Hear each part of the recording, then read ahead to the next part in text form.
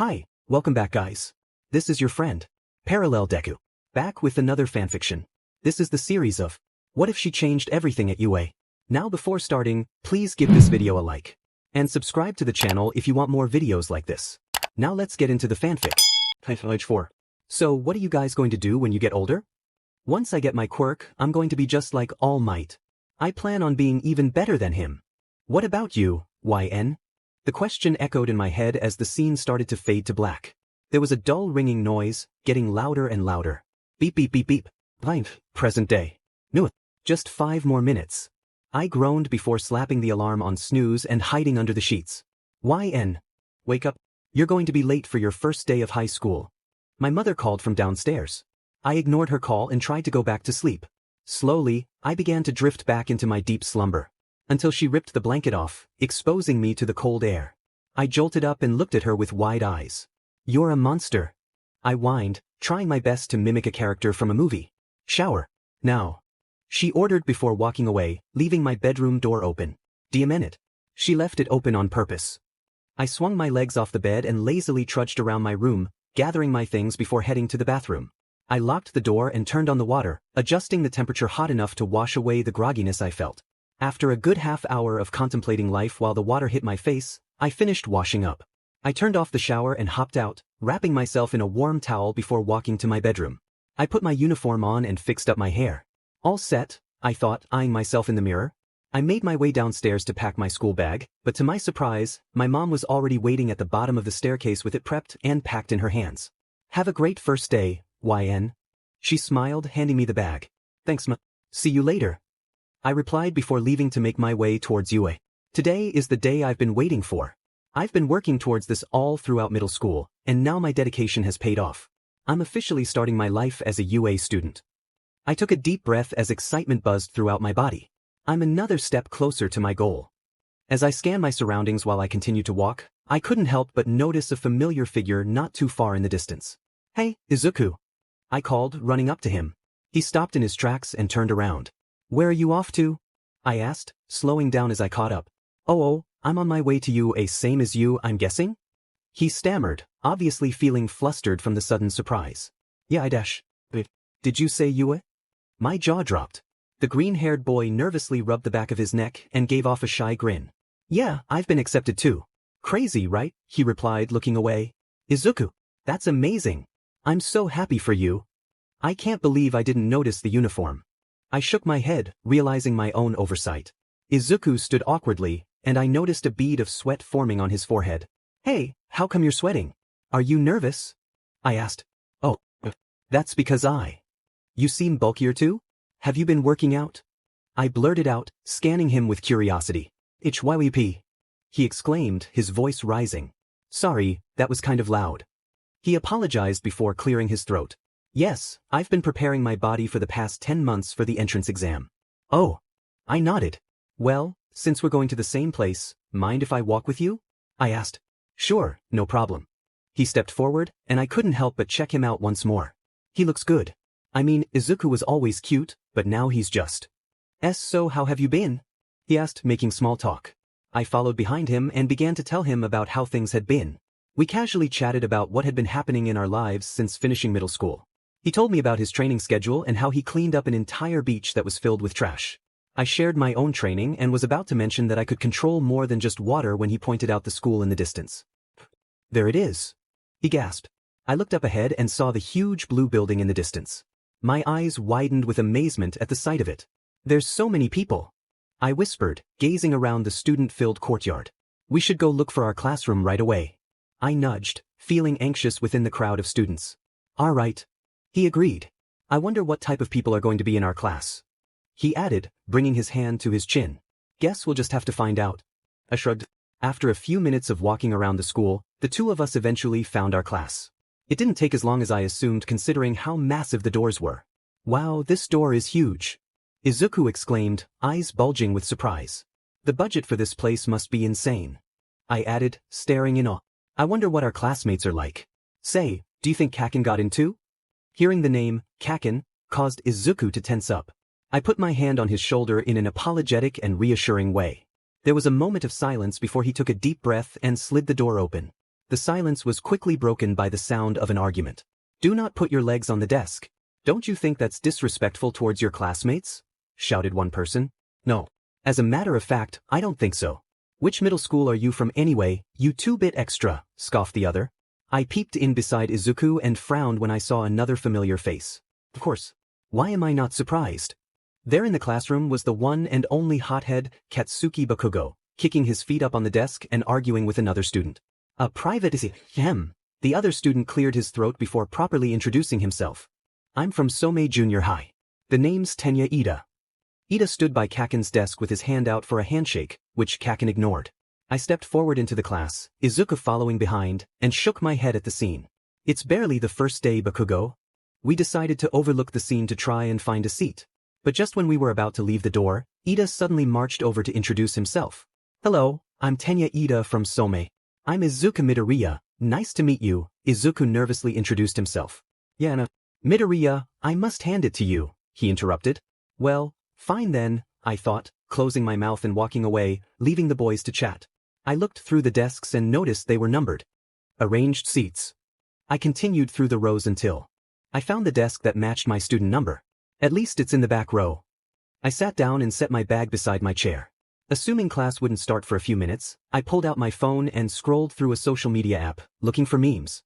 After giving a few upvotes and reactions to some posts, I glanced up from the screen and noticed Izuku still chatting by the door. Naturally, the first thing I noticed was that he was talking to a girl. Izuku's face was as red as a tomato from her sudden interaction. "She's cute," I thought with a grin. "No wonder he's so red." I watched from a distance as the three teens interacted. Suddenly, their chatter came to a halt. My brow raised in curiosity as I noticed someone on the floor behind them. There was a man lying in a yellow sleeping bag, looking like a miserable caterpillar that hadn't slept in a week or two. All the students' attention shifted towards the three teens and the man in the sleeping bag. "It took you 8 seconds to quiet down," the man mumbled. He said something else after that, but I was too distracted by his outfit. I wonder what this guy's deal is. "Hello, my name is Shota Aizawa, and I'll be your homeroom teacher." "Pleasure to meet you," the man grumbled. His tone didn't suggest he was particularly pleased to be our teacher. He unzipped his sleeping bag and walked into the class, pulling out a blue training suit with white details that spelled out UA. "Put this on and meet me at the PE grounds." After that strange first morning, the students of Class 1A went out to the PE grounds in the blue and white uniforms, as Aizawa instructed, only to find out we would be having a Quirk apprehension test. This news shocked a few students. "What about the ceremony? And the guidance counselor meeting?" whined the round-faced girl from earlier. "If you want to be heroes, we don't have time for frilly necessities," Aizawa retorted. "You all understand the school's reputation for freedom on campus? Well, that freedom applies to us teachers as well." The students stood there blankly, either confused or thinking it was insane. Softball pitch. Standing long jump. 50-meter dash. Endurance running. Grip strength test. Sustained sideways jumps. Upper body exercises. Seated toe touch. These are all exercises you know from middle school, naturally. Physical tests where you were barred from using your quirks. Aizawa continued speaking, but I wasn't paying much attention as a chill ran up my spine from the feeling of being watched. I looked around the group of students and was suddenly met with a pair of crimson eyes. I was surprised I actually caught someone staring, but I felt flustered when they didn't look away. So far, I only knew of 2 people in the class with red eyes. Bakugo and a guy who seemed to have more hair than brains. "Bakugo, how far could you pitch a softball in middle school?" Aizawa asked. At that question, the pair of eyes looked away. My face heated up more than before, realizing I had made eye contact with Katsuki Bakugo for more than a minute. Why was his stare so intense? The question echoed in my mind until his voice brought me back to reality. 67 meters. "Try using your quirk this time around. As long as you don't leave the circle, anything you do is fine," Aizawa suggested. With that, Katsuki stretched his arms before grabbing the ball. He had really bulked up. I couldn't help but check him out as he walked toward the circle. In middle school, he used to be kind of scrawny, but now he was just DMN, I blurted out. Suddenly, a bunch of people turned to look at me. Oh no, did I say that out loud? I shrank away from the group in embarrassment before looking over at Katsuki, who wore a confident smirk. He must have heard that. Katsuki shot me another quick glance before putting his arm back and throwing the ball as hard as he could, using his quirk and shouting, "Die!" The ball soared far and high. Aizawa showed us how far it went on a little screen that read 705.2 meters. Almost all of Class 1A was surprised and in awe. Katsuki walked back to the group, heading in my direction with confidence and that infuriating smirk on his face. So, what do you think of that throw, YN? He asked coolly as if trying to impress me. It's not much if you compare it to All Might, I replied sassily, looking at my nails even though there was nothing to really look at. What did you say? He snapped, his grin and confident demeanor vanishing. I repeated myself, not showing any signs of fear, looking him dead in the eye and raising my voice slightly. A vein started to form on his head, and sparks began to flicker in his palms, suggesting he was outraged and likely about to explode. Unfortunately, I was right. Soon, Katsuki charged toward me but was immediately stopped by bandages that shot out from Aizawa. What the heck? Why are these scarves so strong? He struggled. It's my special capturing weapon. A steel wire alloy woven with carbon nanofibers, Aizawa explained as Katsuki continued to struggle. I stood there watching the angry boy try his best to escape the scarves, and I couldn't help but giggle at the situation. Not long after, Katsuki was freed following a short lecture. He glared in my direction, as if he had put a bounty on my head. Today is going to be a long day of constant glares, I sighed, rolling my eyes. It had barely been 20 minutes since the incident, and Bakugo had already given me at least 3 death glares. I decided to ignore the glare and stretch to prepare for the upcoming tests, while Katsuki continued to shoot me looks. Eventually, I grew tired of his stares and decided to confront him. Hey, could you stop glaring at me every time I move? That would be great, I said, making sure my sarcasm was clear.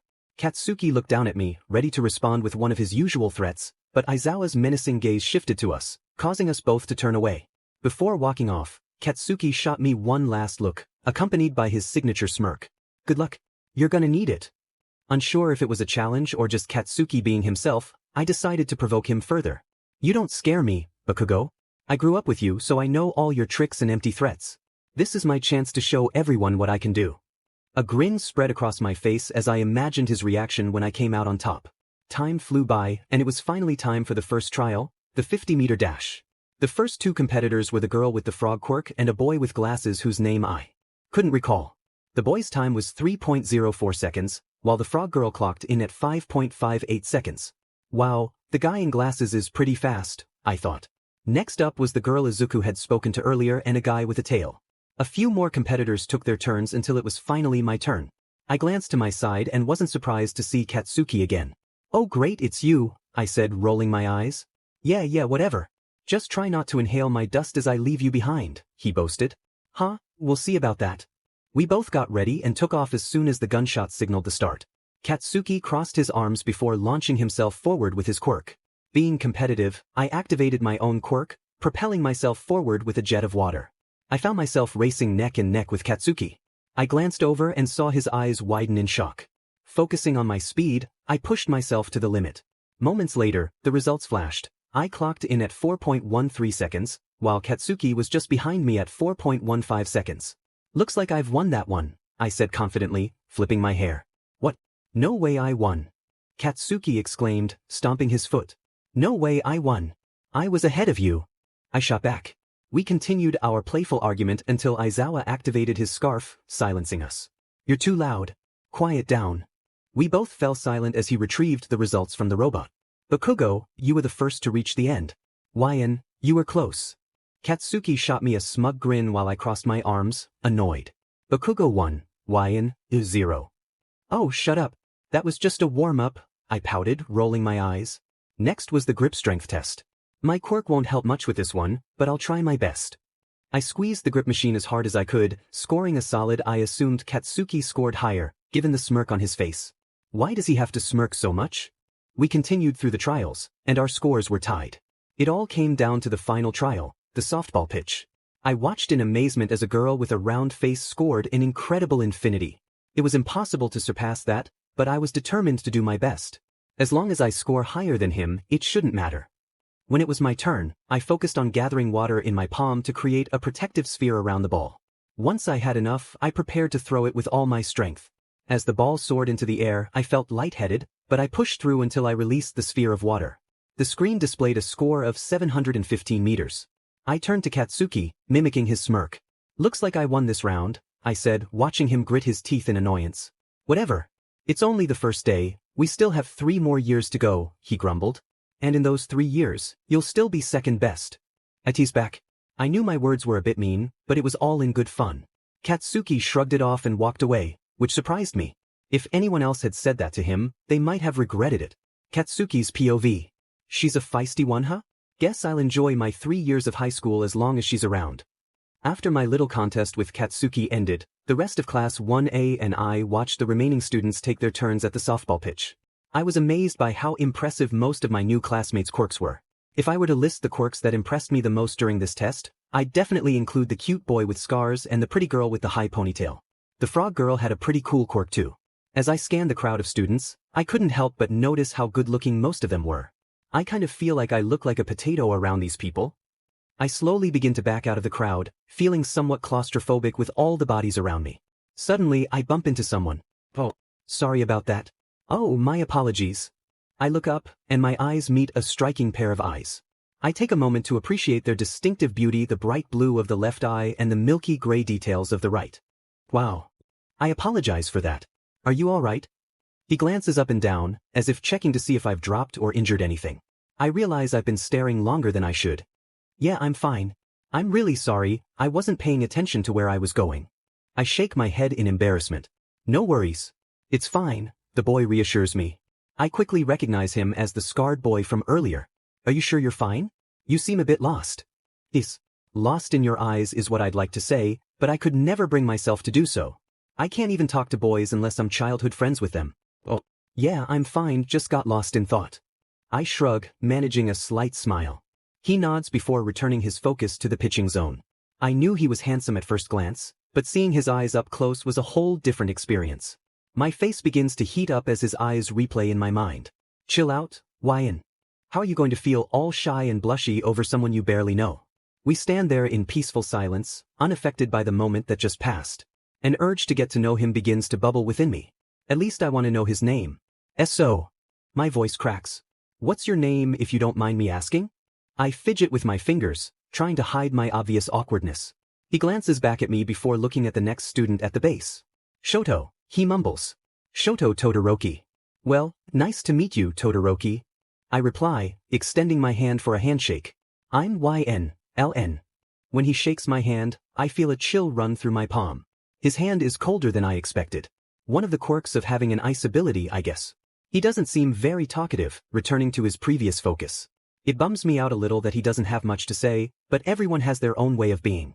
I look at the pitcher base and see Izuku walking up for his turn. He looks nervous, so before he gets ready to throw the ball, I wave at him from the crowd and give him a supportive thumbs up. Don't worry, Izuku, you got this. He notices and gives me a soft smile and nod. Izuku focuses and prepares to throw the ball. My anticipation rises with each passing second. I cross my fingers and hope he scores high enough to avoid last place and expulsion. Oh, I forgot to mention that at the beginning of these trials, Mr. Aizawa explained that whoever ends up in last place gets expelled from the school. And to think it's only the first day. Crazy, right? Back to Izuku. As he gets ready to throw the ball, notice his arm starts glowing, which surprises me. He didn't tell me much about his quirk other than that he finally got one after years of being quirkless. Strange. Perhaps he's a late bloomer, quirk-wise. I carefully watch him, waiting for the surge of power charging in his arm. He whips the ball out of his hand, but it only goes a measly 46 meters. Oh no! What happened? Izuku stands frozen, his head down, looking at his hands with a confused expression. What? I tried using it for sure, just now, he mumbles. I erased your quirk. The class turns their attention to Aizawa, whose hair stands up with his scarves floating around him.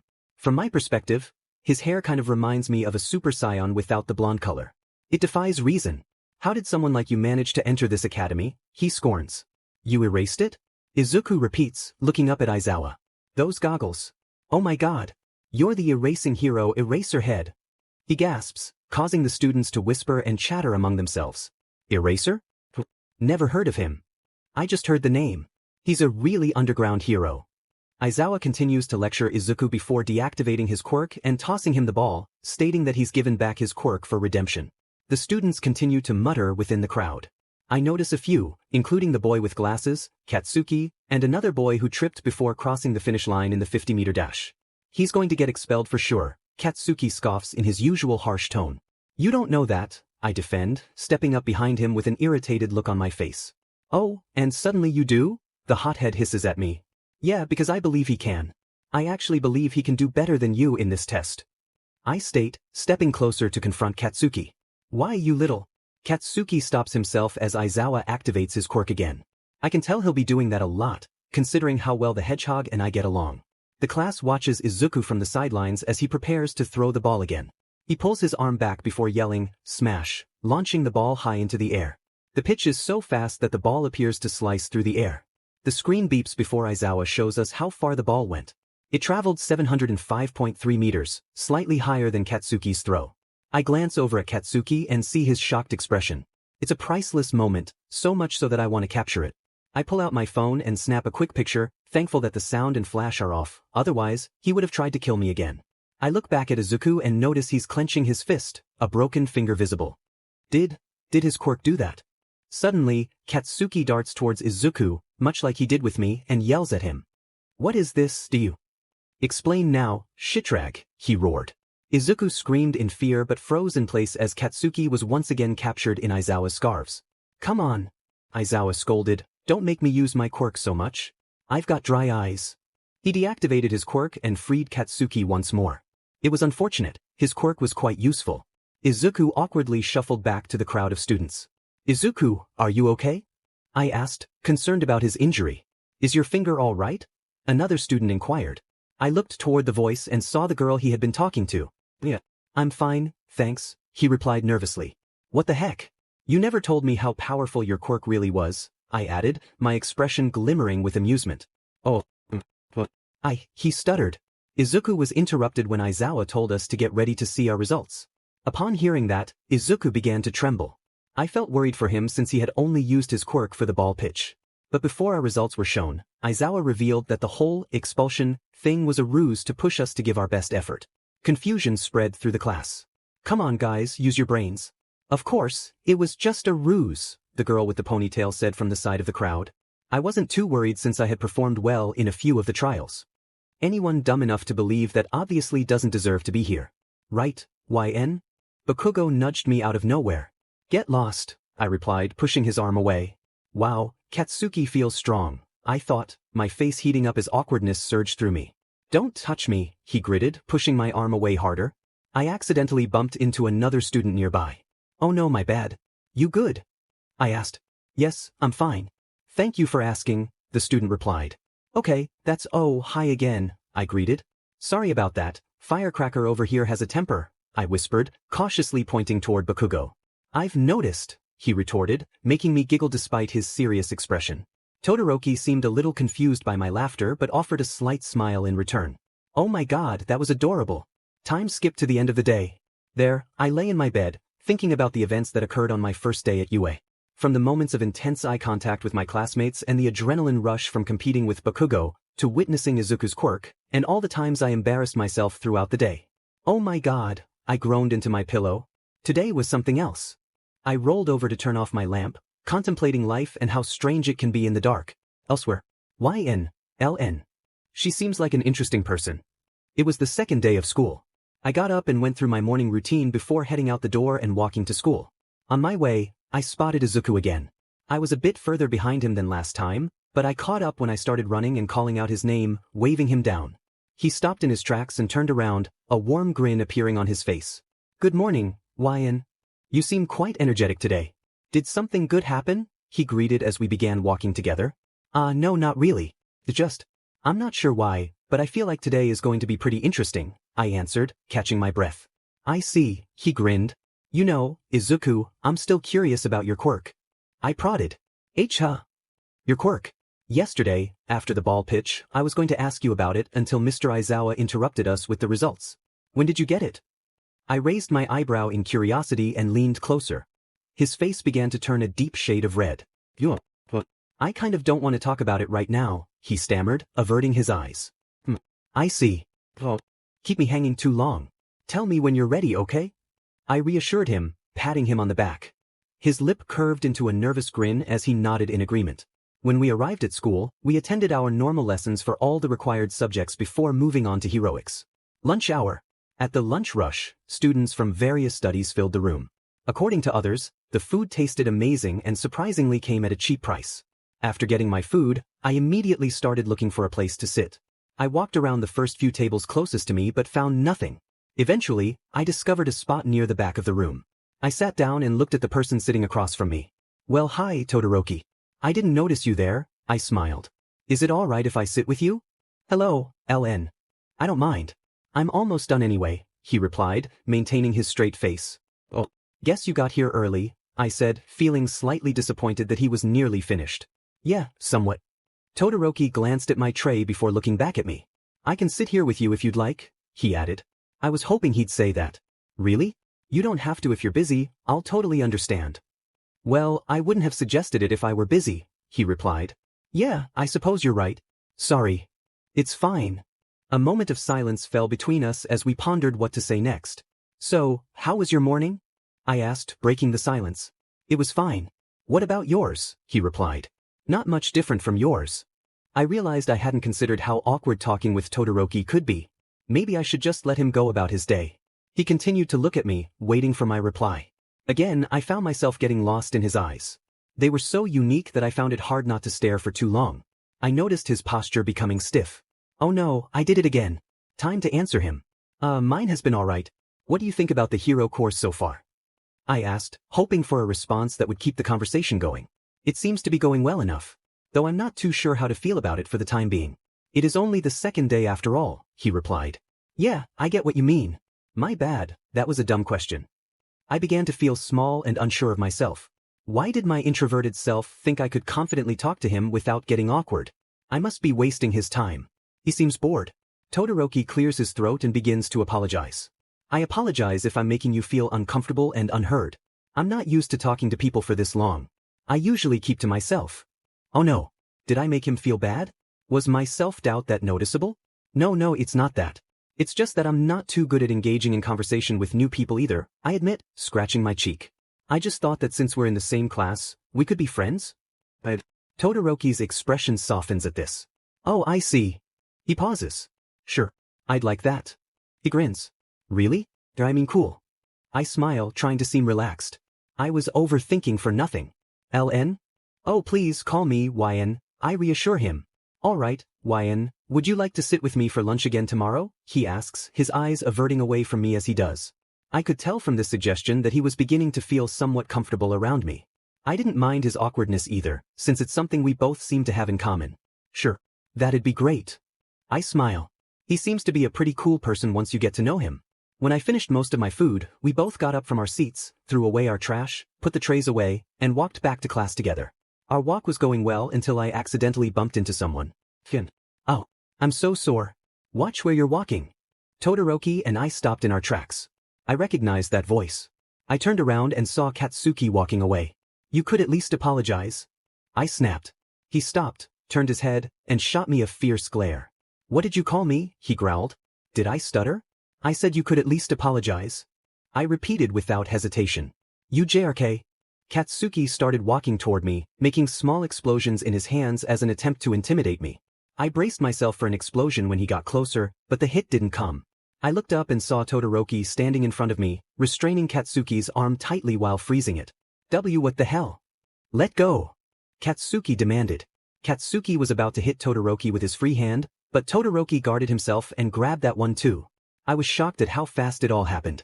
Are you going to try and hurt, YN, if I do? Todoroki glared, but Katsuki didn't reply. Todoroki asked again, this time freezing Katsuki's arm a bit more while tightening his grip. I wasn't going to actually hit her. Now unfreeze my arm. Bakugo growled.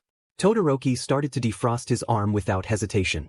When he was done, Katsuki rubbed his arm for warmth and walked away in the other direction. I didn't know where he was going, especially since class was going to start soon. Probably going to cool off somewhere, I thought to myself. Sorry you had to see that. Are you okay? Todoroki questioned, examining my arms for any injuries. Yeah, I'm okay. He didn't hurt me. Thank you for that, I appreciate it. I awkwardly thanked him, feeling guilty that he had to step in right after getting to know me a little more. A light blush swept across his face but quickly disappeared. No problem, he replied. After all was said and done, we continued walking to class. Elsewhere. That guy. Making me look weak, especially in front of wine. Wait, what am I thinking? I punched the bathroom stall door in frustration and heard a yelp from beside me. Who's there? I yelled, waiting for a response. Kakken, the person whimpered. Kakken? There's only one person that calls me that, and that's Deku. Are you okay in there? You sounded pretty angry when you barged in, so I thought it would be best for me to stay quiet, he stuttered. Shut up and quit talking to me while you're in there. It's weird. Also, mind your own business. I pushed the stall door open and left, leaving Deku behind. After that little fuss happened between the two boys, I started to think about what Katsuki said about not actually wanting to harm me. Did he really say that, or was I just imagining things? The old Katsuki wouldn't hesitate to hurt anyone, even if they were a girl. Has he gone soft? Thoughts were interrupted when All Might suddenly burst through the door. I am coming through the door like a normal person, he exclaimed. The moment he made his appearance, everyone started to chatter with excitement. I can't believe it. All Might's really going to be teaching us. Izuku turned in his desk to face me with a bright smile on his face, showing off his excitement. He was shaking in his seat and trying his hardest not to fanboy in public. He eventually calmed down a little when All Might began to speak. Foundational Hero Studies. For this class, we'll be building up your hero foundation through various trials. You'll get tons of credit for it. Let's jump right in with this. He paused for a second but continued as he pulled out a card that had the word battle written on it. The trial of battle, he announced. Most of the class, including myself, started to get pumped up. Katsuki was especially excited. Izuku, on the other hand, well, he looked like he was about to have a heart attack. And to go with your first battle, we've prepared the gear you requested to match your quirks. All Might continued, revealing the cases that contained our hero suits. The energy of the classroom changed dramatically as the students buzzed with excitement. I internally screamed and fangirled too, but remained calm on the outside since I wanted to keep a cool composure. Plus, I didn't want anyone to witness my fangirling. No one should have to see that. Get changed and we'll be ready to go. Everyone gather at ground beta. All Might finished. With that, everyone grabbed the cases that contained their suits and headed to the changing rooms. I admit, I felt kind of nervous about my hero suit. I worried that my outfit might look too flashy or too plain compared to the others. But that shouldn't matter. As long as I felt comfortable with the style and design, everything would be alright. A few minutes later, once everyone finished, we all gathered at the location where All Might instructed us to go. As we stepped into the light, I admired everyone's suits. Wow, everyone's hero suits look so cool.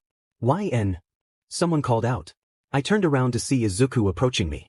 Hey, Izuku. I greeted, taking in his hero suit. Nice suit. I really like the color. Oh, thank you. Yours isn't too bad either, he replied, trying to hide his blush. Thanks. It's actually more comfortable than it looks. My hero suit was a light blue bodysuit with a belt around my waist and long gray sleeves that featured a chain starting from my left shoulder and ending just below my right shoulder. I also wore blue wristbands that helped collect and maintain the amount of water I released, with the option to form water knuckles when making a closed fist. For headgear, I had a waterproof visor that I planned to upgrade later.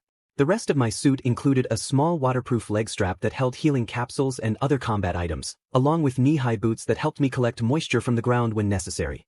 I noticed how red Izuku's face was and giggled at the fact that he was trying his best not to stare at me. He was so cute. Despite his efforts, I felt as if I was being watched from afar. Concerned and curious, I scanned the other students and found, to my surprise, 2 pairs of eyes looking in my direction. I recognized them both. One pair of eyes disappeared as someone walked by, and I noticed the red pair looking toward where the person with one blue eye and one gray eye stood. Bakugo? What was up with him? When the taller student passed by, I saw Todoroki making his way toward us. YN, he greeted. Hi, Todoroki. Please call me Shoto, he insisted. Yes, sorry. Anyway, nice suit. I like the ice design, I complimented, intrigued by the inspiration behind it. Thank you. Yours isn't too bad either. Although, if you don't mind me asking, aren't you worried about it? Moving while you're fighting in close combat, he inquired. Hearing this made my mind go blank, and I began to rethink my entire costume design. Todoroki noticed my sudden pause and asked if I was okay. My bad. I'm okay. Thinking, I sighed. Hey, you. Someone growled.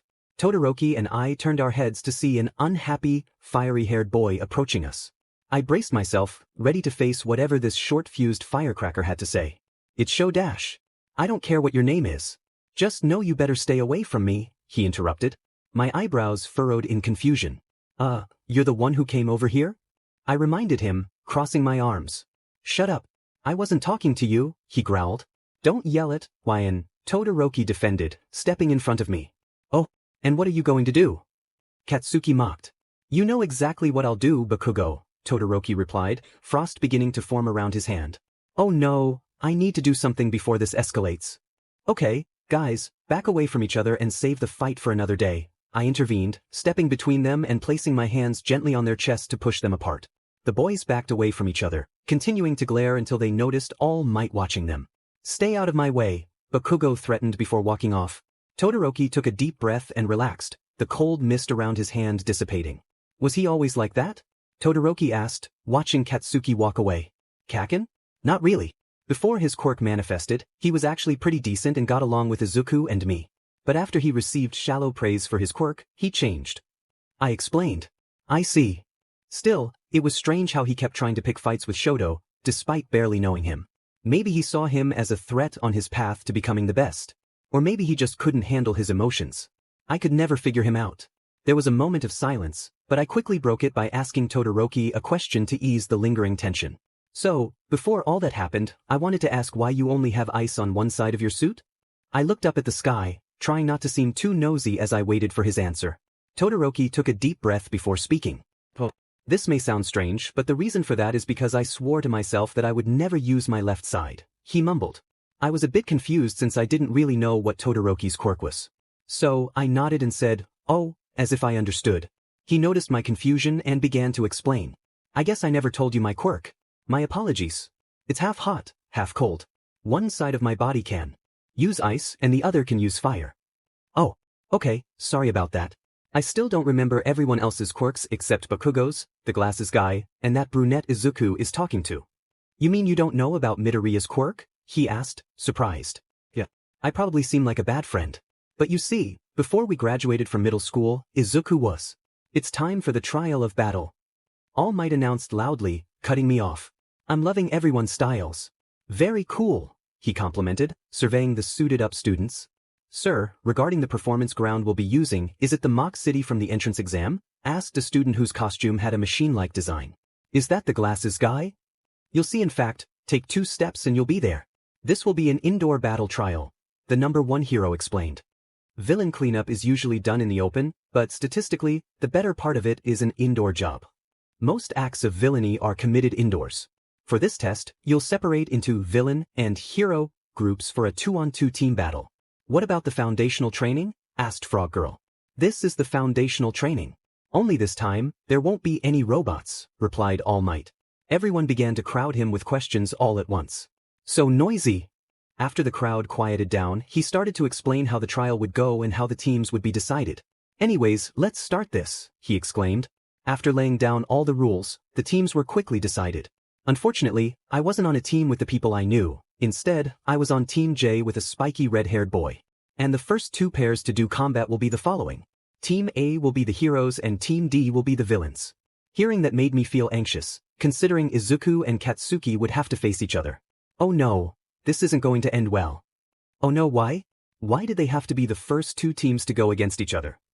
I nervously paced back and forth near the back of the room, thinking about how the fight would go. I couldn't stay calm knowing that they were both going to give it their all, especially Katsuki. Growing up alongside them, I had witnessed most of their fights and arguments, though back then I was usually the one to step in and stop them or defend Izuku. But since I couldn't interfere this time, I kept imagining the worst-case scenarios. Deep down, I feared that Katsuki might seriously hurt Izuku, or that they would take it too far and cause the building to collapse on them and their teammates. A number of distressing possibilities swirled in my mind, overwhelming me more than I'd like. My thoughts were interrupted when I heard someone speak to me. "Hey, are you okay?" the person asked, gently tapping my shoulder. I turned around to see my teammate looking at me with a concerned expression. "Oh, yeah, I'm fine, sorry for worrying you," I shrugged. "You sure? You seem to be stressing out," the red-haired boy said. Kind of. It's the battle that's bothering me. I'm worried about Bakugo and Midoriya." I admitted, nervously fidgeting my fingers. But, is one of them your boyfriend?" the red-haired boy asked in confusion. My face began to heat up almost instantly. "What? No, nothing like that. We're just childhood friends," I reassured, dramatically waving my hands. "Oh, sorry about that," the boy chuckled. "By the way, my name is Eijiro Kirishima, but you can call me Eijiro or Kirishima, whichever you prefer." He greeted me with a friendly smile and reached out for a handshake. "Nice to meet you, Kirishima. My name is YN. And no worries, I wasn't offended, just really taken aback," I chuckled, shaking his hand and giving him a soft smile in return. Meanwhile, on the monitor, we saw Izuku and the zero-gravity girl enter the building. The rest of us students and All Might were observing from the basement of the building. "Good luck, Izuku."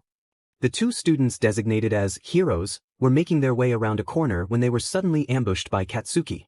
He unleashed a powerful explosion without hesitation. Seeing this caused my eyes to widen in shock. Of course, he would be the first to attack. When the smoke from the explosion cleared, it revealed that half of Izuku's mask was gone. That Bakugo is a cheater. An ambush is so unfair, complained Kirishima. Ambushes are a good strategy. They are in the heat of battle after all, added All Might. Midoriya actually dodged that pretty well, said a pink-haired girl. Midori? Since when did she start calling him that? Well, that doesn't really matter, but thank goodness he's okay. Next, Katsuki swung his right arm forward, hoping to hit Izuku, but surprisingly, Izuku grabbed his arm and tossed him over his shoulder, slamming Katsuki down onto his back. That's gotta hurt. I cringed, making a pained expression. Izuku's quick reaction baffled me. He must have taken notes on Kaken too. I continued to watch the screen and saw that Izuku began to speak, though we couldn't hear what he said since the video had no audio. Katsuki was slowly getting up and glanced back, listening to what Izuku was saying. Izuku began to yell something. The only words I managed to make out were, deku, and never giving up. Whatever he said made Katsuki look like he was ready to explode with anger, which was concerning. Come on. You guys better not try to seriously hurt each other. Meanwhile, in the room where the fake weapon was. Darn it, Bakugo. He just up and flew out of sight. What's up with that guy? Seriously, cursed an annoyed Ida. Hey, Bakugo. Tell me what's going on. What's happening? Shut up and keep guarding. I'm really frustrated right now. When did I ask how you were feeling? Hey. He hung up on me. Why that little? Back to the basement. What is he saying? There's no sound through the surveillance footage. Kirishima asked. Teammates can communicate through wireless transceivers. And they all have a rough sketch of the building. And there's this capture tape. The second someone wraps this around their opponent, that's the sign they're captured, explained the pro hero. Another student asked a question, but I wasn't really paying attention since I was focused on watching the fight. Suddenly, the group shouted the school's motto. It was around that time that Katsuki decided to get more aggressive and kicked his opponents midair. Izuku quickly attempted to wrap the capture tape around Katsuki's leg until Katsuki swung his arm while using his quirk. Once again, Izuku's dodging instincts kicked in, giving him some time to escape. Katsuki shouted in frustration and started making explosions. That kid's really angry. It's scary, commented a yellow-haired boy. Kaken has always had a bad temper ever since he got his quirk. But in all the time I've known him, I've never really seen him this angry. I informed, my voice lowering as my anxiety grew. Todoroki must have noticed how nervous I looked, as he walked over and gave me a concerned look, silently asking if I was okay. I lightly nodded my head, yes, reassuring him that I was fine. He stood by my side, likely trying to offer comfort, but since he wasn't quite sure how to do so, he remained there awkwardly until Kirishima tapped my shoulder. YN? I don't really want to pull you away from your friend, but since we don't know when and who we'll be fighting against, don't you think we should come up with a plan or something? Kirishima asked, looking a bit confused about the nature of my relationship with Todoroki. Oh, yeah, right. I replied. I turned to Todoroki and spoke briefly. Well, I have to go. I hope you do well in your match and, talk to you later. I grinned at him before walking off with the redhead to devise a plan. To be honest, something about seeing me walk away with Kirishima didn't sit right with Todoroki. Maybe it was the fact that a muscular, shirtless guy had taken his friend away right after he was trying to comfort her. Who knows? Todoroki decided to brush this feeling off and continued to watch the battle between Bakugo and Midoriya. Okay, so before we start planning, I think we should get to know our quirks a little more to see how well we can work together, Kirishima began. So what's your quirk? Well, I can basically do anything with water. I can manipulate, manifest, and absorb it. Though that sometimes has its drawbacks, I explained, giving a nervous smile. Really? That's awesome. My quirk isn't much, but I can harden any part of my body. Even my hair, Kirishima replied, his mood lifting at the last part. Before I could come up with a plan, All Might's voice caught my attention. Bakugo, my boy, stop this. You'll hurt him. I immediately looked back at the monitors and saw that Katsuki was removing the pin from his grenade-like gauntlets. What is he? Before I could finish my sentence, a massive explosion erupted, causing the ground to shake. A few of us lost our balance from the sudden quaking. When the smoke cleared around the monitors, the cameras revealed a large hole in the building, a frightened Midoriya, and a fierce Bakugo. To be continued. Holy cow, Katsuki, you need to calm down. Seriously. He could have caused the building to collapse on us. Thought to myself. I continued to watch the screen showing the boys. When the smoke from the explosion cleared, I saw that Izuku's sleeve was burnt and his mask was gone. Meanwhile, Katsuki stood with his head down, breathing heavily. All Might immediately began to lecture him through the speakers. Katsuki could be seen yelling, though none of us could hear what he was saying. Shortly after, Katsuki launched himself toward Izuku and quickly changed his trajectory before Izuku could counter. Katsuki got behind him in a swift motion and unleashed an explosive blast. The impact sent Izuku flying forward. Then came his finishing move. He grabbed Izuku's arm and flipped him over his shoulder, slamming him to the ground. I couldn't believe what I was witnessing. Things were going far worse than I could have imagined, even for them. This is nothing more than blatant bullying. If you rewind the tape, it's clear he had already been captured, shouted one of the students. This is not the behavior of a hero in the making, complained another. I thought Midoriya could hold his own, but there's no denying it. When it comes to battle senses, Bakugo is a beast. The first two comments irked me. I knew that Katsuki wasn't doing this for fun, but because he felt he had to. He must see Izuku as a threat now that he has a quirk. He's running away, someone pointed out. There on the monitor was Izuku dashing away from Katsuki. Not the most manly move, but I'd do the same. Something feels off though, commented Kirishima. Hell, I'd run too if my opponent looked like that. The camera panned to Katsuki, who looked like a fierce warrior ready for battle. His intent was so intense that you could almost feel it from the basement. Izuku was backed against a wall, looking quite worried. I want to do something, but I can't interfere. I feel so useless just watching from the sidelines. Izuku, please just hold on a little longer. Why won't you use your quirk already? Are you looking down on me? Shouted an angry Bakugo. Ever since we were kids, you've always been like that. That's not it. Are you looking down on me, huh? Kaken, it's because you're amazing that I want to win, replied the green-haired boy. I want to win and surpass you. How do you not get that, dumbass? Knock that expression off your nerd face. Katsuki shouted back. The boys reached their arms out and launched themselves at one another, gathering power as they got closer. The remaining fabric from Izuku's sleeve tore off due to the energy building up, while Katsuki's hand glowed brighter from the heat he was generating for his explosion. Izuku threw his fist upwards while Katsuki unleashed his explosion at him. A giant hole formed in the floor above them, and a powerful gust of wind shattered the windows. Then that must mean. I looked at the screen showing the brown-haired girl and the guy known as Ida. I watched as she grabbed a giant pillar, used the debris to distract Ida, and floated over him to retrieve the weapon. The hero team Yans, shouted All Might. Katsuki stood frozen in shock. I stared at the screen and noticed how his demeanor changed completely. He was no longer shouting threats or cursing. Instead, he was silent. He wasn't going to take this lightly. Before I could get lost in my thoughts, I felt a light tap on my shoulder. I turned around to see Kirishima. He looked worried but also a bit awkward. Hey, you okay? He asked politely. Yeah, Ugh. I paused, averting my eyes to the side as I thought about the events that had unfolded in such a short time. Kirishima tilted his head slightly, waiting for me to finish my sentence. Not wanting to bring him down, I decided to shake it off. Never mind. It's nothing really, I reassured him, before quickly changing the subject. So what's up? Nothing much, I just wanted to check on you. You looked pretty nervous watching the fight, so it kind of got me worried, he replied. Oh, sorry about that, huh? I apologized, rubbing the back of my head awkwardly. A little while later, the 4 students and All Might returned to the monitor room, where the pro hero announced that the standout in this match was Ida.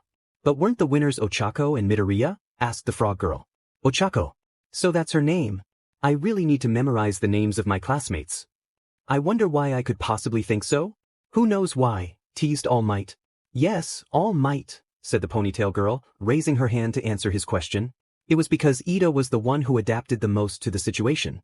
Having watched the fight, Bakugo's behavior was clearly driven by some personal grudge, making it arbitrary. Furthermore, just as you told us earlier, a large area attack in an indoor arena is quite reckless. The same goes for Midoriya. Uraraka's strategy faltered halfway through, and her final attack was too hasty. We were treating that papier-mâché thing as an actual nuclear weapon, so that kind of attack wouldn't have worked. Ida devised a counter-strategy against an opponent because he correctly assumed the match would revolve around the core. While he was a bit slow to react to that last attack, I believe calling the hero team's so-called victory just training is a bit too generous and skirts the spirit of the rules. The whole room fell silent after hearing that. WL. Young Ida might also have been a bit too stiff. But correct answer. Hee, replied the pro hero in a shaky voice. Wow, she's much smarter than I thought. Is she one of the students who got in by recommendations? After that, it was time for the second match, but we had to move to a different arena because of what happened. The teams in the second match were Team B, the heroes, and Team I, the villains. which meant Todoroki was going to fight. Knowing this piqued my interest since it would be the first time I saw him in action. Unluckily for me, it turned out he didn't even need to fight. He simply froze the entire building along with his opponents and walked right to the weapon with ease. "He's something else," exclaimed Kirishima. "YN. Did you know he could do that?" he added. "No. I know what his quirk is since he told me about it, but I wasn't aware of how powerful it really was," I replied, feeling quite baffled myself. The next two teams to battle were Kirishima and me as the villains, and Team H as the heroes, which included the guy with the bird head and the frog girl. The match wasn't very long, nor too short. Unfortunately, our team ended up losing. Here's a brief summary of what happened. Kirishima and I decided to split up. I would go on the offensive and block off the nearest hallways with a giant wall of water that I created using the moisture from the building and pipes. Thanks to Todoroki's quirk, I was able to gather enough water to create a maze. Kirishima, on the other hand, was defending the weapon. His plan was to use his hardening to fight back and stall until time was up. It wasn't the smartest move since he could burn out his stamina and risk becoming too weak to hold on, but it was the only idea he could think of on the spot. Plus, he said he wanted to do this in a manly way.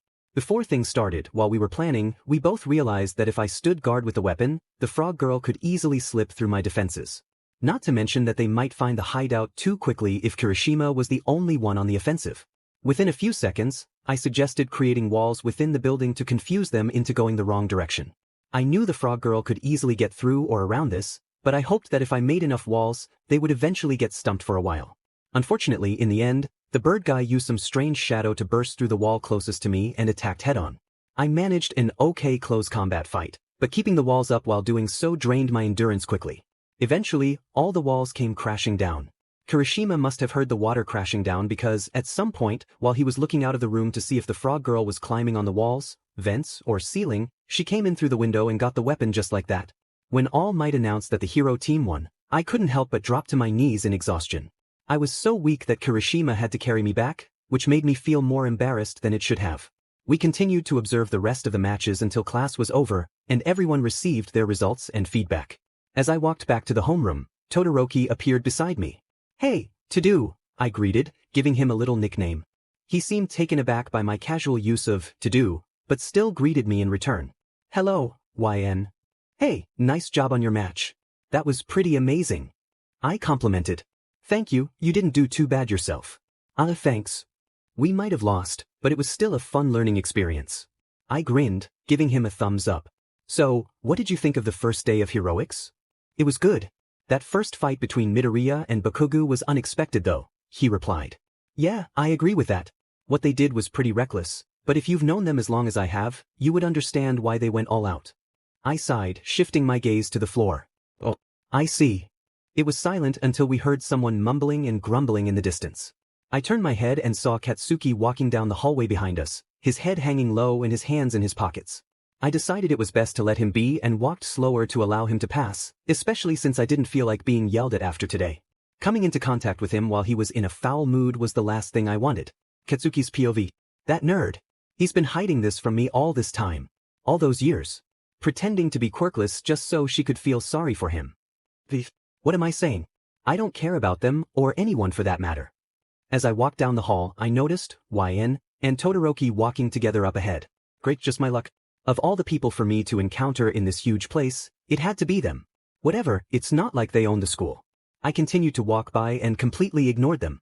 I could feel one of them staring at me as I passed. I could tell it was YN, but I chose to ignore it. Why does she have to stare at me anyway? It's not like she cares about what I do. She's too focused on. Wait, what am I thinking? I don't care about anyone else. After school, the day was finally over and the class was dismissed, but before everyone left, they waited for Izuku to return. The atmosphere in the room was calm and quiet until the door opened, revealing Izuku. "Oh hey Midoriya. Nice job back there. I couldn't hear what you were saying, but that was some intense standoff, man. You dodged like a champ. That first match was so intense it fired us all up," complimented the students who began to surround the injured boy. "Huh?" Izuku yelped. "Yo, I'm Ijiro Kirishima. We were just finishing up our review meeting about the exercise." Kirishima greeted excitedly. "Hi, I'm Mina Ishido. You dodged really well," the pink girl added. "Oh, some of them are introducing themselves. Good, now I won't have to nickname them based on their appearance. I'm Tsuyu Azui, but you can call me Tsuyu, okay? Hey, Sato here. They continued to introduce themselves one by one until someone interrupted from the back of the class. Pipe down. Stop sitting on the desk. Stop this instant, shouted Ida. Nothing shakes your convictions, Ida. Someone sighed. After seeing everyone interacting, I decided to get out of my seat and go see Izuku, who was now walking to his desk. Hey, Izuku. How are you? Did Recovery Girl heal your wounds? I asked, concerned. At that same time, Uraraka also came over to ask if he was okay and if his wounds were healed. For a moment, I felt a twinge of jealousy when she approached him, but that feeling quickly faded. I'm fine. Don't worry, this is just because my physical strength is a bit sapped, he replied awkwardly to both of us. Thank you for your concern though, he added. Of course I'd be concerned. You are one of my childhood friends after all, I replied, my worried expression disappearing. You too, Uraraka, Izuku said, giving her a soft smile. Oh, YN. I don't know if you two have already met, but this is Uraraka, Izuku introduced. Hi, I'm YN, Ellen, nice to meet you. I greeted, reaching my hand out for a handshake. Hi, I'm Ochako Uraraka. Nice to meet you too, Ellen, she replied as she shook my hand. We began to chat and compliment one another on how we did in the exercise. YN. Sorry for interrupting, but do you know where Kaken is? Izuku questioned, stopping our small conversation. HM? Kaken? Oh yeah, he's right over there. I paused mid-sentence, noticing that Katsuki was no longer sitting at his desk. I quickly looked around the classroom and saw that he was nowhere to be found. I thought I saw him leaving earlier. He must have gone home, Uraraka answered. After she said that, Izuku thanked her and dashed out of the classroom. I have a bad feeling that their conversation won't go well. That's if Katsuki allows him to speak. You know you'll get wrinkles if you keep making that expression, right? Spoke a familiar voice from behind. I turned around to meet a pair of turquoise-gray eyes. Todoroki. Sup? I replied, changing my expression to a friendlier one. You've been making that expression all day. May I ask why? It's just that I'm worried about Katsuki and Izuku. Ever since All Might announced that they would face one another, I've been feeling uneasy almost all day. Even after the fight, I'm still worried knowing that they're talking to each other right now. He didn't reply, probably processing what he heard. HM. I see, was all he said. I don't really know what to say except don't worry about them. I'm sure they can figure things out for themselves, he added. Even though he didn't say much, I felt a bit more at ease having him there to reassure me. It's okay. Thank you. End of the day. The day was finally over. When I got home, I ate dinner and went to take a shower immediately afterward. While I was showering, I found myself lost in thought about everything that had happened that day. After spending more than 10 minutes in the shower, I finally stepped out and put on a baggy shirt and some shorts. I decided to text Izuku to check in on him. To Broccoli Boy. Hey, I just wanted to check up on you and see if you were okay. 5:55 p.m. Delivered heavy checkmark. From Broccoli Boy. I'm okay. Thanks. 6:05 p.m. Even though he said he was okay, I could tell he really wasn't. After everything that had happened, how could he be? I decided not to text back since he probably didn't want to talk about it, so I settled down to watch a couple of episodes of Rick and Morty before bed. Elsewhere. That nerd. I got my quirk from someone else. Yeah, right. Does he really think I'm dumb enough to believe that? Rubbing his victory in my face too. Just you wait, I'm going to surpass you and be the #1 hero. Katsuki, stop yelling. I'm trying to watch the season finale of Game of Thrones. Shut it, hag. Somewhere in an unknown location.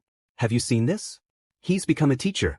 Hey, what do you think will happen once the symbol of peace is taken down by villains? It was the next morning, and as usual, I went through my daily morning routine before heading to school. On my way, I encountered a reporter.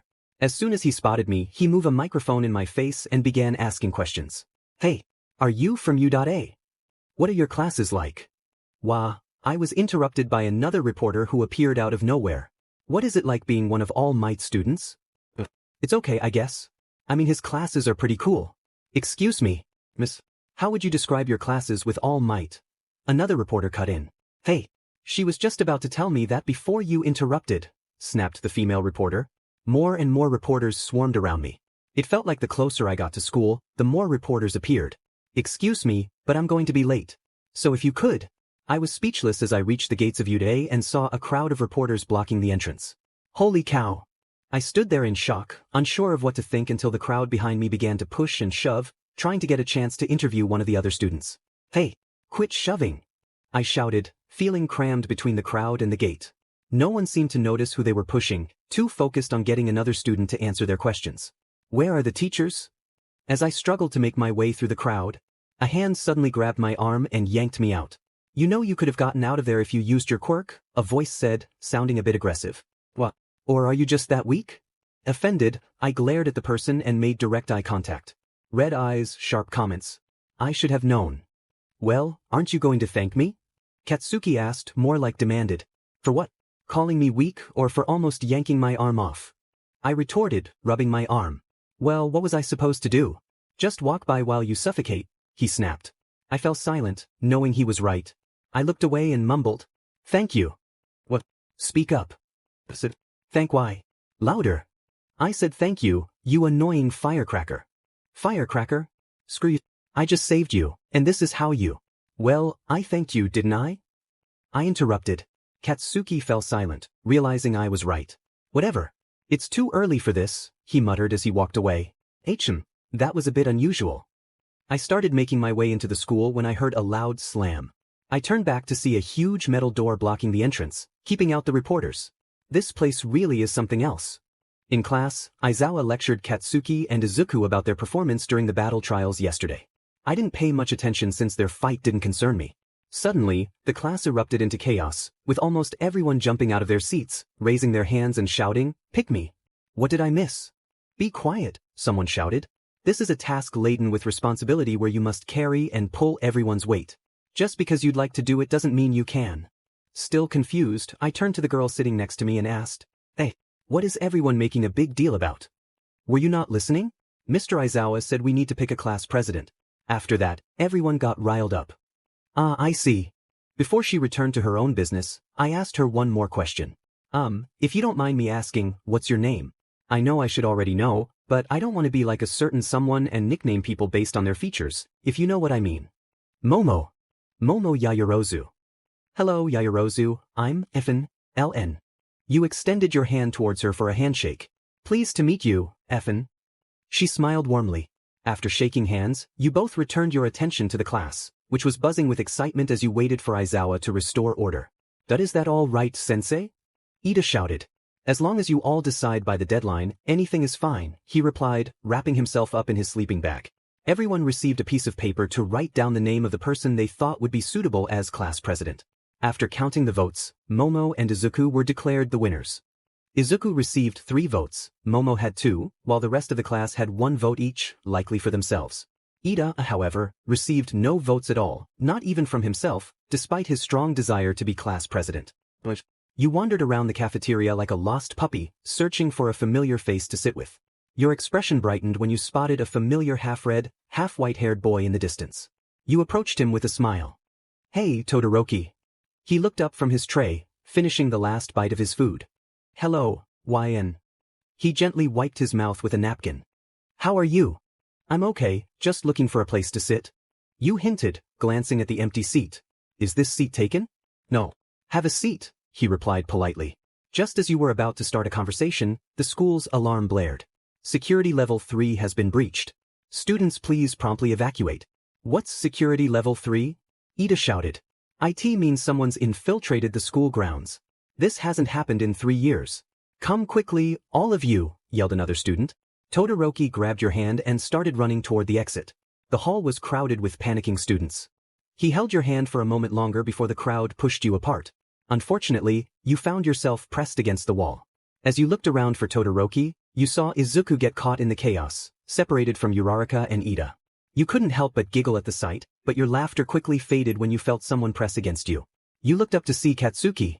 His hands were on either side of your head, and his leg was uncomfortably close.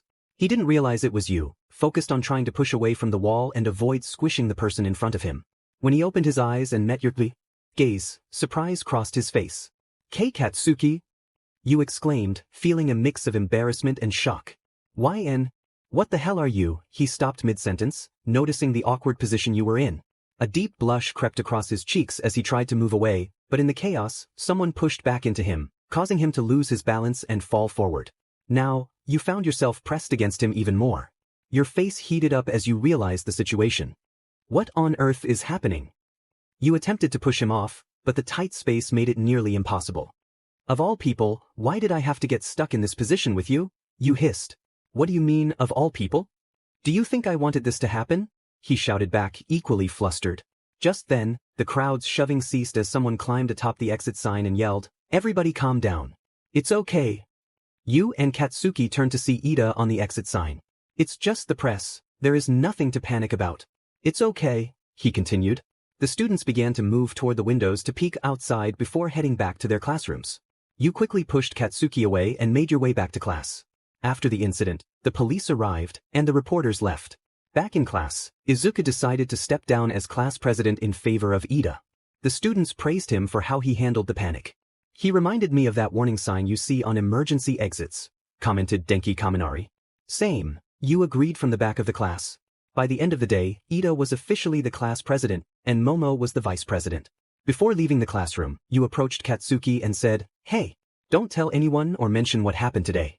Actually, just forget it." "I did forget until you reminded me," he replied, knitting his brows together in annoyance. You were about to retort but decided to keep quiet and leave. Your cheeks flushed again as the memory of the incident crossed your mind, and you mentally scolded yourself. "YN." A voice called out to you. "Who's there?" You looked around, trying to locate the source of the voice. "Who do you think it is?" You turned around and saw him standing there. "Kei Katsuki, what are you doing here?" "Wait, where is here?" You glanced around the unfamiliar white space. "Are you that clueless? We're in your bedroom and you invited me here." As he spoke, the dimensions slowly transformed into your room. You were interrupted as Katsuki suddenly leaned in, catching you off guard. "Ah!" You screamed, shooting up from your bed. What the hell was that all about? "Oh my god." You rubbed your eyes, looking around your room to confirm it was just a dream. "Thank goodness. It was only a dream. Or more like a nightmare," you sighed. "It's been 2 days since that incident. Why am I dreaming about that now? Come sit with us." Uraraka called out. Thanks for the offer, but I'm going to go sit with Todoroki," you replied, softly waving your hand in response. "Oh, don't worry about that. He's already sitting here." She moved to the side, revealing Todoroki beside an empty seat. He looked in your direction and gave a quick wave. No harm in sitting with more people." You made your way to the empty seat and placed your tray of food on the table. "So, YN, how have you been lately?" Izuku asked politely. "Not too bad, just tired as usual. How about you?" "Oh, just trying to get through the day without being bullied by Kaken." He ducked, looking around to see if Katsuki was nearby. Luckily, he wasn't. You weren't sure if he was being sarcastic or serious, so you just nervously chuckled and nodded. Before diving deeper into conversation, you took a bite of your food, which unfortunately fell onto your shirt. "Crap, does anyone have an unused napkin? Or anything I can use to wipe this off?" You looked around the table, waiting for someone to help you until you heard a voice. "Here you go, YN." You turned to see Todoroki holding out a moist towelette for you. Thank you, Shoto." You took the towelette from his hand and gave him a gentle smile in return, which made him blush and look away. He looks so adorable when he's blushing. You thought, taking a moment to memorize his shy expression. "Sue." Your thoughts were interrupted by Uraraka's surprised expression. "When did you two start dating?" Hearing that made your entire face heat up, and you began to panic, waving your hands around. No. We're not dating. We're just friends, really."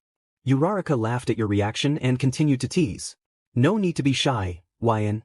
Besides, you guys look really cute together." "No, we are just friends," Todoroki added, immediately silencing the cheerful brunette.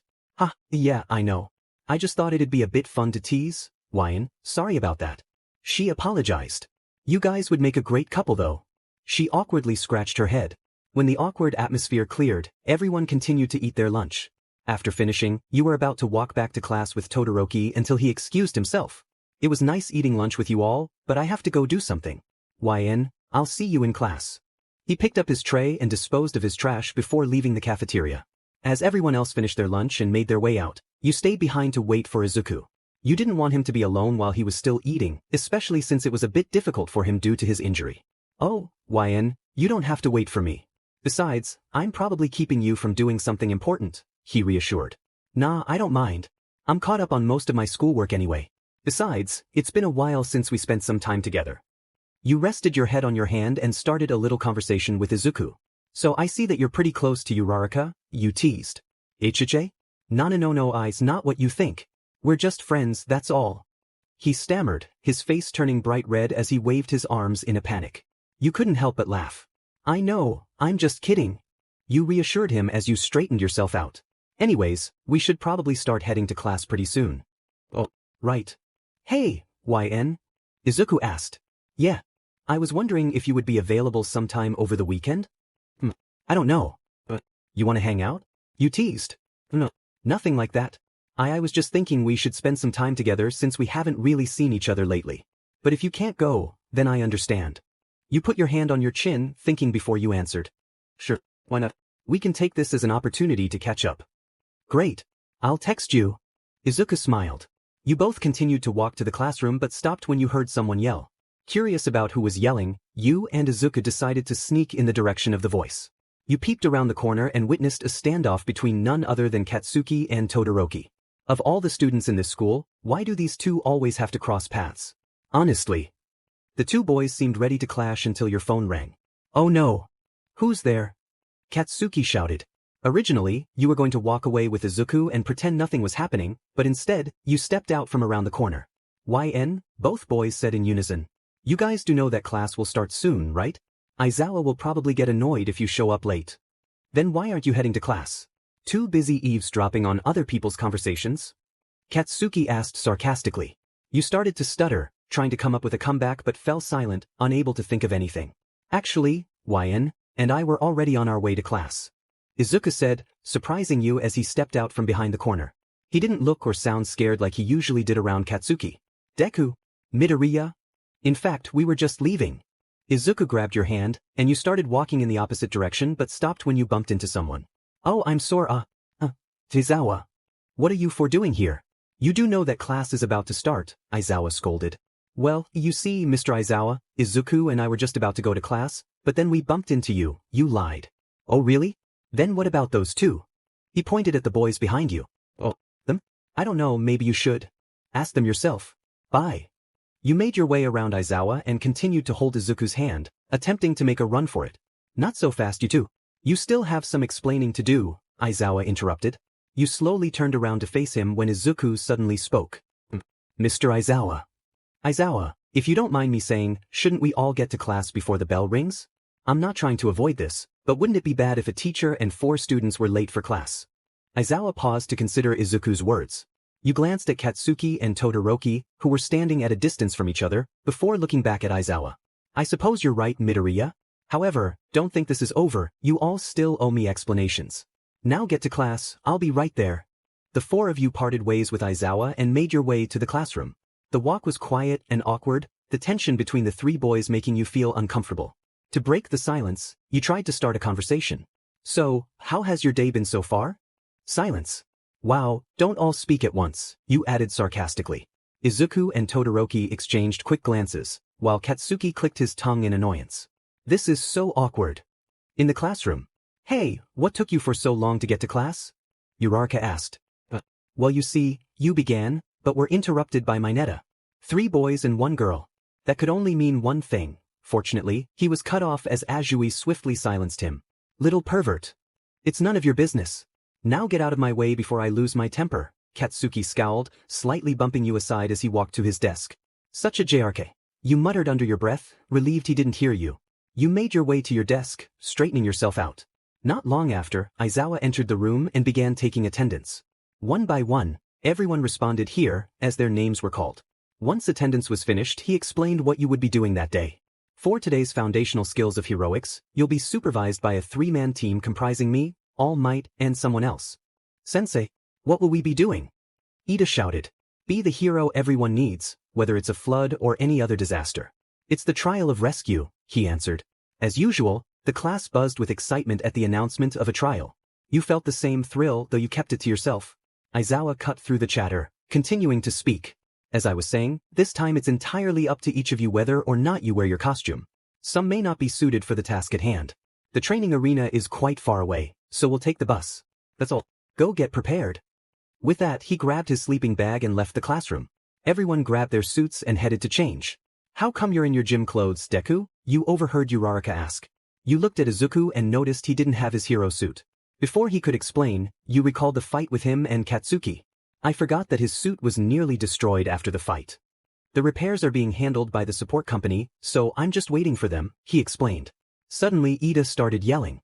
In order to get everyone seated smoothly on the bus, file into 2 lines according to your numbers. Everyone complied, but it was pointless since the bus was large with seats on the sides. You were the last one on the bus and saw that only one seat was left next to Katsuki.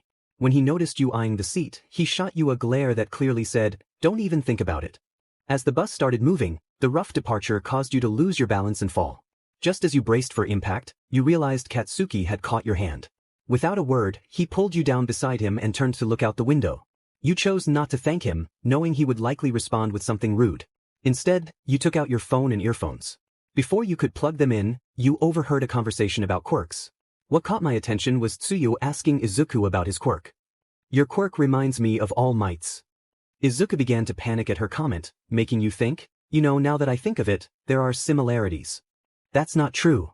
"Huh, but mine isn't like," he stammered. "Wait, Azui, All Might never gets hurt. That's where the similarity ends." Kirishima interrupted. He then talked about how he wished his quirk were flashier. Soon, the conversation shifted to the strengths of various quirks, which led to mentions of Katsuki and Todoroki. Katsuki initially scoffed in annoyance until Azui remarked that because he was always fuming, he wouldn't be very popular. That comment made him explode. "You're wrong. I'll be popular too." "Not with that attitude," you mumbled. "Screw you. Just you wait. I'll be the most popular hero. Even more popular than All Might," he shouted. "Calm down, Explosion Boy, I was just joking." "Where's your sense of humor?" you replied, feeling annoyed. He was about to retort when Aizawa instructed everyone to settle down, as you were nearing your destination.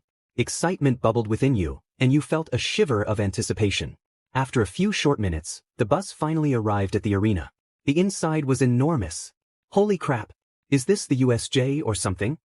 Suddenly, a familiar voice echoed through the space. "Flood wrecks, landslides, fires, etc. This is a practical training arena I created to simulate all kinds of accidents and disasters, and its name is." Everyone turned to see where the voice was coming from, and standing there was the pro space hero. "The ultimate space for jams," he continued. "You were completely captivated by the arena, so you didn't catch what Aizawa and 13 were discussing. Before we begin, just one thing. Or 2. Or 3. Or 4. You noticed the class starting to look bored, and when 13 saw it, they began talking about their quirks. Izuku mentioned how their quirk was incredible for moving debris and rescuing people during disasters. 13 added that their quirk could also be dangerous, similar to everyone else's quirks. But your attention was drawn away as something began to form by the fountain. Todoroki noticed your distraction and approached you, asking what was wrong. You pointed at the object, which caught Aizawa's attention, prompting him to turn around. As the object grew larger, a hand reached out. "What the heck?" you mumbled to yourself. Suddenly, a man covered in dismembered hands emerged from the portal-like object. Accompanied by a large, muscular creature resembling a bird, its brain exposed, along with several others likely villains. Initially, you thought it was part of the training until Aizawa shouted, "Huddle together and don't move. 13, protect the students." "Wait, are those actually?" You began to walk towards the stairs but stopped as Aizawa called out. "Don't. Those are real villains." You stepped back, watching the villains emerge from the portal. The man with the hands started to speak, and his sinister voice sent chills down your spine. "Where is he? We went through all this trouble and brought so many of us along. You can't tell me All Might, the symbol of peace, isn't here." "They came for All Might?" the man continued. "I wonder if he'll show up if we harm the kids." Fear gripped some of your classmates, and even you felt a shiver of dread. "Sensei, what about the intruder alarm sensors?" Momo asked. "Yeah, why aren't they responding? Do you not have any?" you added. "Of course we have some set up, but..." 13 trailed off as Todoroki spoke. "Is this the only part of campus they've infiltrated, or are they attacking elsewhere too? An isolated space away from the school building. At a time when there's a class scheduled. It may seem unlikely, but they must have a solid objective. This isn't an ambush without a carefully planned scheme behind it." Todoroki's words made you think deeply, surprising you with how quickly he analyzed the situation. "Well, I guess his strong quirk isn't the only reason he got in by recommendations. Number 13, initiate the evacuation procedure and try contacting the school. These villains know how to bypass the sensors." Aizawa shouted, preparing for battle. "Kaminari, you too. Try contacting UA with your quirk." Izuku stepped forward, asking if Aizawa was going to fight alone. He pointed out that Eraserhead's battle style is to capture villains after erasing their quirks. Aizawa replied, "A hero always has more than one trick up their sleeve." With that, Aizawa dashed down the stairs, taking on the villains one by one, even managing to handle 2 at a time. He was not only erasing quirks but also engaging in hand-to-hand combat with the mutated villains. You were in awe, having never seen a pro hero in action like this before. He's so cool, you exclaimed, watching in admiration. Izuku shared your amazement at Aizawa's combat skills. This is no time for analysis. We've got to evacuate. Ida called out. You and Izuku rushed towards the group but halted as the portal villain blocked the exit. I'm afraid I can't allow that. Greetings. We are the Villain Alliance. I apologize for the presumption, but we took it upon ourselves to enter UA Academy, the base of heroes, the portal villain spoke. You were taken aback by his words not because of his intimidating voice, but due to how polite and well-mannered he sounded. He was about to continue when you interrupted. Excuse me? I know this isn't a good time, but if you don't mind me asking, why do you have such good manners if you're a villain? Aren't most villains? What? Foul-mouthed? Your classmates looked at you with confusion, as did the portal villain. You awkwardly scratched your head, feeling a wave of regret. There are villains attacking us right now, and that's what you're thinking about? Katsuki yelled. Geez, sorry. I was just curious and it was bugging me so I had to ask, you explained. For once, I'm going to have to agree with Bakugo, a voice said from behind you. You turned to see everyone looking at Todoroki. What the? Language? For a girl, you have a pretty dirty mouth, the portal villain interrupted. Anyways, as I was saying, in order to engage with Mr. All Might, the symbol of peace, we were wondering if we might be allowed the opportunity to eliminate him, you see. Eliminate? Was Mr. All Might not meant to be here at this time? Perhaps something has changed? Oh well. Setting that aside. This is my role. Suddenly, Katsuki and Kirishima jumped out from the crowd and attacked the villain. Bet you didn't think we'd take you down before you got the chance. Kirishima shouted. The warp villain replied, but you couldn't hear him over the chaos as Bakugo unleashed his quirk. The last thing you heard before being engulfed in darkness was 13 yelling, Run, run you too. In the midst of the chaos, you felt someone grab your arm just before the last glimmer of light vanished. When you finally got up after what felt like a long fall, you realized you were in the landslide zone. At first, you thought you were alone until you heard a familiar voice. Don't you have any mercy for kids? Todoroki. To be continued. Todoroki. YN, I'm glad you're fine. He replied, keeping his focus on the villains. Look here, fellas, we have a couple of high school sweethearts, one of the villains sneered. Well kids, I hope you had fun while it lasted, added another. What? Don't be intimidated by them, YN, they're just a bunch of wannabe tough guys, Todoroki reassured you. That guy, one villain growled. The villains prepared to attack, but before they could move, Todoroki froze them in place with a swift motion. You watched in awe, feeling a mix of admiration and intimidation. Wow, I knew he was strong, but I didn't realize he could freeze so many at once. Todoroki approached the villains, his demeanor shifting to one of intimidation. At this rate, you guys will face consequences you won't like. But since I aim to be a hero, I want to avoid resorting to anything too extreme. Wait, you mean you could take them out in an instant if you wanted to? You interrupted. Yep, but I won't do that since it's not very heroic, he replied, his tone calm and collected. Some girlfriend you are. How can you not know the strength of your own boyfriend's quirk? One villain snapped. Boyfriend? He's not my boyfriend, we're just friends, you argued. The villain was about to retort, but Todoroki cut in, what's your plan to take down All Might? His voice was serious, almost threatening, and his expression mirrored the intensity he had shown when confronting Katsuki. The frozen villains could see he meant business. Elsewhere. Is this all of them? Man, they are weak. Come on. We need to save the others.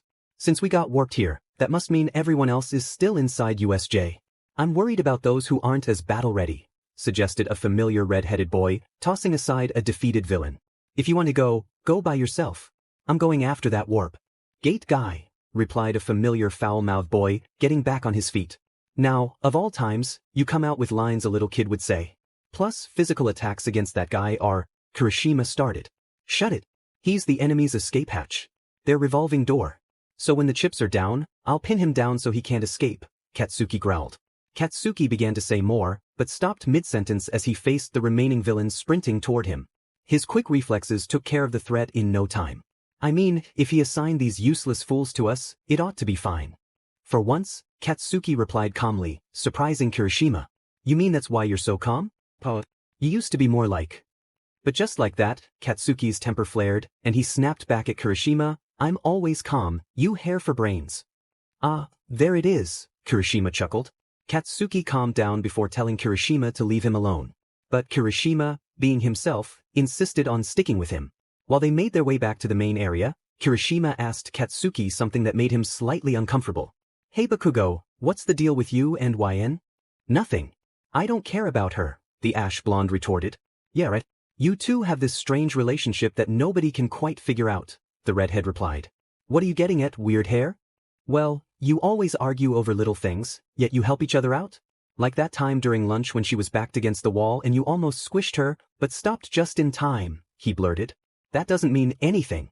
I could have squished her on purpose and not cared. But you didn't, Kirishima smirked. Bakugo's brows furrowed with annoyance. Despite his irritation, he remained silent and rolled his eyes at Kirishima. Back at the landslide zone. Wow, who knew freezing someone and threatening them would make them spill all their secrets? You joked, trying to lighten the mood. Todoroki, however, missed the humor. Actually, many people would have revealed information if. I know, I was just kidding. Anyway, we should get out of here and help the others, you replied. Todoroki nodded in agreement, and the two of you set off. As you ran, you asked Todoroki about the incident with Bakugo after lunch. He glanced at you before answering. That was nothing, I just ran into him on my way back to class. You sensed he was withholding something, but now wasn't the time to pry. I see, you said, looking down as you ran, hoping it was nothing serious. After a few more minutes, you both reached the central plaza, where you saw the giant bird creature halfway through a portal, its claws digging into All Might's side, while Katsuki held down the warp villain. The sight of a badly beaten Aizawa lying on the ground caught your attention. Without hesitation, Todoroki joined the fight, using his quirk to freeze the bird creature's arm and leg. We know about your plan. We know each of your roles in this scheme to take down All Might, he declared. No funny business from you, shadowy creep. Katsuki threatened, standing over the warp villain. The symbol of peace won't go down easily, Todoroki finished. Izuku looked relieved and you understood why. You approached him and asked if he was okay. He nodded in response. Suddenly, All Might broke free from the bird creature's grip, thanks to Todoroki's ice. You pinned down our escape route. Well now, this is quite the predicament. I guess we underestimated your kid's strength, said the man covered in hands. Just as I thought, this guy was never that sharp. That part of your body you used to warp around just got sealed. Katsuki shouted. Are you going to tell me you don't use that warp to hide your true self? He continued, tightening his grip on the villain and threatening him. The second you so much as twitch, I'll unleash a nice little explosion right here, right now. Not a very heroic line there, buddy, Kirishima sighed. You stared at Katsuki shocked. Even though you were used to his foul-mouthed remarks, they still surprised you. But what amazed you the most was how quickly he figured out the villain's weakness. I have to hand it to the kids these days. At this rate, the villain alliance will be a laughingstock, the man with hands said. You looked in his direction as he spoke again. Nomu, go ahead and take care of Explosion Boy over there. We're rescuing our revolving door. Suddenly, the villain known as Nomu broke free from Todoroki's ice, causing a loud crack as part of his body snapped away. He can't fight if he only has part of his body, right? You thought, but then you saw his limbs starting to regenerate. How the— Stand back all of you. What? Wasn't his quirk a shock absorption quirk? All Might interrupted. I didn't say that was the full extent of his abilities. As you can see, he's also got super regeneration. Nomu is an artificially crafted human designed to withstand your full power, the man explained. As soon as Nomu's body finished regenerating, he charged at Katsuki with incredible speed. No one saw anything except the dust kicked up in his wake. When the dust cleared, Katsuki was on the ground beside Izuku. Holy cow, Katsuki. How did you? Kakken. Why you dodged him? Wow. No, you idiot. Wait, if you didn't dodge him, then how did you end up here? Your voice trailed off as you saw All Might, seemingly on the receiving end of a punch. Do you not know mercy? He spoke in a low tone. We had no choice. We had to save our ally, didn't we? And not long ago, one of your kids over there. Which one? The plain-looking one. He tried to take me on with all his strength, replied the man with hands. What happened while Shudo and I were coming here? Wait, if Izuku tried to fight him, then why isn't he hurt? Did he manage to control his quirk somehow? You thought, eyeing Izuku with concern. Now listen here, All Might. I'm very upset. We're all categorized as either heroes or villains, but at the end of the day, violence is violence. And who gets to decide what's right and wrong? Society does. The symbol of peace? Give me a break. You're nothing more than a tool of oppression yourself, the man ranted. He continued to speak, but you were still focused on how Izuku managed to use his quirk without causing damage. A sudden chill pulled you from your thoughts as you looked at the villain, who had a sinister look in his eyes. It's 3 against 6, Todoroki commented. And Kakken exposed the shadow guy's weak point. Izuku added, these guys are outrageous, But if we give All Might some support, we'll send them packing without a problem. Kirishima exclaimed. Hearing the boys speak ignited a fire within you to fight, since you hadn't had a chance to face any villains yet. No, please escape. All Might demanded. Todoroki explained to All Might that if he hadn't shown up, things would have been dire. All Might thanked Todoroki before telling everyone to stay back again. Just then, the man with hands made his move and dashed toward all 5 of you. All Might quickly rushed to intercept him, but unfortunately, Nomu got in the way and threw a punch, causing both him and All Might to collide. I wonder if that hurts. They engaged in an all-out fistfight, something you had never witnessed before. The intensity of the battle created a gust of wind. Finally, after what felt like the 500th punch, All Might delivered one final blow, shouting the school's catchphrase, sending Nomu flying through the roof of USJ. What is this, a comic book? It's like he knocked the shock absorption out of him. The ultimate musclehead, Kirishima remarked. So that power was useless in the end. And he even beat him so quickly that his regeneration couldn't activate in time, Katsuki commented. So this is the top. This is the world of pros, you all thought. I really have gotten weaker. In my heyday, it would have taken 5 good punches, tops, the pro said. Now I threw more than 300 of them, he continued, smiling despite looking completely worn out. Now then, villain, we both want to end this quickly, don't we? You use cheats, the man replied. He went on about All Might cheating and someone lying to him, to which All Might responded confidently. All Might had a look in his eyes that suggested he was ready to take on another villain. You kept your focus on his next move but were interrupted when you heard Kirishima call out to you and Izuku, urging everyone to leave before they became hostages. You hesitated for a moment before jogging toward the USJ entrance. You didn't get far before you stopped, realizing you didn't hear any footsteps behind you. Your eyes widened as you saw Izuku flying toward the villains, attempting to strike one of them. Izuku, you screamed. But before he could make contact, something pierced through him. The sound of a gunshot echoed in the distance. Everyone turned their attention to the entrance where all of the heroes who worked at the school were standing, along with Ida. Class 1A President, Tenya Ida, reporting for duty, he shouted. Thank goodness Ida was here. The villains were fleeing, but before they completely vanished, the pro hero, Snipe, fired a few more shots at Handy. As you made your way to the doors, you sighed in relief, feeling a weight lift off your shoulders. You may not have done anything, but just being in that situation was stressful enough. The next day, the school was temporarily closed, which was understandable considering what had just happened. To be honest, you didn't think everyone in Class 1A would get over this easily. After all, you were just starting school, and having that occur in the first week was pretty frightening. You spent the entire day at home since your mom wouldn't let you go anywhere. She was worried that something bad might happen while you were out. So instead, you stayed in your room and binge-watched a series. A few hours later, hey, YN. 3:45 p.m. Hey, delivered 3:47 heavy checkmark. I was wondering if you were free today? 3:48. I am, but I can't go anywhere today because of my mom. Sorry. Delivered 3:48 heavy checkmark. Oh, that's too bad. But I understand. I hope you have a good day. With that, the short conversation ended. You didn't know why, but texting him brought you a sense of joy. A smile unexpectedly formed on your face, which caught your mother's attention. What are you smiling at? Are you texting your boyfriend? Your mom teased. What? He's just a friend, you replied, trying to hide your embarrassment. Oh, so it is a boy. Can't wait to meet my future son-in-law, she continued.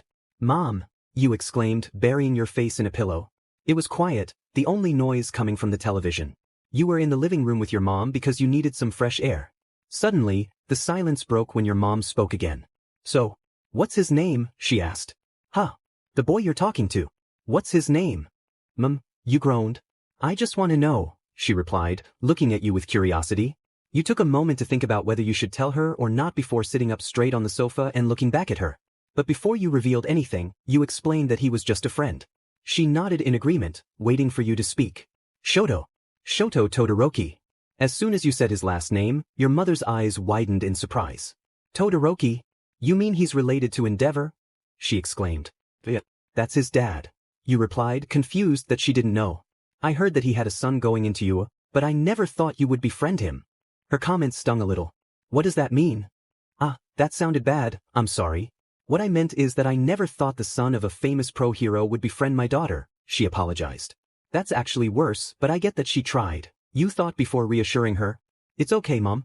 Anyway, since you seem fine with me having a male friend, I was wondering if I could go hang out with him? Just as friends, you asked, emphasizing the last part.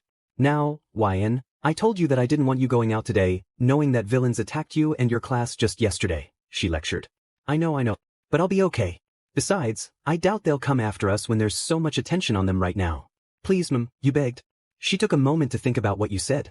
You waited patiently for her answer, giving her your best puppy dog eyes. Before she answered, she glanced at you and saw your hopeful expression. Originally, she was going to say, no, but your facial expression made it hard for her to deny you. Okay. You sprang up with joy, trying to thank her, but before you could say anything, she added one condition. But on one condition, never make that face again when trying to beg, okay? You looked at her, confused, before slowly nodding in agreement. Once your conversation ended, you went to your room and called. Todoroki. Hell dash. Hey, to do, I convinced my mom to let me go out. So, what did you want to do today? What? I didn't say anything about doing anything with you today. Also, who is to do? Your expression dropped at his response. You realized you had accidentally called Katsuki instead of Todoroki. Oh crap. My bad. I wasn't trying to call you. Sorry for wasting your time, goodbye. Wait, you still didn't answer my question, he interrupted. Look, Katsuki, this call was an accident, okay? So just let it go. Hello? Ugh, what's the point in asking me something and then hanging up while I'm speaking? Oh well, this time I'll make sure I'm calling Todoroki. You called Todoroki again, this time for sure, and told him the news. Hearing that you were allowed to leave the house delighted him. He suggested going to an arcade and of course, you agreed. You both met up and headed to the arcade.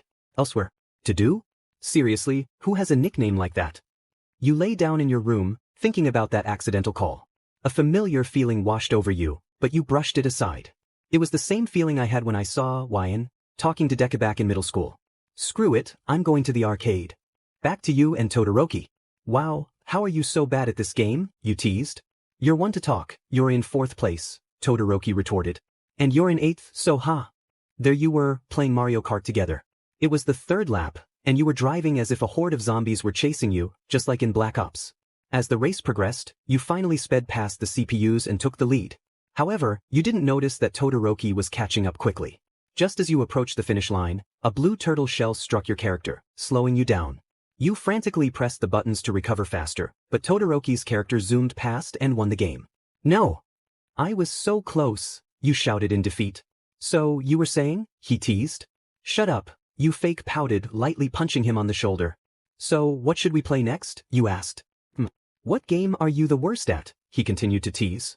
This side of Todoroki surprised you. It was unlike him, but you didn't mind. In fact, you enjoyed seeing him like this. It made you feel comfortable around him, and he unknowingly felt the same way. Wait, before we go to another game, can we get some food? I'm kind of hungry, you asked. Yeah, sure. I'm hungry too now that you mention it, he replied. Both of you walked to the counter and started skimming through the menu, trying to decide what to eat. Hi, how may I help you? Asked the girl behind the counter. Yeah, can I get a small tray of nachos? You asked. Okay, and how about you? Same as her, Todoroki answered. Okay, anything to drink? You both ordered your drinks and sat down at a nearby table, waiting for your nachos. Not 5 minutes later, the girl came back and informed you that there were no more small nacho trays. Would you be okay if we gave you a large? Yeah, thanks, you replied. She walked off to the kitchen. A few more minutes passed, and finally, your nachos were ready, but there was only one tray. You tried asking someone for help, but they were too busy cooking and couldn't hear you over the sound of dishes being washed. You returned to the table and explained to Todoroki that there was only one large tray. That's okay.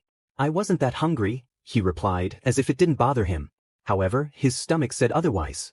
Feeling sorry for him, you asked if he wanted to share. He hesitated before agreeing. Why'd you hesitate? You asked. I just wasn't expecting you to share with me. No offense, but you seem like you wouldn't share your food. Well, you're not entirely wrong. Sometimes I share my food with people, but only with those I'm close to and care about. Hearing that made him blush, especially the last part. You didn't notice since you were too focused on eating. Suddenly, a loud shout caught your attention. Sheet. Stupid game. You looked in the direction of the scream and saw Katsuki angrily shaking an arcade game. What's he doing here? You whispered, hoping he wouldn't notice you too. Looks like he's playing games. Let's get out of here before he sees us. Knowing him, he might try to start something. You whispered, grabbing your nachos and Todoroki's hand, speed walking toward the exit. Once outside, you started laughing while Todoroki stood there confused. After a few minutes, you calmed down and apologized for laughing without explanation. Sorry about that. I just can't get over Katsuki's reaction. Anyway, Shall we get going? Okay. You took a few steps before suddenly bumping into someone. Oops, sorry. My bad. You and the stranger apologized at the same time. Looking up, you saw another familiar face. Izuku. YN, and Todoroki? He exclaimed. Hello, Midoriya, Todoroki greeted. What are you two doing? He asked. We were just We're on a date, Todoroki interrupted. An awkward silence filled the air as you and Izuku stared at Todoroki in shock. You quickly broke the silence, explaining to Izuku that it wasn't a date and that you were just hanging out. Oh, I see, he nodded, grinning awkwardly. Well, see ya. Izuku, wait. I thought I should let you know that Kaken is in there, you warned. Oh, thanks for the heads up, YN, but I'm sure I'll be okay. Have a good evening, he replied. Okay then. See you around, Izuku. With that said, you parted ways with him. Also, what was that all about? You questioned Todoroki. What about? Telling Izuku that we're on a date? Oh, isn't that what it's called when a male and female hang out together? He asked, raising an eyebrow. What? Well, sometimes I guess. It all depends if you're dating someone or not. But anyway, this wasn't a date. We were just hanging out like friends do, you explained. Oh, I see. I thought it was a date since that's what my sister told me, he replied. Todoroki, have you never had a female friend before? You asked, concerned. No, not really. I mean, I was pretty popular with girls back in middle school, but I didn't associate with them in any way. I always distanced myself from others, he explained. I see. Well, I should get going now. It's getting late and my mom is probably worrying about me. You stretched, looking up at the sky. Okay, well let me walk you home, he offered. Of course, you agreed. The walk wasn't too long. After you reached the fence gate of your yard, you and Todoroki said your goodbyes, thanking him for the fun day. With everything said and done, Todoroki left with a smile. When you walked into your house, your mother stood a few meters away from the door, looked right at you and asked, So, did he say goodbye in a special way? You exclaimed, feeling a wave of embarrassment wash over you as you hurried to your room. I love you too, you called back, trying to shake off the moment. The Midoriya home. Were they really on a date? Or did Todoroki just say that? Even though I explained that it wasn't a date, it's still bothering me. We returned to school the next day, and everything seemed to follow our usual routine. However, there was a noticeable tension in the air.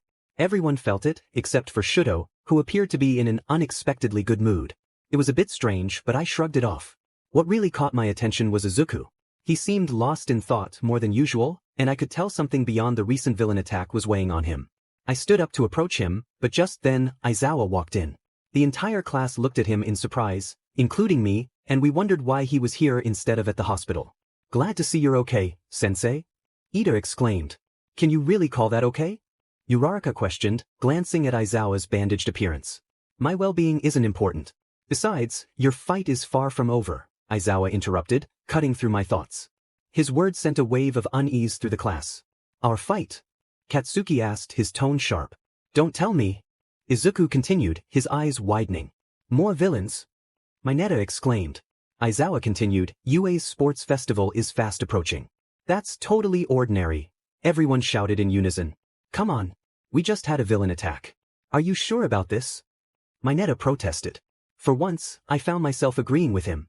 Aizawa explained that it was necessary to demonstrate UA's crisis management protocols and that there would be a significant police presence 5 times more than in previous years. He added that the sports festival was a great opportunity for us. Since the sports festival is such a major event, it allows the nation's pro heroes to scout us for potential sidekick positions after graduation. Naturally, you'll gain a lot of popularity if you're chosen by a big-name hero. However, your time is limited. Show the pros what you're made of, and you'll create futures for yourselves. This happens once a year, so you've got 3 chances. If you're hoping to become a hero, this is a chance you can't miss, Aizawa concluded. His words stirred a mix of excitement and anxiety among us. Some were pumped, some were worried, and others, like Shudo, maintained a neutral expression. At lunchtime, Kirishima exclaimed, Even after what we just went through, this has got me so pumped. If we show our stuff here, that's one big step towards going pro. While everyone chatted, I took the opportunity to get to know Jairu and Momo better. I discovered that Jairu had a passion for music and could play instruments, while Momo came from a wealthy family, and I learned about her quirk, which fascinated me. I felt guilty for judging her hero suit based on its appearance. After all, the more skin she showed, the easier it was for her to use her quirk. Our conversation was interrupted when Uraraka shouted, Everyone! I'm going to crush this. All 3 of us were taken aback by her enthusiasm. Wow. Uraraka isn't looking so. What? Uraraka. A few minutes later, as I waited for my usual lunch buddy, I was joined by Ishido, Tsuyu, and Hagakure. We greeted each other as they set their trays down. Normally, I would have felt uncomfortable sitting with people I rarely talk to, but they made me feel at ease. We got to know each other better, and I found them to be pretty chill, just more energetic than Momo and Jairu, especially Ishido and Hagakure. Before I could take another bite of my food, Ishido suddenly suggested, "Hey, why don't all the girls in Class 1A have a get-together so we can bond more?" "Maybe not yet, Ishido. Remember, we're still getting to know each other," Tsuyu explained. "Tsuyu's right, but maybe after we all fully trust each other, we could." I suggested. "Wyan, please just call me Tsu," Tsuyu reassured me with a small grin. "Huh? Sorry about that. Tsu." After a few more minutes, Todoroki still hadn't shown up, which made me wonder, but I brushed it off and continued chatting with the girls. After lunch, I headed back to class and passed by Izuku, who looked troubled. I stopped and called out to him. "Izuku." "Oh hey, Wyan," he replied simply. "Is everything okay? You look like something's bothering you," I asked kindly. "No, I'm fine. Just a little tired," he lied, forcing a smile. I could tell he was being dishonest, but he seemed stressed enough as it was, so I didn't press him for more information. But hey, if you ever need someone to talk to, I'm here for you," I reassured him. "Thanks," was all he said before turning away and walking off. I felt a wave of concern for him. Seeing him like that made me want to give him a hug and protect him, as I still viewed him as someone precious. But I knew that would probably make him feel worse, so I held back. Izuku was no longer the timid boy he was in middle school. That was the first thing I noticed when I met him on my way to UA. "I'm amazed at how far you've come, Izuku. You used to be scared of everything, and now here you are, facing challenges head-on. Your mother must be proud of you for making it to this school." Wait, why am I starting to sound like a family member or mentor? Izuku's POV. The time I have left as the symbol of peace is quickly running out. All Might's words echoed in my mind, filling me with both annoyance and worry. All Might. I mumbled to myself as I continued walking, unsure of where I was headed. Then I heard my name called out. Well, my nickname. Deku. I turned around immediately as I recognized the harsh-sounding voice. Kaken. He began to walk towards me slowly, hands in his pockets and the usual scowl on his face, while I stood there, bracing myself for a verbal onslaught. To my surprise, he didn't unleash his typical fury, at least, not entirely. "What's with you and YN? What are you, Tao? Don't play dumb with me, you curly-haired loser. What were you two talking about earlier?" he yelled. "And no, seriously. I don't know what you mean. She was just telling me I could talk to her if I needed to, that's all." Kaken fell silent, rolling his eyes and muttering whatever before walking away. Phew. I'm amazed I'm still alive. Katsuki's POV. Shitty Deku. I should have known better than to ask him. What was she doing with Icy Hot the other day? Were they on a date? Why should I care about what that girl does? You had 2 weeks to train for the upcoming sports festival, and let me tell you, those 2 weeks flew by like nothing. But before I mention anything that happened after those 2 weeks were up, I shall tell you what happened during them. It was the middle of the second week. You were at home getting ready to jog to a nearby beach for training. As you jogged, you encountered Katsuki, who was also jogging. He had his earphones in and didn't notice you until you ran up beside him. He glanced at you from the corner of his eye before clicking his tongue and saying, "What do you want?" in his usual gruff tone. "Nothing, just thought I'd jog with you," you replied nonchalantly, trying to keep pace. "Oh well, in that case. Leave me alone," he scowled. "Geez, what's with the attitude?" you retorted. "What did you say?" "I'll take you on, you know," he barked back, stopping in his tracks. "Is that a challenge?" you asked, giving him a sly grin as you placed your hand on your hip. Katsuki took a moment to think before accepting your challenge. You both started to jog lightly to an area where you could spar without worrying about being interrupted by passers-by. You suggested the beach, but Katsuki wasn't fooled. He knew you wanted the advantage. "Yeah, right. You think I'm that naive?" "Was hoping you would be, but whatever, let's just find somewhere to see who's gotten stronger," you said, hitting your fist into your palm. Once you found a secluded area after what felt like forever, you and Katsuki stood a few feet apart, warming up. "Just so you know, I won't go easy on you just because you're a girl," you interrupted him with a quick jab to his face. Katsuki held his stinging face and shot you a fierce glare, but instead of feeling scared like most would, you felt a rush of excitement as he charged at you, small explosions erupting from his palms, yelling, "Die!" Katsuki threw a powerful right hook, and while it stung, it didn't hurt as much as you expected. Sure, your face felt numb for a moment, but you weren't knocked out as you thought you might be. "Wow, is that it? I was expecting to be out cold right away. Either I've gotten stronger or you just hit like a novice," you boasted. Or maybe he held back at the last second to avoid hurting me. Focus. You quickly shook off the thought and charged at the ash blonde. Katsuki was about to unleash an explosion from close range, but you countered with a surge of water shooting from your hands. What? How can you create water when there isn't any nearby? He yelled, pushed back by the force. I thought you knew how my quirk worked, Mr. Know-it-all, you laughed. You explained that you didn't always need to be near large bodies of water for your quirk to work. You could gather moisture from the air, soil, dew on grass, and pretty much anywhere else. While distracting him with the details of your quirk, you secretly gathered enough water for your next move. Katsuki kept his guard up, trying to see through your act. By the time he figured it out, it was too late. A strong tidal wave swept him away. Still gonna go is, suddenly, your confidence faltered as dizziness and exhaustion washed over you, causing you to stumble to the ground helplessly. Unfortunately, this was one of the minor setbacks you faced after overusing your quirk. Pushing yourself too hard often left you dehydrated. Oh no, why did I have to overdo it to show off? Everything felt heavy, and your vision began to blur. You tried your hardest to fight off the exhaustion, but it only got worse as your vision faded to black. The last thing you remembered was Katsuki getting up and running towards you. 5 minutes later. YN. Wake up. Katsuki raised his voice before shaking you gently. Eicha? What happened?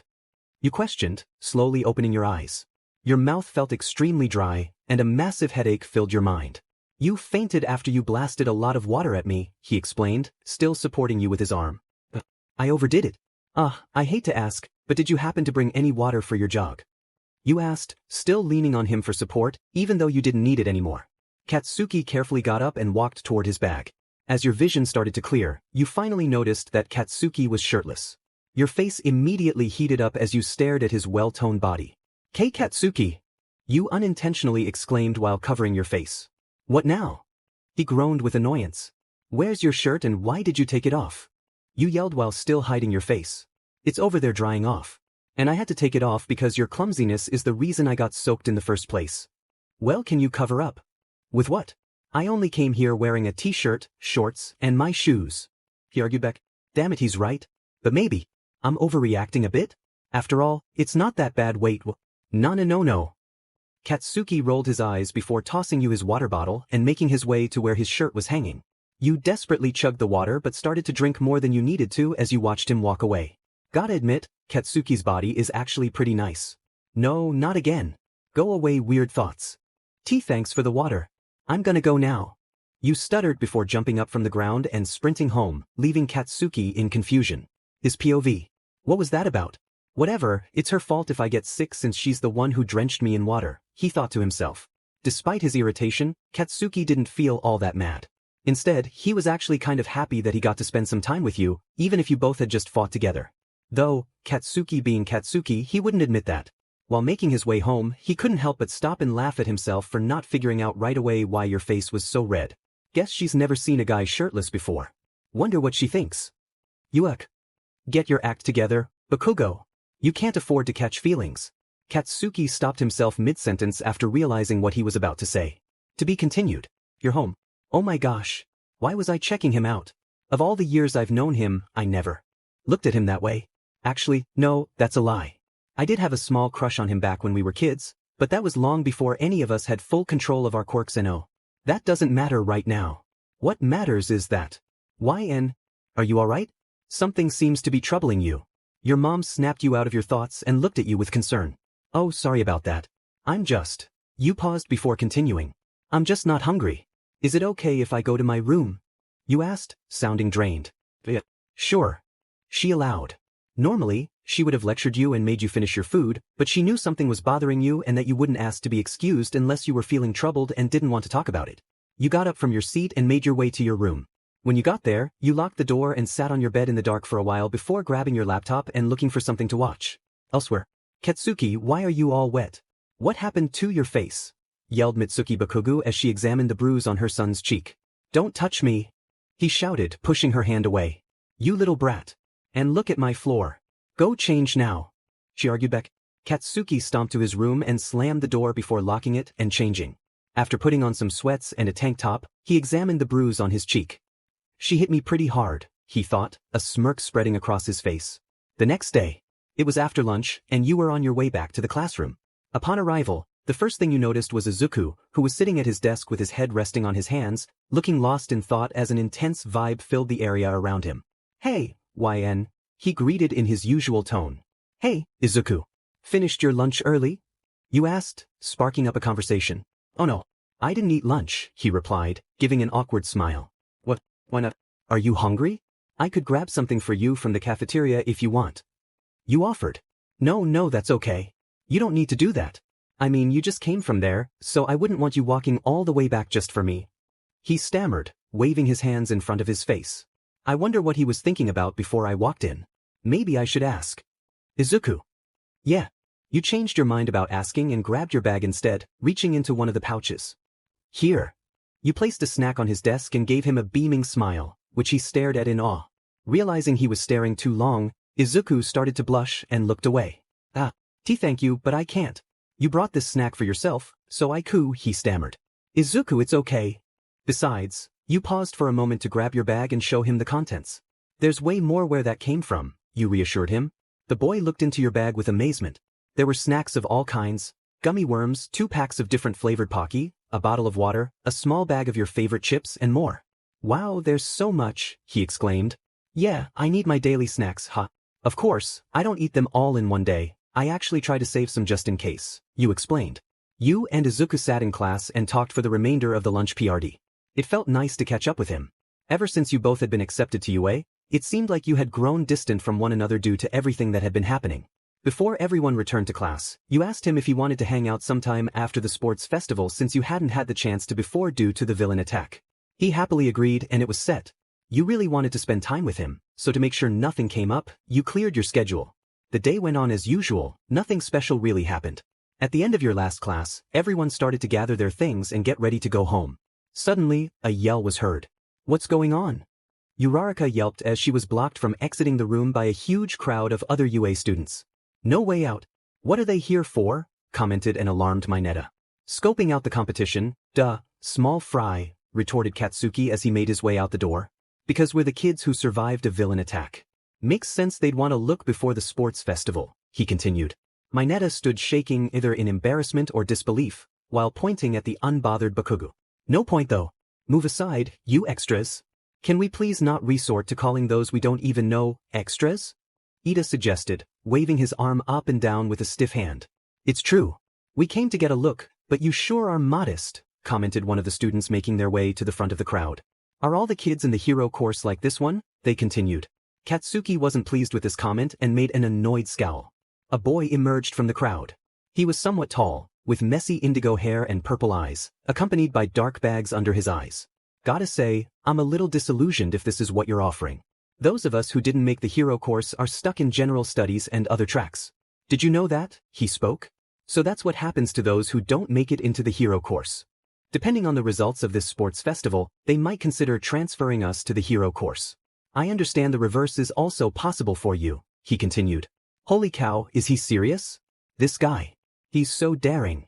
He ended his little speech with a declaration of war. Hearing those words put most of the class on edge. Suddenly, someone shouted from the back of the crowd. "Hey, I'm from class 1B, next door. I heard you guys fought some villains. Wanted to find out more, but all I'm seeing is this arrogant guy. You better not make fools of the hero course at this thing." Uraraka, Ida, and Izuku stood at the door in utter silence, staring at the guy who was yelling. Katsuki, on the other hand, looked as if he had no care in the world and continued to walk away. Where the hell does he think he's going? It's his fault these people are challenging us. "Wait, Ujaraka, what are you doing to us? Thanks to you, we've got a whole mob of haters now," Kirishima protested. "I don't care. I'm heading for the top, so why should I?" Bakugo retorted. "So straightforward and manly," Kirishima admitted, raising his fist in admiration. "Typical." You mumbled as you watched Katsuki finally leave. With that said and done, the 2 weeks were finally up, bringing us to today. That's right, today was the day of the sports festival. Finally, today was the day. It was now time for the sports festival.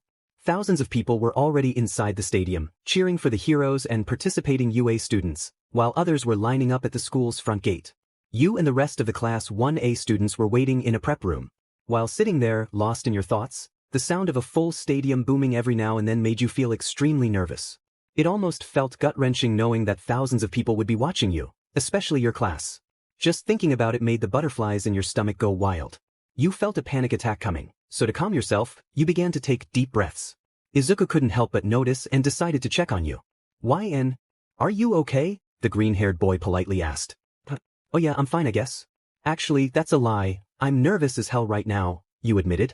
Yeah, I guess all of us would be pretty nervous, considering we're going to be watched by thousands of people, he replied, unintentionally stating the obvious and making you more nervous than you already were. Izuku quickly glanced at you and noticed that you began to sweat. I'm sorry about that. I didn't mean to make you feel worse, he faltered, waving his arms apologetically while trying his best to comfort you. Just when you thought his freakout was coming to an end, his actions unexpectedly pulled you into an unintentional hug. Your mouth slightly dropped in shock as a light blush swept across your face. The moment Izuku realized what he had done, he instantly backed away from the hug and apologized. Despite the briefness of it, his warmth seemed to put you at ease, making you feel somewhat safe. It's okay, you awkwardly chuckled. Get a room, teased Kaminari from the seat behind you. You turned your head towards him and saw him snickering with Zero. Your face flushed with embarrassment as you shot a fierce glare at the two jokers. While you scolded them, Bakugo continued to glare at Izuku from a distance. Bakugo's POV. Look at that idiot. Acting like he didn't intentionally hug her. Why should I care about what that nerd does with her? It's none of my business.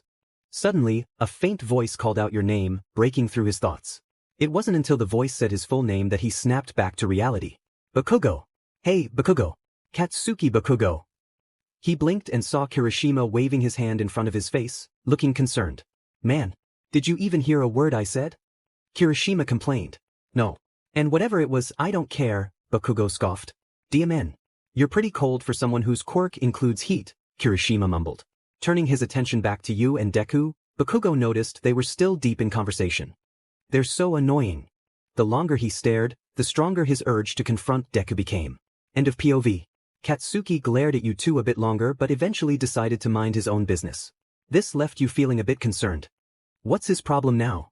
Time flew by, and before you knew it, you were just minutes away from walking down the hallway to kick off the sports festival. You clenched your fists nervously and began tapping your foot anxiously. Just as the class was about to leave the room, Todoroki called out to Izuku, catching everyone's attention. Todoroki, what is it? Izuku stammered. Objectively speaking, I'm stronger than you and more capable, Todoroki stated bluntly. Sure. Izuku replied cautiously. Oh boy. All Might's got his eye on you, doesn't he? I'm not going to pry into why that is, but I will beat you, Todoroki challenged. Ooh. A declaration of war from the strongest in the class. Denki gasped. Hey man, why pick a fight now? We're about to go on. Kirishima interrupted, standing between the two boys. I really don't care. I'm not pretending to be anyone's friend here, Todoroki retorted. What the heck does that mean? Does he not notice I'm right here? Does he not consider me his friend? You thought, feeling frustrated. Izuku gripped the bottom of his shirt and looked down, a discouraged expression on his face. After a moment of silence, he spoke. Todoroki, I'm not sure why you felt the need to tell me that you'll beat me. You're clearly stronger, and I can't measure up to most of the others here in skill. Objectively speaking, even, he admitted. Don't be so negative. Midoriya, no need, Kirishima began, trying to reassure him before being interrupted. But, everyone, even the kids from the other courses are aiming for the top. And well, let me say this. I'm not going to fall behind. I'm going for it too. With everything I've got. He finished, standing tall. The way Izuku spoke amazed you. You had always known he would do everything he could to become the best, but something felt different this time. Maybe it was the way he stood confidently or how he spoke so firmly. You weren't sure, but he radiated an intimidating aura. After that conflict settled, it was finally time for the sports festival to begin. You and the rest of Class 1A walked out of the prep room and into the stadium. The loud cheers echoed in the distance as President Mike began his introduction. It's UA's sports festival. The one time each year when our fledgling heroes compete in a grand battle. First up, you know who I'm talking about. The miraculous rising stars who brushed off a villain attack with their steely willpower, he shouted. The stadium erupted with cheers as your class made its entrance. The first years of the hero course. Class 1A. Present Mike concluded. As soon as the sunlight hit the class, the entire stadium went wild. A wave of anxiety washed over you. Your heart raced and your breathing hitched. You nervously shivered, feeling frozen in place. Oh no, I'm having an anxiety attack. Calm down. This is nothing. You're okay, you thought, trying to steady yourself. You wanted to turn back and hide, but you feared embarrassing the class. Instead, you focused on calming yourself and adjusting to the environment, reminding yourself that thousands of people would be watching. But nothing seemed to work. The only comfort was that no one appeared to be looking at you, at least, that's what you thought. Suddenly, an arm rested on your back, and a familiar face came into view. YN, are you okay? Kirishima asked gently. You couldn't respond, you felt too choked up. Kirishima noticed and guided you away from the crowd, reassuring you that this feeling was temporary and that he would help you through it. He started by helping you steady your breathing, inhaling and exhaling at a calming pace for you to follow. Then, he talked about things that interested you to distract your mind. Amazingly, it worked and you finally calmed down. Thank you, Kirishima. I really appreciate it, you said, giving him a friendly hug. Kirishima blushed and froze for a moment but hugged you back. Together, you quickly returned to the crowd and stood with your class. Now, for the athlete's oath, announced the pro hero Midnight. What is Ms. Midnight wearing? Kirishima blushed. That's an R-rated hero for you, Kaminari said, clearly impressed. Is it okay for her to be at a high school even though she's R-rated? Tokoyami questioned. Yes. Mineta agreed without hesitation. Quiet down. Anyway, your student representative is. Midnight interrupted before announcing the chosen student. From Class 1A, Katsuki Bakugo. She finished. Katsuki? What? It's Kaken? A shocked Izuku yelped. Must be because he placed first in the entrance exam, Siro mentioned. The hero course entrance exam, you mean, corrected a student from another course. Katsuki walked up on stage and stood before the microphone in silence, preparing to make his speech. I pledge. I'll be number 1, he retorted. I knew he'd do that. You and your classmates internally screamed. Everyone booed him, but Katsuki, being Katsuki, didn't care at all. He simply stated that everyone would make great stepping stones for him. Overconfident JRK. I'll be the one to crush him, yelled the loudmouth guy from yesterday. It's not confidence. Katsuki would have been smiling as he said that. And Izuku probably knows this too. We both know he's basically telling himself he can't lose. Now, without any delay, let's get the first event started, Midnight announced. The fateful first event this year is this. She cheered, pointing to the giant screen behind her, which read, Obstacle Course Race. It's a race between every member of all 11 classes. The course is a 4-kilometer lap around the stadium itself. Our school preaches freedom in all things.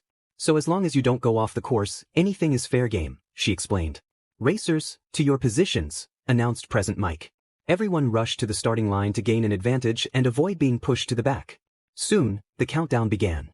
The moment Present Mike yelled, Start, everyone dashed forward.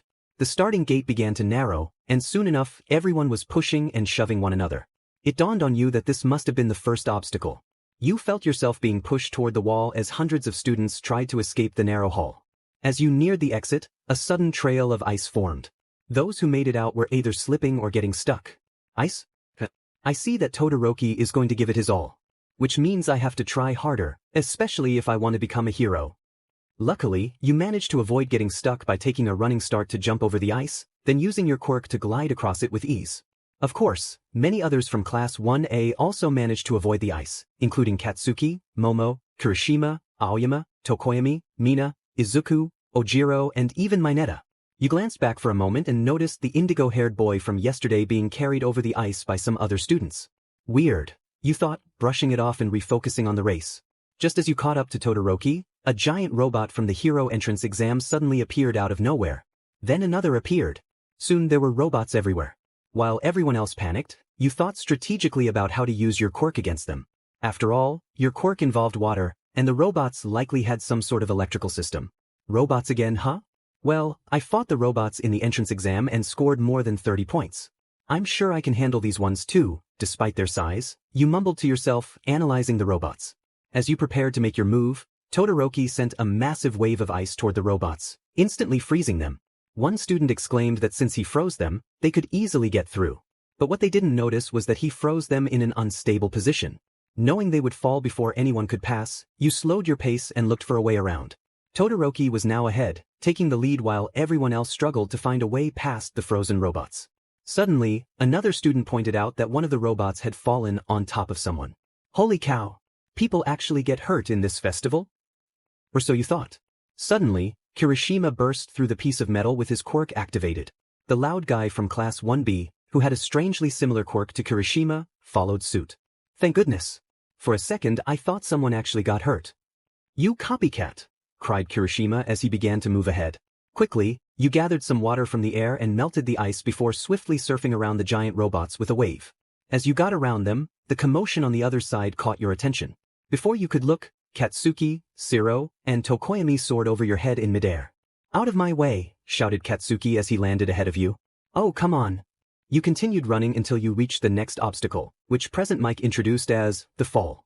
You peered down into the pit and saw nothing but darkness. You had no idea how deep it was or what lay at the bottom. You gulped, staring into the abyss. The first student to approach the obstacle was Azui. Thanks to her frog-like abilities, she passed with ease. Next was a pink-haired girl with support items. You began to feel intimidated as others moved forward. Okay, Wine, you can do this. Just don't look down and focus on moving forward. You internally motivated yourself. You grabbed one of the ropes and started to make your way across until you reached one of the ledges. You continued this until you got to the end. Thankfully, you weren't exhausted yet. I'm holding out longer than usual. Is this growth? The next obstacle was a minefield. A minefield? This puts those ahead at a disadvantage. That being said, I better watch my step. You looked ahead and saw Todoroki already in the middle of the minefield. No surprise there. But before you could take a step, Katsuki zoomed past you in midair, accidentally setting off explosions near your head, leaving you temporarily disoriented. I can't hear. I can't see. I can't. Oh wait, never mind, it stopped. Can't slow me down, he yelled as he passed Todoroki. Katsuki was now in the lead while almost everyone else was just reaching the center of the minefield, including you, though you were slightly ahead of a few others. You didn't care about trying to get first place anymore, seeing as Todoroki and Katsuki were literally fighting for that spot. Instead, you focused on finishing higher than 10th at the very least. As you carefully made your way through the minefield, a huge explosion erupted from the back. Everyone turned to see what was happening, and you couldn't believe your eyes. It was Izuku. He soared through the air, racing towards the end of the field at an incredible speed. Izuku was about to land in front of Todoroki and Katsuki when he slammed a large piece of metal he had been carrying onto a landmine, propelling himself forward once more. In mere seconds, Izuku crossed the finish line and was declared the winner. One by one, the other competitors made their way to the finish line, eagerly awaiting the results. Midnight activated the giant screen behind her, displaying the rankings. You scanned the list, only to find that you barely made it into the top 10. 11th. Not the result I was hoping for. Oh well, better than nothing I guess. You shrugged. The top 42 from this qualifying round will move on. But for those who placed lower, don't worry. We have another way for you to showcase your skills. Midnight explained. Now, on to the second event. I already know what it is. Dying in suspense? Next up is, she teased, building the tension. This. She revealed the words, Cavalry Battle. Oh no, the one event I'm not very fond of, considering I might either sit or be sat on by someone, you thought to yourself. Some students, mostly from Class 1A, began to chatter, interrupting Midnight. She grew annoyed and explained the details of the event. Once she finished, she announced that the person who placed first in the obstacle course race would earn 10 million points. Rest in peace, Izuku, someone muttered. Everyone wore determined expressions as they focused on Izuku. The atmosphere was charged with tension, making you feel nervous for him. Whose team should I join? You pondered. You considered your options. If I team up with Todoroki, it might seem like I'm relying on him because of his strength. If I team up with Katsuki, who knows what will happen with his short temper? So that leaves Izuku. But if I team up with him, everyone will definitely target us from the start. You mumbled to yourself, standing apart from the crowd. You glanced at the three boys and began weighing the pros and cons of teaming up with each of them. Suddenly, a thought crossed your mind for a brief moment. I like them all, but I don't know who to choose. Realizing what you had just thought, you slapped your hands against your face and internally screamed. Get it together. Hey, greeted a sudden, unfamiliar voice. You turned around to see the tall, indigo-haired boy who had challenged Class 1A. Hey, you replied, feeling a bit awkward. I noticed you were standing here alone for a while, and I was wondering if you wanted to join my team? We need one more person, he said, gesturing to his teammates behind him. You glanced past him to see his team, noticing something odd about their blank expressions. You looked back at the indigo-haired boy, raising an eyebrow. Sorry, I should introduce myself. I'm Hitoshi Shinso. You've probably seen me around you. He lazily extended a hand, keeping one tucked in his pocket. Yeah. You were the guy who challenged my class. You blurted out. Shinso looked surprised by your response. Your eyes widened as you realized how that sounded. I'm sorry. That was rude, you said, nervously gripping the sleeve of your tracksuit. Wait, you're part of Class 1A? I should be the one apologizing then. I didn't mean to scare the rest of your class. It's just that the loudmouth with the hedgehog hair was annoying, he remarked. His comment shifted your mood from awkward and nervous to defensive. Excuse me, but I don't appreciate you talking about my friend like that. You retorted, trying to maintain your composure. Shinso's eyes widened in surprise at your response, clearly taken aback by your defense of Bakugo. Suddenly, he chuckled, which only irritated you further. Wow. If I had known you two were a thing, I wouldn't have said anything. Never thought someone like him could get a girl, he teased. What? Okay, you took this way out of context. We're not dating, I was just defending a childhood friend. I don't care what your relationship with Bakugo is. Just let him know not to get in my way, Shinso scoffed, making it clear that his offer to join his team was off the table. With that, he walked away, leaving you annoyed as you watched him go. You glanced around the field, checking the time remaining to join a team. 2 minutes left. 2 minutes. 2 minutes and counting. Oh no, I still haven't found a team. Just as you began to lose hope, a voice called out from behind you. Hey, do you want to be on our team? You turned around and felt a wave of relief upon seeing them. Perfect timing. Finally, the 15 minutes to form a team were up, and as teams prepared for the cavalry battle, you found yourself in a group you hadn't expected.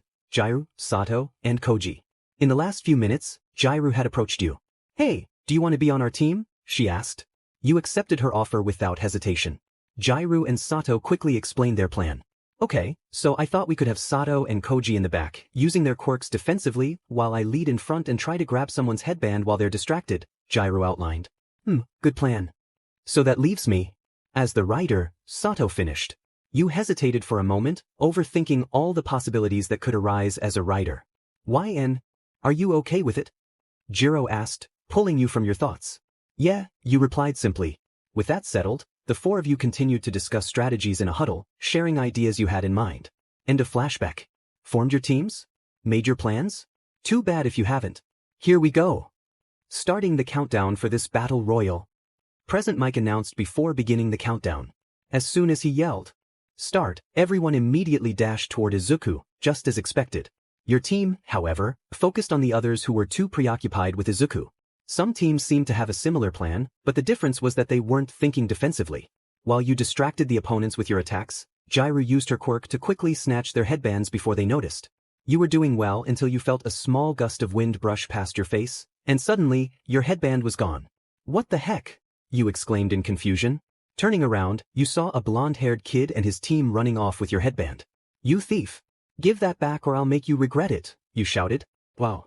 Someone's been hanging around Bakugo too much, Jair thought, furrowing her brows. Suddenly, another yell rang out. What the heck, give it back. I'll get you for this. Wow, who's the potty mouth? Sato wondered. Who do you think? Jairu replied sarcastically. Sato turned to see if his assumptions were correct, and they were confirmed the moment he noticed the furious aura surrounding Bakugo. Someone is ready to settle the score, you mumbled, though you had just threatened someone yourself moments ago. But back to the situation. There you were, trying to gather more points to make up for your loss. Thanks a lot, Kazu Kid. Hope Bakugo catches you. You pouted, shooting glares at the boy from across the field. Sure, you could have gone after him, but you knew the main part of the plan was to stay low-key and defensive. You continued to watch your opponent when suddenly, a storm of purple ball began to rain down from the sky. What is this? You gasped, trying to pry a sticky ball off your shoulder. Then, you heard a sinister laugh echo nearby. You looked in the direction of the laugh and saw Mineta peeking out from. Shoji! Jairu squealed. Is that allowed? Before anyone could react, a tongue suddenly shot in your direction. You barely managed to dodge it, using your quirk to push it away. When the tongue retreated, Azui popped her head out too. Azui too? You gasped. Call me Tsu, she corrected. Things were getting weirder by the second. You guys wait, you shouted, bringing your team to a halt. Look. You pointed. Your team glanced around and saw Mineta's sticky ball scattered everywhere, completely surrounding you. Not sure if Grapehead did this on purpose or if it was an accident. Either way, I need to think of a way to get us out of here. Time was running out, and you still hadn't collected enough points to move on to the next round, not to mention you hadn't gotten revenge for your stolen headband. You tried to come up with a plan, but nothing came to mind. Then an idea sparked. Guys, does anyone have water? You asked. Why? Sato replied. Nope. Sorry, Jairu apologized. I have some, said a small voice. You turned to see Koji holding out a bottle of water. Koji, you're a lifesaver, you cheered, startling the shy boy. His response was a blush and a nervous sweat drop. You quickly absorbed the water and instructed your teammates to stay close before focusing on drawing moisture from the air. Thankfully, it was a warm day, and you easily absorbed the moisture. Your teammates huddled around you as you created a large wave of water. You raised your arms high, forming a wall, then swung them down, allowing the water to crash down in front of you. As hoped, the sticky ball were swept away, clearing a path for your team. Once you succeeded, you quickly went back to snatching headbands before retrieving your own. But there was a problem. The person who had stolen your headband no longer had it. Instead, it was Katsuki who had it, soaring high in the air toward Izuku. 20 seconds. Present Mike announced. What? Jairu shouted. Never mind our headband, let's make a break for it and go for the 10 million points, you demanded. Even with barely enough time left, you didn't want to give up. Your teammates ran as fast as they could, and just before you reached where Izuku's, Todoroki's, and Katsuki's teams were, time ran out. You jumped off your teammates and thanked them for all their hard work. After time was officially called, the top 4 teams who made it to the final event were announced. Team Todoroki, Team Bakugo, Team Shinso, and Team Midoriya. Shinso? Where was that guy's team? You wondered, curious about what happened to Tetsu's team. Finally, after the teams were announced, it was lunchtime. Everyone began to leave the stadium for their break. Before heading out to eat, you wanted to find one of the guys to congratulate them on their win and making it to the final event. The first person you encountered was Shinso, and you hesitated to say anything to him considering what had happened before. You continued to walk a little further and found Izuku. Hey Izuku, you called out. YN-san, he greeted. I was looking for you, you informed him. Hearing this made Izuku's face turn red. And me? He stuttered. Yeah. I wanted to congratulate you on your win, you smiled. Oh, thank you. His blush deepened. If you don't mind me asking, do you want to grab a bite with me? You kindly offered, unknowingly blushing yourself. He looked at you in awe before agreeing. As you two were heading toward the exit of the stadium, Todoroki appeared and asked to speak with Midoriya alone. Though hesitant, Izuku agreed. You were going to wait, but he kindly asked you to go ahead without him and that he would catch up. Todoroki looked really serious. I hope nothing bad happens between them. You mumbled. You wanted to talk? Izuku questioned. Silence. The dining hall will be packed if we don't hurry, he added warily. Silence again. Todoroki glared at Izuku until he started to feel intimidated, but spoke shortly after. You overwhelmed me. So much that I broke my own pledge, he began. Ida, Kaminari, Yaoyorozu, Tokoyami, Uraraka. None of them felt it. In that last instant, I was the only one feeling that pressure. I experienced All Might's true power up close, remember? So, what you're saying? Izuku trailed off. I felt the same pressure coming from you, Todoroki finished. So Midoriya, are you All Might's secret love child or something? Todoroki asked. Is that what he thinks? What?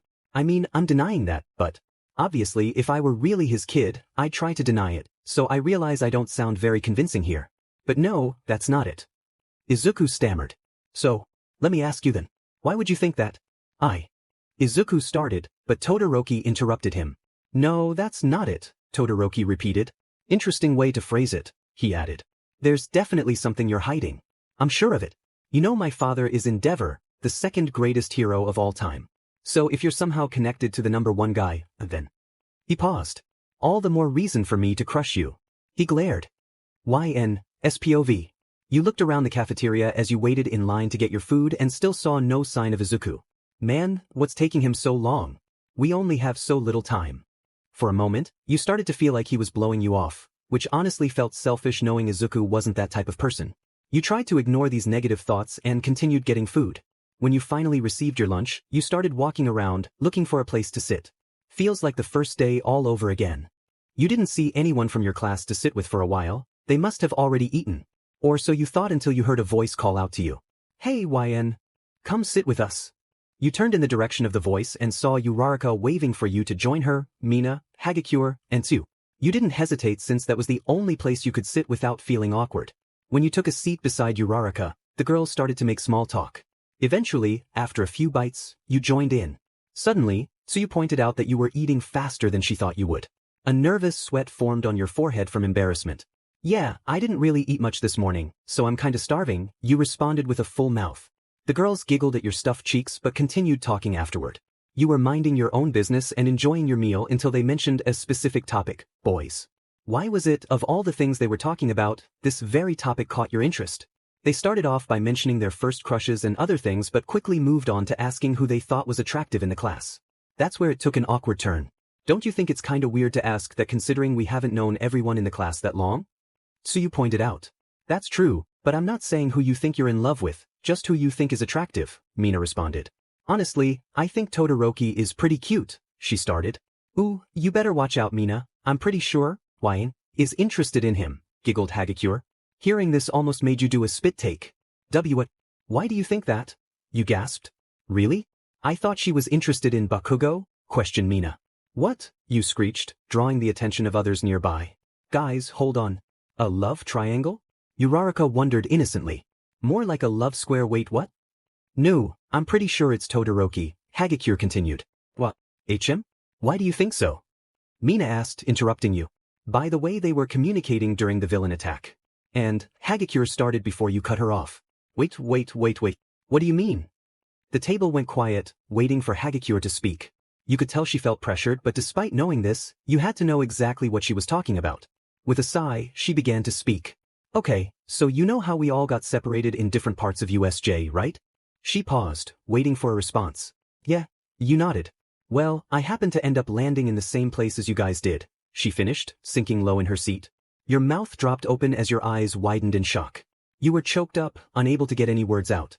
All you could do was stare in Hagakure's direction and wait for her to continue. I mean, at first, I thought I was alone because I landed somewhere away from where you two landed, but after a few minutes of walking through the landslide zone, I finally found you guys. Although you didn't notice because of my quirk. I was going to say something, but Todoroki seemed pretty serious, so I didn't want to intrude and get in the way, she explained. But what if Todoroki had frozen you? Then what would have happened? You pointed out. Oh, no worries, I was standing at a distance where I knew I'd be safe, she reassured. I want to ask if she heard anything, but if I do that and she says no, then she and the others would probably want to know what we spoke about. It wasn't much, but still. Okay then. But anyway, you all have it wrong. Todoroki and I are just friends, as I mentioned before, I explained, hoping they would drop the subject or change the topic. What about you and Bakugo then? Tsuyu asked curiously. Childhood friends, I replied. Really? I thought he and Midoriya were the only childhood friends in the class, she wondered. Actually, all three of us are childhood friends. But aside from that, why would you think I'm interested in Kaken? I leaned back, furrowing my brow in confusion. Well, there's the fact that you call him Kaken. Mina began. Childhood nickname, I corrected. And you're the only person, besides Kirishima, who seems unfazed by his harsh language and aggressive comments, Uraraka added. Nothing but empty threats, I shrugged. And the fact that you two train together, Mina concluded. Wait, how do you know about that? I stopped, surprised. I might have been passing by and saw you guys, she admitted, nervously fiddling with her fingers. That's nothing. We were just training as peers. You know, helping each other out. Nothing more. I stammered. Yeah, that's not what I saw. When Bakugo took off his shirt, you looked at him like a kid with a new toy. Okay, that's enough. I've had a great time eating lunch with you guys. Thanks for inviting me over, but I have to excuse myself and... My mind went blank. I couldn't think of an excuse. See ya. With that, I dashed out of the cafeteria, leaving the girls in utter confusion. I had no idea where to go since there were still about 25 minutes left until the sports festival resumed. Just then, another idea sparked in my mind. I know. I'll go to the prep room and take a nap before the festival starts again. I happily made my way to the prep room, imagining how peaceful my nap would be. Suddenly, my thoughts were interrupted when I accidentally bumped into someone. I looked up and couldn't believe my eyes. Sorry about that. I apologized to the very tall man standing before me. Pay attention to where you're going, kid, Endeavor scolded. I froze in amazement. This was my first time being so close to a high-ranking hero. Sure, I had All Might as my teacher, but I had never stood this close to him. He looked me directly in the eye for a moment before averting his gaze and moving on. For some reason, his presence felt different from All Might's. He was intimidating, and a sudden chill ran down my spine as I thought about his fierce persona. Did I really just bump into Endeavor? I questioned myself, struggling to believe what just happened. I shook it off and started to jog lightly to the prep room to take my nap. Hey, Wyan, wake up. Wyan, a voice called, shaking me gently. I opened my eyes lazily and met a pair of big green ones. I blinked a few times to adjust to the light and realized who was trying to wake me. Izuku! I gasped before sitting up quickly and accidentally bumping heads with him. Ow! He cried. Oh no, I'm so sorry. What time is it? I apologized, quickly asking him about the time. I looked around the room and saw a few others who were finalists. Oh no, I slept much longer than I intended. Time for you to get out, came a harsh voice. I turned to see an annoyed Bakugo. Geez, I will, I replied, getting up from where I had been sleeping. Who comes in here to sleep anyway? Don't you have a home for that? He scolded. Kaken, I'm sure she didn't mean to. Izuku tried to defend me, but it only earned him a sharp retort. I wasn't talking to you, Deku. Bakugo snapped. Oh, calm down, I'm leaving, alright? I shot back. Before I left, I turned to Izuku and wished him good luck once more, leaning in to give him a quick hug. He stood frozen in place, his face turning bright red as he tried to cover it with his arms, failing miserably. After a few more minutes, it was finally time for the final event to begin, the moment everyone had been waiting for, the tournament. The audience cheered loudly as Present Mike made some after-lunch announcements, which seemed much louder than earlier in the day. Midnight explained how the tournament would work, and just before she was about to draw lots for the first matchup, Ojiro raised his hand. Excuse me. I'd like to drop out. What? He explained his reason for wanting to withdraw, saying he didn't remember what happened or how his team won. Then, another student from Class B also wanted to drop out after hearing Ojiro's statement. We have a strange turn of events, Present Mike pointed out. Midnight looked at the two boys and said, how naive and inexperienced. She swung her whip in the air and exclaimed, I like it. With that, they were both withdrawn from the tournament and made their way to watch from the stands. Replacing those two will be members from Team Kendo, who took 5th place. Who was Ojiro teamed up with anyway? Everything continued as Midnight began to draw the lots. When she finished, the results appeared on a screen. The first two people to fight were Izuku and Shinso. I whispered. I continued to look at the bracket and saw that if Izuku won, he would go against Todoroki. Unless Siro won instead, but let's be real, Todoroki was much stronger than Siro, so the outcome of that fight seemed predetermined. After the participants saw who they would be facing, the tournament was set aside so they could rest and prepare while other fun events took place, which I had to participate in. The events weren't really for anything other than entertaining the audience. Although, they were kind of fun despite being tiring. At last, the tournament had finally taken place. The first fight was about to begin, and it was Izuku versus Shinso, the guy who had ruffled Katsuki's feathers. I wonder what his quirk is? Well, whatever it is, I believe that Izuku will win. Present Mike explained the rules before shouting, Start. Izuku dashed towards the Aizawa lookalike but suddenly came to a stop. What the heck? Why did he stop? You wondered? Damn it, Midoriya, I warned you, groaned Ojiro. What do you mean? Mere seconds into the match and Midoriya is frozen in place. Could this be Shinso's quirk? Shouted Mike. What do you mean you warned him? What's wrong with him? You looked over to Ojiro, hoping he would explain, but he was too distracted watching the unfolding events. This annoyed you, and you placed your hands on both of his shoulders, shaking him gently. Ojiro, explain. What is happening to Izuku? Ojiro looked at you, startled by your sudden urgency. His eyes widened as he began to stammer, which you found unusual since he usually seemed calm. Emimi Midoriya. Great, I need to calm him down. Ojiro, breathe, relax. I didn't mean to scare you, but I really need to know what's going on with Izuku, you apologized. He cleared his throat before explaining what he had warned Izuku about before the match with Shinso started. What? You mean to tell me that right now, at this exact moment, Izuku has no control over his actions whatsoever? You exclaimed in disbelief. Ojiro just nodded in response. Suddenly, you heard Shinso speak. Turn around and walk out of the ring. With that command, Izuku obeyed as if he were under a spell. His face was blank, devoid of any expression. Izuku's POV. My body. It won't listen. Damn it, stop. I said stop. Even after Ojiro warned me. Crap, not like this. Everyone has done so much for me. Izuku, snap out of it, a voice yelled at him. I recognize that voice. Don't give up, you can't go down like this. YN. She's right, but my body won't listen. Damn it, I'm almost at the end. If I walk over that line, I'm out. Just when he thought everything was over, he saw someone who sparked a strange, unexplainable feeling within him. Suddenly, he felt a sharp pain in his finger and was jolted out of the brainwashing. End of POV. Midoriya. He stopped. Mike commented. Holy cow, how? The entire stadium was shocked. Not everyone knew what was happening exactly, but Izuku's sudden action caught them by surprise. Even Shinso himself. The indigo-haired boy started to question Izuku, but he refused to answer. It was clear that Shinso's plan was failing. Not much action was happening until Izuku charged towards Shinso, attempting to push him out of the ring. Shinso swung his arm, landing a hit on Izuku's face. Izuku kept pushing but stumbled forward when Shinso moved aside. Shinso grabbed Izuku's face, trying to push him backward. The two boys went at it until Izuku seized Shinso's arm, flipping him over his shoulder and slamming him onto the ground, just like he had done with Katsuki during the rescue training. You looked over to Katsuki to see if he had witnessed the same thing. His eyes were wide in disbelief. Oof. Shinso is out of the ring.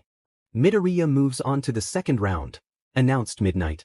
Hearing the words Midoriya and moves on to filled you with joy for Izuku. So happy in fact that a tear trickled down your cheek. He also got you with that shoulder toss, right Bakugo? Pointed out Kaminari. Be careful with your words, discount Pikachu. Shut up, dunce face. Katsuki shot back. Too late. Shinso got up off the ground, and the two boys made their way to the center of the stage to bow. Afterward, they both exited the ring for the next fight to take place. But before Shinso left, his peers complimented him, cheering for his performance. Honestly, you couldn't help but clap for him too, despite not knowing him as well as they did. You decided to congratulate Izuku on his win before he went to see Recovery Girl. Of course, he became all blushy and shy, which you found adorable as always, though you'd never admit it since he was just a friend. On your way back to watch the next fight between Todoroki and Shiro, you bumped into Todoroki. He looked pretty annoyed, so you thought it best not to bother him right now. However, Todoroki noticed you walking by and surprisingly spoke to you as if he wasn't just irritated a moment ago. YN, what are you doing here? Oh, I was just coming back from seeing Izuku. Don't mind me, you awkwardly replied. Midoriya? He questioned. Yeah, just went to congratulate him. Your fight is about to start, right? You should go. Sorry for wasting your time, you said as you continued walking. You never waste my time, though, a distant voice echoed in the back of his mind. Todoroki was confused but quickly shook it off. Oh Shudo. Good luck, I'll be cheering for you, you said before you actually left. Hearing that made him feel less annoyed than he had been before your conversation, but unknowingly, you calling him by his first name put a small smile on his face. She called me by my first name. Elsewhere. Finally, the good part of the sports festival is on, said an eerie voice. The first fight was kind of boring, but that green-haired kid made it a bit more interesting. Don't you think, Kurojiiri? The person continued. I agree. But the kid we should keep our eye on is the one known as Bakugo. He is known to have an impressive quirk. Wouldn't you agree, Shigaraki? Replied another voice. Kurojiiri. You're right. Maybe we can recruit him. But to do so, we need to come up with a plan, agreed the one known as Shigaraki. It was now time for Todoroki and Shiro's fight. You stood in the crowd, cheering loudly as Todoroki's name was called. You shouted encouraging phrases like, "You can do this, Todoroki," and "Make it a good one." Even though he couldn't hear you, your support felt important. Suddenly, you noticed that he seemed upset again. What's bothering him? You wondered. Todoroki scanned the stadium and his gaze landed on a familiar figure in the crowd endeavor. Concerned, you followed his line of sight. As Shiro stepped onto the stage, the two boys exchanged determined looks before launching into their match as soon as Mike signaled the start. Shiro attempted a surprise attack, wrapping Todoroki with his tape and swinging him to the side. In an instant, a massive wall of ice erupted in front of you. What on earth? You gasped. Shiro is immobilized, announced Midnight. You couldn't help but think, that nearly gave me a heart attack. Come on, Todoroki, why go all out like that? I know you want to win, but wow. Shudo Todoroki moves on to the second round. Mike declared. After Todoroki's match, the tournament continued with the following matches. While watching Ida's 10-minute bout, you noticed Izuku diligently taking notes on the quirks of the other students. Heh, typical Izuku, you thought, a smile forming on your lips. Finally, the promotional match between Ida and the girl known as Hatsum concluded as she exited the ring. You deceived me. Ida shouted, clearly frustrated. Bikes? Right in his pride. Next up was Kirishima against Tetsu from Class 1B. You were curious about how this match would unfold, given that their quirks were quite similar. Regardless, you cheered loudly for Kirishima, chanting his name until the fight ended in a tie, both boys collapsing to the ground, exhausted. I wonder how they'll settle that and declare a winner, you pondered. In some ways, I'm most worried about this next one, so you commented. Honestly, I don't want to watch, added an obviously nervous Jairu. That's right. The last match is Katsuki and Uraraka. Mike introduced the two students as they stepped onto the stage. The atmosphere shifted, and a palpable tension filled the air. You could sense the worry among your classmates. After all, Achiko Uraraka, one of the kindest and most innocent girls in Class 1A, was about to face Katsuki Bakugo, known for his fierce demeanor and explosive temper. But you felt confident in Uraraka's strength. Just because she was a girl didn't mean she was any less capable, right? The two teens exchanged words, though you couldn't hear them. You guessed that Katsuki was warning her to back down while she still could. As soon as Mike shouted, "Go!" Uraraka charged at him. Katsuki responded with a powerful explosion, sending her flying back into the thick smoke. Just when it seemed she was down, she emerged from behind him, attempting to activate her quirk, but Katsuki was too quick, triggering another explosion that pushed her back. Uraraka kept advancing, but Katsuki's explosions kept her at bay. It was difficult to watch, even for you. The audience began to boo Katsuki, accusing him of toying with her, but they didn't realize he was being cautious. Thankfully, Aizawa intervened, reminding everyone of the facts. Uraraka was visibly worn out, while Katsuki remained unscathed. Then you noticed something in the air, pieces of rubble floating above them. As Uraraka pressed her fingers together, the debris began to descend, but before it could hit Katsuki, he unleashed another massive explosion, disintegrating the rubble. Just as he was about to charge at her, Uraraka collapsed to the ground, struggling to rise. With that, Katsuki was declared the winner and advanced to the next round. Immediately after the match, Uraraka was taken to see Recovery Girl. Deep down, you had hoped she would win. Mike made some closing announcements before everyone took a break, though. Aizawa scolded the crowd for their behavior. You decided to check on Uraraka. While you weren't the closest of friends, she was still a classmate and someone you cared about. On your way, you bumped into Izuku, which was no surprise since they were friends too. You exchanged small talk before reaching the room where she was resting.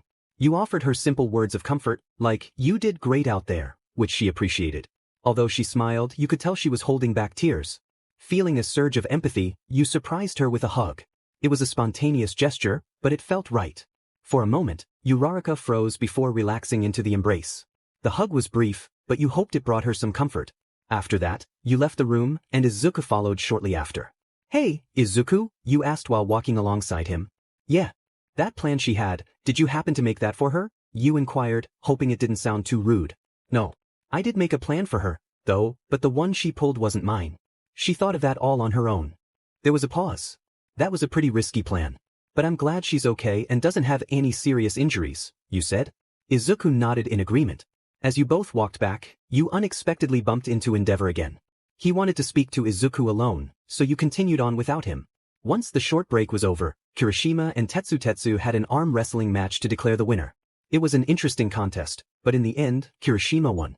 After that, a new friendship blossomed between the two boys. Now it was time for the match that made you extremely anxious, Todoroki and Izuku's match. "Hey, YN. Who are you going to cheer for?"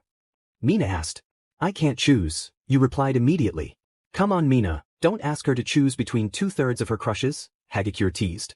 With that, you got up from your seat and moved to a different area. You weren't mad, you just didn't want to feel embarrassed anymore today. After the sports festival, you decided to finally hang out with Izuku for his birthday.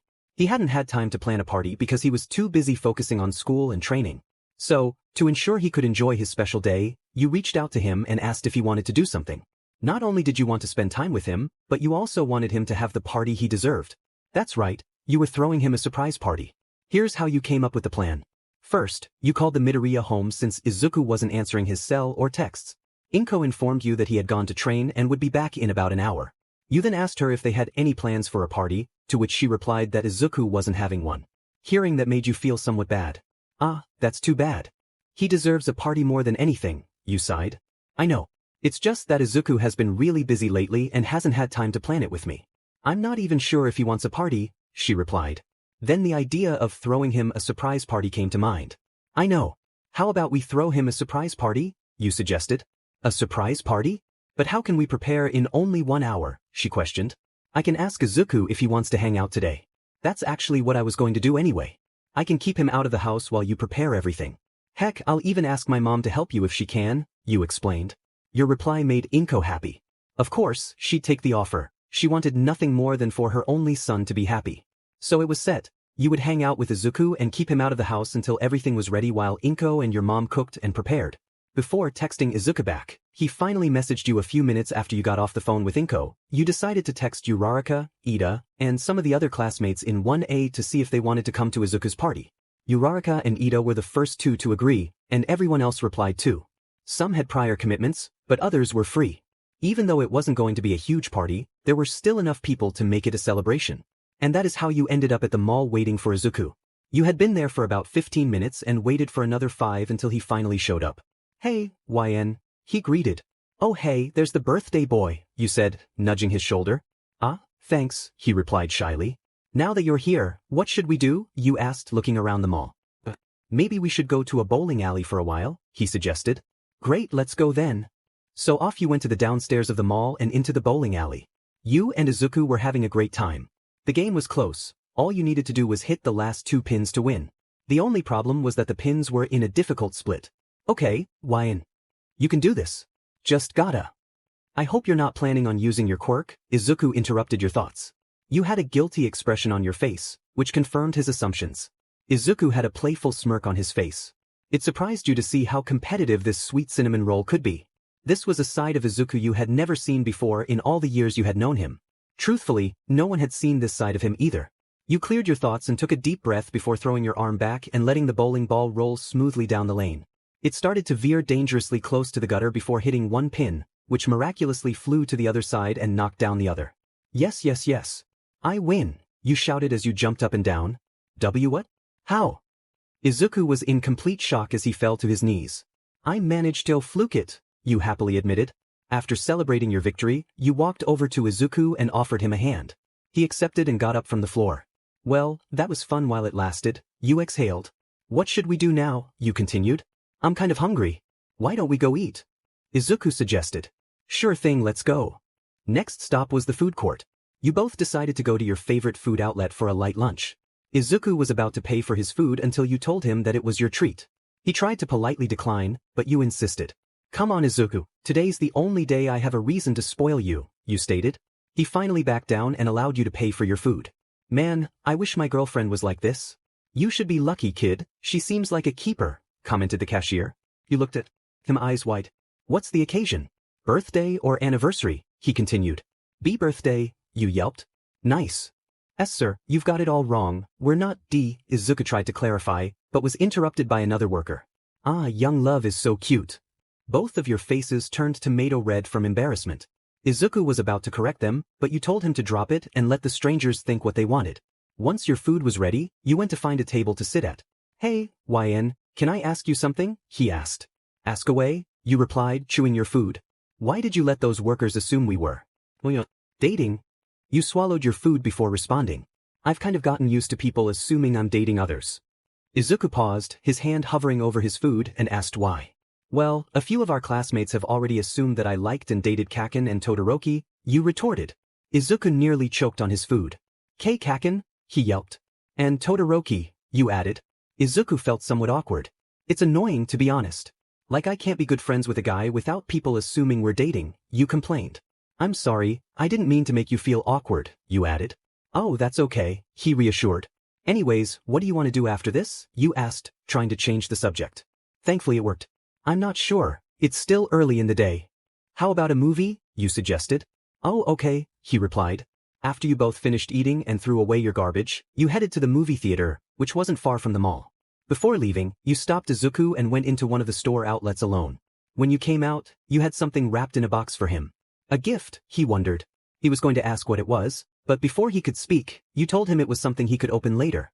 Once you got to the theater, you started thinking of movies you'd both enjoy. After some deliberation, you decided on The Incredibles after ordering your snacks. You went to find seats and were surprised to see more young adults than kids in the theater. Must be all the early 2000 babies. You were one to talk. You were one yourself. I've been waiting for like 10 years for this sequel, you mentioned. Same, agreed the birthday boy. It's probably a little late in the day, but happy birthday, Izuku, you said, a smile appearing on your face. Thank you. Izuku started to blush. The lights in the theater turned off, signaling that the movie was about to start. After 10 commercials and previews. I loved it even more than I thought I would, you said as the two of you exited the building. Yeah. They really improved their animation too, he added. True. I noticed that Tony didn't look like a mess like he did in the first movie, you laughed. Well, I think we should call it a day, Izuku suggested. I guess, but let me walk you home, you offered. That's okay, you've done so much for me already and… Izuku, it's okay. Plus, I want to see you open your gift, you reminded him. Sure, he could have opened it right there, but then you wouldn't have an excuse to see his reaction to his surprise birthday party. As you waited at a nearby bus stop, you had to catch a bus before actually walking him home, you came across Kirishima and Kaminari. Hey Midoriya, hey, YN, the red-haired boy greeted. Hey Kirishima, hey Kaminari, you replied. Sup, Kaminari waved. Where are you two coming from? Izuku asked. We were just going to the mall to get something. Also, happy birthday Midoriya, Denki replied. They tried not to give away too much detail and spoil the surprise since they were also going to the party. You texted everyone who was going during the trailers of the movie. Kirishima and Kaminari were obviously going to get a gift for Izuku. You all had some small talk before the bus arrived. When it did, you said your goodbyes and see you laters. Once you were on the bus, you noticed there was only one free seat. You let Izuku sit in it since it was his birthday. You wanted to treat him like a king on his special day. He tried to offer you the seat, but you stubbornly refused. As much as you wanted to sit down, you let him have it. He's so polite. It's cute. You caught yourself thinking. You tried to shake off this thought just like you tried to shake off the weird thoughts you had about Todoroki and Bakugo. The bus made a hard stop, causing you to lose your balance. Izuku caught you before you could fall. Typical hero move. A bunch of people got on the bus, packing it tightly. Izuku sat back down in the seat you gave him and tried to offer it to you once more. Nah, I'm fine. You lied, stiffly leaning against the window for support since you had nothing to hang on to. There were poles, but they were dirty and sticky. You'd rather fall to the floor than touch that. The bus hit a bump, and instead of falling to the floor, you ended up on Izuku's lap. Both of you stiffened. Izuku's face turned red again, as did yours. This was probably the most unintentional contact you'd ever made with him, so of course, it felt awkward. Izuku. I am so sorry. I didn't mean to.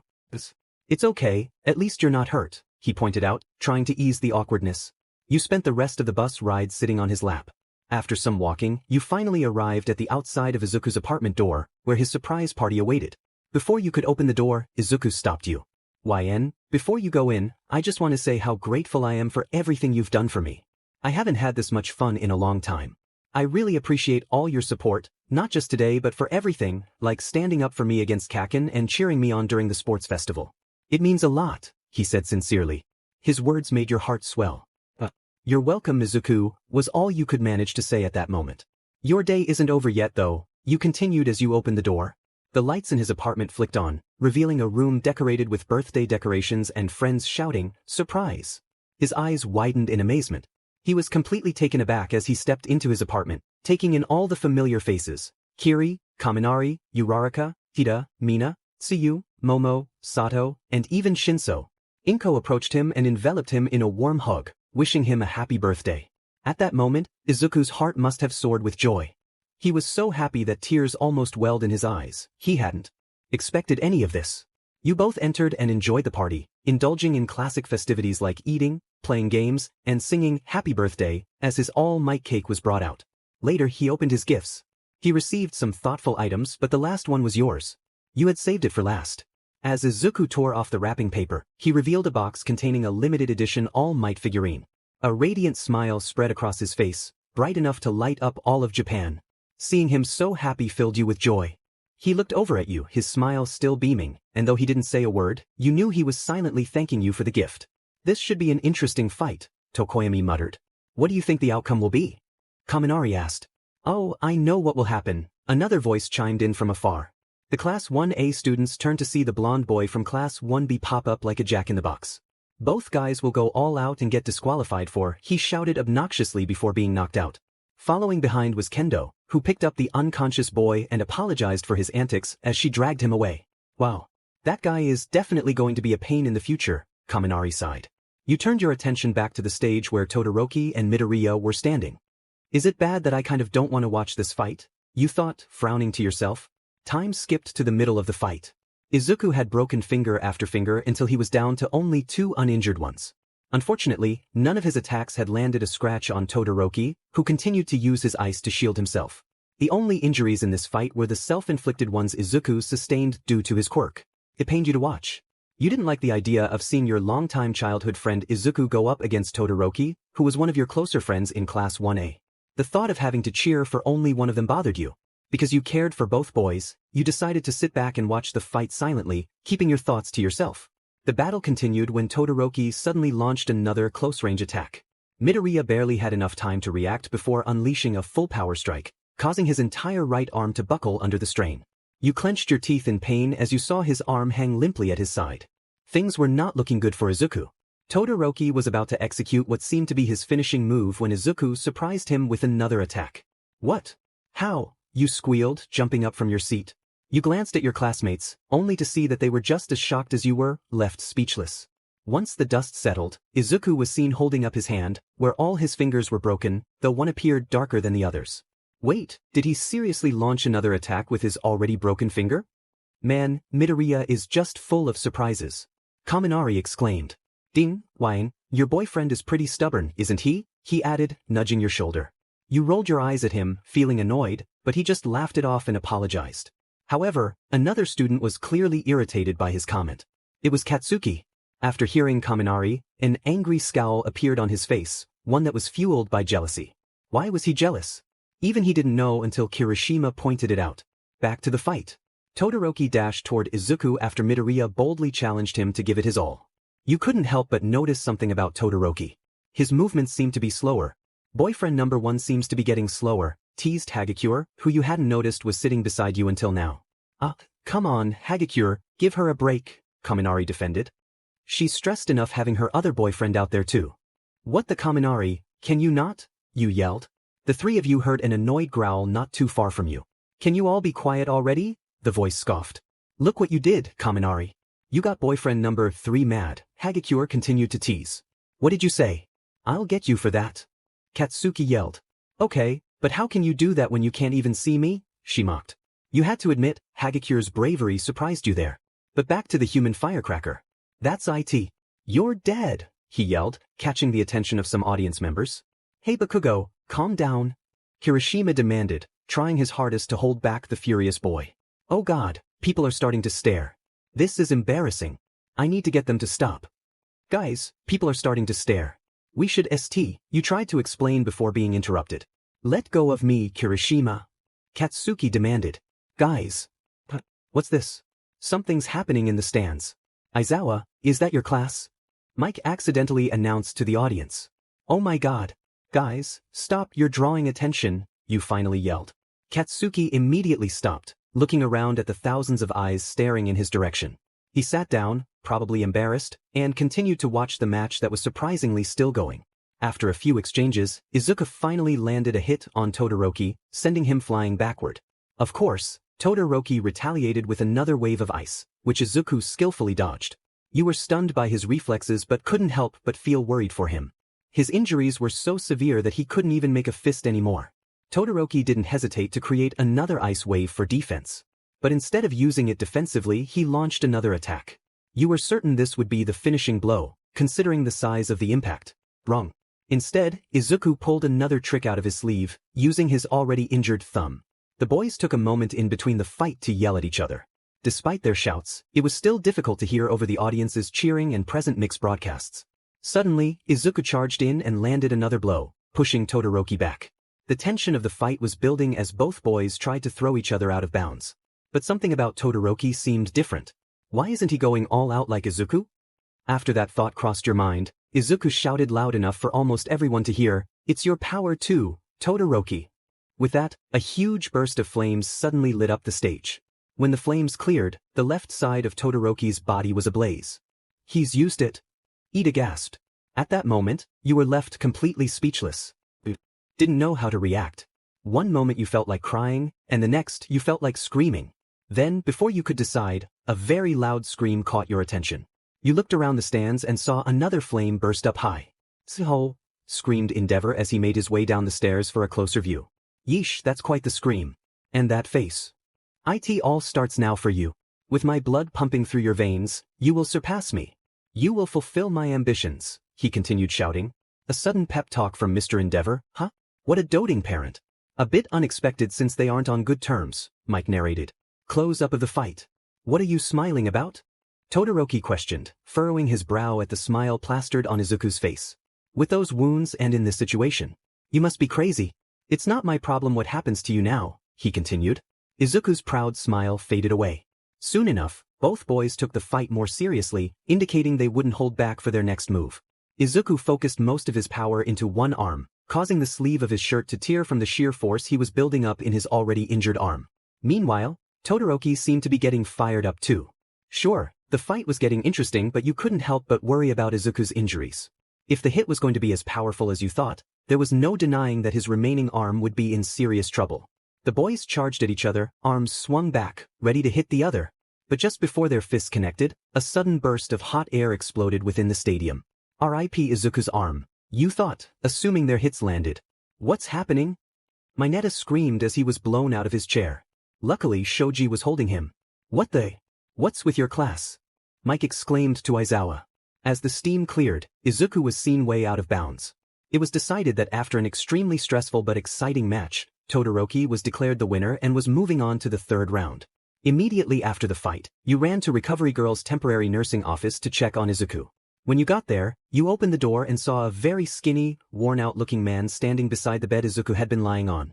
The man, Izuku, and Recovery Girl all looked toward you in shock, which confused you. Hey Izuku. I just came to check on you, you awkwardly said before glancing behind you, thinking that whatever was there was the reason for their surprise. Hey! Izuku yelped, jolting up from his bed. He screamed shortly after in pain. Hey, you need to rest, you reassured him before taking a seat beside the bed. The room went silent again. You looked over at the man sitting on the other side of the bed. He stared at you with the same shocked expression he wore when you walked in. You also noticed that Recovery Girl was looking at you, quite surprised as well. So, Izuku, who's this? You asked, breaking the uncomfortable silence. This is Al. The name's Aladdin. I'm Izuku's uncle. Yeah, I came all the way from Thailand just to see my boy compete in the sports festival, the man greeted. Oh, well, Wyan, Izuku's classmate and childhood friend. Nice to meet you, you greeted. Sir, if you don't mind me asking, are you Japanese? If so, isn't the name Aladdin Arabic? You questioned, careful not to offend him. Oh, I don't mind at all. I am Japanese. Long story short, the reason I have an Arabic name is that before my mother found out she was Jin and T with me, she moved to Dubai and fell in love with a man while living there. He was with her throughout the entire Prdinsui and suggested she name me Aladdin before his tragic passing, he explained. You were left speechless. So was Izuku, for some reason. He looked towards his uncle with great amazement. The room fell silent for a brief moment before Recovery Girl stepped in. Come on, Mr. Aladdin. We should go and call the boy's mother to inform her of what's going to happen, she suggested. The two adults left the room, leaving you and Izuku alone together. So, what's going to happen with your arms? You asked, staring at his bandages. Oh well, I kind of have to go through surgery before I can heal, he lightly chuckled. Surgery? You yelped. I know. I was shocked when I found out too, Izuku sighed. Izuku, you can't keep breaking your arms. If this continues, you might not even be able to use them at all. Please, try to control your quirk. I'm worried about you, you frowned, placing your hand on the bed beside him. The soft melody of your voice made Izuku's heart skip a beat, as a sense of comfort spread throughout his body. He was somewhat familiar with this feeling thanks to his loving mother but decided to shake it off and keep his thoughts to himself. You're right. I'm sorry, he tried to apologize. You don't have to apologize. Be more careful next time, okay? You calmly assured, flashing a small grin. Izuku smiled back in response. The room fell quiet again, but it wasn't awkward or tense. Instead, it felt calming. The atmosphere of the room was perfectly comfortable, as Izuku's warm presence put you at ease. After a long and stressful day, you finally felt at peace. Then it ended with the sudden slamming of the door and people yelling in unison. Midoriya! Deku! Guys, what are you doing here? The next match. Izuku groaned in pain. He must have gotten startled by them and jolted up too fast. The arena was mostly destroyed, so there's a break while it's being repaired, Ida informed. That was scary, Midoriya. No pro is going to want to hire you. Mineta exclaimed. Tsuyu didn't hesitate to scold him for his insensitivity, explaining that she didn't appreciate his rubbing salt in the wound style. You know I'm right, though, he finished, rubbing the back of his head. Why are you even here, you glared. Pipe down. It's fine to worry, but he's about to have surgery, a voice spoke from outside the office. The students whipped their heads back, gasping at the mention of surgery, before Recovery Girl assisted them out. You turned to face Izuku and gave him a gentle hug, telling him that everything would go great and not to worry too much. Okay, Ellen, time for you to go too, Recovery Girl added. When you reached the hall, you looked back at Izuku once more before the door shut. He's going to be okay. To be continued in the next chapter. You thought to yourself, man, I hope everything goes well. For Izuku. He really messed up his arm, especially with that last hit, as you walked around waiting for the break to end so you could watch the next fight. What are you doing, Bakugo? Your fight is going to start soon, shouldn't you be warming up? You heard Kirishima ask from a distance. None of your business. What do you want anyway? Katsuki hissed. You were going to mind your own business and keep walking until you heard Kirishima mention your name. You looking for, YN, or what? If so, she went to see Midoriya. This got you curious, so you started eavesdropping, which was something you didn't normally do. Why would I be looking for her? Katsuki growled. I don't know, maybe so you can. Confess. Kirishima teased. Confess. What do I have to confess? He continued yelling. Vigil. I was just messing around with you. Although, now that I think about it, don't you think you overreacted a bit? Kirishima replied. What are you getting at? Bakugo hissed. Your reaction. It seemed a bit much. Bakugo, do you actually like YN? Kirishima, what are you doing? You thought. It was silent for a solid minute until Katsuki finally spoke growled. What does it matter to you? Next, you heard an inhuman screech, which you assumed came from Kirishima. Holy cow, bro, you're actually interested in her? Kirishima yelled out with amazement. What? I didn't say that. Katsuki yelled. But you didn't deny it, Kirishima purred. Your eyes widened in complete shock. Did you really just hear that? Was this real? Were you in a weird dream again? These questions raced through your mind. Then, a sudden announcement broke the silence and snapped you out of your thoughts. Just a reminder to the finalists that your match is in 5 minutes, and you should return to the stadium before then. No one is going to wait for every single person to return, the monotone voice announced. Aizawa.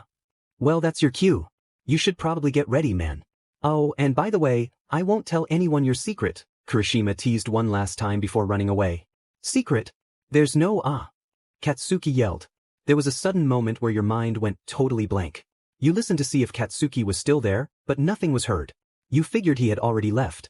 I should get going too. I might miss the fight. You came out of your hiding spot and started walking. But before you could take 2 steps forward, you crossed paths with Katsuki, who was standing in the middle of the hallway, looking down at the floor with his hands in his pockets. This surprised you. For your match then? You asked. That should be obvious, he retorted, continuing to walk away. I see. Well, I guess I should get going too, you replied. Where are you going? The stadium is this way, Katsuki said in a surprisingly gentle tone. I'm just going to grab some snacks before the fight. I know I'm going to get hungry while watching, you explained. You're watching? He asked again. Duh, I wouldn't want to miss seeing Todoroki take you down, you teased. Katsuki immediately halted and turned to you, his expression filled with anger. What did you just say? Have you been cleaning your ears lately? You seem to have some hearing issues, you continued. You're the one who's going to get taken down, not that half and half guy, he shouted. We'll see about that. Katsuki stomped toward you, clearly furious. Most people would have run away from someone like him, but you stood your ground, unafraid, as he grabbed the collar of your shirt and shouted right in your face. His yelling never intimidated you. Until he, starting to express it rather than just saying it. Say that again, and maybe that half and half guy won't be the only one who gets a reality check, he threatened. Katsuki hadn't realized what he had said until it was too late.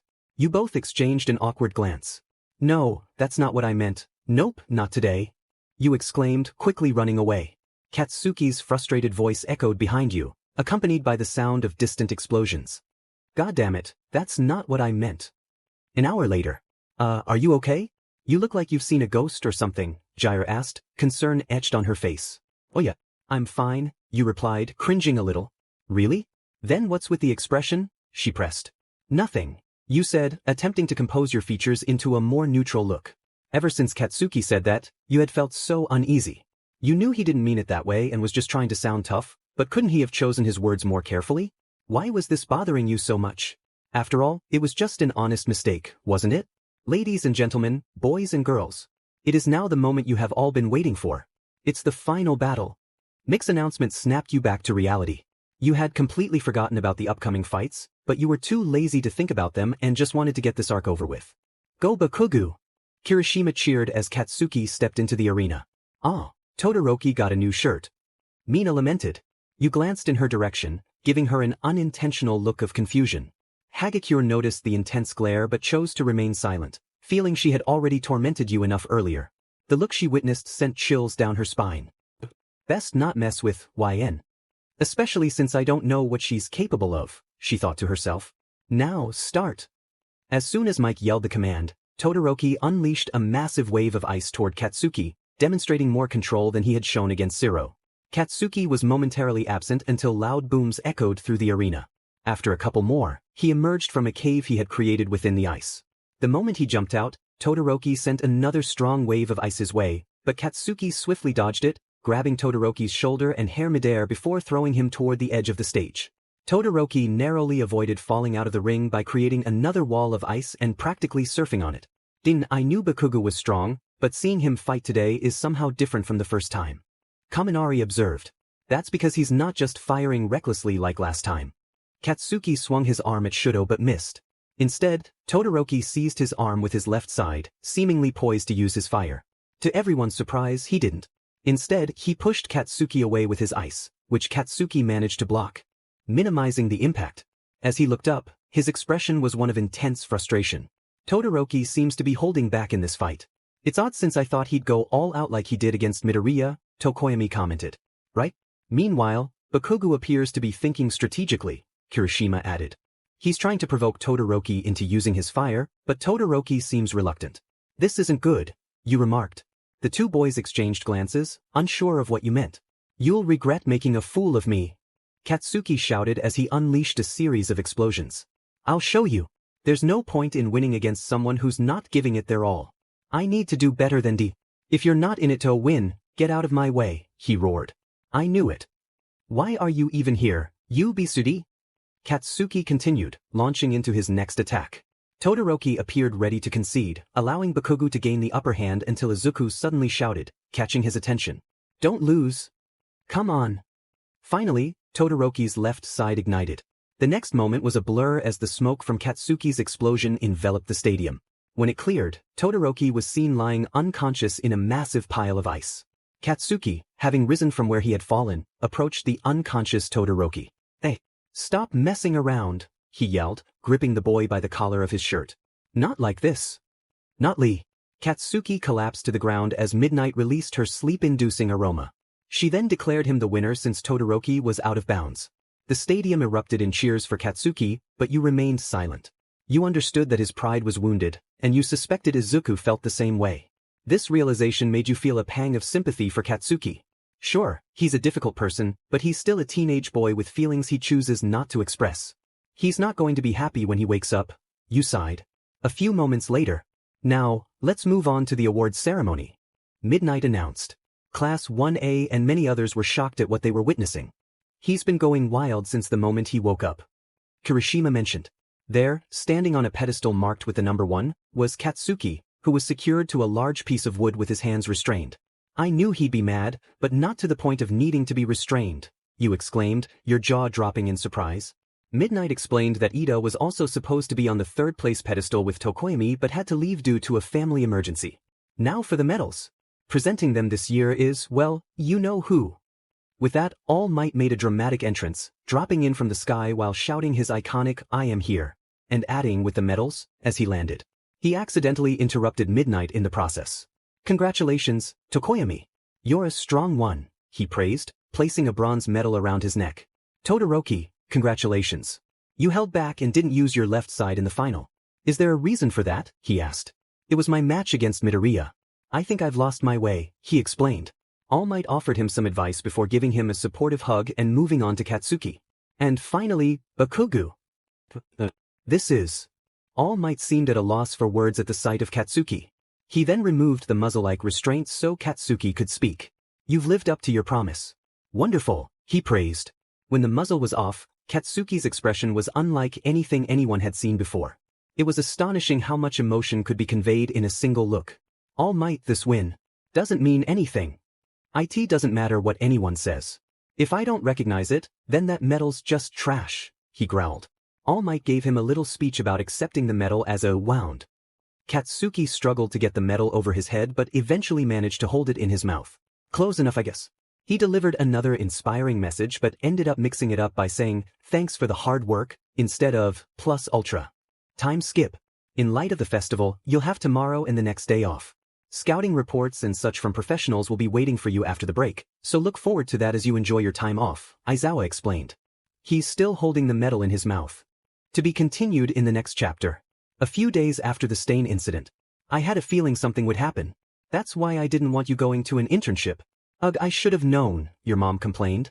But mom, I wasn't even in Hosu, remember? I was with Selkie and my classmate, Tiu, you explained.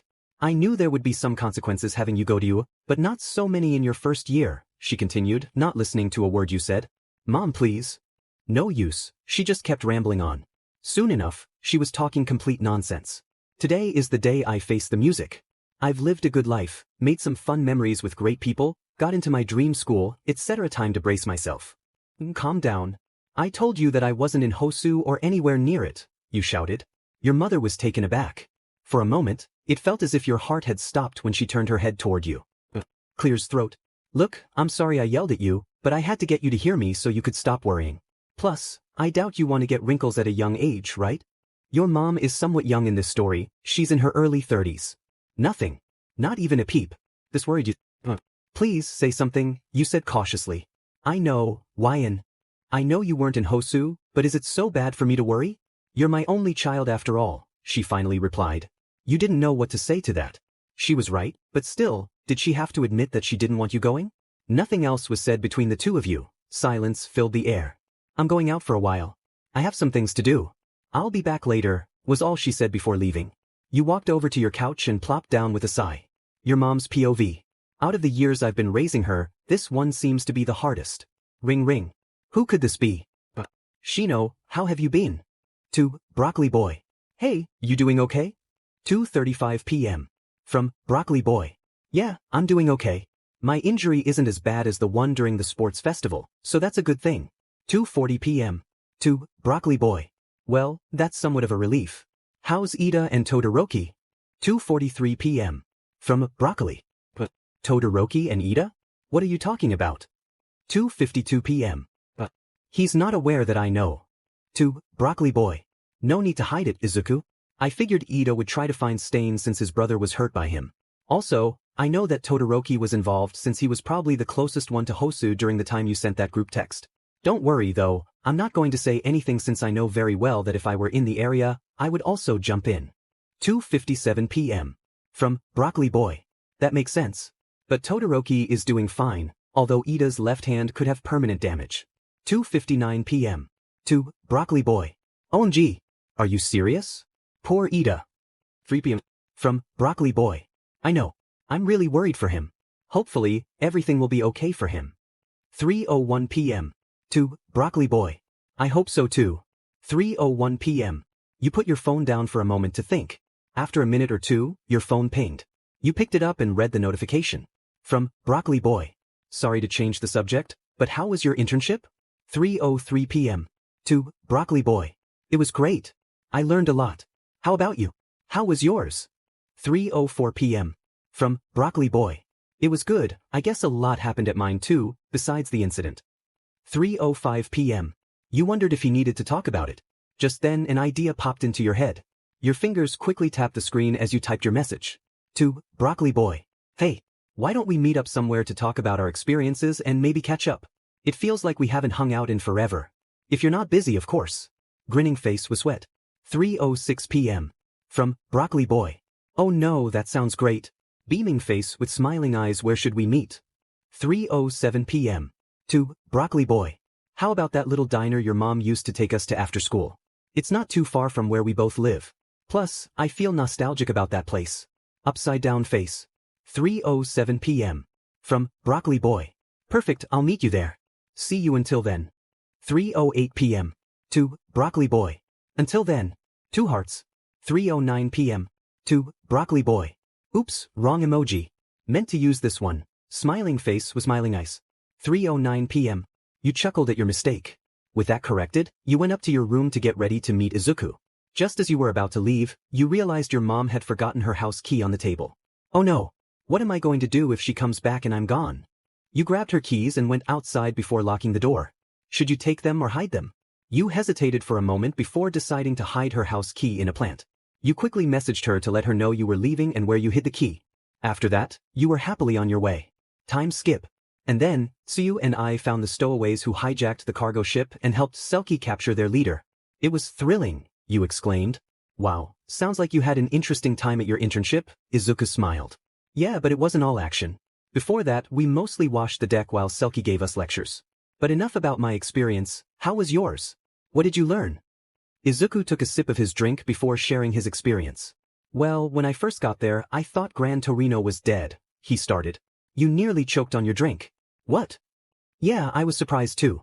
It turned out he just slipped and dropped his food, He chuckled, scratching the back of his head awkwardly. Maybe you shouldn't start with that when telling people about your experience. You sighed, a small sweat drop forming on your temple. Yeah, you're right. Anyway, after preparing taiyaki for Gran Torino, I realized. He smiled. You looked at Izuku with amazement. Izuku, that's great. I'm happy for you, you cheered, giving him a warm smile. A slight blush appeared on his face as he noticed your expression. You both talked and laughed for what felt like hours, enjoying each other's company after so long. The atmosphere was friendly and welcoming when Izuku suddenly asked an unexpected question. YN, if you don't mind me asking, what do you consider your relationship with me? He stuttered, averting his gaze. This caught you off guard, leaving you feeling a mix of confusion and surprise. Why was he asking this so suddenly? You answered, stuttering slightly. WL, I definitely consider you my childhood friend and one of my closer friends. Why do you ask? And, he thought to himself. No particular reason. But what else were you going to say? Izuku prodded, his voice shaky. The more you talked, the more awkward the air became. And? Oh, did I say that? Well, I don't know. Maybe I kind of consider you something more than a friend? Wait, that sounds weird. What I meant was, suddenly, a loud crash interrupted you from outside the diner. Both you and Izuku looked out the window to see debris flying through the streets. You both immediately ran outside to see what was happening and spotted a villain. He was robbing a nearby bank, tossing police cars aside like crumpled paper. People screamed in fear all around. Without thinking, Izuku started to run toward the scene. Izuku, wait, you called, chasing after him. As you got closer, you saw civilians trapped inside the burning bank. Where were the pro-heroes? Shouldn't they have been here by now? You couldn't just stand by and wait for help. The fire was spreading quickly, and the villain was getting away. You looked at Izuku, who was eager to act. Go after him. I'll try to help the civilians trapped inside. We both know the pros might not make it in time, you instructed. Without hesitation, Izuku nodded and dashed after the villain. Meanwhile, you approached the bank's entrance, where large pieces of concrete and a police car blocked the way. Inside, people were yelling, crying, and banging on the doors, begging for help. Don't worry. I'm going to get you out. You reassured them, trying to keep them calm. Please hurry. The smoke is getting thick in here. A woman cried out. You stepped back, scanning the building for another exit and spotted a small door on the side. It was blocked by flames, but that didn't deter you. Perfect. I'll be right back. I'm going to open up an exit for you all. Don't panic, try to find something inside that could break the windows in the meantime, you called before running to the side of the building to battle the flames. Meanwhile, with Izuku. Darn it, I've got to go faster or else I'll never catch this guy. The man was surprisingly quick for his size and was nearly escaping. Izuku focused his power into his legs, using what he learned at his internship to increase his speed. Soon enough, my plan worked as I got closer to him. You're pretty fast, aren't you, kid? But not fast enough, the villain shouted before increasing his speed, leaving a trail of dust behind. Luckily, I had some time and managed to grab onto him. However, I hadn't thought this through completely. When the villain noticed me, he tried his hardest to throw me off, but I wouldn't budge. I attempted to slow him down, but it didn't work. Instead, I jumped in front of him, focused my power into my arm, and delivered a punch to his face, sending him flying backward. Thankfully, I didn't break my arm. The villain was knocked out cold, so I stayed until a pro-hero and the police arrived. Wow, you actually got him. How on earth? Wait, aren't you that kid who broke his arms at the sports festival? One of the officers asked. Yes. I replied. The officer tried to praise me, but the pro-hero, Death Arms, scolded me again, for the second time in my life. Are you crazy? You could have gotten hurt. What you did was a great help, but hey, you're the kid from the sludge villain incident that happened before. I guess he doesn't forget a plain face like mine. As I battled the flames within the bank, trying to clear a pathway for the civilians, I began to grow somewhat tired. It's hotter in here than I expected. I can't let that bother me. I still have to put out most of these flames, or else these civilians are in serious trouble. I thought, wiping the sweat from my forehead and continuing to fight the fire. Finally, after a few more minutes of struggling in the intense heat, a passage opened, revealing the civilians. Everyone immediately began to rush out of the bank as fast as they could. I stood by the doorframe, guiding the civilians in the right direction before attempting to fight off the remaining fire. However, after seeing that the flames were too much for me to handle alone, I decided not to risk my life. Just as I was about to stagger out, I noticed one civilian lying unconscious by the desks. I weakly jogged to him and tried to wake him up. Sir, are you okay? I asked, hoping for a response. I put my ear close to his face to listen for his breathing. Nothing. Panic surged within me, but I tried to stay composed and picked him up. It wasn't easy due to my weak state, and the thick, black smoke made it hard to see. But I pressed on. As I used all my strength to carry the man, I heard a terrified voice from another civilian. "It's gonna blow," someone yelled from outside. And in that very second, it did. By the time the pro-hero, Backdraft, arrived, it was too late. The bank was engulfed in flames, and I was nowhere to be seen. The civilians stood by, staring at the area, hoping to see me emerge. When the debris and smoke cleared, I was seen surrounded by a dome of water, with the citizens safely beside me. I looked up one last time before deactivating my quirk and passing out. A while later, I woke up to a bunch of faces looking down at me, one of which was Izuku's. "Wyan, you okay?" he asked as he knelt beside me. I blinked a few times and rubbed my eyes before replying, "Yeah. It's just that my mouth is super dry right now, and I have a headache." I weakly grinned. Izuku picked me up in his arms and turned to face the crowd, who cheered loudly upon seeing that I was alive and awake. As much as I appreciated the praise, I secretly wished it would stop since my head was pounding. UA students. I admit that what you did was an act of bravery, but it was also uncalled for. One of you could have gotten badly injured or worse, Backdraft lectured. Death Arms nodded in agreement. Although, if it weren't for you two, we probably wouldn't have captured the villain or saved the civilians. It was very unprofessional of us to show up so late during an emergency, Backdraft continued. I weakly smiled at them before Izuku carried me to the ambulance that had arrived. While being carried, I noticed that Izuku's arms were actually quite comfortable and warm. It felt like I could just sleep in them forever. But that comfort ended when I was placed on a hard ambulance bed. After an extremely long, eventful day, I finally got home. When I opened the door, I saw my mother standing nearby with an unreadable expression on her face as she approached me. I flinched, expecting to get an earful from her, but to my surprise, she embraced me in a loving hug. "Are you crazy? What were you thinking?" she sobbed. "Mom, I miss." "Never mind. What matters is that you're alive. Just promise me you'll never do that again, understand? You nearly gave me a heart attack." "I can't exactly make that promise. But for the time being," I thought before hugging her back and replying with a soft but meaningful, "Okay." Elsewhere, Kurojiri mentioned, those UA kids seem to be involved in yet another incident. Of course, today's news was overshadowed by the Stain incident, like everything else. All this talk about Stain is starting to annoy me. Are people seriously overlooking the attack of the Nomus? Shigaraki growled, scratching his neck aggressively. "Seems so," Kurojiri replied. "Whatever. We'll just have to make something bigger happen. Kurojiri, how about we start assembling a team and go with our kidnapping plan?" Shigaraki suggested. "Of course. I'll start gathering others as soon as I can." The next day, everyone went back to school as usual. Well, kind of usual. Izuku and I got swarmed by a ton of nosy students about yesterday's incident, but other than that, everything was fine. Until Bakugo got teased, which was happening right now. "Ha ha ha. Really? Really, Bakugo?" exclaimed Kirishima and Siro as they laughed at the combed-down hedgehog. "Stop laughing," Bakugo shouted, clearly annoyed. "It's just stuck like this, even after a good washing," he growled. The boys erupted into hysterical laughter, tears streaming down their faces. "Keep it up and I'll get you both," Katsuki threatened. "Look at that hair. It's a perfect 2-to-8 hair ratio." "Ha," they continued. Suddenly, his hair exploded back to its original style, and Bakugo charged after the two boys as he had promised. Since everyone was waiting for class to start, they were all in their own groups, chatting about their previous day and their internships. The girls were particularly curious about my time with Tsuyu.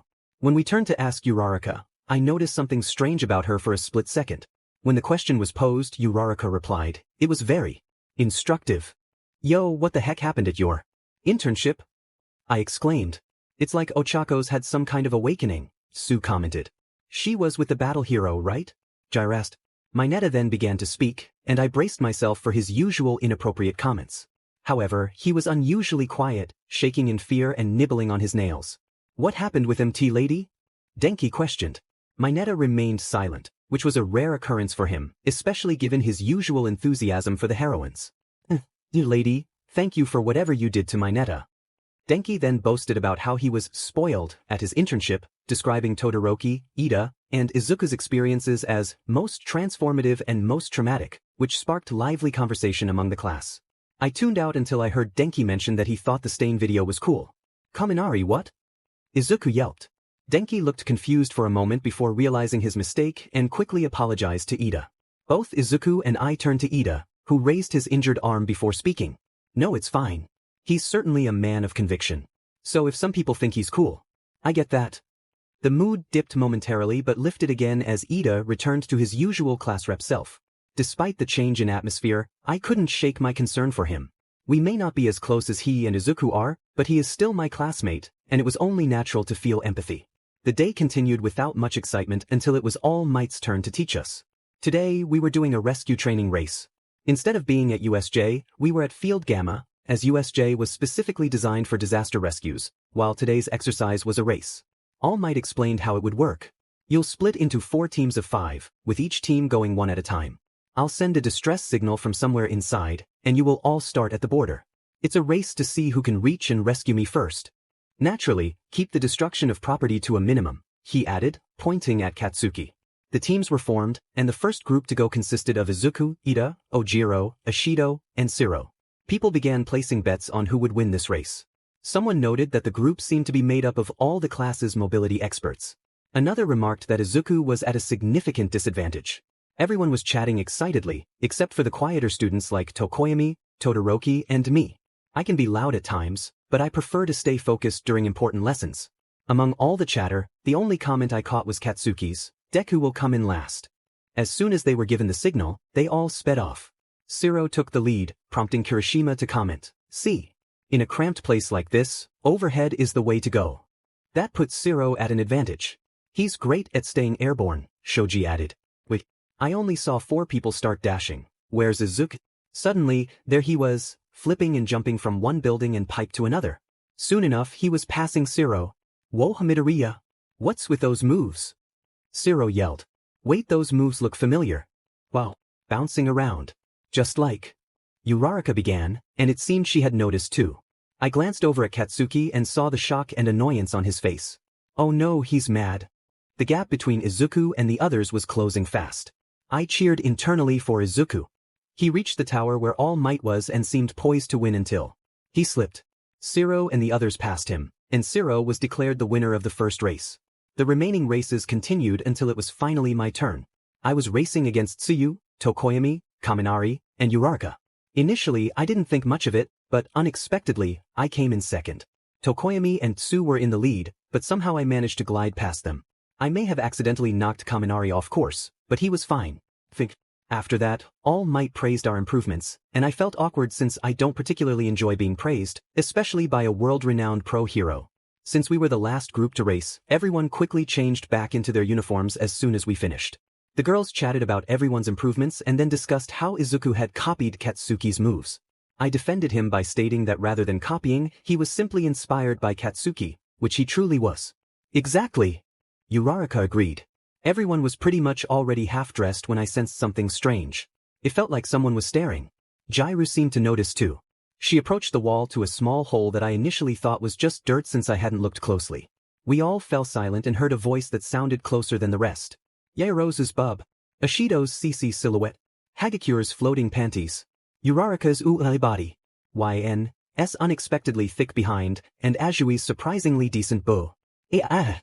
Jairu's scream confirmed that she had used her earphone jack to poke the peeping pervert in the eye. Bless her soul. Thanks, Kyoka, Hagikure said. How despicable. Let's fill that gap, suggested Momo, and everyone agreed. After that, we gathered our things from class and waited to be dismissed. Summer vacation is just around the corner. It would be completely irrational for all of you to take a whole month off, Aizawa began. Don't tell me. Kaminari warned. You'll be attending a summer training camp in the woods, Aizawa announced. I knew it. Awesome. Everyone erupted with excitement, sharing their ideas about the fun and thrilling activities they wanted to experience. Then there was Mineta, once again making inappropriate comments. Aizawa activated his quirk to regain everyone's attention so he could finish his explanation. However, anyone who doesn't pass the upcoming final exams will face summer school right here. Do your best, everyone, shouted Kirishima. After that, the class was dismissed, and everyone started heading home. I usually walked with Izuku, but today I wanted to be alone with my thoughts. Is my figure really that noticeable? You might think I was pondering the summer camp, but instead, my mind was elsewhere. The hero killer. I never thought he'd be caught. But he performed as expected. Those looking to cause chaos. Those sympathetic to the cause. All sorts. That was the catalyst they needed to seek out the League of Villains.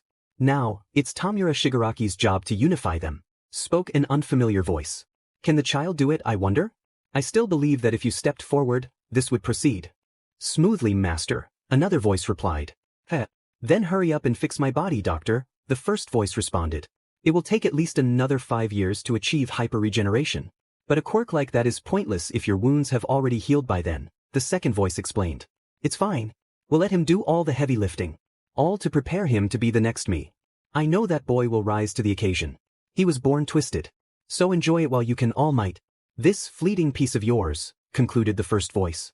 It was now the final week of June, which meant only a week remained until the final exams. I didn't study at all, screamed Kaminari, who ranked last in the midterms. Poor guy. Between the sports festival and internship, IT totally slipped my mind, he continued. Indeed, Tokoyami agreed, who ranked in the middle. Midterms were, well, we haven't covered much since starting school, so they weren't all that tough. But now with all these other events, I think the finals are going to be much harder, Sato mentioned. SCKS that there's going to be a practical exam too, Mineta chimed in. How does that little twerp not have a ranking in double digits? We thought you were one of us. Ashido and Kaminari shouted in unison. Ashido, Kaminari. Let's do our best. It would be great if we could all go to the training camp, right? Izuku cheered. Yes. Ida agreed. Haven't you been attending class? How could you possibly fail? Questioned Shudo. Ding. Todoroki really knows how to hit where it hurts, even if it's unintentional. If it's academics you need help with, I could lend a hand, Momo offered. Despite saying she wouldn't be much help with the practical, Jairu, Siro, and Ojiro asked if she could assist them too. The reaction Momo had was the cutest thing ever. You were going to ask her too until your name was called. Hey, YN. How'd you do? Greeted Kirishima. Oh, hey Kiri, you replied. I'm not sure if I really want to say. I'm kind of embarrassed by what I got. You admitted. Ah, come on, it can't be any worse than mine. I got Fi.N.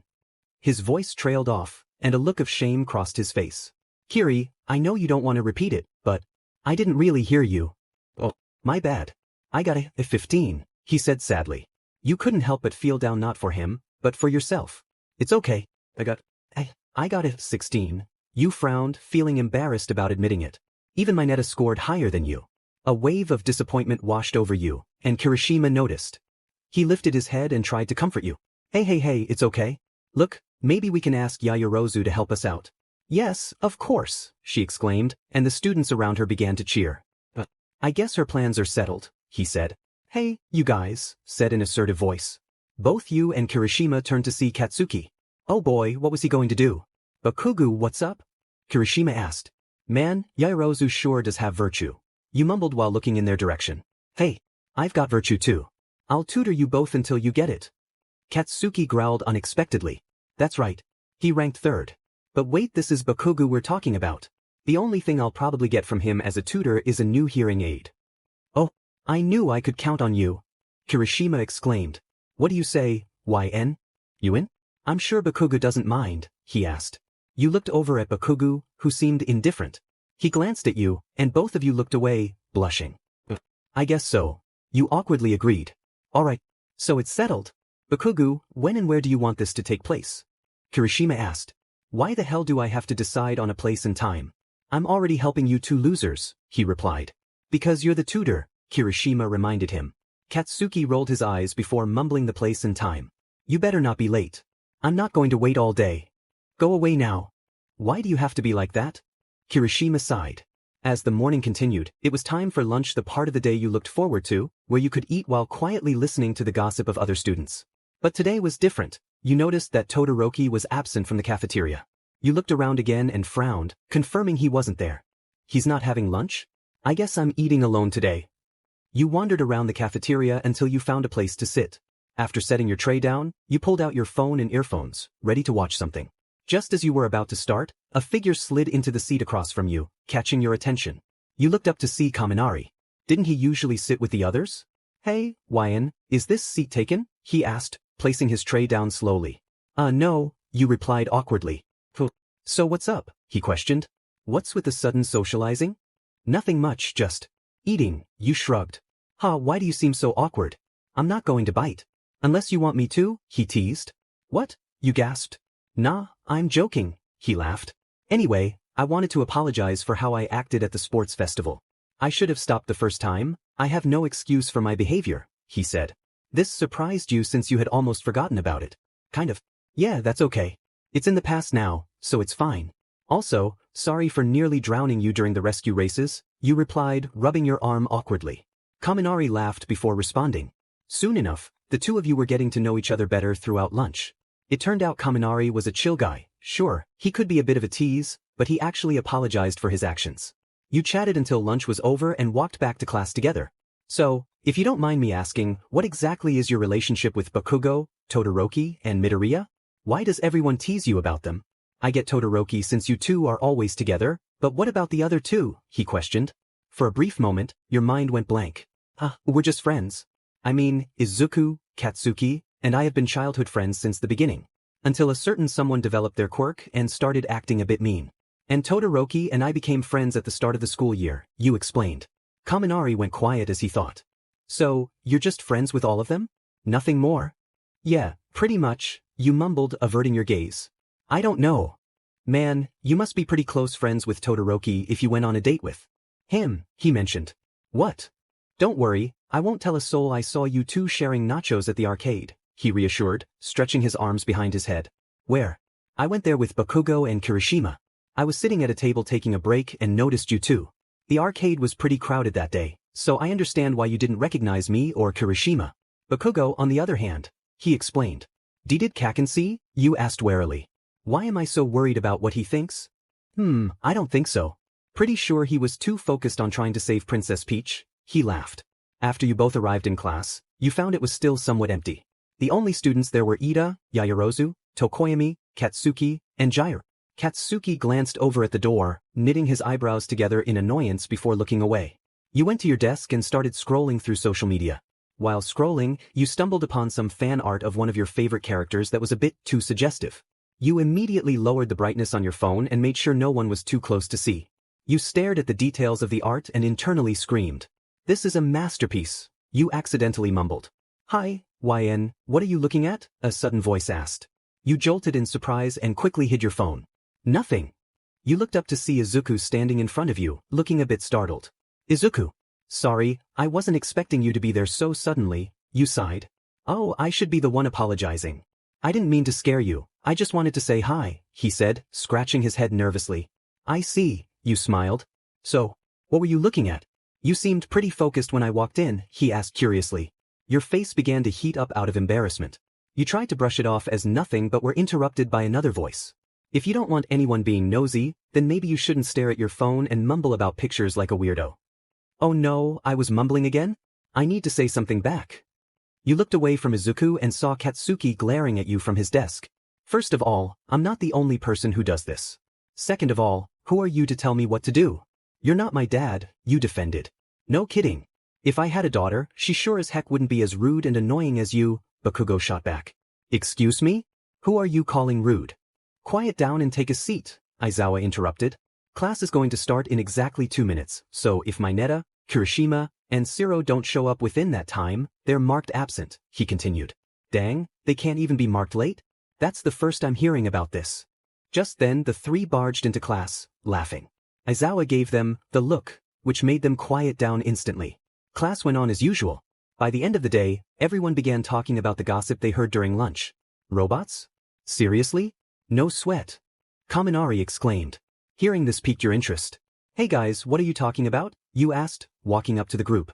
Hey, YN. Hagakure was telling Ashido and me that over lunch, a student from class 1B said that the practical exam will be a battle against robots.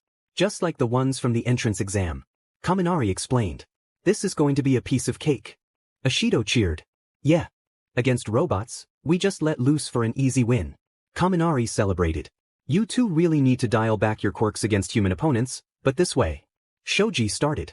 Watch out, summer training camp, because here we come. Kaminari and Ashido cheered. Hagakure, but how did the student from class 1B gain this information? Did they say? You quietly asked. Oh, she said she heard from a third year that she knows, Hagakure answered. I see. Humans or robots? I just blast them all, what's the big deal? Katsuki rudely interrupted. Who are you calling a moron? Kaminari defended. Shut up, you're the moron who can't even figure out how to dial back his own quirk.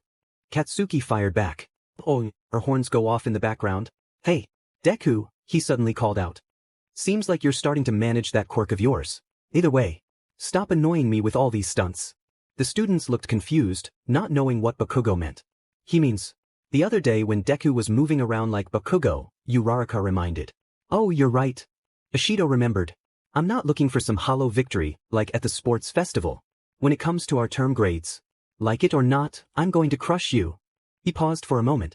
I'll open the gap between us so wide it'll be impossible for you to catch up. You too, Todoroki, you JRK, he yelled. With that said and done, Katsuki left with a bang. Literally. He slammed the door.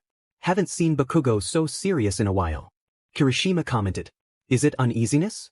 Or sheer hatred? Questioned Tokoyami. Katsuki. You walked into your house and saw that your mom was on the phone with someone. Oh, wine, just walked in. I'll talk to you later, Shino. With that said, she ended the call and greeted you home. Welcome home, how was your day? She asked. It was fine, I guess. Who were you talking to? You replied. Oh, just an old friend. To be continued. Shino. I feel like I heard that name before. What time is it anyway? You turned to your side and looked over to your alarm clock. 2:20 a.m. Ugh. You yawned, got comfy in bed, and started to drift into sleep faster than you thought. Please wake up. Wake up, you pleaded as tears streamed down your face. Someone help, please. But, why did this happen? They didn't do anything wrong. YNK. Ha. You gasped as you shot up in your bed. Your face and pillow were wet. Tears. You started to calm down and level your breathing. You looked over to the clock once again. This time it read 5:09 a.m. Still too early. You had 2 more hours left to rest, so you plopped back down and just laid in bed, waiting to drift back into sleep. Success. Haha. Those weak wannabe heroes. They're no match for me, yelled an unfamiliar voice. Now, to finish off this weak little brat. Silly girl, the voice continued. No. Leave her alone. YN. Wake up. Please wake up. Wake up. YN. Wake up, you can't be late for school, called your mom. Oh my god. That was a horrible night. Why does my head hurt so much? You looked at the time again. It was finally time for you to get up and face the day ahead. You dragged yourself out of bed and to the bathroom to wash your face. You were going to shower, but after the night you had, you didn't want to do anything. You just wanted to stay in bed and regain the hours of sleep that were stolen from you, especially with the strange pounding headache. When you got downstairs, your mom was going to greet you but then saw your face. Wyan, are you okay? You don't look so well, she said as she placed a hand on your forehead to check your temperature. Yeah, just had a hard time sleeping last night. Plus I woke up with a pounding headache. Other than that, I'm totally fine, you replied sarcastically. You couldn't sleep? How come? She asked, concerned. You plopped down on the couch before you were about to tell her. Sigh, well, first I was having a good sleep. Language, she interrupted. Sorry, anyway, I was having a good sleep when I suddenly had this weird dream. A dream? Yeah, in the dream I looked pretty young, maybe I was crying and begging these 2 unconscious strangers to wake up. I called their names, but they seemed to be silenced in the dream. It was inaudible when I called them, I only actually heard myself begging them to wake up. Then I heard a voice scream my name. I didn't see their face, but I saw a child's silhouette moments before I woke up with tears streaming down my face. You explained. Your mother waited for you to continue. She seemed more interested than you expected. The next dream, I saw myself lying on the ground, unconscious. A villain, well, I assume it was a villain, was about to harm me until a child came. It was the same kid from my first dream. Again, I didn't see their face, but I saw the exact same silhouette from the first dream. The kid was trying to protect me and was begging for me to wake up. After that, I woke up and now, here I am. Your mother was speechless. She looked at you with worry and fear in her eyes. The atmosphere in the living room was quiet for a moment until finally she spoke. Oh my god. You're going to be late. Don't worry, I'll drive you to school. I'm not worried, but okay. Not even 5 minutes had passed, and you were already at school. Surprisingly, you still had about 2 minutes left to get to class. No rush. What are you doing? Run. Your mom yelled while driving away. You shrugged it off and walked normally. Why did mom look so worried after I told her about my dream? I mean, it's just a dream, right? The day dragged on. Nothing exciting really happened. It was just an ordinary school day. You spent most of the time thinking about the dream. Did it have a meaning? Why did you dream about it? Did something happen in a past life? Well, we might not ever know. Time passed, and it was now the end of the day. You started to pack your things and get ready to leave when Bakugo approached you. Kakken, need something? You asked calmly. No, just coming to remind you that you better not be late, or else I won't tutor you, he replied. Geez, I know, chill out, you responded. What are you talking about? I am chill, he retorted. Now that you thought about it, this was the calmest he had ever been. Ah, my bad. Anyway, I won't be late, you confirmed before leaving. Bakugo's POV. How did she get such a low mark? She's not that clueless, I thought as I watched her walk away. Wait, why am I watching her walk away? My eyes trailed down her figure, and I shook my head, trying to clear my thoughts. Why did that little grape's words replay in my head? End of POV. You arrived home and changed out of your uniform into something more casual before quickly washing your face and getting ready to meet Kirishima and Bakugo at the restaurant to study. While walking, you thought about your dream once again. You still couldn't figure out what it meant or who the people were in it. It bothered you, but you decided to shrug it off and focus on getting a better grade. Honestly, the only reason you got such a low mark was that you had been slacking off in your studying. You would do work at school, but after hours, you would go home and either take a nap or watch Netflix while eating snacks until 1 in the morning. You were currently rewatching Brooklyn Nine-Nine and trying to squeeze in some movies, one of which was To All the Boys I've Loved, but you couldn't bring yourself to finish it. The entire plot was too predictable. As you walked, you started to play around with your quirk. You absorbed little puddles of water and made small ball out of them, hovering them in the air for as long as you could. You also shot water from the tip of your finger like a water gun, only aiming at inanimate objects. Next, you made little drops of dew float in the air. It was calming. Suddenly, a rough voice broke your concentration. What are you doing? You turned around to face the owner of the voice. Ah, Katsuki. I thought you would already be waiting at the restaurant. Yeah, well, my mom made me finish her chores before I left, he replied as he started walking with you. I see. How is your mom anyway? I feel like it's been ages since I've last seen her, you kindly asked, trying to spark up a little conversation, but Katsuki quickly shut it down. Who cares? She's still the same miserable old hag she's always been. Geez, edgelord, I was just trying to make conversation, you sassed. Katsuki was going to snap at you but backed down with a huff. The walk was awkwardly quiet until he spoke again. So, what's up with you and that dunce face?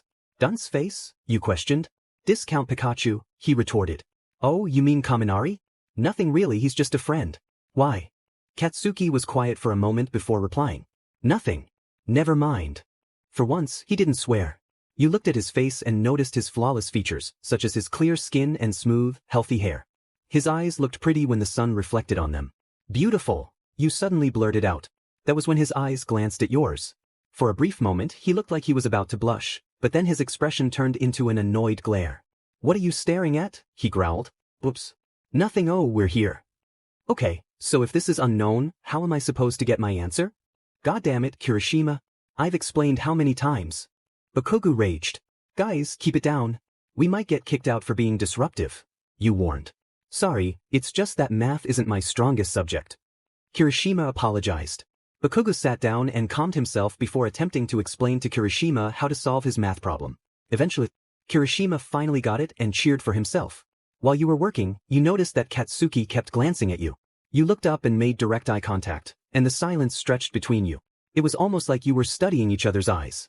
Kirishima broke the silence by getting up and asking what you both wanted to drink. I'll have an iced tea, you replied. Bakugo? You? He asked. Sprite. Cranberry, he retorted. Kirishima and you both exclaimed in surprise. Nanny! Dude, what? Jesus, I'm just kidding. You think I'd actually drink that? He replied. I'll have an iced tea too, he confirmed. Kirishima gave him a thumbs up before leaving to get your drinks. So, you got jokes? You asked as you leaned back in your seat. He simply huffed and rolled his eyes. He really has matured a bit. Still loud and aggressive, but not to the point where he takes everything personally. Hey, Katsuki? I was just wondering. You started, taking his attention away from whatever he was focusing on. Why were you asking about Kaminari? Are you jealous? What? Why should I feel jealous? He snapped. Calm down, I was kidding. But honestly, why were you asking about that? I already told you why, he retorted. What? No, you didn't. Finally, what took so long? He interrupted as Kirishima returned with the drinks. Yeah, sorry about that. The lady messed up the order.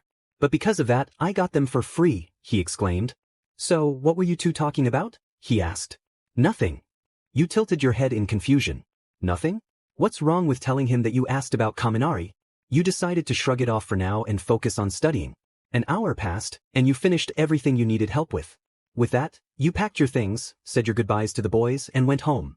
Kirishima and Bakugo stayed behind since Kirishima still needed help with a few more things. Kirishima. Kiri looked up from his math equation and raised an eyebrow. What's up? What do you think Kaminari's intentions are with YN? He suddenly asked. This surprised Kirishima. Kaminari? I'm not sure. I think he just wants to be friends with her. Why are you jealous? He teased. What? Said that. What makes you think I'm jealous? It's obvious. You might not realize it, but you, my man, have feelings for YN, he mentioned. Hearing this surprised Bakugo. He couldn't believe what he heard. He, Katsuki Bakugo? Having feelings for someone? No way. He didn't care for girls or anyone for that matter. He just needed to focus on becoming the greatest hero, no matter what. Now I know what you're thinking. What? Why would I be interested in her?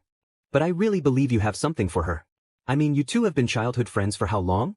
Not to mention you both push each other to do your best in the most unusual ways. Plus, you get a little jealous whenever she's with Midoriya or Todoroki. Oh, and you two train together, which is basically like going on dates, he explained. Dates? We never. Like that time. I was practically the third wheel. I didn't mind, though. I even gave you guys some space. Kirishima continued, cutting off Katsuki once again. Space? We were just waiting for our drinks that took forever because someone messed up the order, he growled. Partly true. She didn't take long. I saw the way you two were looking at each other and decided to hang back a little longer to watch. I came back when I noticed things were getting awkward. Kirishima explained. Katsuki was at a loss for words. He didn't know what to say. He was trying his hardest not to think about everything Kirishima had just said, and Kirishima could tell. It's okay, bro, I won't tell a soul. It'll be our little secret. Until you finally accept it, then I'll start being your wingman, he finished. Katsuki rolled his eyes and replied with a whatever, before he told Kirishima to sit down so he could finish this tutoring session. To be continued. It was Christmas Eve, and you woke to the aroma of freshly baked Christmas cookies coming from the oven. You looked outside. It was a snowy winter afternoon, with gentle flurries. You stretched your arms and slid your legs to the side of your bed, putting on some warm slippers before making your way to the kitchen. The scent of the baked goods grew stronger as you got closer. Good afternoon, YN, your mom greeted. Hey, you sleepily replied. What's with the baking? You asked as you plopped onto the couch. Believe it or not, we've been invited to a Christmas Eve dinner, she mentioned. Christmas Eve dinner? As in, dinner with a lot of other people? You nervously asked. Your mom sighed at your language but didn't bother to correct you since you just apologize. It's not that many people. Some of your friends will be there, she added.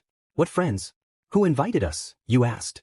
Your friends, you know, Bakugo, Midoriya, and Endeavor's son. The school invited us, so pretty much all of your classmates will be there. The school? What for? I don't know, it's kind of strange, but I guess it's so the teachers can meet the parents or something. Elsewhere.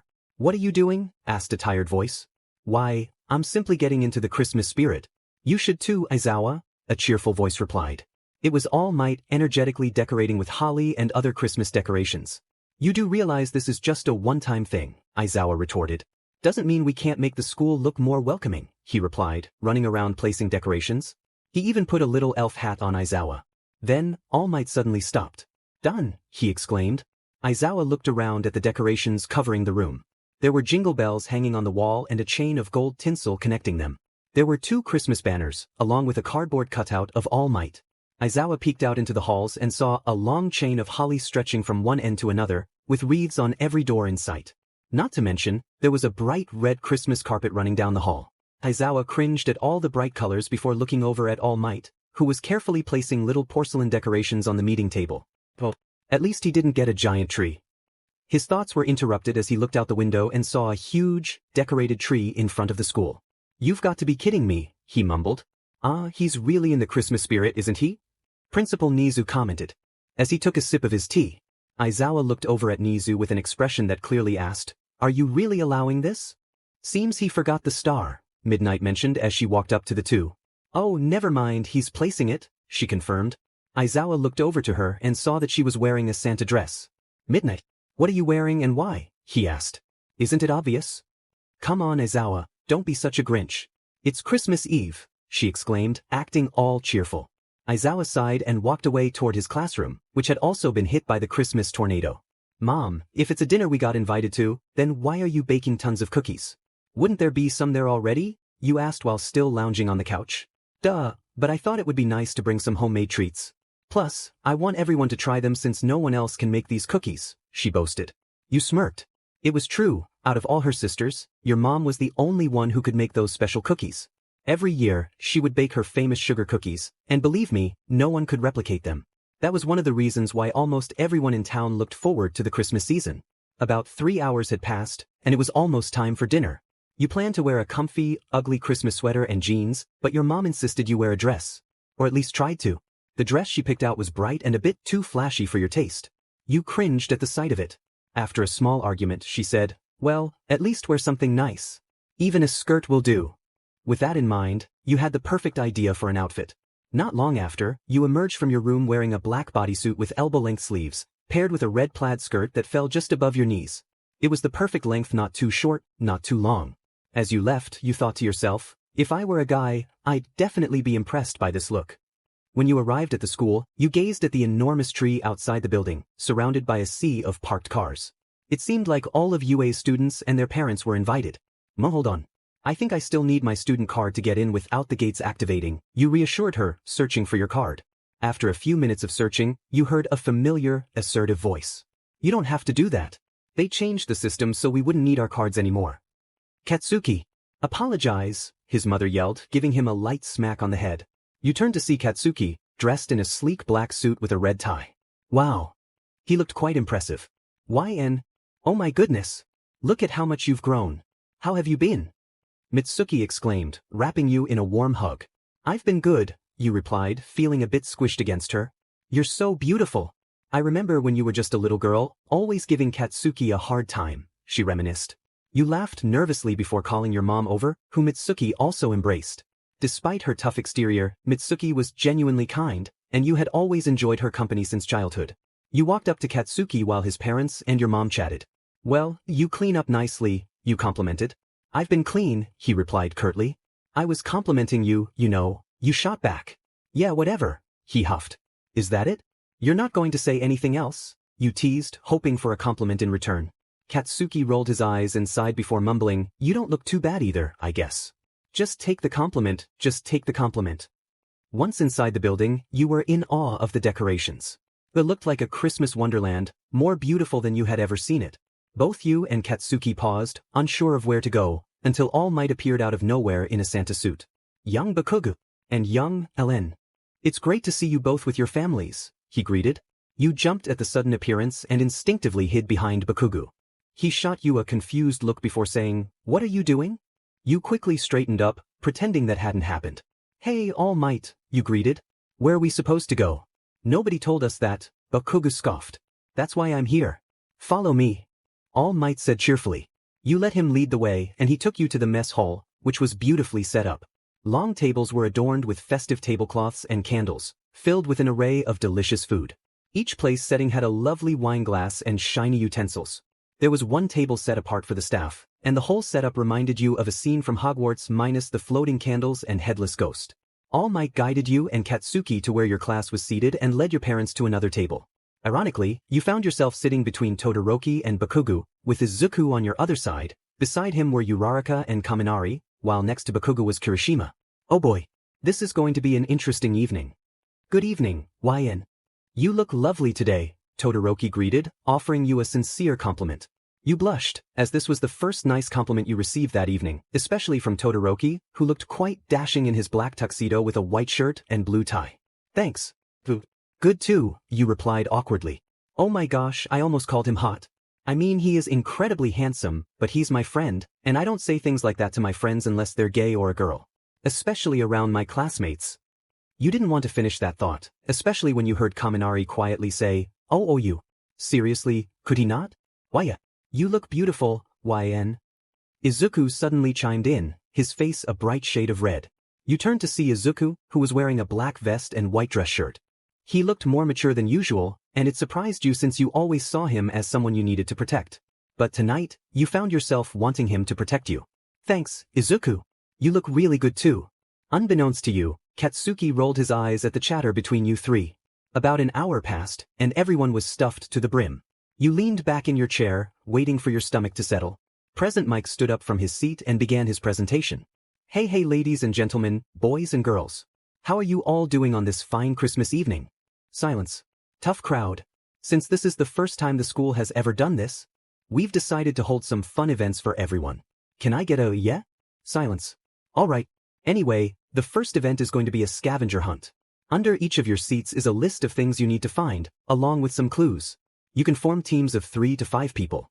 The team that finds all the items first will win. Drumroll please. Mike paused, then moved to a curtain you hadn't noticed until now. A brand. Game room. For the kids. And for the parents, a free spa day. We know how much you'd all love that. Almost half of the students who immediately stood up were boys and tomboys. You were one of them. YN. You're excited about the game room too? Kaminari asked.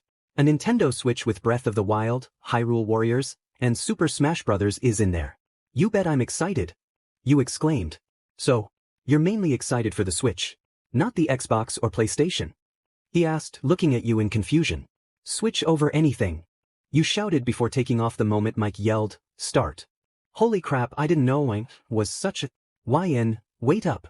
Izuku yelled. Looks like Midoriya picked out who he wants to team up with. Hey Todoroki, already chose who I'm teaming with, he replied, dashing after you and Izuku. Kaminari shook off his dazed expression and frantically scanned the room of rushing students. Bakugo, don't go, he yelled as he recognized Bakugo's spiky head in the crowd, trying to follow too. Yeah man, team up with us and we'll definitely win that prize. Kirishima cheered, running up to him and throwing his arm around Bakugo's shoulder in a friendly manner. Bakugo took a moment to think before smirking at the idea and agreeing. Okay, all that's left for us to find is Midnight's H&D CFFS, Aizawa's sleeping bag. Wow, I wonder how they convinced him to give that up as an item. Oh, and 10 more of Principal Nizu's ties. Doesn't he wear the same one though? You noted, skimming through the list. Todoroki stared blankly into space, pondering your question. Don't forget the bonus item. All Might's very first hero costume design. Izuku mentioned. Amazingly, the school still had the draft from when he was attending. Alright, but the fact that we don't know what it looks like will make it especially hard to find, you replied. Todoroki, you okay? You've been zoned out for quite some time now. You placed your hand on his shoulder, bringing him back to the present and allowing him to continue helping with the search. Guys look, one of Nizu's ties. Kaminari exclaimed, pointing at an object hanging beside. Mistletoe. Okay guys, one of you boost me up on your shoulders so I can get it, he demanded, not realizing what was beside him. Forget that, I'm not going under any mistletoe. Katsuki scoffed. Yeah dude, plus you're just a bit too short, Kirishima pointed out. Kaminari's cheerful expression dropped immediately. Well, if you two are so tall, then why don't you get it, he replied sassily. We will. Katsuki growled, not hesitating to back down from a challenge. Kirishima, get on my shoulders, he demanded. But what about that? Why are you being so hesitant? Hurry up, he barked impatiently. With a sigh, Kirishima climbed onto his shoulders to grab the tie. 9 more to go. As Kirishima climbed down, he had to hold onto Katsuki for support, but the way he was holding him made it look like they were embracing, especially when Kirishima was safely back on the ground. Kaminari suddenly burst into laughter. What are you laughing at, short fuse? Katsuki glared. Smile, Kaminari replied before snapping a quick picture and running away. Katsuki looked up and saw the mistletoe, realizing that Kirishima's arms were still around his head. What the Kirishima? Get OFF. Kaminari, UBSUD, get back here. I'll get you, he yelled, chasing after the other boy. Kirishima stayed put for a moment before sighing and dashing to try to stop Katsuki from getting too carried away. At least we got the tie. About an hour and a half passed, and almost every item on the list had been found. All you and your team had left to find were the remaining ties and, of course, the bonus item. Okay, so we found 3 ties already. That leaves 7 more to find, you informed. You, Izuku, and Todoroki looked at the list, trying to decipher the clues. Some were riddles, some were pictures, and there were even a few with just 3 words to describe the places they were hidden. Guys, isn't that? You started, looking at one of the little Polaroid pictures. Yup, Todoroki replied. One of the seats in the stadium. Izuku added. Great, you sighed. You and your teammates headed to that destination to search for a blue tie with red dots. After a short jog, the 3 of you eventually reached the stadium. Now, to begin searching over 1,000 different seats, you sighed again, dropping your shoulders. I'll start over here, Todoroki said, pointing to the left side of the stadium. I'll go on the right, Izuku confirmed. Okay, that leaves the entrance area to me. So, is YN and Katsuki dating? Mitsuki asked. I actually have no idea. She hasn't told me anything other than the fact that she's very close friends with the son of Endeavor, your mom replied. I see. Honestly, I think Katsuki is starting to like her again, Mitsuki said. Again? Yeah, back when they were little, Katsuki had a crush on her. It was sweet and pure, but that quirk of his always caused him to act up. Katsuki wasn't always like that. After manifesting his quirk, he turned. Well, he turned extremely rude. He always felt a pang of jealousy whenever she defended Midoriya, often coming home more frustrated than before, Masaru added. Sometimes he'd cry. I felt sorry for him, but whenever I tried to reach out, he was just so disrespectful, Mitsuki concluded. All this information surprised your mom. She felt a twinge of sympathy for Katsuki, but that was years ago. Things were completely different now. Hey, if you're going to drag someone into trouble, at least help me with him, Kirishima complained, struggling to carry a dazed Kaminari over his shoulder. First of all, he shouldn't have done anything in the first place. And second, he brought this on himself. I don't understand why he pushes his limits when he can't even control his quirk, Katsuki retorted, walking ahead of them. Still, at least help me with him. He's heavier than he looks, Kirishima replied. Katsuki stopped and glanced back at Denki. I'm pretty sure he can walk on his own now that he's conscious.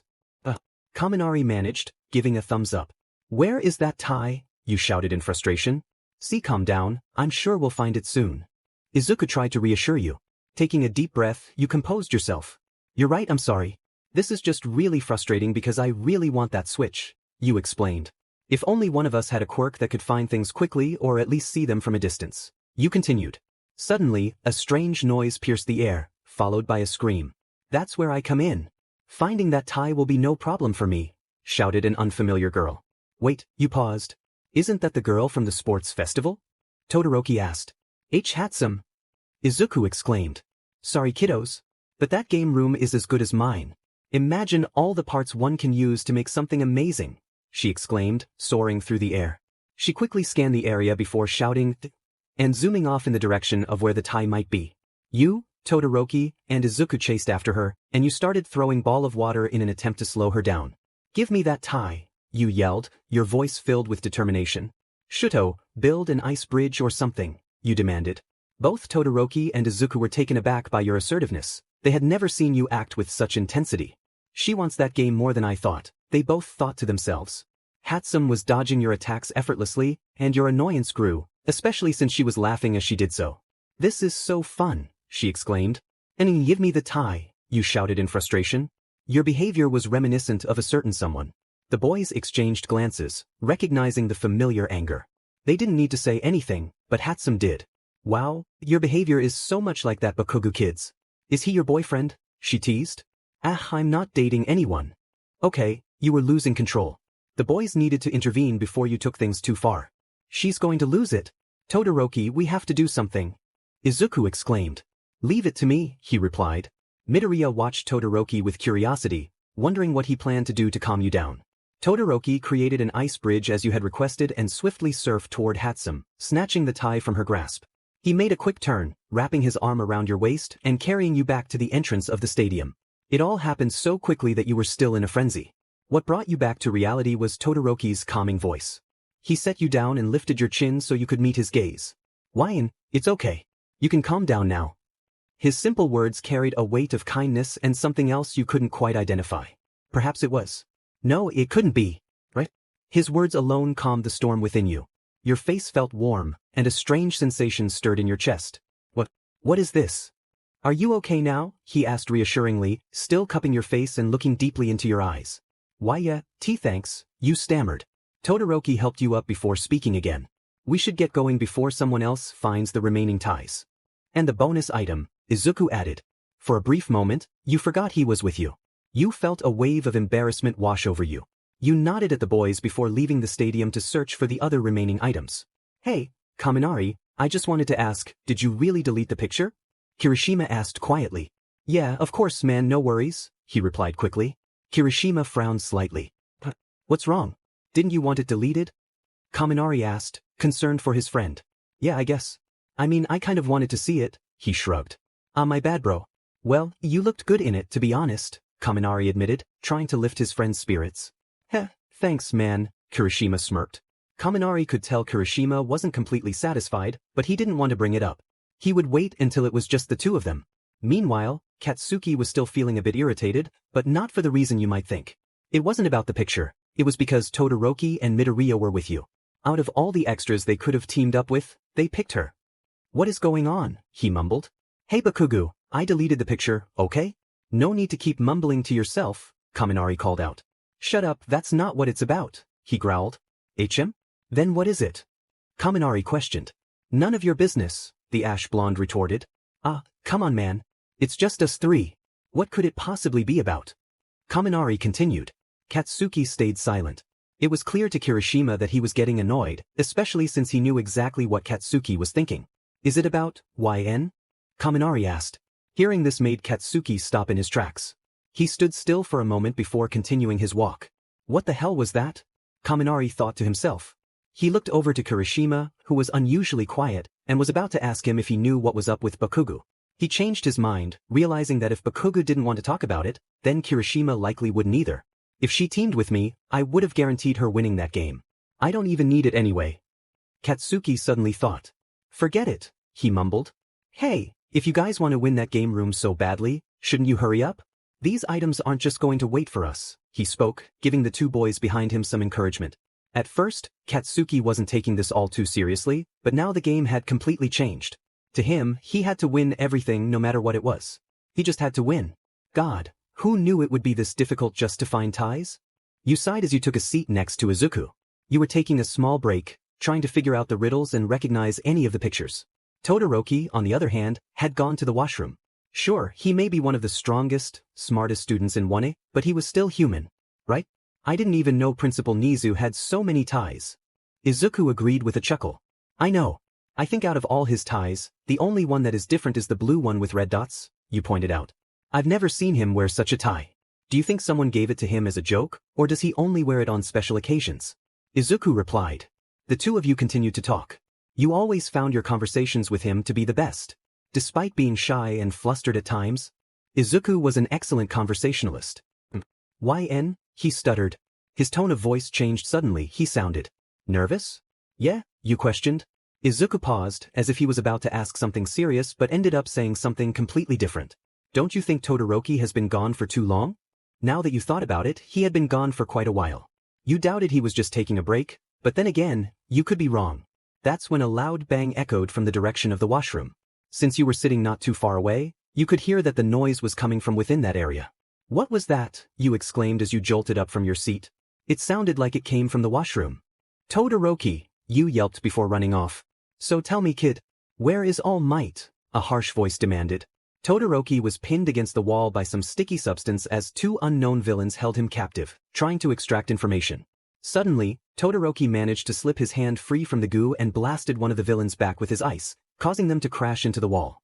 Why, you little Todoroki? Your voice interrupted the villain.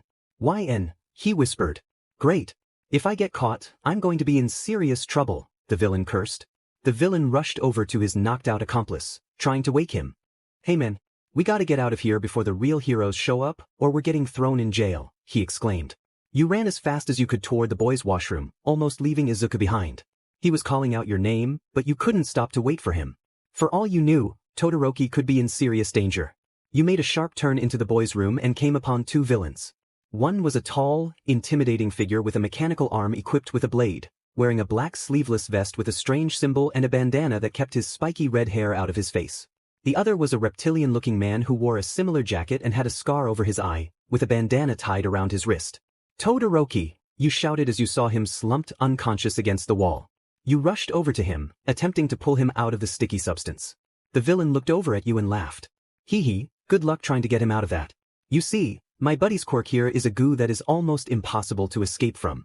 In a few moments, heck, probably not even moments, more like seconds, your little friend over there will be nothing but a pile of bones.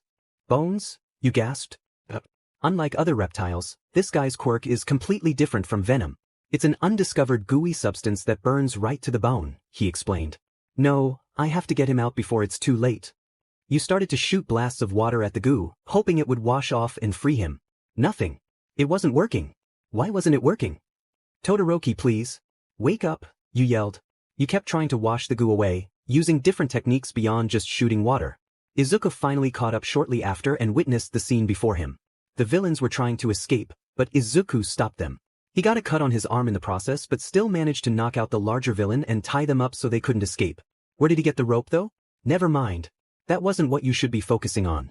Izuku, run and go get help, you demanded. Izuku did as you instructed without hesitation. Please, Todoroki. Why won't you wake up? You began to sob. You didn't want him to be in danger. After all, I still need to figure out how I... Wait. Shido, please. Just wake up. I need you, so please. I begged, desperation creeping into my voice. Not long after, Izuku arrived with the teachers. They worked frantically to free him, but their efforts were in vain. Then, Principal Nizu turned to me. Ellen, have you tried using your quirk? He asked. What? Of course I have, but it wouldn't. Have you ever tried raising the temperature of your water? He interrupted. No, I can't exactly do that. It's not as easy as it sounds, I explained. Try it, he ordered. I followed his instructions and focused on raising the temperature of the water. I knew I could have used hot water from the sink since we were in a washroom, but whenever I gathered water, it inexplicably turned cold. Midnight turned on the hot water, and I attempted to absorb it while keeping it at its original temperature. It started to work, though I felt a sting from the heat. I didn't care about myself. All that mattered was saving Todoroki. Once I gathered enough water, I aimed at the goo and began to shoot small bursts at it in specific areas. To my surprise, it worked. I increased the amount I shot, and soon enough, I freed him. But there was a problem. He was badly hurt, with burns covering his body, and he remained unconscious. Vlad, take Todoroki to Recovery Girl immediately, Nizu ordered. Erasure, Midnight, you two take these villains to the station, he continued. As for you, Midoriya and LN, return to your parents. They must be worried sick about you. But what about the party? I asked. It's over. After what happened, I believe everyone should go back to their homes, he concluded. Izuku and I complied and made our way back to our mothers. When we arrived at the mess hall, parents and students were all confused. Both of our moms rushed toward us, bombarding us with questions. We remained silent, walking with them, our heads low as the Christmas cheer we once felt faded away. Mike returned to the hall, his expression somber. Sorry folks, we're going to have to end the night earlier than planned. I know you're all wondering why, but for now, it's information I can't share. All I can say is that something unfortunate has happened. Thank you all for coming tonight, and I hope you have a good rest of your evening. As for the prize for the scavenger hunt, we can't give it away since we had no winner. I'm very sorry about that. That's all I needed to say. After that, Mike left the hall, and the parents and students gathered their coats and departed. When I got home, I went straight to my room, my mind consumed with worry for Todoroki. Tonight was supposed to be a good night. How did it turn out like this? Negative thoughts swirled in my head, and I began to blame myself. If only I were stronger, he would have gotten out of that mess before he got hurt. This is all my fault. I'm so sorry, Shudo, I whispered, tears streaming down my face. Eventually, I cried myself to sleep. About an hour later, my mom walked into my room and sat on my bed beside me. She wrapped her arm around me, holding me close. She didn't know exactly what had happened, but it was clear I was involved, and whatever it was had left me feeling worried and downcast. Days passed, and I still hadn't heard from Todoroki. I couldn't even enjoy Christmas because of how worried I was. The thought of losing someone so important to me was overwhelming. Just as I was about to take another nap, my phone rang. I almost ignored it, but then I saw it was Todoroki. I answered faster than I could think. Todoroki. Oh my god, you're okay? I was so worried about you. How are you? Are you fine? Do you have any serious injuries? I bombarded him with questions. Todoroki laughed softly. No, I'm okay. Recovery Girl's healing process worked. I have no scars, well, except for my eye, he reassured me. Thank goodness, that's good to hear, I said, finally feeling some relief. I was worried sick. I couldn't even enjoy my Christmas, I continued. Really? That's too bad. I'm sorry I made you worry so much, he replied. No, you don't have to apologize. If anyone should be apologizing, it should be me. If I had just a bit more strength. I started to tear up again, the memory weighing heavily on me. Please don't cry. None of it was your fault, he said calmly. I was tough, but I was still human, and emotions could be overwhelming. I'm sorry. Anyway, when will you be released? I asked, wiping my tears away. I don't know, maybe sometime today. Why? He inquired. Well, I kind of have something for you. I was going to give it to you after dinner, but... I hesitated, not wanting to finish my sentence.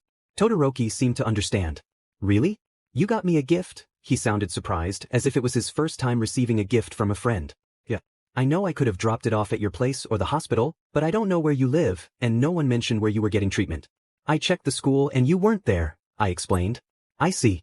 Well, maybe you can come over someday. I can introduce you to my sister and brothers, he suggested. Hearing this made me blush. I'd like that, I replied kindly. In that moment, a familiar feeling washed over me, one I had felt back at the school stadium. The two of us talked on the phone for about 2 hours until he received the news that he was being discharged. That's when the call ended. Before hanging up, Todoroki told you that you could give him his present in a few days. Another time skip brought to you by laziness and rushing. It was now the last day of Christmas break, which meant you could finally give Todoroki his gift. On the day you two talked on the phone for hours, you decided to meet up at a restaurant. It wasn't a big place, just a cozy little spot. When you arrived, you realized you were a bit early, exactly 15 minutes. It never fails. Usually, when you have a get-together, you're either too early or a little late. It was never just perfect, well, other than the study sessions tutoring you got from Katsuki, but that's a different story. You expected to wait a long time, but to your surprise, Todoroki showed up early too. "YN, I wasn't expecting you to be here so early," he commented. "I wasn't expecting you either," you laughed. "Well, I guess we both get anxious about not showing up on time," he chuckled. "Since we're here, shall we order something?" he kindly asked. You would have agreed, but sadly, you had no money and didn't like the idea of someone buying you something unexpectedly. "I would, but I have no money," you frowned. "That's okay, I'll pay for your food," he offered. "He's so kind I cannot. Take all my uwus." Thanks," you blushed. Todoroki ordered a simple cheeseburger while you ordered your favorite food. The two of you engaged in small talk between bites and finished about an hour later. "Well, seeing how we've talked about almost everything and finished our food, I guess that means there's only one thing left to do," you said before pulling out a wrapped gift. You handed it to him and waited for him to open it. A small smile appeared on his face as a sparkle lit up his eyes. It was honestly the most precious thing you had witnessed all day. "It's not much since I was kind of on a budget," you explained. Todoroki opened the gift and revealed a handmade scarf. You made it for him since you noticed he didn't have one during the winter and seemed pretty cold while walking to school. "No, it's okay. I really appreciate it." "Thank you," he said kindly. Suddenly, he reached for a box that was somewhat large. This surprised you and got you excited. "Todoroki, you didn't have to," you started. But still, he placed the box on your side of the table and looked at you with the softest expression. "Well, actually, I kind of did. After seeing how happy you were," he began. You gasped at his words. "Oh my god. Todoroki, you didn't." His smirk said it all. You immediately started to rip the wrapping paper off and revealed a Nintendo Switch. "Merry Christmas," he greeted. "Oh my god. Thank you so much. I feel like my gift is so cheap. Tell me, what do you want?" "I'll save all of my money to repay you," you exclaimed. "Don't worry, there's no need," he replied. "Are you sure? This is pretty expensive after all," you asked, still thinking of ways to repay him. "It wasn't that expensive, only a couple hundred," he retorted. "A couple hundred? How much money does this guy have?" "Okay." The evening ended with Todoroki giving you a ride home, and your mom asking you a million questions about your outing with him and where you got the Switch from. Let's begin your practical exam. It is, of course, possible to fail this exam.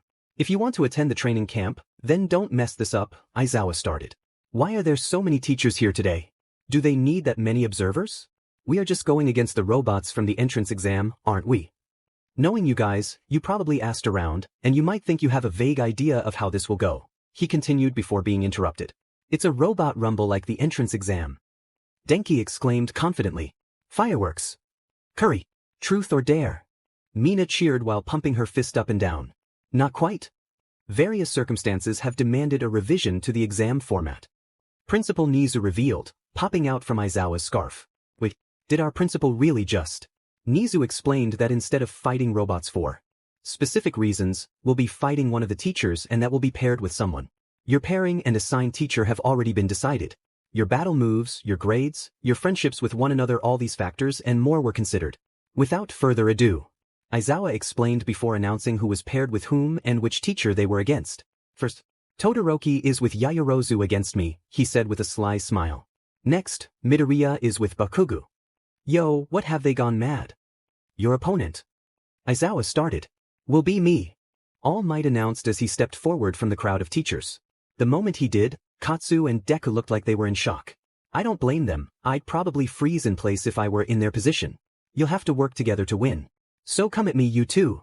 Rest in peace, guys. It was nice knowing you. 10 stages have been prepared, and all teams will begin simultaneously. But before I get to that, there is something I almost forgot to explain.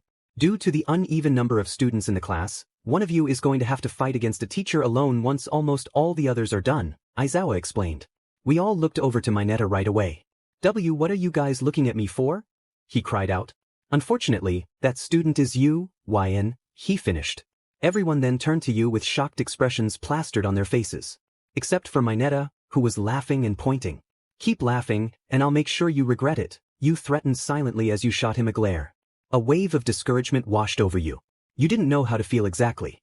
You were still in shock, although you didn't want to show it since you hated revealing your feelings in public. It made you feel weak. Don't think we made this decision on purpose, Miss LN. We weren't expecting this to be the outcome, Principal Nizu started. Think of it this way, young one. You're the only first-year student that gets to face a pro one-on-one. All Might mentioned. That sort of boosted your spirits but also made you a bit more fearful than you already were. That's one way to look at it. Well, I'm up for the challenge, I replied. Although I didn't know who I was facing and wouldn't find out until everyone finished, I was determined to complete this exam no matter what. About 5 minutes had passed since everyone started their exams. I, on the other hand, was in Recovery Girl's medic tent, watching everyone else. So, you're going to face one of the teachers alone. How do you feel about that? She suddenly asked while still monitoring the screens. Honestly, I'm shaken to the core. I have no idea what to expect, and that's pretty frightening. The fact that I don't know which teacher makes me uneasy. I admitted, pacing back and forth in stress. What if I get someone like All Might? What am I going to do then? If I face an opponent like him, there's no way I'll pass this exam. Even if he's wearing those weights. I exclaimed. Well, the first thing you should do is stop pacing and overthinking. Next, try to relax a bit. Working up your nerves isn't a good idea before a battle, especially one as important as this exam, she lectured. Recovery Girl was right. I shouldn't stress about something that hasn't happened yet. Instead, I should take this opportunity to learn from my classmates and, of course, try to discover the teacher's weaknesses. As I watched the fights on the monitors, I noticed Izuku and Katsuki arguing. I shook my head in disappointment. Suddenly, a sigh escaped Recovery Girl's lips. Those two. Even in something as important as this, they're still at each other's throats. I looked back at the monitor, and the next thing I saw was All Might charging at the two of them. Holy moly! He's really out there acting like a true villain. Katsuki set off an explosion, using the smoke as cover to charge at All Might, but All Might was too quick and grabbed his face. For a moment, I thought he was going to be thrown to the ground, but instead, he started firing off multiple explosions. I watched in amazement as he didn't give up, even while being held by the face, which most would have tried to escape from. He was doing great. Until All Might threw him down. All Might is going a bit overboard. It hasn't even been 10 minutes yet, and they're trying to go all out, Recovery Girl commented. Next, All Might turned toward Izuku. His turn. Thought to myself. Izuku jumped high into the air to escape but crashed into Katsuki, who was flying through the air at high speed. They both fell to the ground, but Katsuki quickly got up and marched toward All Might, leaving Izuku behind. He looked extremely angry. Come on, Kaken. Don't you know you two have to work together? As I said, you'll never win facing him head-on. Midoriya yelled. Stop talking. I will win. That's what heroes do, Katsuki snarled. Fine, sure, but fighting here isn't. Get your hands off me, he growled, cutting off Izuku. The tension between the two boys was palpable. They couldn't work together, and it was affecting their performance. Suddenly, All Might descended from the sky with a guard rail. I've got a present for Mr. Let's Run, he called out before slamming the rail into the ground, attempting to trap Izuku. Luckily, Katsuki dodged it quickly, but he wasn't fast enough to avoid All Might's fist, which struck him in the abdomen, sending him flying backward. All Might walked over to the struggling teen, offering a little lecture. I get it. This is about Midoriya's incredible growth, right? But when he starts at level 1 and you're at level 50, naturally, you'll be growing at different rates. Katsuki hugged his abdomen in pain as he tried to pick himself back up. Don't throw it all away, okay? Don't you see? You still have room to grow. But it's not just about power for you. All Might continued. Zip it, All Might. Katsuki groaned.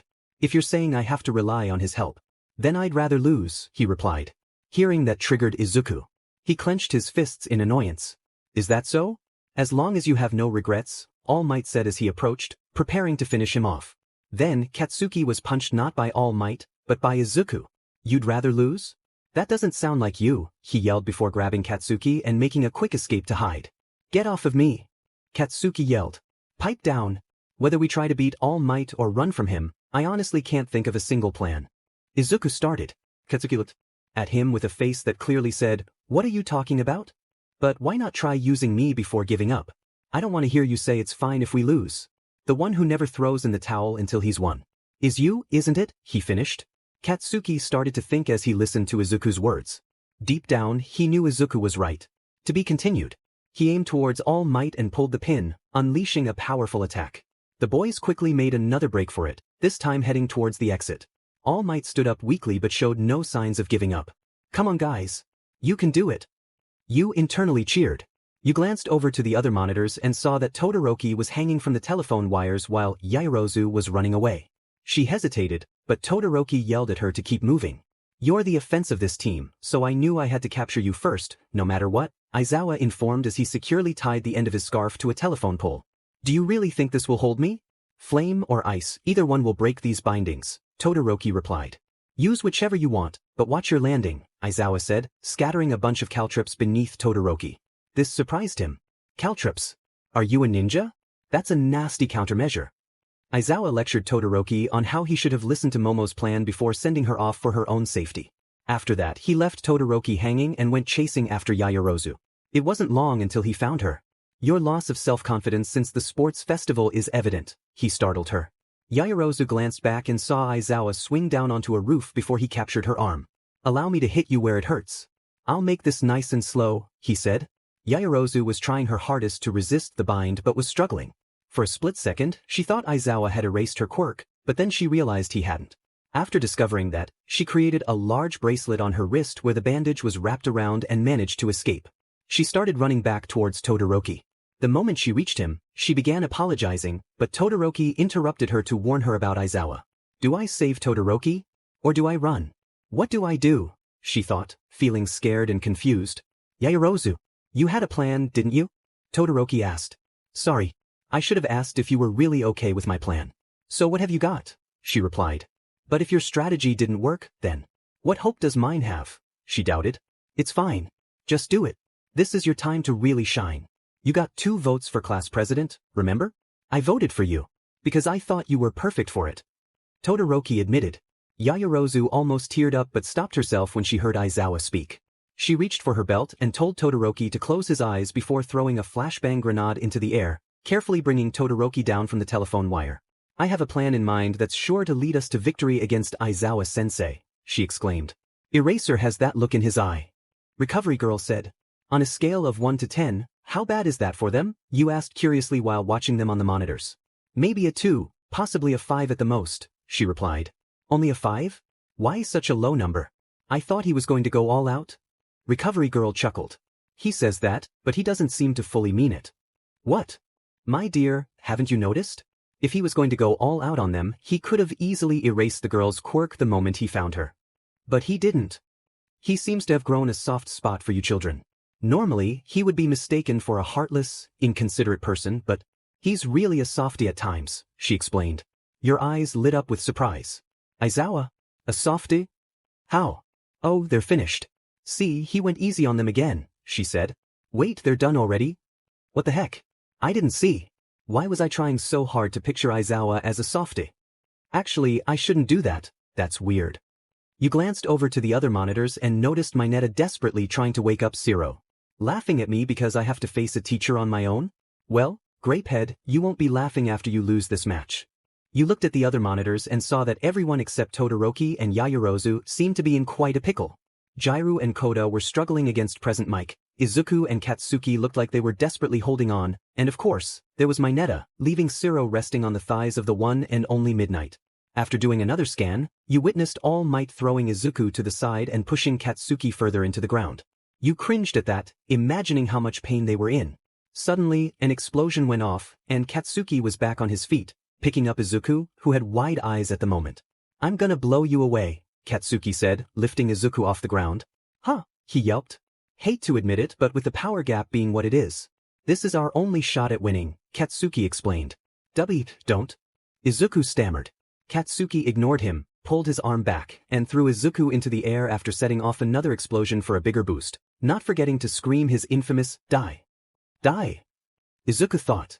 He was approaching the exit at a fast rate, so close he could almost smell victory. Unfortunately, All Might came crashing down into Izuku, causing him to bounce harshly to the ground, likely injuring his back. Too naive, my little heroes. All Might laughed. While still airborne, Katsuki blasted himself towards All Might, preparing for a counterattack. Those gauntlets let me go full power with no risk. That was dumb of me. Suddenly, Bakugo's aura changed, becoming more aggressive. We had no hope of beating you without taking a few risks, he smirked. You wouldn't admit it, but at that exact moment, Katsuki looked incredibly impressive. Go, deku! He yelled as he shot All Might with a huge explosion. Katsuki was in great pain, but he wouldn't let that stop him. He tried his hardest to keep a distance between All Might and Izuku. Izuku struggled to make it to the exit, his back in pain, but he refused to let that hold him back. As he dragged himself toward the exit, you couldn't help but feel emotional while watching from the monitors. Come on Izuku. You can do it, you cheered internally. Katsuki, on the other hand, continued to fight even after All Might slammed him down. Despite the odds, he was still pushing back, letting off weak explosions against the pro's arm and even attempting to bite his hand. Izuku was getting closer to the gate when suddenly he turned back. All Might's face met Midoriya's fist, causing the pro to cough. Seizing the opportunity, Izuku grabbed the unconscious Bakugo and raced to the exit just in time. They made it right before the clock ran out. That was it for their match. It had been a long, stressful battle, but the boys had claimed victory in the end. After a few minutes, they and All Might arrived at Recovery Girl's tent for healing. She scolded All Might for pushing them too hard. You looked over to them and saw that Katsuki was completely unconscious, and you heard that Izuku's lower back was seriously injured. Recovery Girl instructed you to watch the monitors, as you weren't allowed to know their conditions, but you didn't really have the option to ignore her given the tent size. You guys were great, you complimented. Except in the beginning. I was hoping you two wouldn't try to fight right off the bat. Heh, thanks, YN. I wish you good luck on your match and hope you achieve victory, Izuku replied. Just a few more fights and then it's my turn.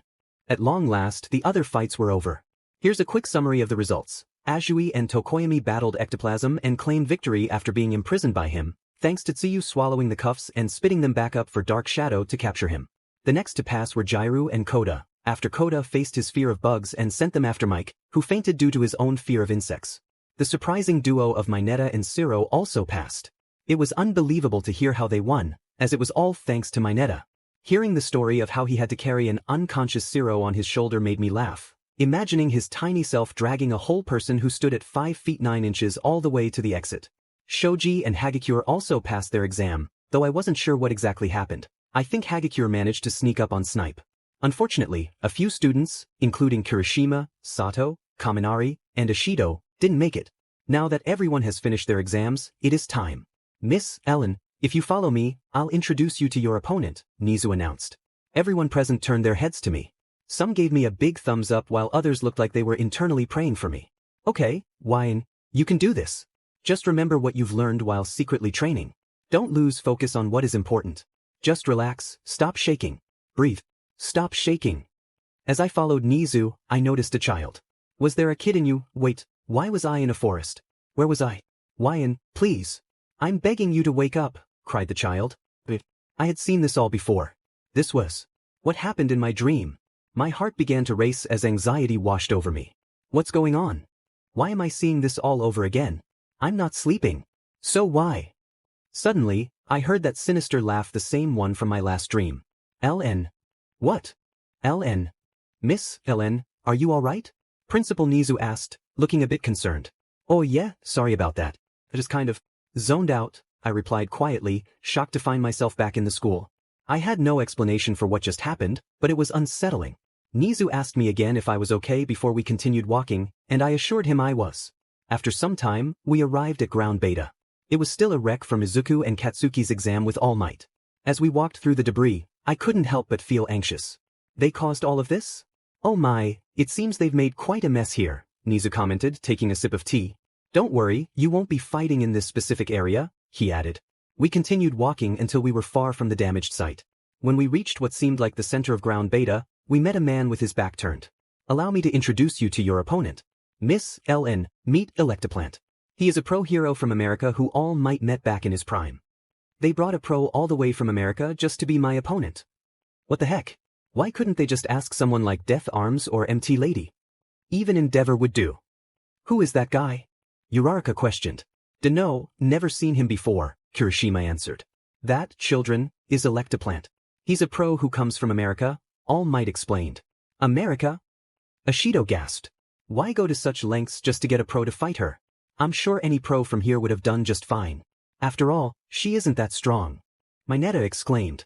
She's not weak either, Todoroki defended from the back of the crowd. Mineta turned to him with wide eyes, clearly frightened. If he had known Todoroki was present, he might have chosen his words more carefully. Young Mineta, we brought him here because his quirk is one of young LN's greatest weaknesses. We paired her with this specific pro because we want to test the full potential of her strategy and battle skills, All Might explained. The present students looked up to the pro with curiosity in their eyes as they monitored their fellow classmates' exam. What's her weakness? Whispered Kaminari, trying to be subtle. That should be obvious, considering her quirk is water manipulation, Jiraiya commented, drawing the boy's attention. Electricity, she concluded. Wait, you mean when she drowned me with her wave while racing, I could have just used my quirk and got her out of the way? Kaminari exclaimed. Yeah, but you would have seriously injured her. Also, you're not quick enough to think about that, Jiraiya teased. So, how exactly is this going to work out? Wouldn't she just lose right off the bat if his quirk has something to do with electricity? Zero, who had just woken up, questioned. Of course not. We wouldn't have asked him to come in if she didn't have a chance. Otherwise, that would have been completely villainous. All Might chuckled. I can't process this. They actually asked an American pro to be my opponent. Is he at least being compensated for this? Never mind, snap out of it. He's just another person. A person with a very concerning costume design. What exactly is his quirk? Thoughts raced through my mind in the short time we'd met. Not knowing anything about him made me anxious. This was going to be a disadvantage. Nizu spoke to the guy before leaving. I couldn't hear what was exchanged, but I did see Nizu hand him the restraints that the other pros wore. Even knowing he would be slightly weaker, I felt extremely nervous. I had no idea what I was in for, and because of that, I couldn't think of a plan. I need to figure out something quick. This exam will start the moment Nizu leaves, not leaving me much time to plan a strategy in advance. So you're the student I'm fighting today? Well, I hope you put up a good fight. I didn't come here for nothing, he began. I didn't respond. Instead, I tried to study him, though I couldn't, as I was too shocked at the fact that he came here from America.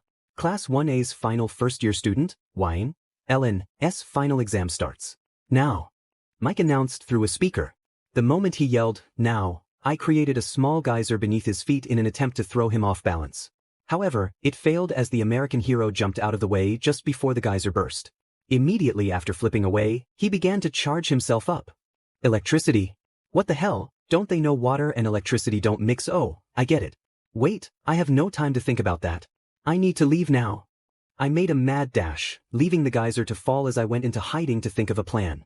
Now that I had some knowledge of his quirk, coming up with a strategy shouldn't be too hard. Okay, so I doubt my quirk-enhanced attacks will be very effective against him, so I can't depend on that alone. There's also a risk for me if I engage in any close combat. That said, what can I do? I also need to consider that I only have 30 minutes to try and finish this exam. Miss Ellen, come out wherever you are. Don't tell me I flew in from America just so you can run away from me, he called out. His voice sounded more menacing than before. He's taking this really seriously, isn't he? Suddenly, the hairs on my arms stood up as the air felt charged. He was close. I had to go somewhere else. Why is she just hiding? Does she really have no other options? Uraraka asked, concerned. It's not that. She just needs a little more time to think of a plan, Izuku replied as he entered the tent. Deku, you're okay, she cheered, gazing at him with a bright smile. Oh yeah, recovery girl's procedure really helped, he stuttered. Annoying, Katsuki commented, following behind Izuku. Bakubro, you good? Kirishima buzzed while nicknaming him in the process. No way, weird hair. You really think I'd be out of it for that long?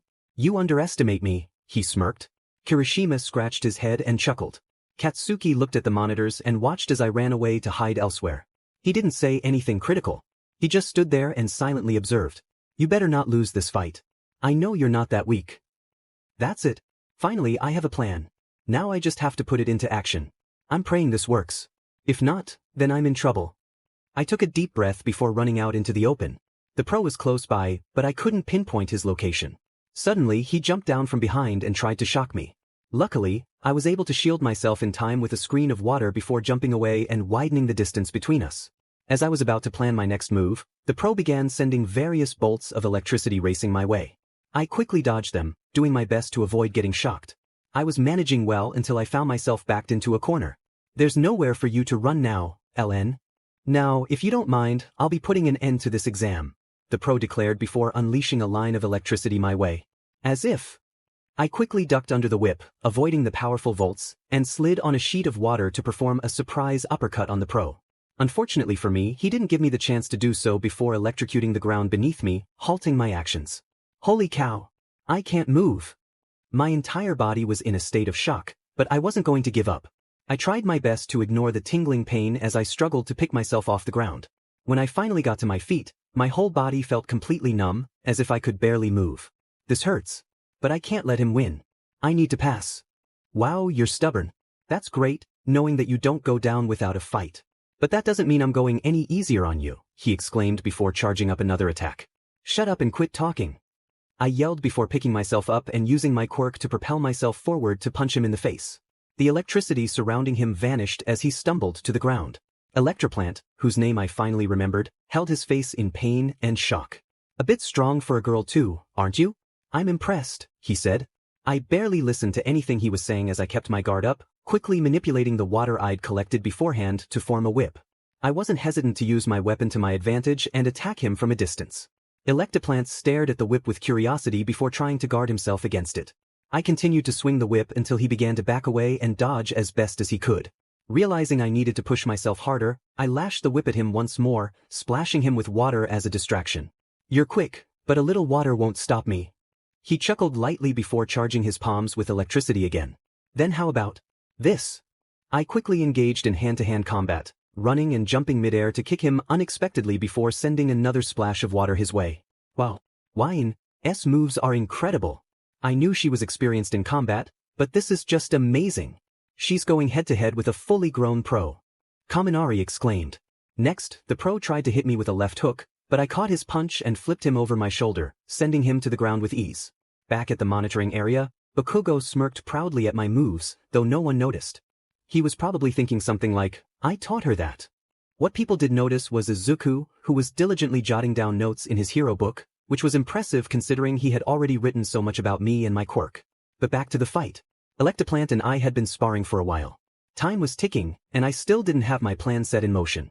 I tried many times to catch him off guard, but he was more focused than ever. I began to feel physically exhausted, and I could only blame myself for that. I thought, I shouldn't have spent an entire week resting, just eating and isolating myself at home while watching anime and playing games instead of training. Now look at me, starting to get sloppy. She's starting to get restless, Siro noted. Don't give up now. Todoroki thought to himself, analyzing the monitors. Getting tired now, are we, Miss Ellen? That's too bad. I was just starting to warm up, Electoplant taunted. You talk too much. I growled, sending a huge wave of water in his direction. It was a reckless move that caused some destruction around us, but I was desperate to end things quickly. When the wave crashed down, I noticed Electoplant was nowhere to be found. I tried to use this moment to dash for the exit, but before I could take a step, his voice came from behind me. Looking for me? Suddenly, a jolt of electricity hit my side as he landed a powerful kick. I gasped, feeling the impact as I was thrown into a pile of rubble. Electoplant approached me, taunting me further. This was getting really annoying. Tsuke, I was hoping you would put up a better fight. How's your side? Still stinging? Well, that's no surprise. A hit from me has that effect, he boasted. Do you ever stop talking? Seriously, it's so annoying, I growled, struggling to lift myself from the rubble. He only laughed and continued to taunt me. My body was sore and I felt paralyzed. Every time I tried to move, a sharp sensation pulsed through my muscles. Things were starting to seem hopeless, but I wasn't going to give up yet. As Electoplant continued his blabbering, I focused on nearby sources of water, attempting to change their temperature and direct them toward where he was standing. This was easier said than done, as it required more concentration than I anticipated. I truly am disappointed. I was hoping you'd hold out for just a little longer. Such a waste of talent, he sighed, looking down at me. Well, Mr. Electoplant, you shouldn't be, I started. Because I'm not finished yet. Immediately after I said that, I raised my hand and created a massive geyser that blasted Electoplant into the air. He tried to shoot bolts of electricity down toward me, but I quickly countered by transforming the geyser into a whirlpool, trapping him inside. The bolts of electricity got caught up in the whirlpool, causing a huge outburst of water. Holy crap! I didn't think that would happen. I thought as the droplets hit my face. I looked around and saw that the hero was out of sight again. Assuming I had defeated him, I took the opportunity to run for the exit. There it is. I'm going to make it. I'm not going to fail. Suddenly, my thoughts were interrupted as a huge bolt of lightning struck right in front of me. What the heck? I exclaimed. You could have seriously hurt me. I snapped, looking around only to find no one there. But I didn't, the pro chuckled. I looked up, and there he was, drenched in water and standing on top of a barely stable building, giving me a thumbs up. Wait, barely stable? I have to hand it to you, kid, you're tougher than you look. Unfortunately, your little water attacks won't be enough to stop me, he continued, adopting a villainous tone. Thanks for the compliment. Can you come down here so I can take you on? I sarcastically suggested. You're declaring victory? So early? Please. I've faced villains stronger than you, he boasted. I'm literally a first-year student in training, but okay. Suddenly, the pro began shooting thin, arrow-like bolts of electricity my way. I dodged them and prepared to use a move I had been working on for a while. Time to end this. Water slicer, I shouted, crossing my arms before swiping them back. Immediately, sharp, blade-like waves combined with the bolts of electricity, causing chaos around the unstable building, which began to crumble. My eyes widened at the scene unfolding before me, but I shook it off and made a mad dash for the exit. 10 seconds and counting until the exam. 9. Sheet. I have to move. I gasped, switching my sprint into a full run. 6. Almost there. Faster. Let's go, YN. Kirishima cheered, prompting the others to join in the excitement. Time. I opened my eyes and realized I had made it past the gate. Looking back, I saw the escape gate adorned with, "Well done." Am I dreaming? Did I really just pass? Ahead of me, Aizawa approached. Aizawa-sensei, did I just? Yeah. Good job, kid. That was all I heard before I fell unconscious from exhaustion. Aizawa caught me just in time, or so I was told. Electoplant, are you alright? He asked, checking on the pro. Yeah, I'm good. She really went all out. I was not expecting that, he replied as he emerged from the rubble and walked toward Aizawa. I didn't think someone her age would have that much in her, he continued. Yeah, well, she got into this school for a reason, along with my other students, Aizawa said before picking me up and taking me to Recovery Girl's tent. I opened my eyes, nearly blinded by the brightness of the room. Where am I? You're finally awake, Recovery Girl said. How long was I out? I asked, sitting up and searching for a clock. A few hours. You put up quite a fight, she replied. A few hours? So, does that mean it's already after hours? Yep, but that didn't stop the 3 who are waiting for you outside from leaving, she mentioned. What? Who? I questioned, surprised. Look for yourself, she replied. I got up from the bed and opened the door. There, I saw Katsuki, Todoroki, and Izuku all sitting apart in the hall, seemingly asleep. At least, I hoped they were sleeping and not in trouble. I peeked back into the room and informed Recovery Girl of the situation. Well, wake them up. They can't sleep here, she instructed. With a sigh, I approached the closest person, which unfortunately was Katsuki. I had never woken him up before, so I wasn't sure what to expect. He better not lash out at me. I won't hesitate to defend myself. Katsuki? Wake up, I said, gently nudging his shoulder. He shifted before suddenly grabbing my wrist and pulling me down to the floor. It wasn't the aggressive reaction I had anticipated, it was something else entirely. There I was, pinned down on the floor with him holding me close. What is happening right now? My face flushed with shock. The sound of our tumble startled Izuku awake, and he blinked at the scene before him, confusion etched on his face. YN? Kaken? He asked, looking bewildered. Izuku, it's not what it looks like, I exclaimed, trying to wriggle free from Katsuki's grasp. Then, Katsuki realized what was happening and pushed himself away, his eyes wide. What the heck? Get OFF, he yelled. You're the one who grabbed me. I shot back. Leave her alone, Bakugo, Todoroki suddenly defended. When did he wake up? Shut up, Icy Hot. No one is talking to you. Katsuki barked. You kids go home. It's after hours and the school still needs to be locked up. Recovery Girl scolded as she opened the door. Izuku and I exchanged apologetic glances while Todoroki stood there blankly, and Katsuki glared at her with his usual scowl. Elsewhere. Shigaraki. We've been spreading the word about you for the past few days. It seems like something big is about to go down, an unknown person said. Oh. Who are they? Shigaraki's sinister voice replied. A young man and a teenage girl entered the room. In person you're super gross, dude, the young man remarked. Wow. This guy's your friend, Mr. Staney? I want to join too. Your League of Villains, the overly cheerful girl exclaimed. Kurogyri, warp them away. It seems like the 2 types I dislike most have shown up as a duo, Shigaraki began. A brat.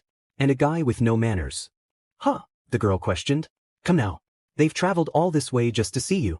You could at least humor them with a chat, Tamura Shigaraki. What's more, if they're being introduced by our influential broker friend here, we can be sure they're at least competent fighters, Kurogyri informed. Either way, I'll take my finder's fee now, Kurogyri, replied the guy who brought the girl and young man. As for introductions, let's start with this high school girl. The media's kept her face and name under strict lockdown, but she's a person of interest in a string of incidents, he finished. I'm Toga. Himiko Toga, the girl introduced herself. Life is too hard. I want to make a world that's easier to live in. I want to be Mr. Staney. I want to join you, Tamura, she cheered. I don't get it. Are you some kind of weirdo? Shigaraki questioned. You both have similar goals. I'm sure she'll be useful to you. Next, this young man has no outstanding record to speak of, but he's enamored with the hero killer's ideals. The man who brought them in explained. I'm not sure about this, the young man started.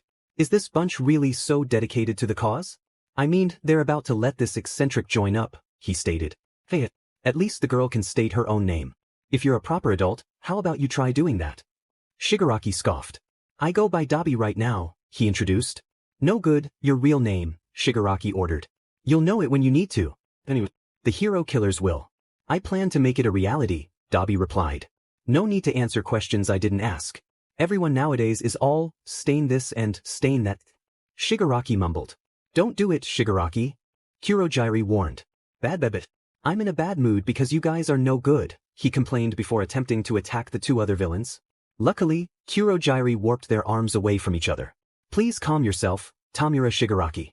If we are to act upon your desires, expanding this organization is a necessity, Kurojiri explained. He leaned in closer to Shigaraki and began to speak softly. And oddly enough, this is our chance while we're in the spotlight. I advise acceptance, not rejection, Tamura Shigaraki, the man said softly. Acceptance of anything we can use of. Whatever remains his will, he whispered. Shut up, Shigaraki snapped back. Where are you off to? Asked the unnamed man. I said shut up. Tamura replied, storming off like a frustrated child. It pains me to say it, but our business partner there. He's too young. Immature, the man remarked. I thought he was going to attack us, Toga added. That was strange. Dabi commented. We will have an answer for you within a day or two. Will that suffice? I expect even he knows what he must do. It's because he knows, in fact, that he left without a word. First All Might, then the hero killer. He's been humbled twice now, Kurojiri explained. He'll figure it out, I'm sure. An answer that will satisfy you too, as well as himself. Everyone. I'm looking forward to a bunch of awesome stories from the trip. Mina exclaimed. Just hold on now. There could still be some twist to this. Izuku tried to reassure them. Don't say that, Midoriya. You're going to jinx it. Shiro warned. Failing our exams means summer school instead of training camp in the woods. And we flunked the practical. The only twist would be if your average scores were less than a monkey's, Kaminari snapped, poking Izuku lightly. Calm down, you're talking too much, Shiro said. I'm in the same boat anyway. I got put to sleep and only cleared the test thanks to Mineta. So until we know how they're actually grading this thing, he added. Save your pity. I just want your points. Kaminari shouted. That's the bell. Be seated, Aizawa said as he opened the door. Morning. About your final exams, he started. Kirishima, Sato, and Mina all looked ready for disappointing news while Kaminari looked like he had already given up the moment Aizawa arrived. Sadly, we had some failures. As such, you're all going to summer training camp, he announced. Everyone cleared the written tests. But in the practical, Kirishima, Kaminari, Ashido, Sato, and Shiro all failed, Aizawa continued. Wait, we're really allowed to go? Kirishima questioned. I knew it. Clearing the practical didn't necessarily mean I passed.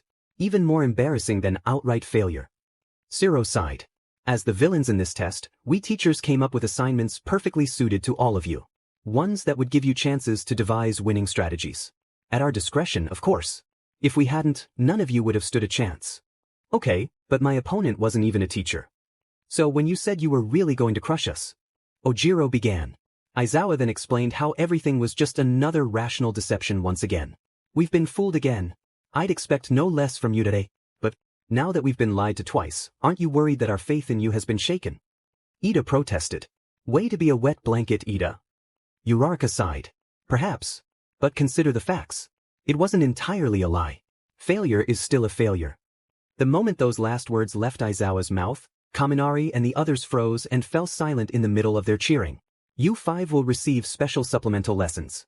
And to be honest, they'll be far worse than summer school, he continued.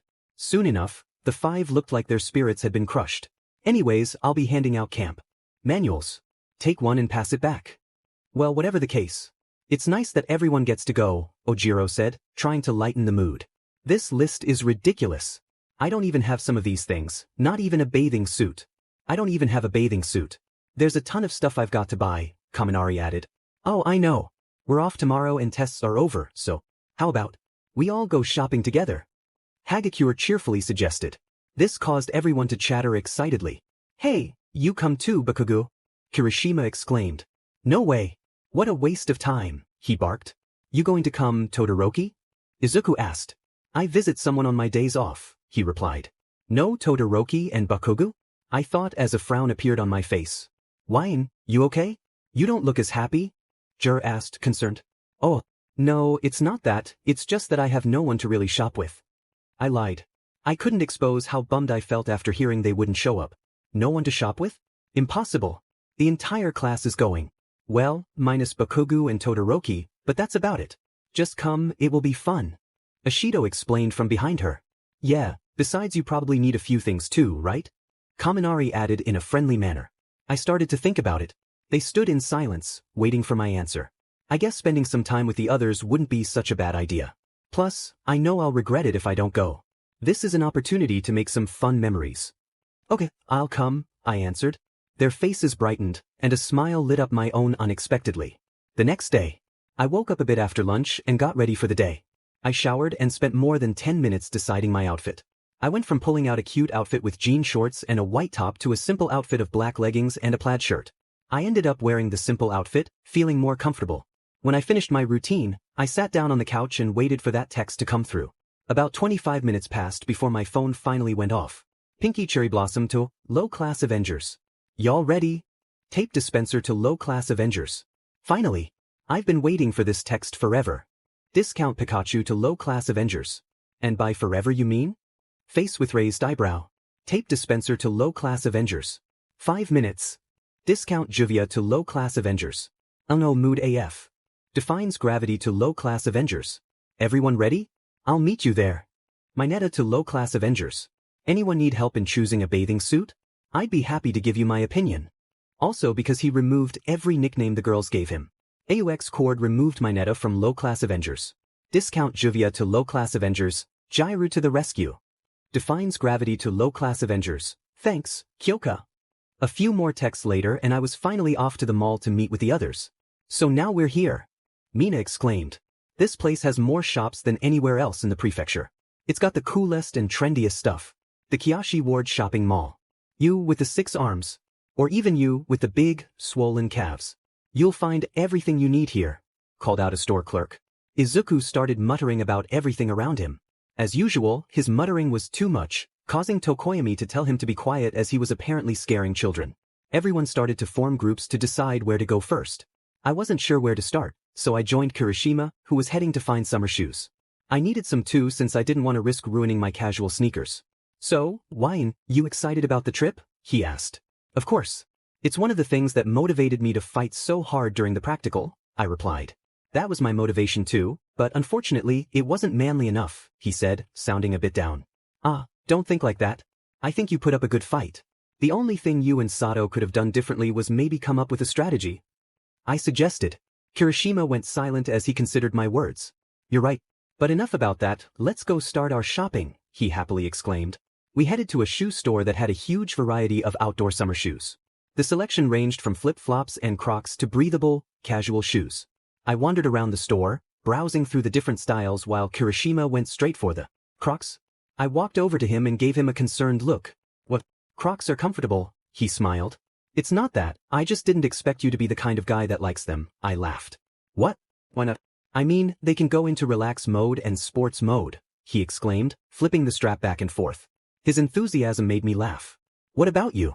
What kind of shoe are you looking for? He asked curiously. I wasn't sure before, but now I think I'll buy some Crocs too, I said, holding up a purple pair. Croc brothers, he sang out. 2 bros, chillin' in a Croc store, I continued. Kirishima laughed at my reference. After joking around a bit more, we decided to buy the Crocs. Before leaving the store, a pair of black Crocs with flames on them caught my eye. We should buy these for Katsuki, I snickered. Those are awesome. Let's get them.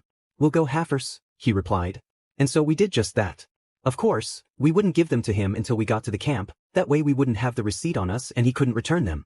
After officially leaving the shoe store, Kirishima and I checked our list of necessities. Most of the items on Kirishima's list were already crossed off, but he noticed I still needed a bathing suit, a sleeping bag, some bug spray, and a few other things. You need a sleeping bag? He asked. Yeah. The only one I actually own is an old Pokemon one I got when I was 9, so there's no way I'm taking that with me, I replied. In that case, I know just the place to get one for a good price, he chuckled. I followed Kirishima to a camping store and into the sleeping bag aisle. When we arrived, we bumped into Katsuki. Bakubro, I thought you weren't gonna come? Kirishima asked, surprised. Katsuki looked in our direction with his calm and natural expression. I said I didn't want to come with you guys. Besides, I need some stuff too, he retorted. I see.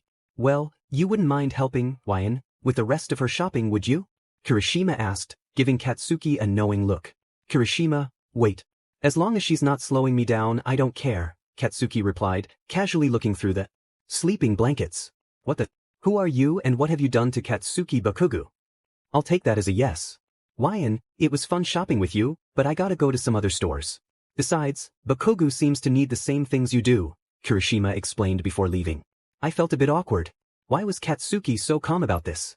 How come he didn't harshly reject me as usual? You just gonna stand there or are you gonna buy something? He asked, his tone slightly annoyed. I snapped out of my thoughts and started browsing through the sleeping bags on the rack. The only sound between us was the soft sliding of hangers on the metal rack. How are there no black sleeping bags? Katsuki glanced over at me and noticed the troubled expression on my face. What? He suddenly spoke. I looked up and made direct eye contact with his striking crimson eyes. I didn't realize it, and neither did he, but we were staring at each other longer than necessary. Shortly after, both our eyes widened with realization. Nothing. I just can't find a black sleeping bag. I blushed.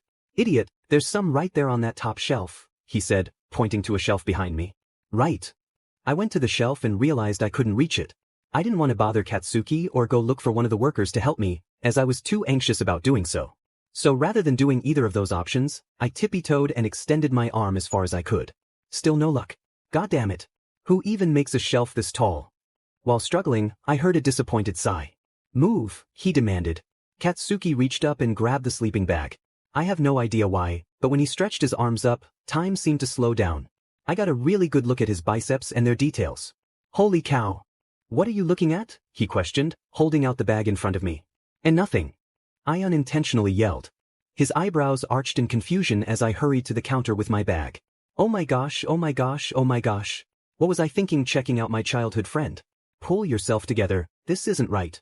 After making my purchase, I quickly walked out of the store with the reddest face ever, a mix of regret and embarrassment. Okay, as long as I avoid him for the rest of the day, I won't have any more weird thoughts. Okay, what do you need to get now? His voice suddenly came from beside me. I jumped at his unexpected appearance and may have gasped. What the heck? I thought he was still in the store. Speak up or I'm leaving you behind, he scoffed. Swim. What? He interrupted. A swimsuit. I muttered, feeling embarrassed. Katsuki went silent. I looked up and saw him. Blushing? Wait, I must be imagining things. Is he actually blushing? You're lucky I have to get one too, otherwise I would have left, he grumbled as he walked away. Well, I would have been fine on my own, thank you very much, I replied sassily. That was a lie. The moment Katsuki left, I would have been completely lost. I rarely ever come to this specific mall. After a 5-minute walk, we reached the outlet store. The moment I entered, I started browsing through clothes I didn't even need. This is so cute. Oh, this one too. Wait, no, that one's better. The girly girl within me would have gone wild if Katsuki hadn't said something. We're not here so you can get yourself an entire new wardrobe. I frowned at his comment, but since he was right, though I would never admit it, I put the clothes back and headed to the swimsuit aisle. As I browsed through them, I realized I had no one to give me opinions. Correction, no one I would feel comfortable asking for opinions. I looked towards Katsuki with a pouty expression, which confused him. What now? He snapped. I said nothing and turned my face away. Where are the girls when I need them? To be continued. Okay, I guess I'll try on this. This one too, I guess. Oh, this one doesn't seem so bad. Why are you grabbing so many swimsuits? You only need one, Katsuki exhaled as he sat down on a bench. Options, I retorted. What do you need options for? Not like you're ever going to wear it again. Partly true, but I still need one that fits comfortably and looks good. You girls are so complicated these days, he mumbled. I heard that. I snapped from inside the dressing room. Whatever, just hurry up so we can leave. Hey, how about you go look for one of the girls for me instead of sitting around and complaining about how long I'm taking? I ordered. Now why should I do that? Also, why do you even need one of them? You're here with me, remember? Katsuki retorted. Because I need their opinions on how I look in this swimsuit. And maybe even some suggestions, I explained. Katsuki was silent. Just as I was about to reach over to open the curtain, it was quickly slid open. Katsuki, what the heck? I could have been changing. I exclaimed. How are you going to get an opinion if you aren't showing what you're wearing, dummy? There I was in nothing but an electric blue two-piece, standing in front of Katsuki Bakugo, whose face turned as red as a tomato. Seriously, where is Katsuki and who is this imposter? Katsuki's POV. What did I just do? Why did I do that? Why am I feeling this way? I couldn't believe I had just done that. Now I had to look at her and give her an opinion. Wyan was standing in the dressing room, covering herself, but oddly not closing the curtain. Why wasn't she closing it? She had yelled at me for opening it in the first place, so why wasn't she closing it now? Well, are you going to give me your opinion or not? She growled. What the heck, this is so confusing. I huffed and looked her over from head to toe. The moment my eyes left her head, a strange feeling washed over me. Excitement or something. I felt my face getting hot, which was so weird. She doesn't look too bad, what the heck. I can't take this anymore. That's it, I'm out. I yelled before storming out of the dressing room. End of POV. Hey, where are you going? I called out as he stormed away. No response. Why did he even bother trying to give me an opinion if he couldn't even do that? I closed the dressing room curtain and looked at myself in the mirror. Too bright of a color. Back to Bakugo's POV. Forget this. This is exactly why I hate shopping with others. What a waste of my time. Suddenly, I heard someone call out to me. Hey Baku bro. I turned around and saw Kirishima speed walking towards me. I stood still as I waited for him to catch up. What's up? Where's YN? He asked. Swimsuit store, I replied. You left her? Did something happen? He wondered. Something happened all right. She got annoying. The last thing I saw before turning around to continue walking was his eyes widening and his jaw dropping. Annoying? What do you mean? He asked, raising an eyebrow. I huffed before responding. She was being difficult for no good reason. Liar. What the heck? You sure it was YN who was being difficult? He mumbled. No kidding, why else would I say that? I confronted. Suddenly, Kirishima quickened his pace and stepped in front of me. Oh, I don't know. Maybe because you did something embarrassing and now you're blaming her. It fell silent. Gasp, was I right? Dude, what happened? He exclaimed. Shut up. Sorry. So, what happened? End of POV. Stupid Bakugo, just ditches me like that. This is why I didn't want Kirishima leaving me to shop with him. I was still in the bathing suit store, struggling to find anything I liked. Eventually, I gave up and left the store. Shorts and a t-shirt it is. I wandered around the mall and eventually met up with Momo and Jairu. YN, hey, how's your shopping going so far? Momo asked politely. It could have been better, I admitted. No point in lying. How unfortunate, why is that? She asked, concern in her voice. Yeah, where's Kirishima? I thought he was with you. Jairu added. I explained to the two girls how I ended up shopping with Bakugo and then got ditched. That's too bad, Jairu frowned. Yeah, I left the store since I couldn't find anything that looked right. I sighed. How about we go look again? This time you'll have someone you know and feel comfortable with to help you, Momo suggested. I agreed and went back to the store with them. Momo and I browsed through the collection of swimsuits while Jairu waited nearby. I noticed her and asked if she needed one too. Oh, not really. I mean, I don't plan on doing much swimming while we're there. That's unfortunate. I found something that would look perfect on you too, Momo said, holding out a yellow swimsuit. Jairu's eyes widened as she gripped her shirt tightly.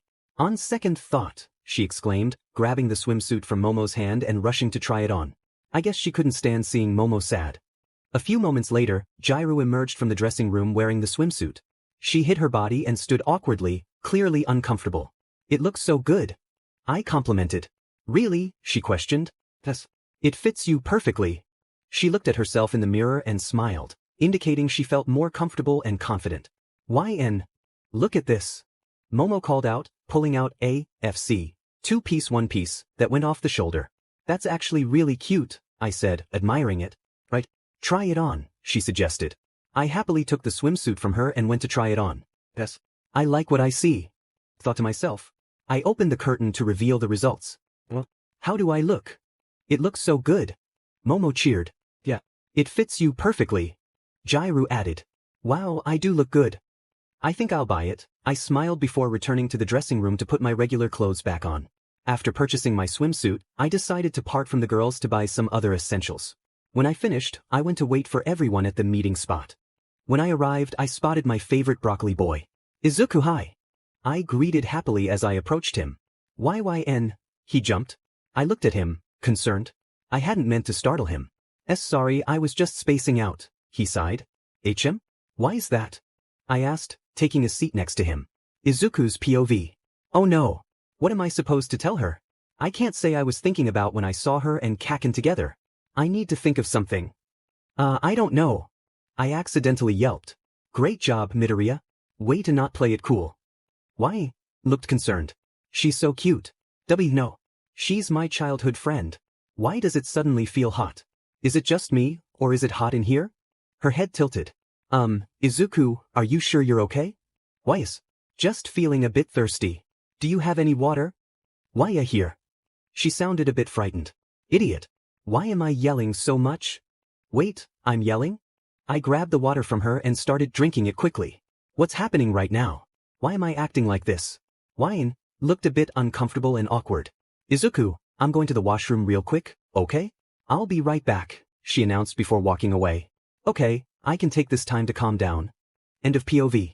I paced to the washroom, my face flushed bright red. Izuku's panicky moments were cute but concerning. I had to leave him, he needed to calm down a bit. When I entered the washroom, I went straight to the sink and splashed cold water on my face. I stayed in there for a minute or two before deciding to go back. Exiting the washroom, I spotted a suspicious-looking person sitting beside Izuku. Who's that? I walked closer and saw the fear in his eyes. He was in trouble. Izuku. The moment I called out his name, both he and the stranger looked up. Are you okay? I asked, pretending not to know. If I tried to rescue him right away, he could have been in danger. He was quiet for a brief moment. Fine. Don't come any closer, he exclaimed. Oh, you were with a friend already. My apologies, the stranger said. It was a good talk, Midoriya, he finished before leaving. I rushed to Izuku and supportively put my arm around him as he caught his breath. Who the heck was that? Wait, Shigaraki. Izuku exclaimed. Shigaraki? All for one. What's he after? Shigaraki paused for a moment before continuing to walk away. Dunno. What you should worry about is meeting me again. Because that's when you'll die, he replied. After that he disappeared. His sinister voice echoed in my mind, sending chills down my spine. Deku. YN. Are you two alright? Who was that? Uraraka shouted from afar. I looked up and saw her rushing toward us. Shigaraki. Tomura. I whispered. Oh my gosh. Hold on, I'll call the police. She quickly took her phone out of her pocket and called for help. After a while, the authorities arrived, and the mall was temporarily shut down. Later that day, Izuku was taken in for questioning. I wasn't sure what had happened between Shigaraki and Izuku, but I could tell that Izuku had grown more fearful afterward. The next few days passed quickly as we approached the day of the training camp. While we were all excited, some of us felt uneasy. After the mall incident, at school, we were informed that we wouldn't know the location of the training camp until the day of departure for safety reasons. In the blink of an eye, our first semester ended, and summer break began. What? Some Class A kids are getting extra lessons? That means some of you failed. How strange is that? Everyone knows Class A is totally superior to Class B, but this. Wow, yelled the annoying blonde kid from Class 1B. Immediately after, he was silenced by the orange-haired girl from his class, who apologized for his behavior. Class A's bus is this way. Please line up in order. Ida called. Of course, no one listened and just boarded the bus. I stowed my belongings and went to sit by one of the windows. I put in my earphones and scrolled through my playlist, but before I could play a song, someone sat down next to me. Ah, Todoroki, hi, I greeted. Hey, YN, you don't mind if I sit with you, right? He asked. No, not at all. How have you been? It feels like we haven't spoken in ages, I replied, adjusting in my seat. I've been good. I've been busy visiting someone lately, so that's probably why it seems like we haven't talked for a while, he explained.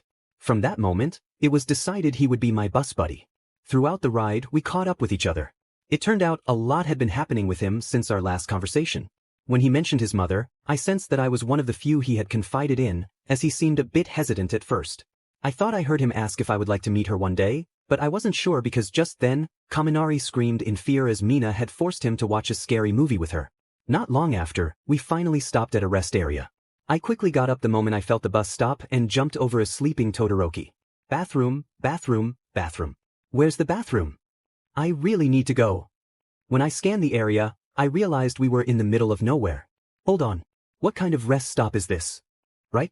And where's Class B? Someone else asked. Who cares about that? I need a bathroom right now. I yelled, not caring who heard me since my bladder felt like it was about to burst. Of course we stopped here for a reason, Aizawa said. What? Hey, Eraser, exclaimed an unfamiliar voice. Sorry, haven't seen you in a while. Rock on with these sparkling gazes. Stingingly cute and cat-like. We're the wild pussycats. Two new faces announced in unison. These are the pro heroes who'll be helping us out this time, the pussycats, Aizawa explained. Izuku started fanboying and ran an analysis on the two women standing in front of us. The moment he mentioned they had been in business for 12 years, the blonde woman playfully shoved his face and yelled, "We're 18 at heart." She must be a bit insecure about her age or something. Never mind that though, where can I find a bathroom? I think I'll have to ask. Excuse me, but is there somewhere I can, go? I awkwardly asked the brunette. Go? What do you mean? She tilted her head. I didn't respond with words but rather with a desperate expression. Oh, well, unfortunately, there are no restrooms anywhere else other than the lodge, she explained. Well, where's the lodge? Over there, at the foot of that mountain, she answered, pointing into the distance. I'm sorry, what? Then why did we stop here? That's so far. Mineta yelled. For once, I have to agree with him. I exclaimed in disbelief. But, did we stop so far? Uraraka whispered. Oh. Sato mumbled. Let's get back to the bus? Hurry. Siro spoke as he fidgeted towards the bus. We all started to feel uneasy about the situation. It's now 9:30 a.m. I'm thinking around noon at the earliest, the brunette said with a smirk. That expression made us all rush back to the bus in complete panic. Kiddies who don't make it there by 12:30 won't get any lunch, she finished. Suddenly, the ground began to rumble. In the blink of an eye, we were all launched into the air and sent tumbling into the forest below. This is our private territory, so feel free to use your quirks. You've got 3 hours to reach the facility on foot. Make it through the beast's forest. Hearing that name sent shivers down some of our spines. The moment I felt the ground beneath my feet, I quietly stepped away for a second to handle business. Now I know what you're thinking, but that's not exactly what I was going to do. Instead of finding a hidden spot, I decided to use my quirk to take care of things. It might be a bit gross, but when you gotta go. Once I finished, I grabbed a sanitary wipe I had on hand and gave myself a quick clean. Never thought I'd have to do that, but I'm glad it's dealt with. I returned to the group and saw absolute chaos. The group had barely taken a few steps, and already there was a beast. Koda tried to use his quirk to tame the creature, but it didn't work. Koda, what's wrong? Why isn't your quirk working? I asked. He was a man of few words and simply shrugged. I turned my attention to the monster, examining it closely. It's made of dirt. I whispered. Realizing that, I began to gather moisture from my surroundings, preparing to unleash a blast at the beast. But before I could act, Katsuki, Ida, Todoroki, and Izuku charged through it effortlessly. Well, this is unexpected. Many hours later, after what felt like an eternity of battling and navigating through the forest, we finally emerged. It had been exhausting and incredibly stressful, but we made it. Sure, we were worn out and a bit battered, but we had arrived, albeit not in time. Oh my god, I didn't think it would take that long. I exhaled, dropping to the ground. I agree. That was way too harsh. Mina said, plopping down beside me. You all finally made it. Unfortunately, you missed lunch, said the blonde whose name we hadn't learned yet. It'll only take 3 hours. Yeah right, Siro complained. I'm so hungry. I might just faint. Kirishima whined. Someone get that man some food. I yelled from the ground. Someone. Get all of us some food. Uraraka mumbled, her face pressed against the dirt. Sorry, that's how quickly we could have made it, the brunette said. Are you flaunting the power gap in our faces? Sato asked. We actually thought it would take you longer, the blonde giggled. And you handled my earth monster quite easily too. Not bad, especially you four, she continued, glancing at Katsuki, Izuku, Todoroki, and Ida. I'm guessing your past experiences allowed you to act without hesitation? 3 years from now is going to be fun. I'm marking you all as mine, she concluded. I'm sorry, what? Oddly enough, that statement made me spring to my feet. Ooh, if someone is feeling a bit jealous. Mina teased. What? No, I just thought I heard someone mention food. Food. Kirishima shot up. Hey, Mandalay. I didn't know she was like that, Aizawa said to the brunette known as Mandalay. She's worried about being alone forever, she replied. A spinster? You're that old? Midoriya asked. Who's old? Not me, she shouted. Hey, I've been wondering. Who is that boy? He asked, pointing to a little boy nearby. As I looked over, I felt a strange familiarity, but I couldn't place it. Oh, he's actually my nephew, Mandalay said. Koda, come over and say hello. You'll be spending a week with these guys after all? The little boy walked over to Midoriya silently. Why does he seem so familiar? Izuku crouched down and extended his hand to the boy as he introduced himself. In response, the little boy unexpectedly punched Izuku right in the stomach. Midoriya. Hey nephew. Why did you hit Midoriya? Ida rushed over. I can't stand JRKS who want to be heroes, he replied bluntly. How old is this kid? Cute kid, Katsuki said with a smirk. Okay, I see why I felt a connection with this kid. He reminds me of Katsuki. You two are a lot alike, Todoroki commented. A lot alike? Buzz off, I don't want to hear anything from you, Mr. Through the Match, Katsuki shot back. Sorry, Todoroki apologized. Enough of this sideshow. Go get your luggage from the bus, Aizawa ordered. Drop your things off in your rooms, then come to dinner in the mess hall. After that, you'll bathe, and then it's bedtime. The real training starts tomorrow. Now hurry up. I got up off the ground and helped Mina up too. We dusted ourselves off before following the rest of the group to the bus. Thanks for the food. There we were, enjoying a feast. The food was absolutely delicious. Trays of food lined each table, and there was no shortage of options. I sat between Todoroki and Tokoyami, and they were surprised at how much I could eat. In fact, everyone was astonished considering my small stature. Geez, where does it all go? Jair asked. I attempted to reply. Yeah, maybe finish chewing first, she suggested. I took a moment to chew and swallow before responding. I'm not even sure. But since I train almost daily, I think that keeps me from gaining weight. Gotta maintain my shape, I giggled. YN, you work out? Kaminari asked from a few seats away. Yeah. What kind of training do you do? What's your regimen? Would you want to spar together sometime? Kirishima bombarded me with questions. Spar? Sure, I'm up for the challenge. I said, giving him a thumbs up. Sweet. Just so you know, I won't go easy just because you're a girl, he smirked. Same goes. I challenged back. Shut up and keep eating. Katsuki growled from behind. Kirishima and I exchanged glances before shrugging and returning to our meals. Delicious. This rice is amazing, he exclaimed. The flavors are incredible. Each grain is just as good as lunch rushes. I wish I could eat this forever. Kaminari added enthusiastically. This is so heavenly. I never want to stop. After those blissful minutes of eating, it was time to take a relaxing bath. The girls and I went to change before heading to the baths. I waited for everyone to leave before I started getting undressed. It wasn't that I was insecure, just a bit shy for some reason. Once I was ready, I made my way to the springs. The steam enveloped my skin even before I stepped inside, and I was captivated by the soothing warmth. I closed my eyes, embracing the relaxation as I walked in. It was quieter than I had expected. When I opened my eyes, I saw something I shouldn't have. Please be a hallucination. Please be a hallucination. I rubbed my eyes and quickly scanned the area in panic, trying to escape. Instead, I slipped and bumped into someone, landing right on top of them. I focused my eyes on the person, and that was Katsuki. The atmosphere turned awkward. Katsuki's face started to turn a deep shade of red. I was a bit confused as to why he was so flustered. Yes, this was embarrassing, but wasn't his reaction a bit extreme? That's what I originally thought until I realized what had just happened. There I was, lying completely exposed on Katsuki Bakugo. Skin to skin in front of all the boys. Oh, Bakugo, get some, one of them yelled. No fair. Why is Bakugo the only one getting attention? Shouted Mineta, and I didn't even have to see his face to know it was him. Get the heck off me, he growled through clenched teeth. I'm sorry. I grabbed my towel and hid my body before dashing out in pure embarrassment. Oh my god. What just happened? Oh my lord, help me. Back in the boys' spring. Yo, did that just happen? Kaminari questioned. No. Nothing happened. Katsuki screamed. Yes, Kaminari, that did just happen. Kirishima replied. Is he okay though? He asked, quite concerned. I'm sure Bakugo is more than okay, if you know what I mean, Mineta teased. Say one more thing, and I'm going to make you regret it. Katsuki threatened. He distanced himself from the other guys and sat by himself.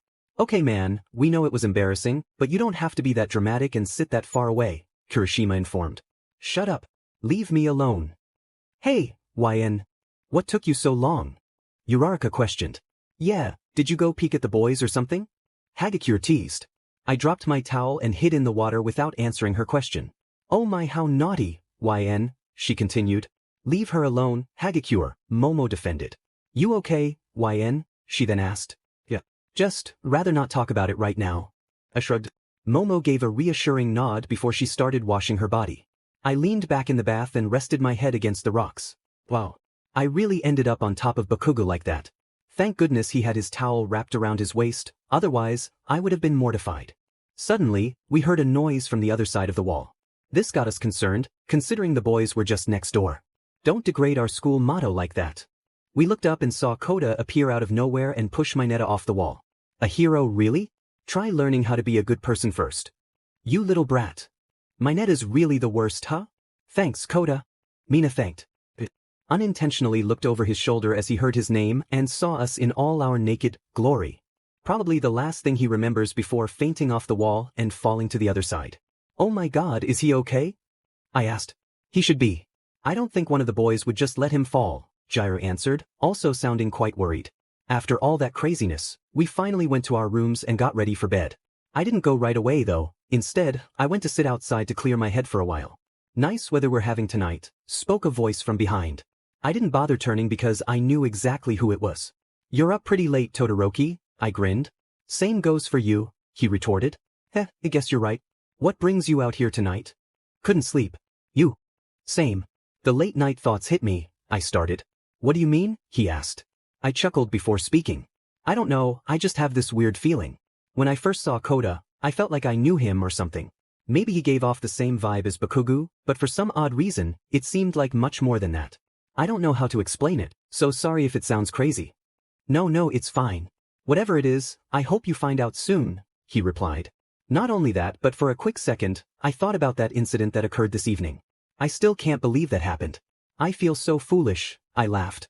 About that, are you okay? Did you get hurt? You fell pretty hard, he asked, concerned. Todoroki didn't care to ask for the details like anyone else would. Instead, he was focused on my well-being. Knowing that made me feel completely comfortable around him, I guess he understood that I didn't want to talk about what happened. Yeah, I'm fine. Just extremely embarrassed, that's all. I don't blame you. I'm pretty sure anyone would have been embarrassed if that had happened to them. Except for Mineta. He's probably thrilled knowing him, he retorted. I laughed at his comment. What? It's the truth. No, I know. It's just, you're pretty funny when you want to be. I wasn't trying to be funny. I just spoke the truth, he replied. Cute, I accidentally blurted out. Todoroki looked at me with his mouth slightly open, as if he couldn't believe what I had just said. Heck, I couldn't believe it either. Sorry. I didn't mean to blurt that out. I panicked. It's fine. Well, it's getting pretty late, I should probably head to bed now. Good night, Wyan, don't stay up too late, he said before walking away. I noticed he didn't sound too awkward about what had just happened. Maybe he brushed it off quickly? Whatever the case, I was glad he didn't make it horribly awkward. I grinned at myself before getting up and heading to bed too. Good night, Shudo. She thinks I'm cute? Yn. Please wake up. Please. My ears are ringing. I can't hear anything. My head. Is this blood? I looked at my hand, it was covered in something. I couldn't exactly see what it was, but it felt warm. If it's blood, then whose blood is it? My vision cleared up a bit. I was in an area that was completely destroyed.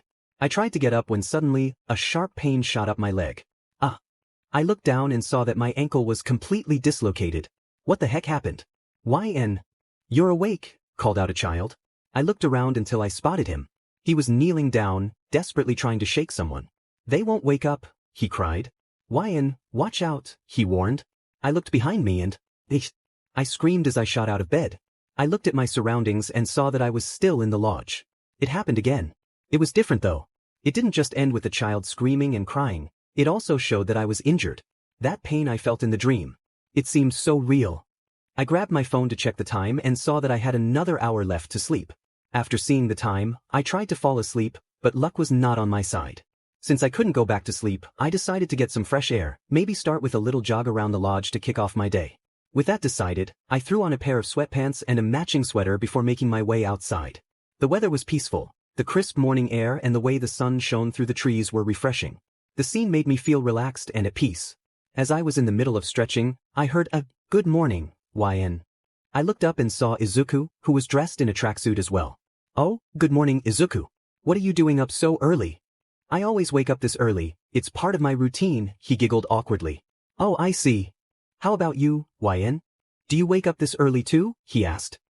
No, not really. I just couldn't go back to bed, I admitted. Why is that? He kindly asked. Just this dream I've been having lately, it's been getting more intense. I don't want to focus too much on it, though, so that's why I decided to squeeze in an early morning run, I explained. Mind if I join you? He smirked. Sure, as long as you can keep up. I teased. We got ready and internally counted to 3. Everything started off as a jog, but things began to heat up. For some odd reason, my competitive side kicked in. Every time Izuku would get ahead of me just a bit, I would push myself to go faster. He noticed this too, but he couldn't judge because he was doing the same. Eventually, our morning jog turned into a race as we activated our quirks to boost our speed. Now I know what you're probably thinking, where are you two even racing to? That's a good question because I didn't even know. We were basically running until one of us ran out of stamina. Getting competitive too now, aren't you, Izuku? I giggled at him. He looked at me with a smirk and replied, "You're one to talk." Then, in a flash, Izuku was gone. The only thing I witnessed in that split second before he vanished was him running into a tree. I stopped and turned back to check on him, hoping he wasn't hurt. Oh my gosh. Are you all right? There he was, lying on the ground with his eyes half-lidded and a red mark on his head. "Awa, my head," he groaned.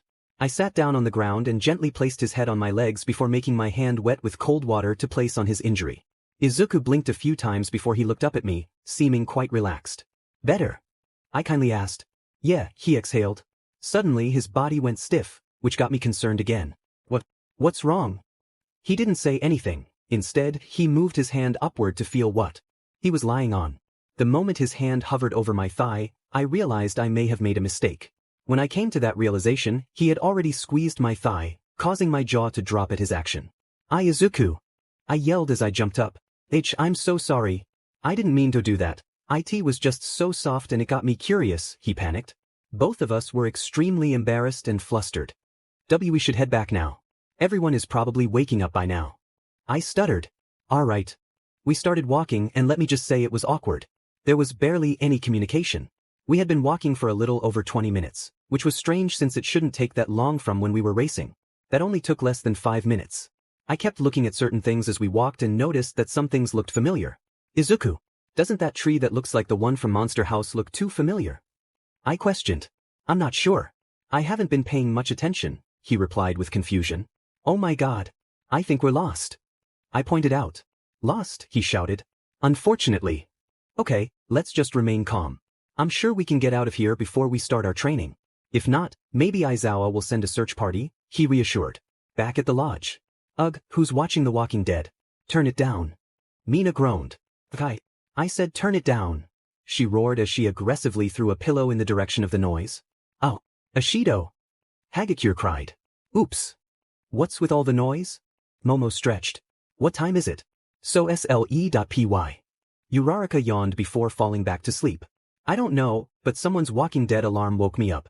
I probably would have dreamed about getting chased by zombies if I slept any longer," Ashido explained. Hagakure got out of bed to find the source of the noise, which was your phone. "Hey, why set an alarm if you're not even going to wake? Wait, where is she?" Hagakure put your phone back down and peeped outside the room. "Maybe she went to the washroom?" Momo assumed. The girls went silent for a moment as they wondered about your whereabouts before brushing it off and getting ready for the day. "Hey Toru, I just wanted to ask, but did you sleep in your clothes?" Mina asked. "Ishido." Hagakure squealed. "Okay, I think I know where we are now. I've seen that rock. I remember distinctly passing by it at some point. Wait, was that branch there before?" "No," you mumbled as you tried to retrace your steps. "Izuku, how is it going up there?" you called out to him. Izuku's head popped out from behind a tree as he heard your voice. "Not too good, I can't see the lodge even from up here," he sighed. You dropped to your knees dramatically and yelled, "We're doomed." No we're not. I'm sure help is on its way as we speak." Izuku tried to reassure you. "Oh, did that seem real?"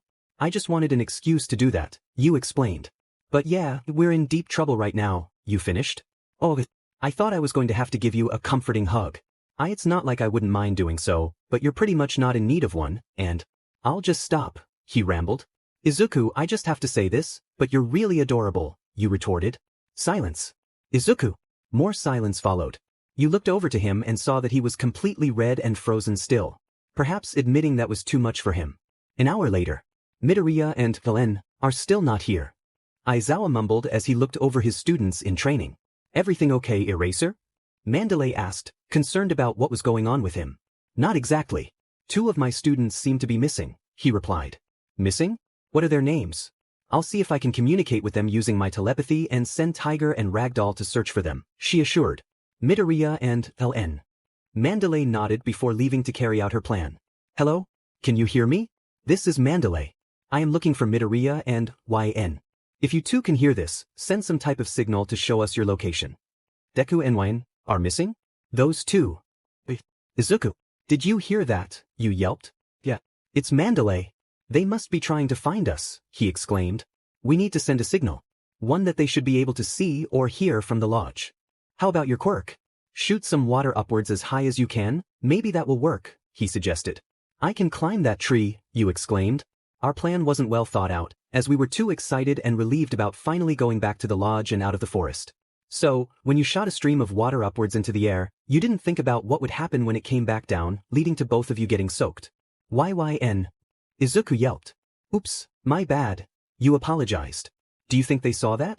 Izuku questioned. I don't know. Ugh, if only I had brought my phone. We probably wouldn't be in this situation. Don't blame yourself. You didn't know this would happen, Izuku tried to reassure you. You sat down on the branch of the tree and went deep into thought. I can't stop thinking about how intense these dreams have been getting. Especially last night's dream. I actually felt pain when I woke up. It's strange how this forest seems to resemble the one in my dream. Midoriya, YN. This is Mandalay. Can you do whatever that was again, only this time make it higher? They saw. Izuku, let's combine our quirks, you yelled. See, combine. How? I'll make a big sphere of water, and you use your quirk to punch it upwards, creating a geyser, you explained. You started concentrating on gathering all the water and moisture within a 200-foot radius from where you were. It was harder than the time you were sparring with Kakken, but that was because the moisture was deeper within the solid ground. It took about 2 or 3 minutes to gather enough water for the sphere. When finished, you lifted your arms up in the air and made your hands flat, kind of like Goku when he's making a spirit bomb, except with water. Okay, Izuku, on the count of 3, I'm going to launch the water sphere up high, and at that moment, you're going to punch upwards at it, causing a trail to follow the blast. Got it, you reminded him. Izuku nodded to signal that he was ready and understood. You started counting to 3 before following through with the plan. 3. Simura Shesh. Izuku screamed before sending a powerful blow towards the sphere. The water burst upwards, creating a huge trail behind it. Holy cow, it actually worked, he exclaimed. Mandalay, look, over there. Ragdoll pointed. It's them. That's their SOS. Let's go, she replied. About 10 minutes later, they found you. You had never felt so relieved. I'm amazed that you two managed to stay calm. How long have you been out here?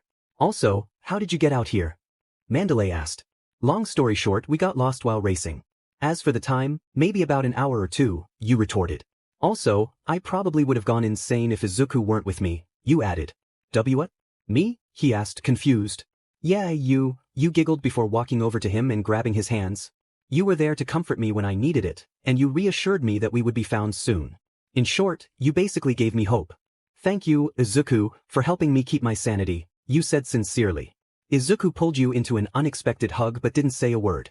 You didn't feel stiff or awkward. Surprisingly, you melted into the hug and hugged him back. Okay, lovebirds, it's time we head back to the lodge. Aizawa is not happy, Mandalay interrupted. Lovebirds? Izuku blushed. When you returned to the lodge, Aizawa was already standing outside, waiting for you. We're in deep trouble. Enjoy your little getaway? He asked sarcastically. Aizawa-sensei, it's not what you think, Midoriya started. Quiet. You two are in big trouble. I'm glad you're back safe, but you still have to pay the price. That means you will spend tonight doing the training you missed out on. That means no supper and no bathhouse. Understand? He scolded. Yes, sir. You both replied sadly in unison. Good. Now go have a quick snack and meet me back here in 20. You trudged back into the lodge and did as told. Man, Aizawa, you're strict, Ragdoll teased. You think that's strict? Please, he was going easy on them. Tiger replied. Have you gone soft for this group, Aizawa? Mandalay asked. Aizawa didn't reply. He just huffed and walked away. I'm just glad they're okay, he thought with a smirk. That's enough for tonight. Go wash up and get ready for bed. Tomorrow, your real training will start for the two of you. Don't think it'll be any easier than tonight. You're not completely off the hook, Aizawa explained. His words made me want to cry, not because I was sad, but because I was exhausted.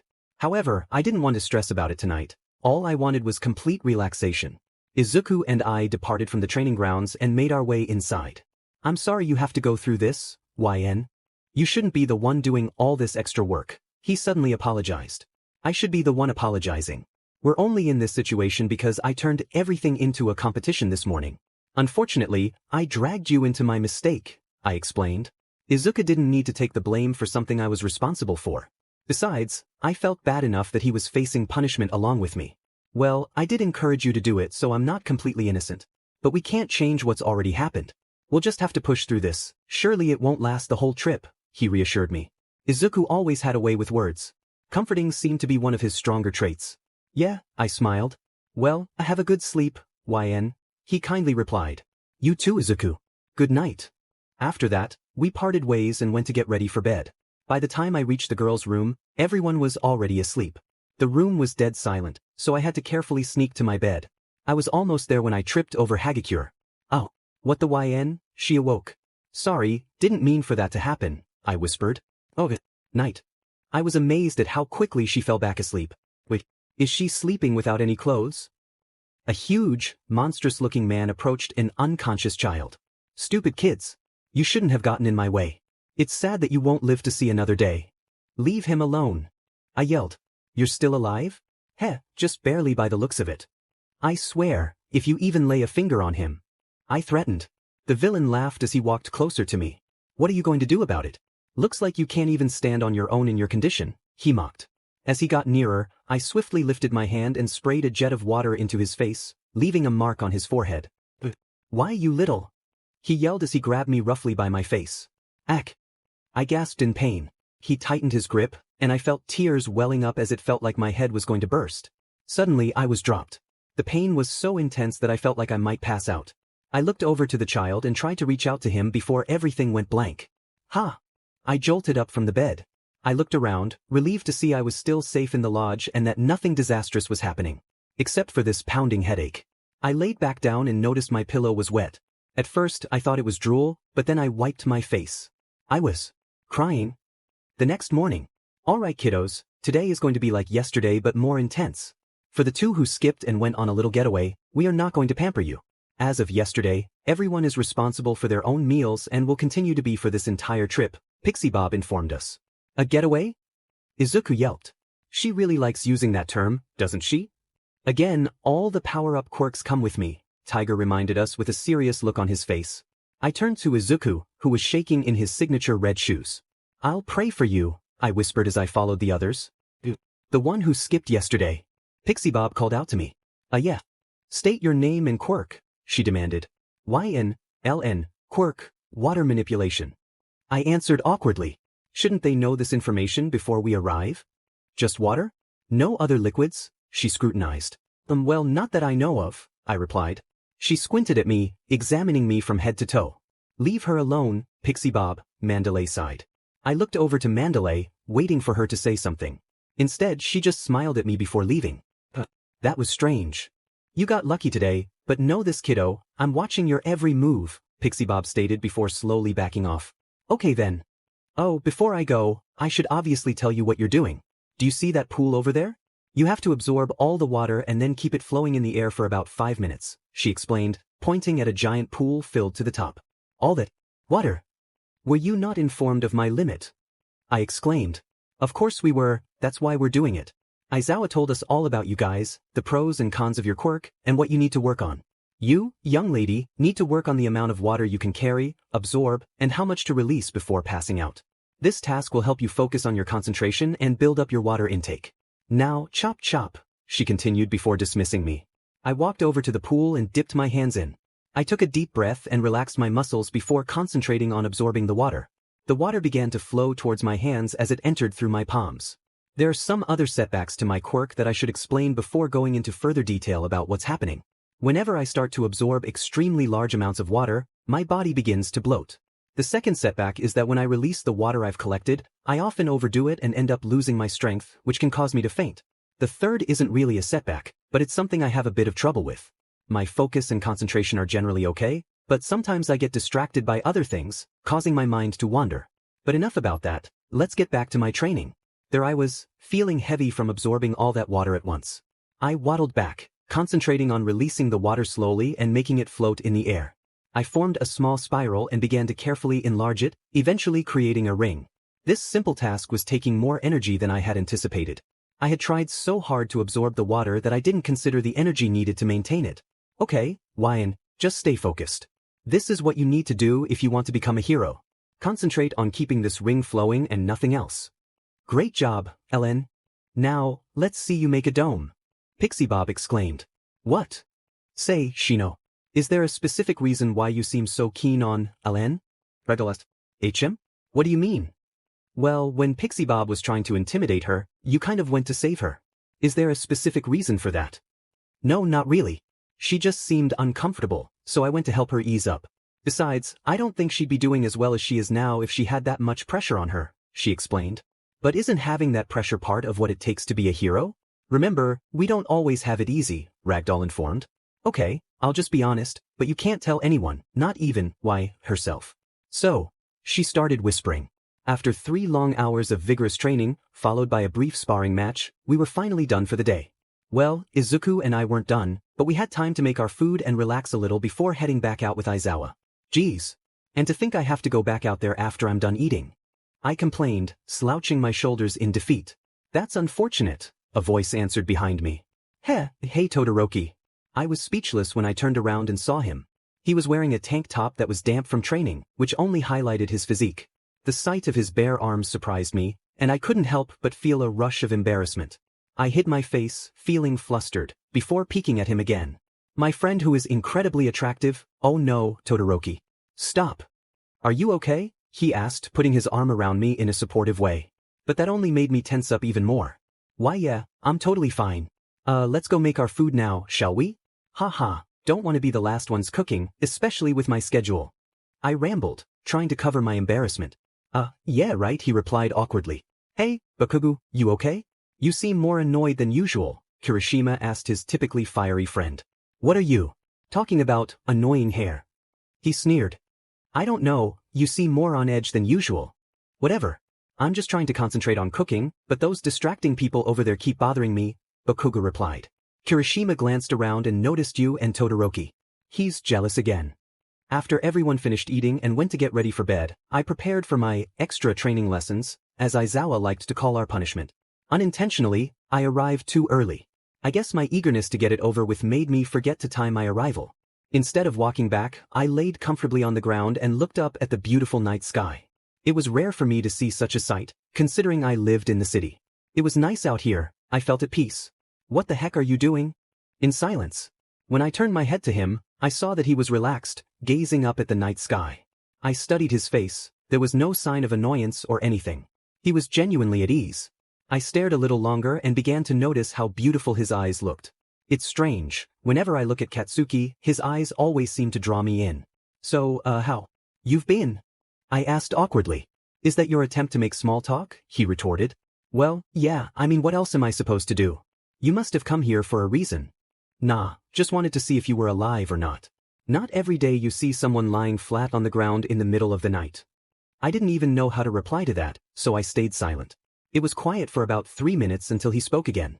So I guess you and Icy Hot are a thing now?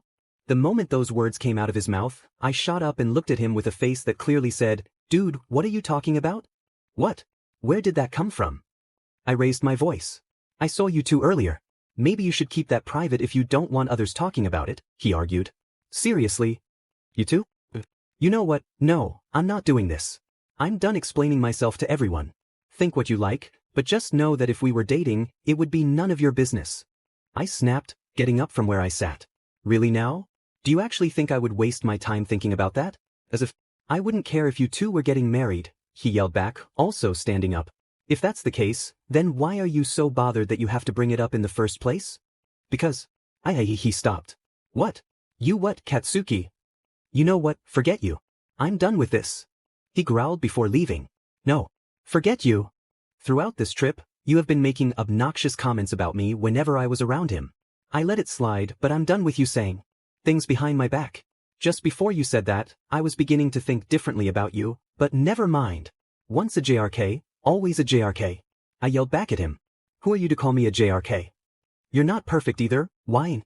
You always try to make a fool out of me. He turned away, frustration evident in his voice. Is that what you think? You're so self-absorbed that even in an argument, you make it about yourself. Whatever, I'm done with you. I got up and stomped away in anger. I couldn't think straight, all I wanted was to get away from him. I can't believe him. I feel so foolish for thinking he had started to change. That person. They don't even realize how ridiculous they make me look when they're running around with Deku and that JRK Todoroki.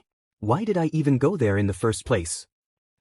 She's walking away alone. Let's make our move. I'm itching to go. Let's hurry up and move. It's too soon. Besides, as I already told you, there's no need to do anything flashy. Yeah. But who died and made you boss? We'll put those heroes in their place. All for a brighter future. To be continued. Stupid Bakugo. Just had to ruin the peaceful night I was having, didn't he? I felt so annoyed and angry. Why would he even mention or ask something like that? Last time I checked, he only cared about himself, so why try to get annoyed or… Wait, don't tell me, is Katsuki jealous? I questioned. I stopped walking and sat on a rock to take a moment to think and piece everything together. Hold on, before I assume anything, let me look back at the past few months. The first interaction I witnessed between the two was when Todoroki froze Katsuki's arm when he tried to attack me. Then the second time was when Katsuki came out of nowhere and basically told him to back off. Before I could continue to think about that, a light bulb went off in my head. Gasp, wait. He has been getting jealous of every guy I've interacted with. Not just Todoroki. It started with Todoroki, then he seemed annoyed when I spoke to Izuku, and then he asked about Kaminari and me the day he helped Kirishima and me. Oh my god. How could I have been so blind? It was so obvious. If he's getting jealous over me talking to other guys, not to mention how he acted around me at times, then that means he likes me? Katsuki Bakugo, the walking firecracker, actually is somewhat interested in me? I stood up from where I was sitting and paced around. I couldn't believe it. It took me so long to figure something like that out. I was wrong. He really did change. I continued my walk, unable to sit still. After walking for a few minutes, I found myself heading toward the mountain. I stopped to look at my surroundings, which seemed strangely familiar. Too familiar. Although, I didn't think too much of it since my mind was already racing about how Katsuki might have feelings for me. Probably not anymore, though, considering we just argued. After a few more minutes, I looked up and found myself at the end of the mountain trail. I wasn't alone when I got there. Koda, what are you doing out here so late? I asked. He looked over to me but didn't reply right away. Why do you care? You don't know me, he spat. That still doesn't answer my question, I replied, unfazed by his words. None of your business. Now get lost, he hissed. Stay calm, Wyan. He's just a kid. A kid that reminds you of Bakugo. Damn it. Just because you're telling me to leave doesn't mean I will. Besides, I don't take orders from little kids. Now answer my question, I said, showing no signs of backing down. Koda gave me a dirty look before rolling his eyes and huffing. I come out here to clear my mind, he mumbled. Clear his mind. I'd ask what you mean, but I have a feeling you don't want to talk about it or because it's, quote-unquote, none of my business. No reply. Despite the long pauses of silence, I didn't leave. Instead, I sat down near him and stared out into the open, waiting for him to speak whenever he was ready. I felt that he needed to get some things off his chest. Sure, I barely knew the kid, but as a role model and hero in the making, I should be there for him when needed. It took some time, but he eventually started to open up. I don't get why you and the others want to become heroes so badly. Another thing I don't get is why you had to come and show off your quirks around here, he started. I could tell he wasn't finished yet, so I continued to stay silent. Calling yourselves heroes, or villains, and going around fighting each other like idiots. Talking about your quirks all the time just to show off. Idiots. You really hate quirks, don't you? Is there a specific reason for that? I carefully asked. I didn't want to set him off. Silence. Koda clenched his fist. He was about to speak when we heard a voice say, "What are you two doing here?" I turned around and saw Aizawa. Oh no. I'm in trouble. I can explain. Don't. Just head back to the camp now, he ordered. I walked ahead, mentally preparing for the consequences of my actions. A few minutes later. This is the second time you've wandered off without saying a word to anyone. You should know by now that we don't tolerate that, Aizawa scolded. I'm sorry. I mumbled, feeling guilty.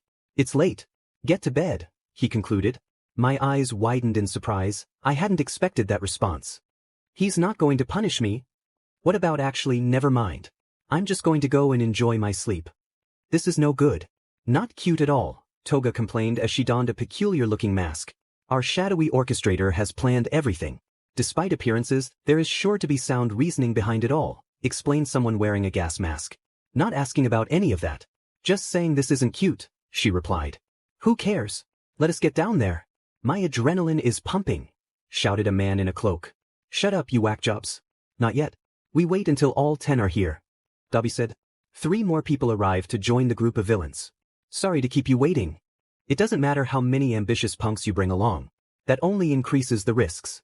It's far better to have a small number of experienced elites.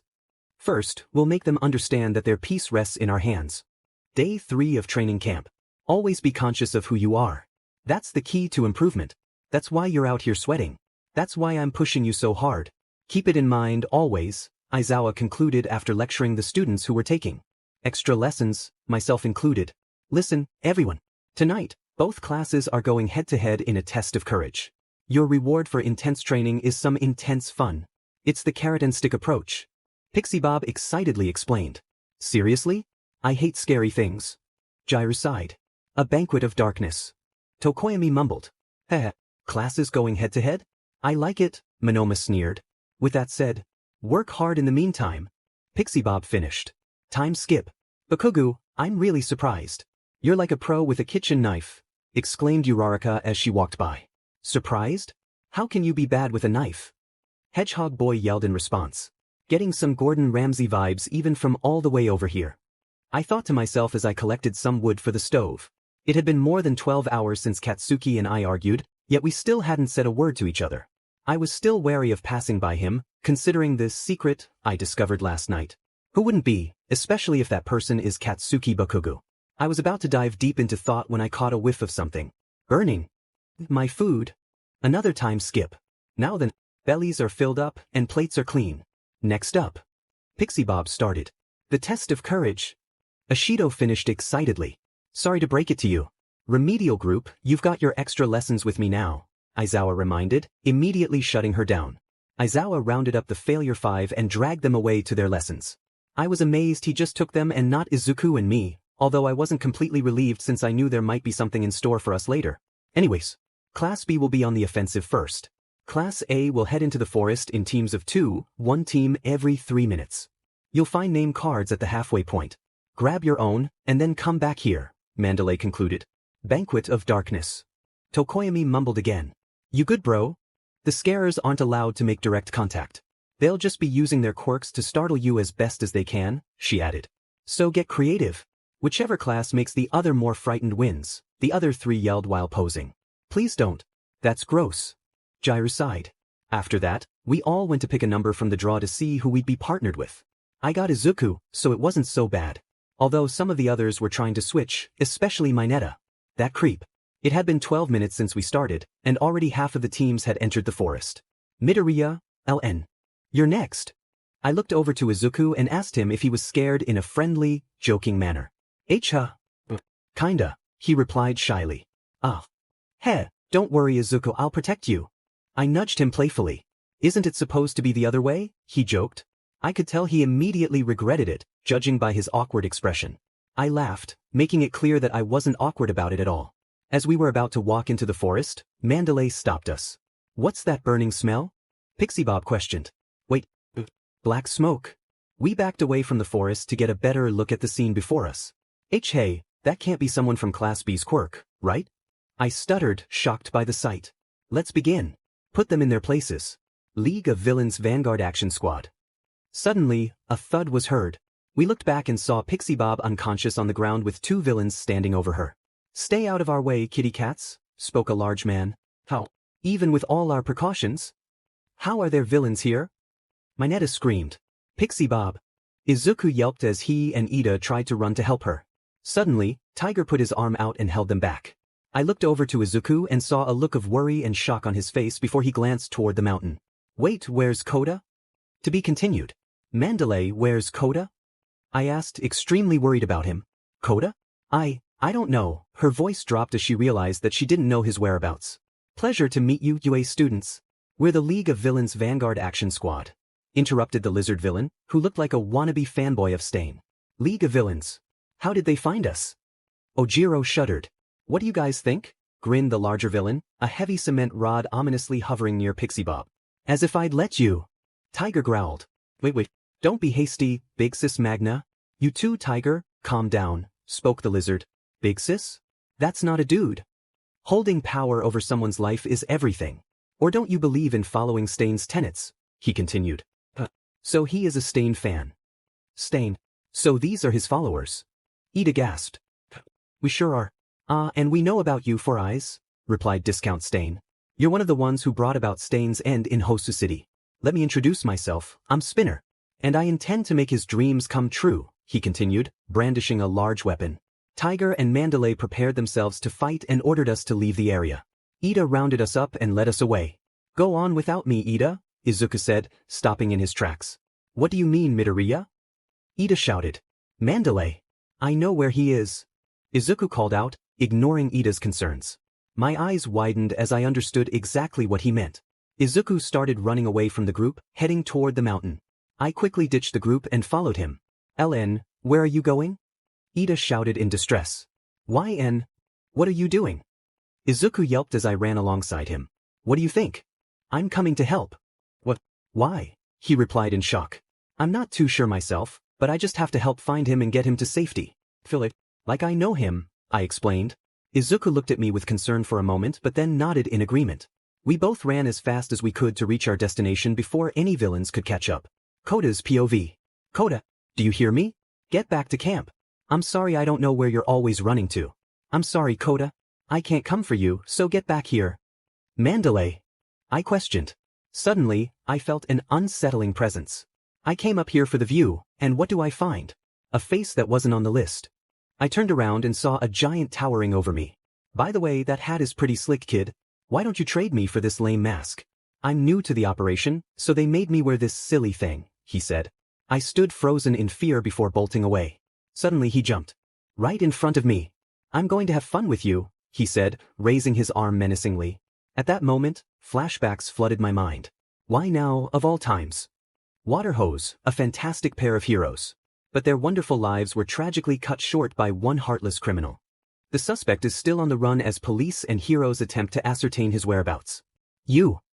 His quirk is a simple power-up type, making him highly dangerous. If you see this man, call the police or contact a hero immediately. At present, his left eye should be scarred from his encounter with Water Hose. Dad. Kota. Before he could land his hit on me, I was saved. You got up from the ground, realizing that blow was much harder than you had anticipated. Why'd you? Are you okay? You asked as you checked Kota for any injuries. Who the hell are you now? The villain growled. YN. Kota, are you okay? Izuku asked as he rushed toward us. We're fine, you replied. Now you were on the list, the villain sneered. Izuku stood up and positioned himself protectively in front of us. Stay here, you said to Kota before moving closer to Izuku. You look kind of familiar. Have we met before? He questioned, looking down at you. I don't think so. I'm pretty sure I would have recognized that ugly mug of yours the moment I laid eyes on you. The villain studied your face a bit more before speaking again. Wait a second. It's you. The two of you are the kids of those pros I took down years ago. I can't believe you're alive. I thought for sure you were dead. Especially you, he laughed. YN, what is he talking about? Izuku asked, confusion etched on his face. You looked over at him and nodded, still puzzled. The villain laughed again. You mean you don't remember? I guess it doesn't matter since you're all going to be finished anyway. Like hell we will, you shouted, charging at the giant man. YN. Wait. Izuku shouted. Water Slicer, you yelled, launching sharp discs of water toward the villain. He raised his arm to block them, but still took damage. He lowered his arm, examining the gashes left behind. You're stronger than you look, he muttered. Hey boy, your name's Midoriya, right? Heh, this is perfect. You're high on our kill list unlike the other two. The villain ripped off his cloak in a swift motion. With a sudden burst of energy, he activated his quirk and delivered a powerful blow to both you and Izuku. The impact sent you flying against the mountainside. Struggling to get up, you saw the villain preparing to slam Izuku into the ground. Without hesitation, you unleashed a strong jet of water, sending him sideways. Izuku, are you okay? You asked as you helped him up. I'm fine, he exhaled, wiping a small amount of blood from his mouth. The villain regained his footing, charging back toward you both, this time slamming you away from Izuku and grabbing his face. Luckily, you managed to create a shield of water to absorb the impact. Now that she's out of the way, where's the kid named Bakugo? We've got a job to do here, and I'm not wasting it playing with you brats. Kakken. They're after Kakken. But why? Izuku thought to himself. The villain slammed Izuku harshly to the ground and was about to stomp him, but before he could, Izuku moved just in time and retaliated. Is that supposed to be your quirk? Pretty quick but way too weak, he yelled, throwing Izuku again. Suddenly, you jumped up from behind the villain and blasted another strong jet of water right in his face. Unfortunately, he was too quick and used his muscle quirk to shield himself. Your eyes widened in shock. Don't think I forgot about you, Missy, he growled before grabbing you and throwing you down to the ground. You gasped as the impact knocked the breath out of you. My quirk's a muscle enhancer. These muscle fibers of mine can't be contained even by my skin. They raise the standard in speed and power. Get what I'm saying? You're nothing but an inferior version of me, he yelled at Izuku. Well, you're just a slightly stronger version of a fire hydrant, he insulted. Fire hydrant? How rude. I'll show you, you yelled, getting back on your feet and charging toward him. You aimed for a gut punch but then slid underneath him, shooting water up from below and sending him flying. Suddenly you felt lightheaded. Not now. You shook your head, trying to clear your thoughts. Izuku grunted in pain as he struggled to get back up. You rushed over to him, but before you could reach him, the villain slammed you back to the ground. Stubborn, aren't you? You two think you can save him on your own? Look at you, you can't even stand. How do you expect to protect him when you're struggling to stand your ground? The villain laughed. Talk is cheap when you're yapping about the impossible. You really ought to be honest with yourselves, he continued, raising his arm to strike again. Suddenly, he stopped as something hit the back of his head. You weakly turned your head and saw Kota standing behind him, tears in his eyes. Water hose. My mom. And dad. He started. Did you hurt them like this when you took their lives? The villain looked at Kota, slightly confused, before a smirk appeared on his face. Wait, so it really is you. Here I thought I was completely wrong. This must be fate or something, he laughed, walking toward Kota. Leave him alone, you managed to say while struggling to rise. Water hose. They're the pair that gave me this glass eye. Along with the help of that girl over there. I assume she's your sister, judging by how she's trying to protect you, he taunted. It's all because of you and people like you that things always end up like this. Kota screamed, completely ignoring the villain. Sister? What? Focus, I need to save him. Brats like you sure know how to pass the blame. It's no good. I don't hold a grudge against them about my eye. I did what I wanted, he replied. You looked around for Izuku, but he was nowhere to be found. And they tried to stop me. We all did our best and had to deal with the results. What's bad is when you can't put your money where your mouth is, just like your dear mommy and daddy, he finished before lunging at Kota. No, you shouted. That's when Izuku appeared, attempting to counterattack, but the villain captured his injured arm with his muscles. So, gonna hit me with that other weak arm of yours? The villain provoked. Doesn't matter whether I can or can't, because no matter what. Heroes always stake their lives. Izuku screamed. Turning talk into action is what we do. His arms started glowing, and before you knew it, debris was flying everywhere, and the villain was nowhere to be seen. The punch was so powerful that the wind sent both you and Kota flying, almost off the cliff. You were tossed too far from Kota to grab him, but luckily, his shirt got caught on something weight. Izuku saved him with his teeth. Holy cow, you whispered. You lifted yourself up and rushed to help him lift Kota. Are you guys okay? You asked. Yeah, I'm fine. Kota. Izuku answered. Yeah, thanks, he replied. Izuku, your arm. You pointed out. It's fine. We should head back to camp. It's not far from here. Just when you thought everything was over, the sound of rocks crumbling echoed. Kota looked toward where the villain had been, fear in his eyes.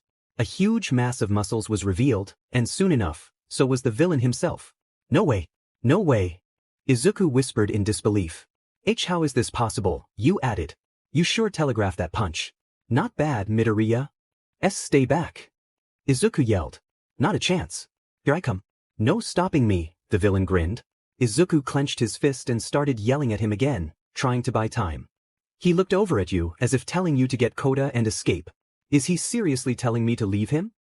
What do you want? What does the League of Villains want? Like I care. All I want to do is rampage. As long as I get to use my quirk without holding back, I'm good. Like I said, I'm done playing with you kids. Playtime is officially over since you're all strong now. Go now. Izuku shouted. You grabbed Kota and carried him, sprinting away. Oh no you don't. The villain landed in front of you, attempting to strike, but you managed to back away just in time. You extended your arm and shot small, needle-shaped drops of water at him. His quirk blocked them, but you used that moment to sprint away. Izuku followed behind, using his quirk to kick the villain in the face before grabbing both of you and running as fast as he could. His strength has really changed. There's no doubt. He's really trying to take us down now. Izuku shouted to you. Before you could reach the bottom of the hill, the villain appeared in front of you again, not hesitating to attack. You're not going anywhere.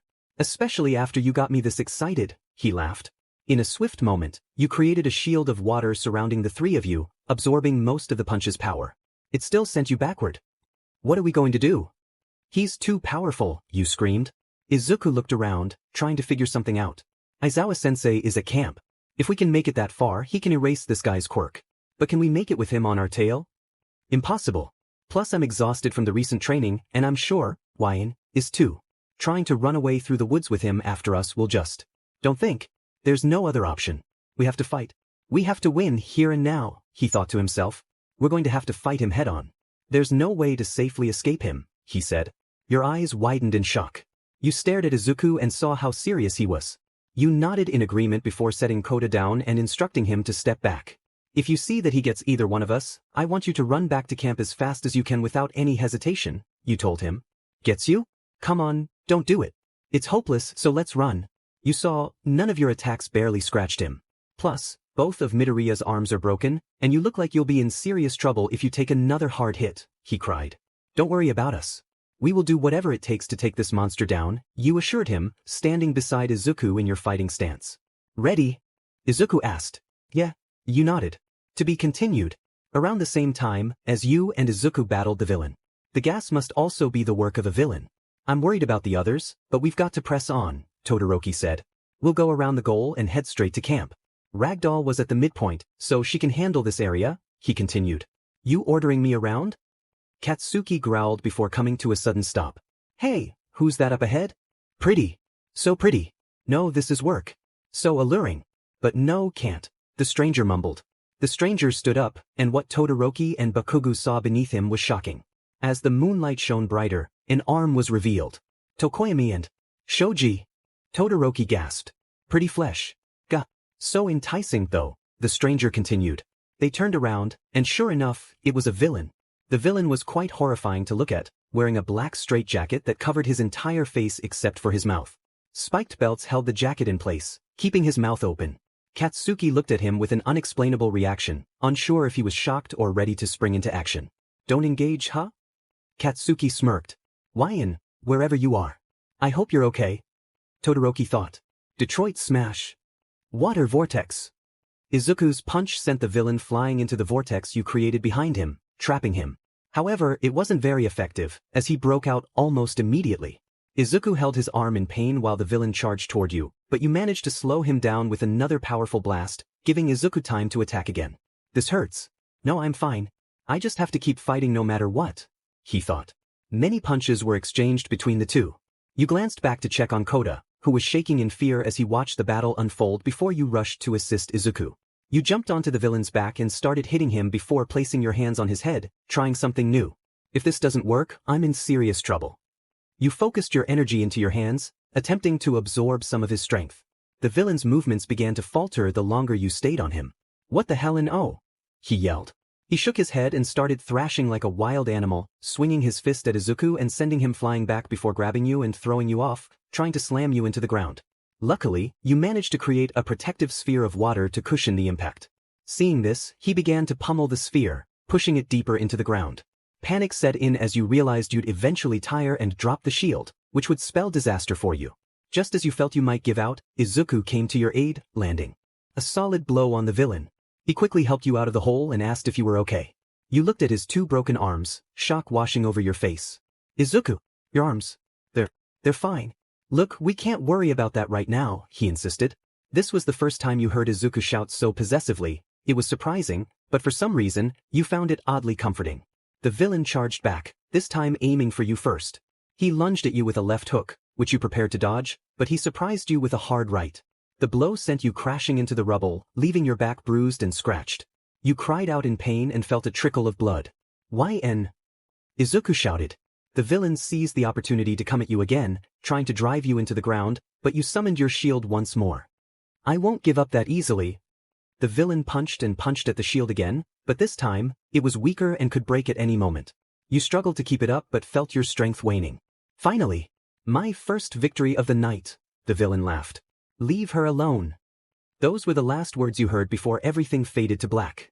You weren't sure if it was the blow that knocked you out or the exhaustion from using your quirk. But when you regained consciousness, you saw Izuku and the villain locked in an intense battle, the ground shaking beneath them. You noticed Izuku was being pushed down just as you had been. You tried to get up, but your body felt completely immobile. You couldn't even lift your head. Izuku. I have to help. I'll crush you, the villain shouted. Then, a splash of water hit the villain. Water? I thought you were done for. Wait, what? He exclaimed. You looked to where the water had come from and saw. Kota. Stop. Stop it, he cried. Gonna have to wait your turn, kid. I'll take care of you when I'm good and ready. A cracking noise echoed through the air. It was Izuku. He was pushing himself up, forcing the villain back. I let you hurt him, he screamed. Delaware Detroit smash. Just like that, the villain was sent crashing into the mountain, buried under rubble. After all of that, it was finally over. Even though you don't know me? But you don't know anything about me. Kota's eyes filled with tears. Why go so far? For me? Izuku screamed in pain but felt an overwhelming sense of relief. He tried to drag himself but failed, so instead, he just laid there for a moment to catch his breath. Will that group really be able to handle it? Someone asked. Yeah, another replied. It's still not time for me to play again. Because the game's changed. It was an RPG up until now. With only halfway decent gear, I charged the final boss at level, but we should have been playing this like a simulation, Tamura Shigaraki continued. One where I'm the player moving units around and breaking through to higher ranks. It doesn't matter whether the Vanguard Action Squad succeeds or fails. The simple fact that they made a move will intimidate the heroes. Disposable pawns then. Kurojiri assumed. Shigaraki smirked as he kept his gaze on whatever he was holding. Don't be stupid. Do I look like such a cruel guy? Their strength is genuine. They're all headed in different directions, but each is a reliable comrade. This society is bound by its rules. And we're not the only ones feeling suppressed, he explained while looking at a picture of Katsuki Bakugo. So yeah, I'm hoping they succeed. I'm okay. There's still something I have to take care of. Izuku panted. What could you possibly do all banged up like that? Not to mention she's barely holding on to consciousness. Kota exclaimed, worried.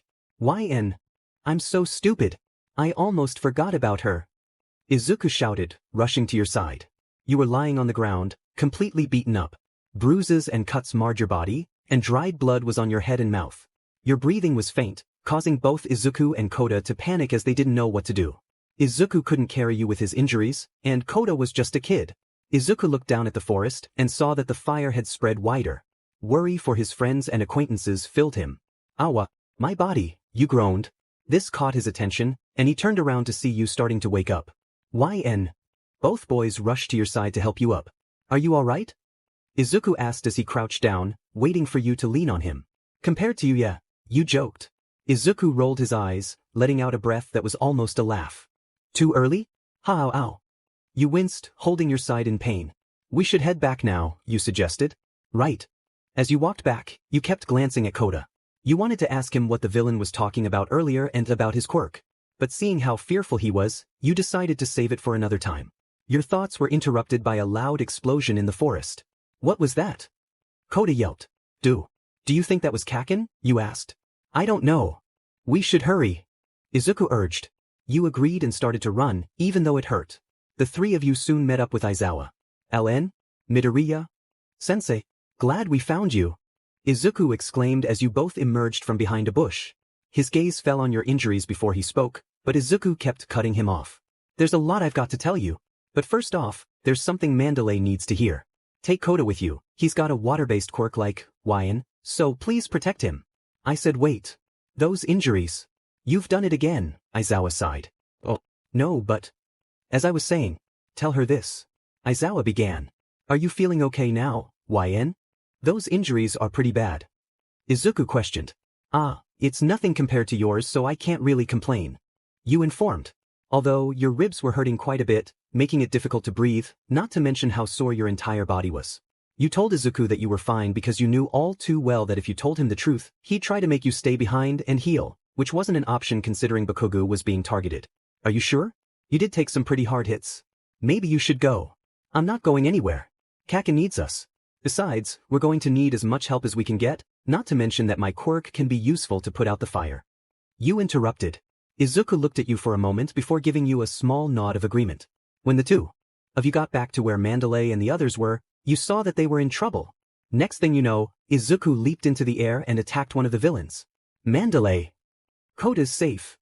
He shouted. We got a message from Aizawa-sensei. Please, use your telepathy to tell everyone that he said it's okay to fight back. You shouted before shortly joining in. You both assisted the pros despite your injuries. However, it wasn't long before Mandalay demanded the two of you to stay back. She then used her telepathy to tell everyone that they could fight back. Thanks for the message. Now get back to camp, those injuries look nasty. No. Sorry, I mean there's one more thing I need you to relay. Izuku mentioned before running away with you following behind. Wait. Please use your telepathy to tell that one of the villain's targets is Kakken. He added. Kakken? Who's that? Wait, hold on a second. Suddenly, the bigger villain got ready to attack. These kids. We really ought to get rid of them. She shouted. Don't touch them, big sis mag. Spinner halted.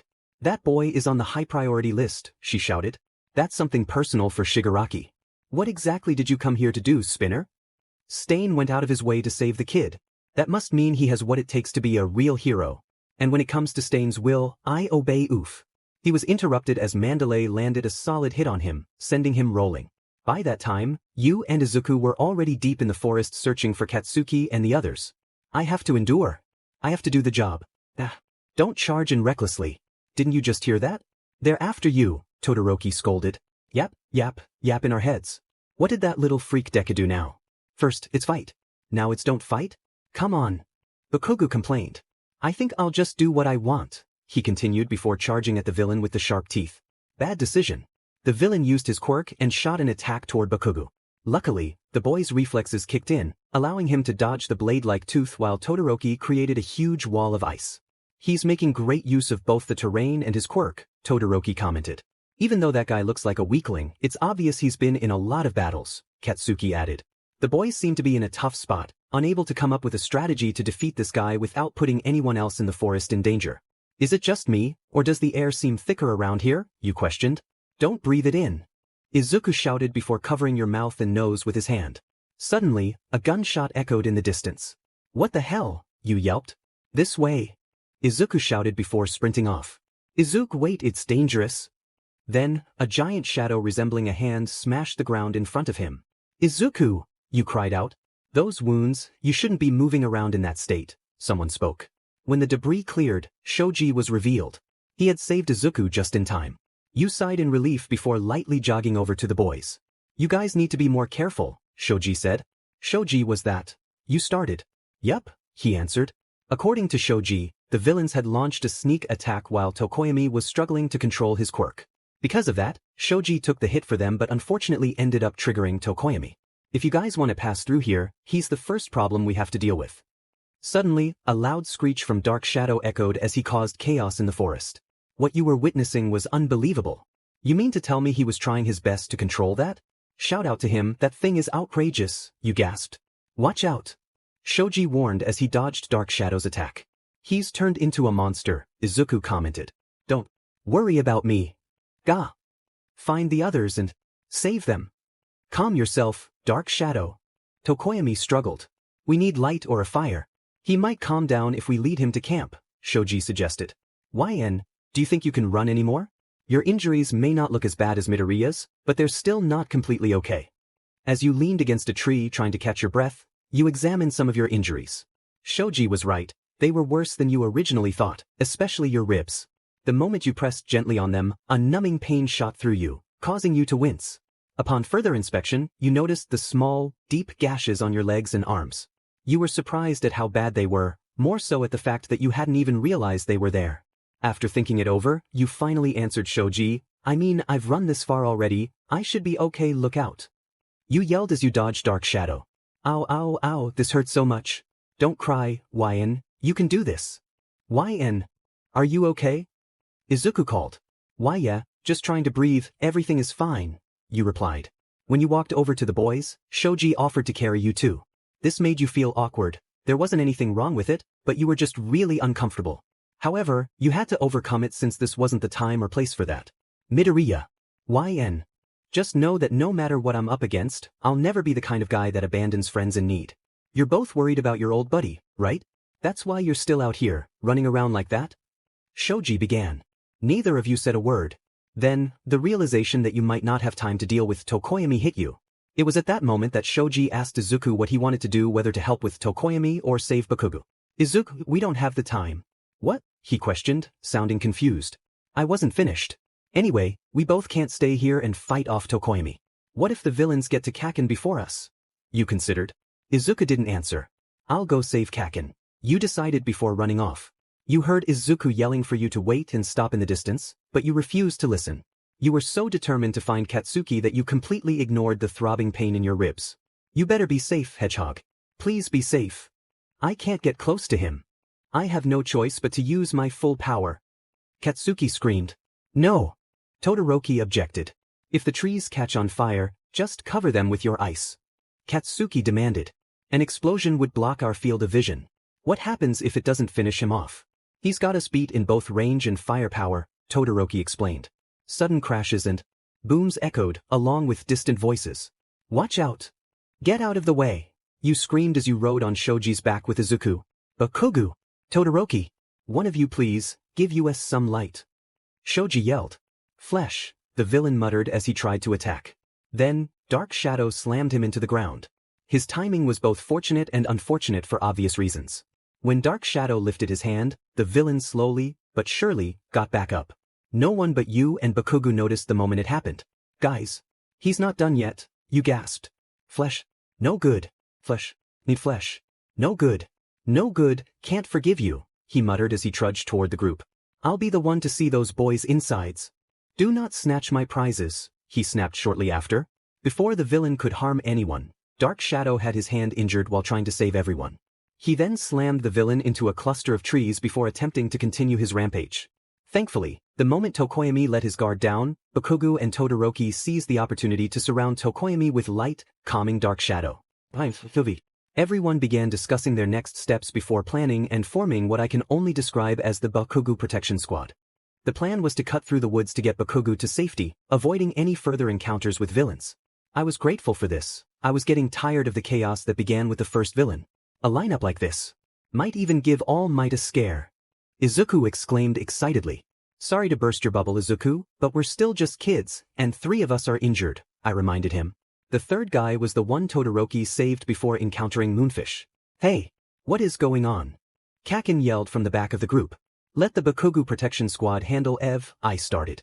Bakugo Protection Squad? I don't need you losers protecting me, he retorted. You just stay in the middle of the group, Todoroki instructed. Nobody is protecting me, you dweebs. Let's just go, I sighed, rolling my eyes. So, Wyan, I've been meaning to ask, what happened to you? You've been holding your ribs for a while, and you have a slight limp, Todoroki asked, genuine concern etched on his face. It's a long story. To keep it brief, Izuku and I encountered a powerful villain and had to save Koda, I explained. You mean it took 2 of you to beat one villain? Katsuki interrupted. Hey, you didn't exactly defeat that villain on your own either. If we hadn't shown up, you'd probably be captured by now, I defended. Gee guys, I don't think now is the time to argue, Izuku suggested. Shut up, that. No one was talking to you. Katsuki snapped. Don't yell at him, he was just telling you to quiet down, I shot back. Don't call her that, Todoroki interjected. Oh yeah? What are you going to do about it? Katsuki challenged. We shouldn't lose focus, guys. Shut up, Deku, and mind your own business. Did we get caught in a lover's quarrel? Thought Tokoyami and Shoji. Tokoyami ignored our bickering and looked ahead, noticing something in the distance. Uraraka? Shoji. Guys, she shouted. When I stepped out from the bushes, I was shocked by the sight. Uraraka was fighting a girl who I assumed was a villain, while Tsuyu was stuck in a tree by her hair. When the girl noticed us, she slipped away from Uraraka before fleeing, glancing back once before sprinting off. Who was that? I asked. A villain. She was wild, Uraraka replied. Hey, you got hurt. Are you okay? Izuku asked. I'm fine, can't complain considering how beat up you 2 are, she chuckled. What happened to you guys? Tsuyu asked. Long story, we can explain later. Right now, we have to guard Bakugo and take him back to camp, Shoji said. Guarding Bakugo? She asked. Yep. Then where is he? Uraraka added. After hearing that, our eyes widened in shock. We turned back and saw that Bakugo was gone. Where? I stuttered. Looking for someone? An unfamiliar voice spoke. We turned toward the voice and saw a villain. Let me give you a hint. I've taken him with my magic. He's not exactly a resource that belongs on the hero side. But don't worry, we'll put him on a stage where he can really shine, they continued. What? Give him back. I yelled, launching a jet of water in their direction. Unfortunately, they dodged. Give him back? What an odd thing to say. Hey, Tokoyami is gone too. Shoji added. Give them back. I yelled again, shooting another blast at the villain. Wyan, stop. He's too fast. Plus, you need to save your energy, Todoroki cautioned. My short-tempered child, aren't you? Silly girl, Bakugo doesn't belong to anyone. He's his own man. He got them so quietly. What kind of quirk does he have? Todoroki muttered. The villain chuckled before jumping down from the tree, apologizing for their mockery. They explained that they were an entertainer at heart and that taking Tokoyami was just an improvisation. You can't have them. Izuku snapped. Calm down, Midoriya. Shoji assured. Todoroki put the person he was carrying down and attacked the villain, but they remained untouched. Sorry, but deception and running away are actually my only special abilities. I can't go toe-to-toe with heroes in training, they stated. Vanguard Action Squad. The target has been successfully captured, they announced. Hell no, not on my watch, I muttered, launching another blast toward them. Unfortunately, their speed was too much. Damn it. If only Ida were here. Todoroki cursed. We can't give up. We can't let them have him. I began, keeping my head low to hide my emotions. We have to save him. We can't let them win like this. I cried out. But we're falling behind at this rate, Shoji replied. Uraraka. Make us float quickly. Azui, throw us with your tongue as hard as you can. With as much strength as one of my punches. Make us really fly. Izuku urged. He finished explaining the plan to us before we went through with it. Hold on for death. Can you even move with those injuries? Uraraka shrieked. She's right, you look like you'll pass out any moment. You should stay behind, Shoji added. This is N. They're right. I'll go, I stepped forward. Izuku looked at me in surprise. Wyan, are you sure? He questioned. Of course, I've never been more sure in my entire life, I replied. Izuku didn't try to talk me out of it, knowing how determined I was to save Katsuki. Todoroki, Shoji, and I got ready to be launched into the air. As I stood there waiting, a wave of anxiety hit me, but since this wasn't the time nor place for weakness, I brushed it off. Please, let this work out. Okay, you guys ready? Uraraka asked. Yes, now let's go, we don't have much to. I screamed as Tsuyu suddenly launched us into the air. That was almost too easy. HM? What's that? Mr. Compress said, turning just as you, Shoji, and Todoroki slammed him into the ground. I know those kids. Who are they? Someone who reminded me of a comic book character exclaimed. Ah, great. I sighed. Mr. Dodge. The tall young man ordered before unleashing a torrent of blue flames toward us. Fortunately, I managed to create a protective water dome around us just in time. As the dome collapsed, we charged in, using the steam from the flames and water as cover. Some kids from Shigaraki's hit list, although that girl and the ice kid weren't on it, the comic book character commented. While Todoroki and Shoji were handling their own battles, a dart-like object was thrown in my direction, which I instinctively dodged. I turned to see the girl from earlier charging at me with it. Knife! I shouted as I dodged again. A new face? She asked, her voice filled with excitement. Who are you? She inquired, swinging her knife with a manic laugh. I dodged again and jumped behind her for a quick strike. The moment I made contact with her back, a burst of water erupted, sending her flying. Who laughs like that while swinging a knife? I walked away, thinking I was done with her, but I was mistaken. Just as I took my third step, she leaped at me, pinning me to the ground. Wow, you're actually kinda pretty. Although I think you'd look better with a little chaos, she said, blushing. I'm Toga Himiko. Who are you? None of your business, psycho. I hissed. Ah, mean. Get away from her, someone yelled. Suddenly, a powerful force pushed her off me. As the dust settled, I looked up to see my savior Izuku. In that moment, he felt different, not just physically but emotionally. He seemed like a true pro-hero. Izuku. Oh. Gasped Izuku-kun. Toga squealed. You know her? I asked, confused. What? No, I've never met her in my life. I'm Toga. Ah, you look so cool, but I think you'd look much cooler in a bit of chaos, she said, drooling. Then Shoji appeared and tackled Toga away. I got up and saw that the magic man was moments away from handing Katsuki over to the burnt guy. Time to run, you two, Shoji warned. I looked over and saw he had the marbles that contained Kaken and Tokoyami in his hands. Ho ho! Well done indeed. So quickly too, the magic man chuckled. There's no finer pickpocket than one with 6 arms, I suppose. Great, we're done here, Todoroki shouted. You fool, the burnt man scolded. In that instant, darkness enveloped us. The warp guy, Izuku said, trembling. One by one, the villains stepped into the portals and vanished. Before they left, the magic man revealed that the marbles Shoji had were fakes. No way. I gasped. Everything was happening too fast for me to process. Suddenly, a beam of light struck him in the face, making him cough up the real marbles. Todoroki jumped forward to grab them, but they were snatched by a hand that appeared in front of him. How sad for you. Shoto Todoroki. With a snap of his fingers, Katsuki and Tokoyami were released from the marbles. Katsuki was now in the villain's grasp, and the moment I saw him, I instinctively sprinted toward him. Katsuki! I shouted, leaping into him and grabbing hold. YN. Kakken. Those were the last things I heard before I opened my eyes in a dark, closed room. I looked up and met Katsuki's gaze. His eyes widened in disbelief as he recognized me. The realization hit me like a wave, bringing with it anxiety and fear. Oh my God. After everything that everyone went through to prevent this from happening, it felt like a total loss. Out of 41 students, 15 were in critical condition from the gas alone, 11 were injured, 13 were unharmed, and 2 were missing. Everyone at the camp was sent home, cutting the trip short. The situation was completely unexpected and unbelievable. No one could quite process it. The summer training camp everyone had been looking forward to ended in the worst way imaginable. The next day, all the UA staff held a meeting regarding the situation while the students went to visit Izuku in the hospital. Is everyone from class here? He asked as his classmates began to enter. Ida explained that Jairu and Hagakure were still unconscious and that Yaoyorozu was the only one of the 3 to regain her consciousness. All 15 of us came. Uraraka added. Of course Bakugo and UA are not here, Todoroki stated as if it weren't already obvious. Wow, Todoroki. Mina gasped. Izuku was silent for a moment before he began to speak. His voice was shaky and broken, and he was holding back tears. All I had to do was save them. My quirk is built just for that. But then it turned out like Aizawa-sensei said it would.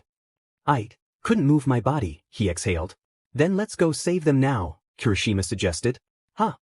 Okay, I admit I'm a bit lazy about writing this part, but I'm sure you all know what happens next. Kirishima tells the story of how he and Todoroki ran into All Might and how they learned about Momo's tracking device. No. It's just as All Might said. We ought to leave this matter to the pros. It's not our place to interfere, you fool. Ida informed. You think I don't know that? But still, I couldn't do anything. Kirishima shouted. When I heard they were after my buddy, I couldn't do anything. I didn't do anything. His frustration was palpable. If I don't act now, forget being a hero, I'm not even a man. Calm down, Kirishima. We understand you're passionate, but in this situation. Shoji began. Ida is right, so you added. I know he's right. You all are, but... Hey Midoriya. They're not beyond our reach just yet. Kirishima finished, reaching out his hand for Midoriya to grab. Unfortunately, Midoriya couldn't respond as he was unable to grasp it. Good, you brought him, a familiar sinister voice spoke. Who is that? Some girl that tried to save him. I'm assuming she's his classmate or something, Dabi replied. Whatever. Let's get down to business. Shigaraki started. Wannabe hero Katsuki Bakugo, won't you join me? He asked the restrained boy. Wow, the fact that you idiots actually had the audacity to even ask him that. Do you really think he'd consider joining you? You retorted. I'm sorry, I wasn't. Talking to you was I. Shigaraki snapped. You stayed silent in your restraints, watching from the corner. Katsuki remained quiet, not bothering to look up until they asked him again. You can shove your offer and go to hell, he shot back. I knew this wouldn't be easy. Oh well, it'll just take some time. For now, let's leave, Shigaraki ordered. What about the girl? Kurojiri questioned. Leave her there. With those injuries, she won't be able to escape, and even if she did, she'd probably collapse before getting far. With that, the group of villains left the room one by one until it was just you and Bakugo left. You idiot, why did you come? He mumbled. Do you think I asked to be here tied up and hurt like this? You shouldn't have. What, tried to save you? Yeah, like I was going to let a childhood friend get kidnapped without even trying to stop it. You interrupted. After that he fell silent. You couldn't tell what he was thinking as his head hung low. You, yourself, were struggling to process the situation. Sheet, I'm really kidnapped. There's a missing persons report out on me now. This is all real. None of this is a dream. This is reality. Hey, YN, Katsuki suddenly spoke. Yeah. I just want to apologize for earlier, he mumbled. Boy, speak up. How do you expect me to hear you all the way over here with that tone? I said I'm sorry for being rude before, he snapped. You looked over at him, surprised. Was he really apologizing to you first? As you looked at him, you noticed how sad and distressed he appeared. I forgive you. There you lay on the cold wooden floor, broken and bruised. It had been hard to breathe for quite some time. You sat up, wincing at the pain shooting through your upper body. You looked over at Katsuki, who was restrained and doing nothing, which was strange for him. Sure, he had his quiet moments, but this was different. Had I known they were going to leave us alone for this long, I would have asked if I could use the bathroom first. Geez, you complained, hoping to start a conversation with him. Nothing. Not even an eye roll. Now I know something isn't right. You tried to think of another way to engage him, but your mind went blank. Leaning against the wall, you sighed and scanned the room for something to use to escape. Of course, with your luck, there was nothing. This quiet atmosphere was unbearable. Just when you were about to give up on trying to make conversation, Katsuki spoke. You've been holding your chest for a while now, you alright? His tone baffled you. It was calm and soft and he didn't swear. You tried not to make a big deal of it. Yeah, just some bruised or possibly broken ribs. You joked. Silence. Actually no, that was a bad joke. I'm really suffering and considering my options, you admitted. What happened? You and Deku looked rough, he replied. I mean, we did almost lose our lives trying to save a kid I may or may not be related to. You shrugged. What kid? Really, Kaken? There was only one kid at the camp, and that was Koda. You mean that brat? How are you two related? He questioned. The hell if I know. But that villain Izuku and I faced said he remembered me, which is weird because I don't recall ever seeing him before. It fell silent again. The only response you got from him was a nod. Assuming the conversation was over, you tried to get comfortable and take a nap. But that didn't work either. You felt frustrated that you couldn't do anything. No sleep, no food, no bathroom, no conversation. Just you, Bakugo, and a dead silent bar. Wait, this is a bar. When the realization hit, so did an idea. You smirked at the thought. Sitting up again, you tried to use your quirk to grab one of the bottles on the shelf. After about 5 minutes of effort, you finally got one, but as you tried to pull it toward you, it slipped from your grasp and shattered on the floor. Katsuki looked up after hearing the crash and finally swore at you. What are you doing? He sighed. What's it look like I'm doing? I'm trying to grab one of those bottles. You're still a minor. So, there are no adults around anyway. Besides, there's nothing else to do in this place. I complained. No verbal reply again. Just an eye roll. I ignored him and tried to grab another bottle, this time mixing the water with the liquor that had spilled on the floor. The poor lighting made it hard to see what I was grabbing, but I didn't care. Once I confirmed that my little stream was stable enough to carry a bottle, I brought it in. Finally. Let's see what I got. Vodka. I whispered. Holy cow, there's actually a full bottle of vodka in my hands. This is real alcohol and I got it myself, wow. Aren't you going to drink some then? Katsuki asked. I looked over to him and saw that he was watching me. Oh, yeah, I didn't go through all that trouble just to not drink it, I replied with a hint of sass. Do it then, he smirked. Katsuki knew very well that I had never had a shot of alcohol in my life. He was aware of my hesitation, which was probably why he was waiting for me to take a shot. Well, go on, he urged. What a pain. I opened the bottle, and the moment I took off the cap, a strong scent of vodka hit my nose. It was an unpleasant smell, reminiscent of hand sanitizer. I glanced over at Katsuki one more time and saw that he was still waiting. Screw it, time to be brave. I tilted my head back with the bottle touching my lips and took my very first shot. Why do people drink this? Wow, he commented. I looked at him, confused. That was so lame. What? I took a shot. I defended. That was barely a shot, he snapped back. Oh really? Well, why don't you try? I challenged. Trust me, I would if my hands weren't tied up like this. You should be thankful, though, I would have beaten you anyway, he started. That's understandable. A rookie would never be able to top an expert. I laughed. Expert? Screw you, you're the one who wasted all that time and energy just to get a bottle of vodka, he snapped. Suddenly, our little argument was interrupted by the door slamming open. You kids are so annoying, complained the burnt young man. Hey you, he said, looking directly at me. Where did you get that from? He pointed at the bottle. From the shelf over there. I had no reason to lie, and it would be obvious if I did. Whatever, give me that, he mumbled before snatching it away from me. Hey! Shut up, you're just a kid. So? Just because I'm a villain doesn't mean I'm going to let a kid. Also, I was ordered to keep an eye on you too, he replied. Well, you're doing a pretty lousy job already, I sassed. Yeah, you're right. I should probably ask Toga to take my place, he shrugged. Please no. I shrieked. What? You don't want to hang out with a girl your age? I'd rather not, I said firmly. You sure about that? He questioned before lighting up his hand. Todoroki. Izuku. Someone please just find us already. Izuku's POV. Mom? Yeah. I'm getting discharged but there's something I have to do. I'll be home tomorrow or the next day, yeah. Right, I can move, but I still feel a little sluggish. The doctor says I received some extra strength healing. UA likes to keep its students close at hand, and I hear there's a media frenzy back at the school. I informed my mom over the phone. I was being discharged today, meaning tonight was the night we would go and save YN and Kaken. Izuku, do you really have to go back to UA? She asked. My mom had been worrying about me ever since I got into UA. I couldn't blame her, especially with everything that had happened in the past and present. I knew this mission would only add to her stress when she found out about it, but I couldn't just sit and wait. I needed to save my friends. I needed to save YN and Kaken, no matter what. The day went by faster than I expected, and before I knew it, night had fallen. As I left with Yaoyorozu, Todoroki, Kirishima, and Ida, memories of YN and Kaken replayed in my mind. I really hoped they didn't do anything bad to her, especially since she wasn't one of their targets. Then, Ida's voice caught my attention. Midoriya, I shouldn't have gotten aggressive with you. I apologize, he said, bowing. I'm fine. Don't worry about it. I reassured him.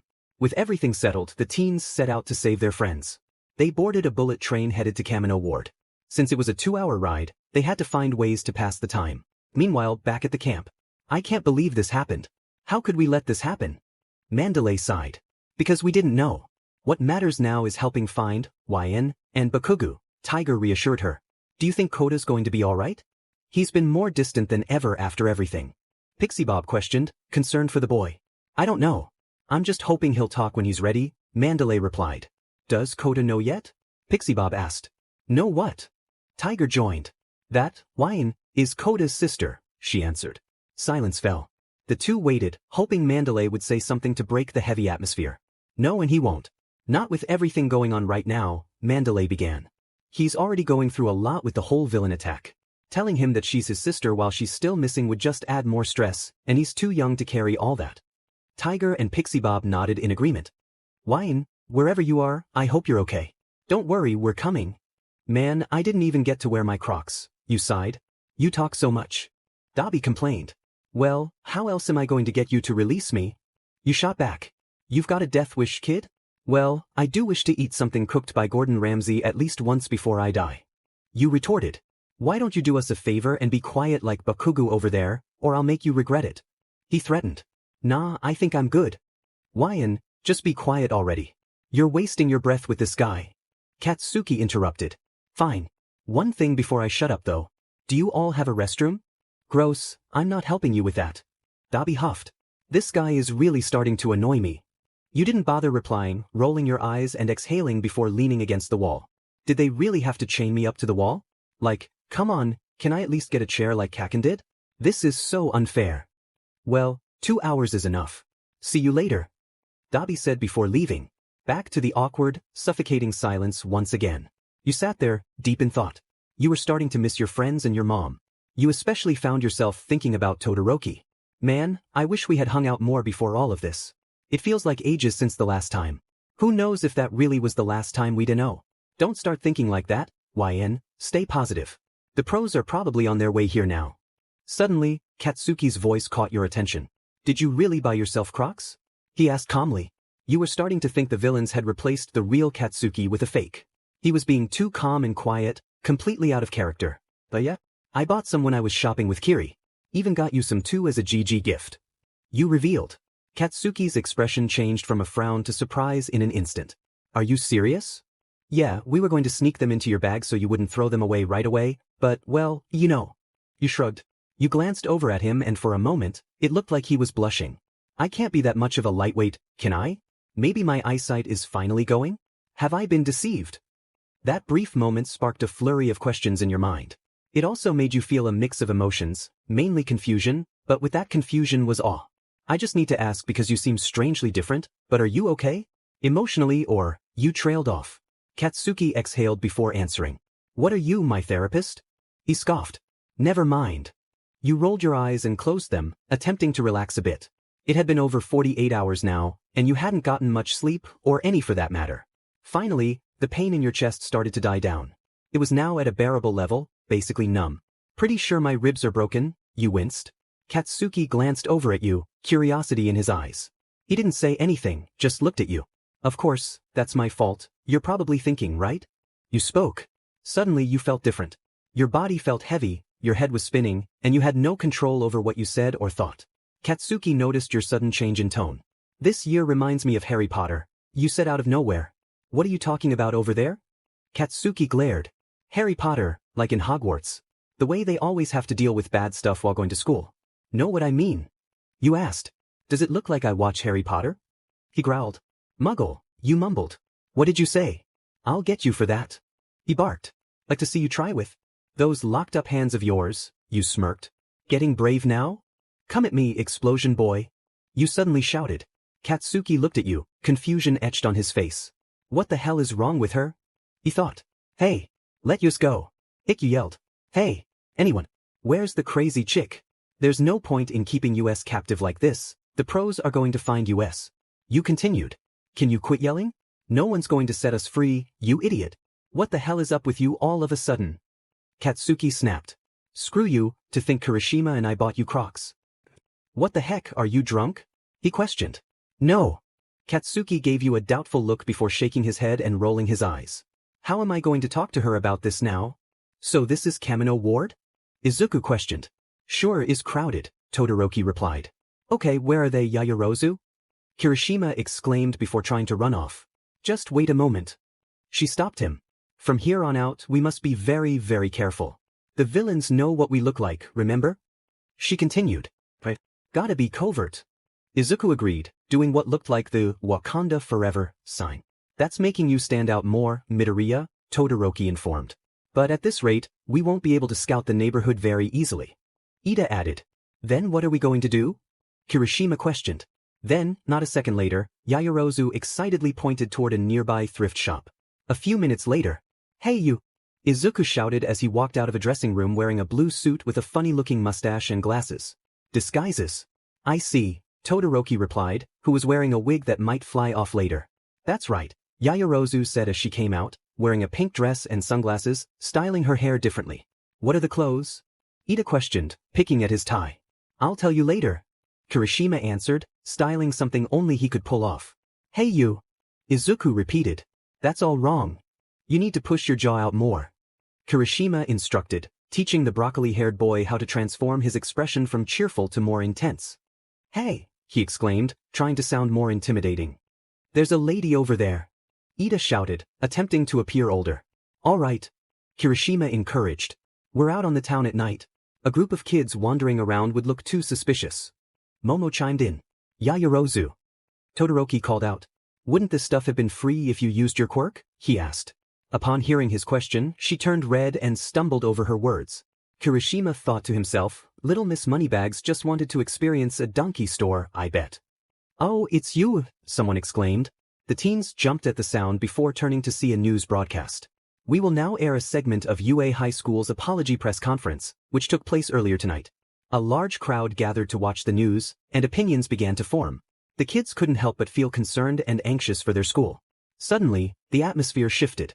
With each word spoken, more opinions emerged, and people began to blame the heroes for the incidents that had occurred, treating them like they're the bad guys.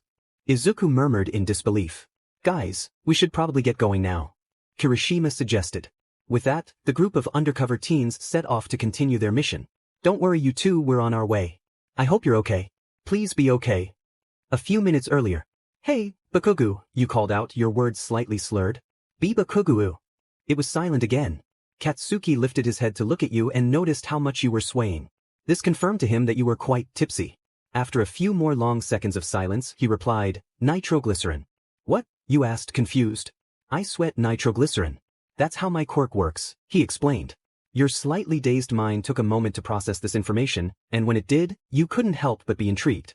Ever have a storm of questions swirling in your mind? The one that seemed to bother you the most, though, was also the strangest. So, does that mean you taste like caramel? After that, everything became awkward. You felt a wave of regret wash over you, and Katsuki seemed just as uncomfortable. Even the person who had cracked the door open quickly retreated. Oh no, what was I thinking? I wonder if he can answer that, or if he has to figure it out on his own. You're asking if I taste like caramel? He questioned, raising an eyebrow. Well, unfortunately, I can't answer that since I've never been curious enough to find out, he began. Okay, let's just forget I asked. But since you're curious, maybe I'll let you find out for yourself, he smirked. Wait, what? Okay, this is definitely not the real Katsuki Bakugo because what on earth? It was at that moment that you suddenly, magically, sobered up, feeling a wave of embarrassment and shock wash over you. Katsuki noticed and chuckled. Jesus, I was just kidding. You're still chained to a wall, remember? He reminded you. Suddenly, the door swung open, and in walked Shigaraki and the rest of the League of Villains. How is it you two are not watching the news? He asked before turning on the TV. Question from Enichit. This marks the 4th time this year that UA students have faced villains. Given that some were injured this time, what explanation have you provided to their understandably concerned families? Furthermore, please outline what measures you've taken to prevent such incidents in the future, a reporter inquired. Nizu responded, stating that the school had increased surveillance and assured parents that their stance against villainy would ensure student safety. Pretty strange if you ask me. Shigaraki began. Why are they criticizing the heroes? Their only fault was acting too late. It's their job to protect people, but everyone makes mistakes, right? Why do people expect them to be perfect? Heroes today have it tough, I'd say. He turned to Bakugo. Wouldn't you agree? Leave him alone, you hissed from across the room. Ah, I almost forgot about you. I'm surprised you're still alive, Shigaraki replied, feigning shock. Say, we don't know much about you other than the fact that your parents are water hose, correct? Hearing that made you go blank. What did you just say? You asked, quickly turning your head in his direction. Water hose? Aren't those the heroes that Muscular bragged about defeating? Dabi questioned. Correct, Kurojiri. Confirmed. You looked at the three with a lost expression. Thousands of questions swirled in your mind, but you couldn't begin to articulate them. Nothing made sense. HM? You seem lost, why's that? Shigaraki asked, glancing over at you. She didn't know. Toga gasped. Shigaraki's eyes widened in disbelief, but they quickly returned to normal as a villainous smirk appeared on his face. Well, doesn't this just keep getting more interesting? What do you mean? You mumbled, your head hanging low. Are you deaf? He just said your parents were water hose. Yeah, what do you mean, Shigaraki? Twice exclaimed. Did his personality just split? You thought. Ah, seems that Helen-chan has lost her memory, Toga frowned. I lost my memory? What are they talking about? What's going on? For a moment, it felt as if the room was spinning. The villain's words echoed in your mind. It was becoming overwhelming. Was this what it felt like to have your entire world crumble before you? So many questions filled your head, yet none of them could be answered, and it was starting to drive you mad. Will someone please explain to me what's going on? It's driving me crazy, you snapped. Everyone turned their heads towards you, staring in disbelief, as if they weren't expecting you to react like that. You glared at Shigaraki, waiting for him to speak. An unsettling smirk appeared on his face as he examined your expression. Heh, you're looking at me as if I know the whole story. You probably should have asked Muscular that before confronting him, he chuckled. You remained silent, gathering your thoughts. Are you serious? You growled, lowering your head slightly. You provoke me by mentioning something that could really upset me, yet you don't know the whole story? That's pathetic, you continued. I wouldn't talk to him like that if I were you, Helen-chan. Mr. Hanzi has a pretty short temper, Toga chimed in, swinging her legs playfully on the bar stool. Pathetic? Shigaraki began in a low tone. He stood up and slowly walked over to you, his head hanging low. You failed to save your friend and ended up getting captured yourself, and you have the audacity to call me pathetic? The bar fell silent as everyone watched the conversation unfold. Not saying anything now? He questioned, crouching down in front of you. You don't scare me, you grinned defiantly. In that moment, all your fear vanished. You held your head high and stared down at Shigaraki, showing no signs of backing down. Really now? Suddenly, he grabbed your face, leaning in close as if to threaten you. Now listen here, kiddo, I've had enough of your talk. Unless you want to regret it, I suggest you keep your mouth shut. Got that? You remained silent, determined to stay fearless until the end. Go ahead, I dare you, you mocked. This angered Shigaraki, and you expected the confrontation to escalate, but thankfully, Kurojiri intervened. Shigaraki, wait. This isn't part of the plan. Shigaraki clenched his teeth, exhaling slowly as he backed away, straightening himself out. I suppose you're right. Now's not the time. But don't worry, we'll settle this eventually. You glared at him as he moved over to Bakugo. Say, Bakugo, you like winning, don't you? He asked. Katsuki remained silent, waiting for Shigaraki to continue. You see, the thing that really doesn't make sense to me is this cycle. You save someone and you gain fame and money. In this society, where the precious rules are everything, people aren't cheering for the losers, telling them to fight another day, they're blaming them. Just like how everyone is blaming your school for the previous incident, which honestly doesn't make much sense. It's not like you guys were expecting any of this to happen. Shigaraki paused, grabbing a seat by the bar to finish his thought. What is a hero? What is justice? Is this what society is really supposed to be like? It's questions like these that get people thinking, and it's questions like these that our war is based on. Once people start thinking, that's when we win. And you do seem to love winning, Katsuki Bakugo. Silence filled the room. Shigaraki then ordered Dabi to release Katsuki's restraints. He'll go wild for sure, Dabi replied. It's okay. We have to treat him as an equal. We're scouting him after all. Besides, before he throws a tantrum, our little UA student here should know he can't win, Shigaraki explained. Dabi rolled his eyes and handed the task over to Twice. Twice. Do it. Hummy. No thanks. Twice rejected. Despite his reluctance, he ended up doing it anyway. Katsuki watched in silence as the split-personality villain removed his restraints. Once the ones on his arms were off, he gently massaged his wrists. Shigaraki approached him, continuing his speech. But the moment he got close enough, Katsuki sprang up, hitting Twice in the face and unleashing an explosion in Shigaraki's direction, causing him to stumble back. Holy cow, you thought? I listened to your endless talking. Idiots can't get to the point, so they always ramble on. Basically, you mean we want to harass people, so please join us, right? Katsuki challenged. He glared intensely at the villain before him, showing no signs of fear. Don't bother. I want to win like All Might. That will never change. The room fell silent again. Shigaraki glanced at the hand that lay on the floor, standing in silence without picking it up. It was starting to worry you, and the vibes you were getting from Shigaraki were unsettling. Get it now, League of Scumbags? Just so you know, technically I still have permission to fight back. Katsuki barked. Pulling off a massive attack like that just to catch me? They basically revealed how valuable I am to them. They're trying to break me psychologically, so I know they won't really try to kill me. There are 7 of them. While they're still sticking to their half-baked plan, I can probably take down 2 or 3 and make my escape. Katsuki thought. He looked around the room and realized you were still there too. Oh no, but what am I going to do about YN? I can't just leave her here. Who knows what these creeps will do to her? I have to think of something else, and fast. This boy really seems to understand his position. Clever little thing. Big Sis Mag remarked. Can I stab him? Toga asked excitedly. No, you idiot, Dabi replied to the bloodthirsty girl. If that's your attitude, then why not just pretend that we've won you over? I don't understand, Mr. Compress. Questioned. Katsuki snickered at the question before answering. If I'm not feeling something, I won't lie about it. And I'm not in the mood to hang around this boring place for much longer. Father. Shigaraki mumbled, staring at the hand on the floor. He shot Katsuki a glare that might have sparked a little fear within him, but you weren't entirely sure since it was hard to read his expression at times. Just stay back. All of you. Shigaraki began, crouching down to pick up the hand. This kid is an important pawn. I wish you would have listened. I thought we might understand each other. Nope. Katsuki smirked. What a shame. We all just heard about the hero's investigation, so I can't waste much time trying to convince you, Shigaraki concluded. Suddenly he spoke again, not to Katsuki or anyone else present. Master, lend me your power. This isn't good. Todoroki, Izuku, where are you guys? We need you to hurry, you thought.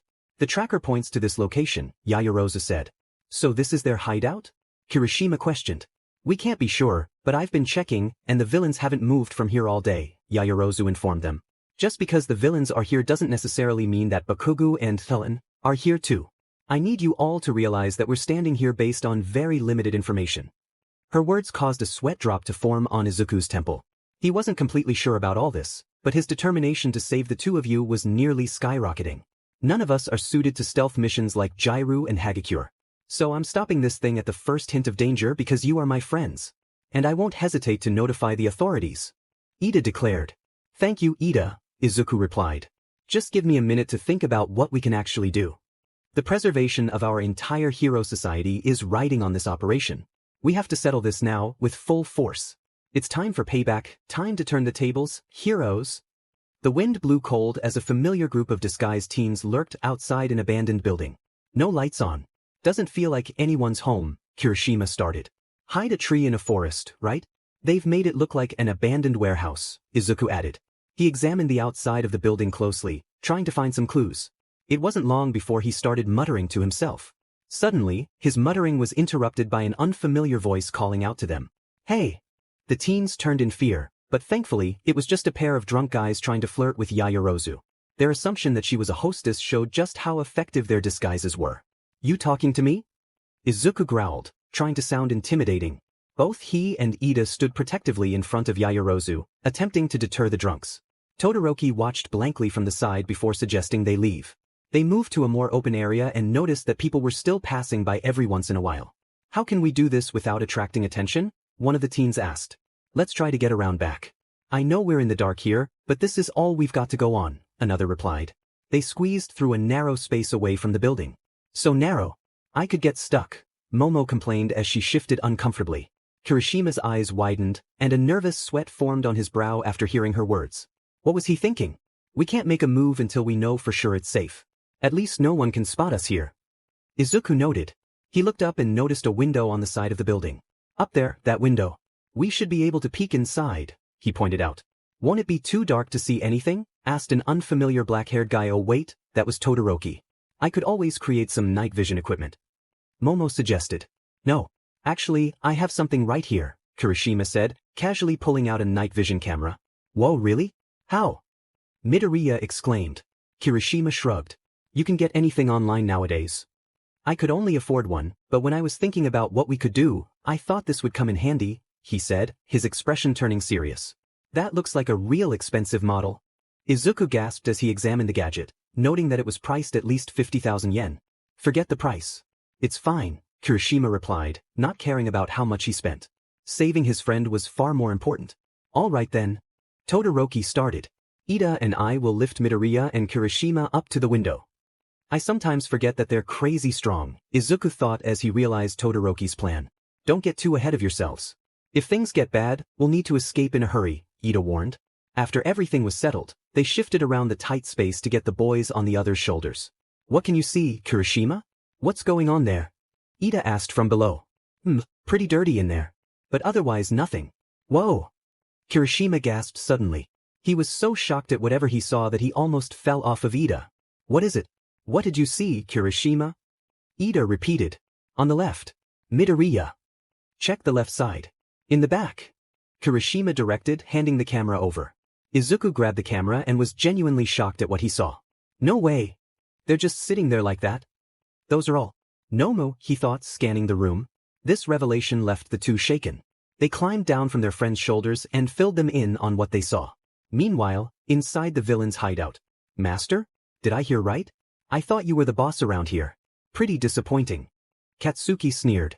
The atmosphere had shifted, feeling hostile and tense. You felt a wave of anxiety wash over you, but you tried your best to ignore it. Not now. Don't break now, YN.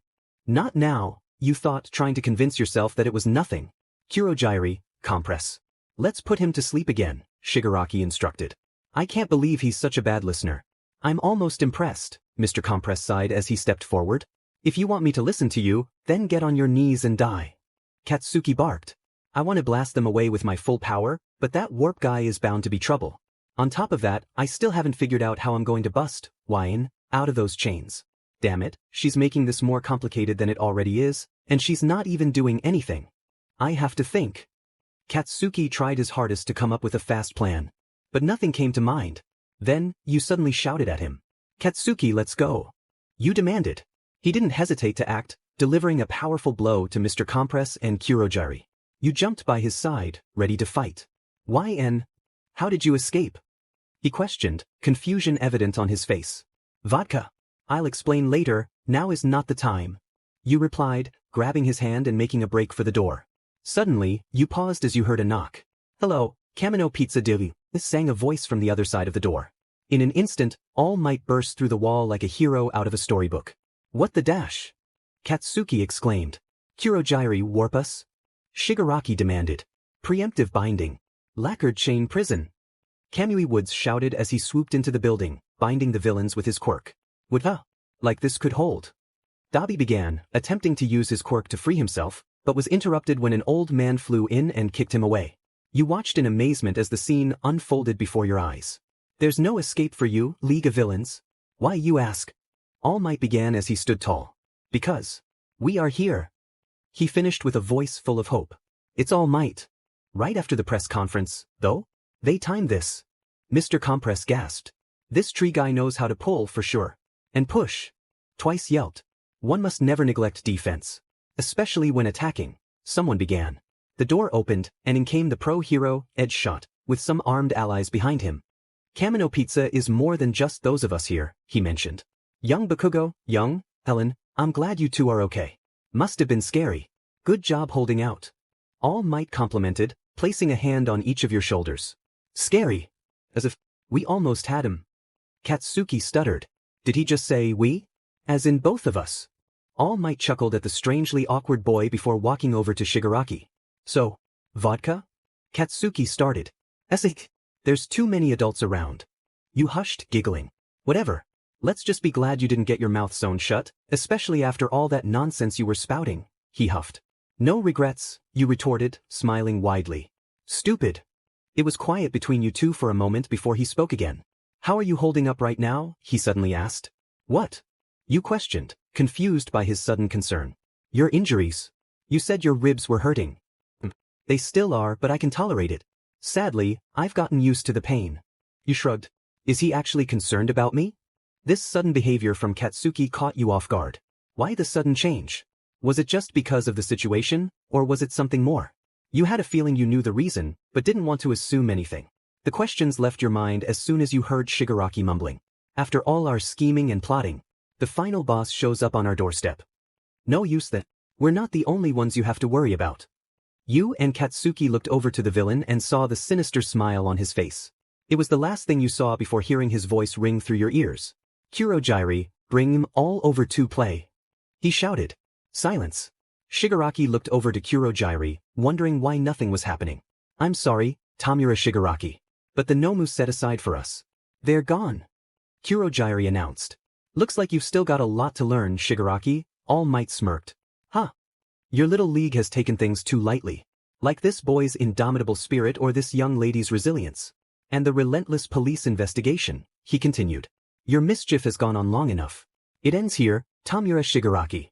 Ho, he's going to get what he deserves. You grinned, rubbing your hands together. Back with the others. The lady had just finished smashing the building, while Best Jeanist restrained some Nomu with his threads. Inside, they found Ragdoll, who was unconscious. Ragdoll? Come on, talk to me. Tiger cried. Your teammate? Looks like she's breathing, so that's a relief, Gang Orca added, trying to reassure them. But look at her. What did they do to you? Ragdoll. He shouted. The pros. They're all here. Izuku gasped, peeking over the wall they were behind. Does that mean they're saved? Kirishima questioned. I'd like to hope so, Todoroki replied. We should leave now. There's nothing left for us to do, Ida suggested, exhaling a sigh of relief. They mentioned All Might's team. That must be where Kaken and Wine are, Midoriya started. If All Might is there, then we really have nothing to worry about. So let's hurry and... Momo's reassuring voice trailed off as she noticed something move inside the warehouse. Sorry, Tiger, but I've had my eye on her Quirk for a while. It was just too good, I had to have it, spoke an unfamiliar voice. Everyone turned to where the voice came from. Stop, not another step. Gang Orca replied, questioning who it was lurking in the shadows. Someone get a light over here. Tiger requested. Ever since I was reduced to this, I haven't been able to stock up as many before. The stranger took a step into the light, and as soon as he did, Best Jeanist activated his Quirk and tied him up. Jeanist? What if he's just a civilian? The lady shrieked. Use your head. A moment's hesitation could allow the enemy to turn the tables on us. We mustn't allow a villain to pull any tricks, he replied. Suddenly, a huge explosion went off. After that, there was nothing but silence. Tamura's only just learned to think for himself, to carve his own path forward. So if possible, I'd like to keep anyone from interfering with that. The students didn't even have time to look back. It all happened in an instant. What occurred didn't even take a second. Unfortunately, that moment and the person's unsettling voice were enough to instill fear in the young teenagers' hearts. The aura the stranger radiated conjured images of despair. Midoriya puffed out his cheeks, as if trying to stop himself from being sick. He's talking about Tamura Shigaraki. No way. It can't be. All Might. Don't tell me that. That's all for one, he thought. Oh. Shall we begin? Defeated. Just like that? No way. Get out of here. Go to hell. Shigaraki scoffed. Where is he, Shigaraki? All Might roared. I hate you. Shigaraki hissed. Suddenly, Nomus began appearing out of nowhere. It couldn't have been Kurogyri, as he was out cold and restrained. They weren't emerging from warps, they were coming from some black sludge. Nomu, where are they coming from? And what's that black liquid? Kamui Woods gasped. Headshot. Did Kurogiri? Gran Torino trailed off. It wasn't him. He's out cold. One after another, sludge-like portals were spitting out Nomus left and right. What on earth was going on? Wasn't everything supposed to be over? You glanced over at Katsuki and saw him retching the black sludge. Katsuki! You screamed. Bakugo kid! What is this awful stuff? All Might questioned as he tried to rush over, but before he could reach him, Katsuki vanished right before your eyes. And oh! All Might screamed. You couldn't believe what had just happened. Actually, no, this whole situation was unbelievable. Soon, the villains were also disappearing into the sludge. Darn it! They're all getting whisked away. Gran Torino reported. Crap! All Might swore, just before dashing toward Shigaraki, trying to grab hold of him. Then, just like that, they were gone. The heroes were now left to fend off the swarms of Nomus that remained. I'm so sorry, everyone. Kamui Woods cried. This wasn't your fault. Edgeshot reassured. All Might. Gran Torino yelled as he saw the pro being attacked by two Nomus. Oklahoma, he said as he began spinning around with the two. Smash! The two Nomus were sent flying in different directions. One blasted into the air, while the other crashed to the ground. The armed men were amazed by All Might's power. Just level the whole building, why don't you? One of them commented. That's just how it is. Focus on the villains, ordered another. These things, they keep coming from in there. I can't get in touch with Gina's team. It's possible they've been compromised, shouted Detective Tsukachi. Enough whining already, shouted Endeavor as he incinerated one of the Nomus. Endeavor! All Might called. Can you handle this? Does it look like I can't? Don't tell me Mr. Top Hero needs glasses in his old age. If you have to go, then get going already, he shouted. Yeah. You take care of everyone here. All Might replied, wiping blood from his mouth. All Might, are you okay? You asked, concerned about his injury. Young LN. What are you still doing here? It's dangerous, he gasped. What do you mean? I'm not leaving here without Katsuki, you stuttered. I appreciate your concern for him, but you must listen. This is not the place to be right now. I'm not going anywhere, All Might, you interrupted in a serious tone. The first time I tried to save him, I failed and only ended up putting myself in danger. The second time you began to whimper. You took a moment to breathe and try to keep it together. All Might noticed. You felt a lump in your throat as you struggled to hold everything in. Your eyes began to burn as you fought back tears. Eventually, your hard shell that All Might had mentioned earlier crumbled. I couldn't save him. He was right in front of me and I couldn't save him, you cried. You dropped to your knees and began hitting the ground in frustration. All Might walked over and crouched down in front of you, gently patting your back in a comforting manner. You've been emotionally affected by this too, haven't you, Ellen? He asked before slowly pulling you into a hug. It stayed like that for a moment before he slowly stood up with you. Come now. Let's go save him, he proposed, looking down at you. You wiped your tears away and nodded in agreement. That's the number 4 hero for you. Best Genist. I was planning to blast them all away. All for one laughed as he slowly applauded. But you grabbed them by their clothes and tossed them aside just in time. Such quick decision-making, such technique. Such incredible reflexes, he continued, floating into Genus' line of sight. Best Genus struggled as he used his quirk to help himself up. So what? He started. A top hero doesn't use that as an excuse for failure. He was cut off as a massive hole was blown into his torso, leaving a chaotic scene. Your strength is the product of endless training and experience. But I don't need it. All for one pointed at Genist before continuing. Because your quirk isn't one that would suit Tamura. Meanwhile, somewhere nearby, the Class 1A students were frozen in fear as they felt All for One's presence close by. They all thought about running away but found themselves unable to move. Suddenly, someone coughed loudly. This stuff stinks. What the hell was that? A raspy voice growled. Bakugo. Kakken. Apologies. Bakugo, All for One said. Katsuki looked up at him in exhaustion. Huh? He glared with a raised eyebrow. Then, the League of Villains began to appear. You failed again, Tamura. But don't lose heart.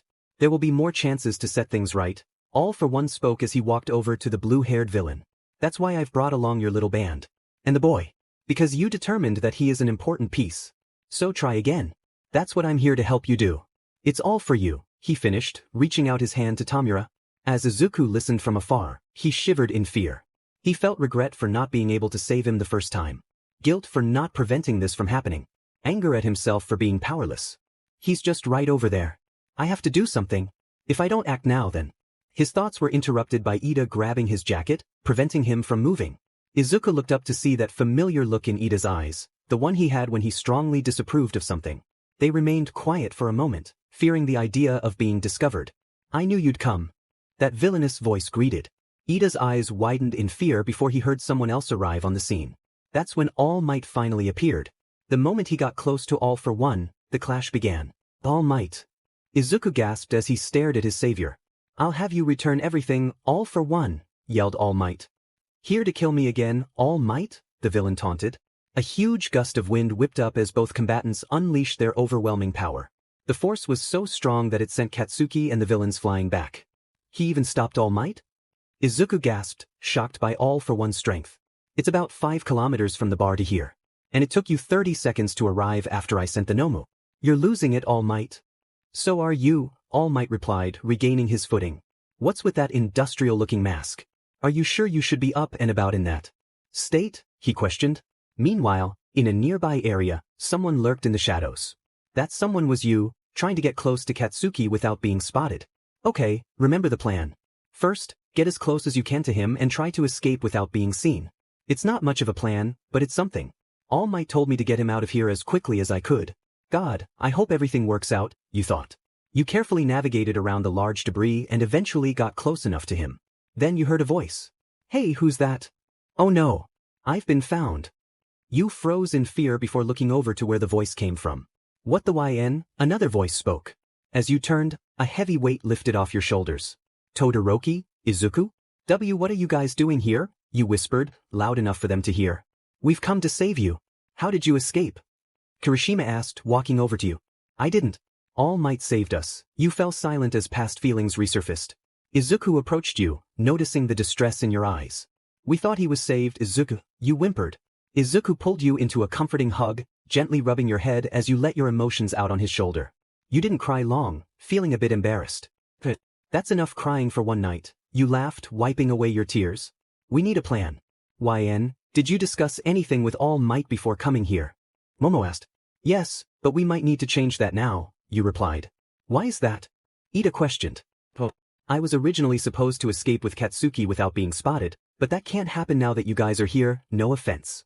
With all the Nomu around, I can see why that plan won't work now," Todoroki agreed. You looked over at Todoroki and gave him a small grin. He returned it before shifting back into business mode. "Midoriya, have you thought of anything yet?" he asked. "Yeah, well, not really. I mean, I do, but I don't know if it'll work." He fidgeted, feeling insecure about his idea. "Well, you're the only one with a plan, so let us hear it," Kirishima encouraged. "All right." Izuku grinned before sharing his plan with the group. The battle between All Might and All for One raged on, neither showing mercy. Every time All Might attempted to land a hit, All for One would block it and retaliate with a powerful strike that sent All Might flying back. "All Might!" Katsuki screamed. "Don't fret. That won't be enough to defeat him." "So," All for One began, turning to his student. "You need to flee, Tamura. Take the boy with you. Kurogiri will help you escape," he finished, using his quirk to stretch over to Kurogiri. "Hey, the poor fellow's been knocked unconscious. Couldn't you use your warp ability to help us get away?" Magna gasped. All for One explained that his version was incomplete and only worked over short distances. Unlike Kurogiri's, he was unable to target specific coordinates. After finishing his explanation, he forcefully used Kurogiri to open a portal. "Now go," he ordered Shigaraki, pointing at the portal. "And you, master?" Shigaraki questioned. Their attention shifted to the sky behind them as they heard something cutting through the wind. It was All Might. He made a heroic entrance, slamming down into the concrete and pushing himself forward to attack his nemesis. "Always think ahead, Tamura," the mastermind began, levitating above the ground. "You still have much room to grow." As All Might made contact with All for One, an aggressive wind kicked up. "Time to go, Shigaraki," Mr. Compress called out, trying to make his escape with the other villains while they had the chance. "Don't forget your pawn," he added. The villains turned to Bakugo, preparing to capture him once again. "What a pain." Katsuki snarled, getting ready to defend himself. "Bakugo, kid!" All Might shouted, struggling against All for One. "We need to go, it's now or never." You stood up, ready to proceed with the plan. But Ida began. "All Might's hands are full with the guy that looks like a toe, and Kakin is getting overwhelmed. We have to go now." You interrupted, emphasizing that this was your only chance. Izuku peeked over the wall and saw Katsuki holding off the villains while All Might struggled against All for One. She's right, he mumbled. Ida looked at Izuku, concern etched on his face, realizing that Izuku was serious about this and would go through with it regardless of his permission. With a sigh, he reluctantly agreed to the plan, understanding the gamble involved. Everyone took their positions, preparing for what was about to happen. Izuku counted to 3 while charging up his full cowling. The moment he reached 3, Ida and Izuku ran forward, using Kirishima to smash through a wall. The moment the wall broke, Todoroki quickly created a massive ramp of ice that sent the boys soaring high into the air. The commotion caught the villains' attention, but they were too late to react as the 3 boys flew over the battlefield, calling out to Katsuki. "Come on!" Kirishima shouted, reaching a hand down for him. Without hesitation, Katsuki propelled himself upwards and grabbed Kirishima's hand, smirking at his friends. "You idiots! They got him!" You cheered to Todoroki. "Just as planned. The enemy is stunned. This is our chance to run," Yaoyorozu informed. "The 3 of you made a dash for it, but were suddenly halted as a Nomu landed in front of you. It grabbed you and lifted you into the air, fleeing from the scene." "No!" Todoroki shouted. Everything was chaotic. The villains were shocked by the sudden turn of events and desperately tried to retrieve Bakugo. All Might was struggling in battle, and now you had been captured by a Nomu. Things were not looking good for the heroes. Magna used her quirk, magnetism, to bind Spinner and Mr. Compress together, causing Compress to shoot forward towards the boys. Luckily for them, Emilady activated her quirk, standing tall to confront the villain. Her giant form loomed over the other villains on the ground, who gritted their teeth in anticipation. "Titan Cliff!" she shouted with determination. She was the only barrier between Compress and the students. Compress collided with MT Lady's face, causing her to stagger back as she hit the ground. Compress fell to the ground as Izuku glanced back in worry. "Mountain Lady," he gasped. "Prioritize the rescue," she stammered before losing consciousness. The villains panicked and scrambled to devise another plan but were interrupted by a flash of yellow as Gran Torino sped through them, knocking them all out in one swift motion. "You're late," All Might chided. "You're just too quick," the old man replied as he landed beside him. "That Dmed Midoriya. He's becoming more like you every day." "In a bad way," he scolded. "Never thought he'd show up here after the Hosu incident. Teenagers these days." All Might began. "I'm ashamed I needed this much help, but," he coughed. "Now there's no holding back. I'm going to put you down for good," he declared, pointing at his arch-nemesis. "They got us. They turned the tables on us in one move," All for One stated calmly while activating his quirk, allowing 3 of his fingers to morph into a strong metal that shot towards All Might, narrowly missing him and instead striking Magna. Forcible quirk activation. "Magnetism," he shouted, taking the quirk from Magna. Then, Gran Torino lunged at Shigaraki suddenly. "Turn to dust." Shigaraki yelled aggressively, holding his hand out to the pro-hero. Gran Torino swiftly responded with a kick to the face, but before Shigaraki could retaliate, All for One had already activated Magna's quirk to pull all the villains into Kurogiri's portal. Toga and Tamura shouted in protest, but it seemed that the pleas of All for One student were not enough to break his obsessive fixation on All Might. "I won't let you escape," Gran Torino shouted as he charged toward the portal. Suddenly, All for One lashed out with his talents, sending Gran Torino flying away from Shigaraki. "With that body you'll..." Shigaraki stuttered. "No," he shouted, reminded of his past as he recalled the beginning of his relationship with All for One. "No one came to save you, huh? It must have been hard, huh, Tenko Shimura? It's all going to be okay. I'm here for you." Those words echoed in his mind as he began to sink into the darkness of the portal. "Tamura, you must keep fighting." Those were the last words Shigaraki heard before he was completely engulfed by the shadows. "Warping plus shock inversion," yelled All Might as he flew toward the strangely calm villain with a clenched fist. Before All Might could make contact with All for One, Gran Torino suddenly appeared in front of him, causing his fist to accidentally crash into the old man. "I'm sorry," All Might growled, feeling a jolt of pain from his arm. "I only came to save Tamura, but if you're going to fight, then I will too." All for One began. All Might ignored his words and desperately tried to land a hit. "In the past, that fist crushed one after another of my comrades, and you were crowned as the symbol of peace. The view you had from atop our sacrifices. It must have been a great one," All for One continued, unfazed by All Might's attempts to defeat him. All Might retreated before gaining momentum in his other fist. "Detroit," he began, using his other arm to pull Gran Torino out of the way. "Dot smash," he finished, striking All for One's hand, which sparked fiercely from the intensity of their clash. A powerful wind erupted from the two, causing All Might's costume to unravel and break at the seams, much like the fading symbol of peace itself. All Might gritted his teeth, fighting to keep the blood from seeping out of his mouth as he endured the force of his own punch. Unfortunately, he was pushed backward from the sheer strength of the impact and the winds. He forcibly negated it, huh? All for One thought as he watched All Might take a defensive stance again, leaving Gran Torino unconscious beside him. I won't let you fight without reserve though. Heroes have a lot of things they need to protect, don't they? All for One taunted. The symbol of peace tensed as frustration coursed through him. Shut up, he bellowed. You always toy with people like that. You break them, steal from them, take advantage of them and control them, scoffing at the people just trying to live their lives. As anger surged through his veins, the feelings of pride and protection filled his mind, motivating him to charge at All for One. Gripping the villain's arm, he twisted it harshly while preparing his other fist for a powerful punch. I cannot forgive that, he boomed as he landed a charged punch directly into his face. Not long after, Gran Torino regained consciousness. He weakly lifted his head and found his former student kneeling on the ground, trying to catch his breath. Tashinori, he thought to himself, you've reached your limit. The crate that had formed beneath them from the powerful punches began to crumble at the edges. Getting awfully emotional, aren't you, All Might?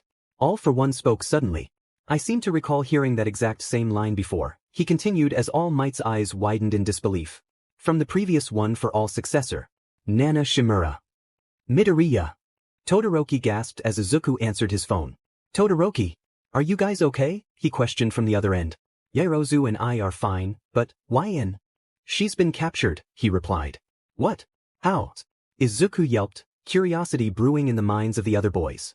We were making our escape when suddenly a Nomu came and scooped her up before flying away.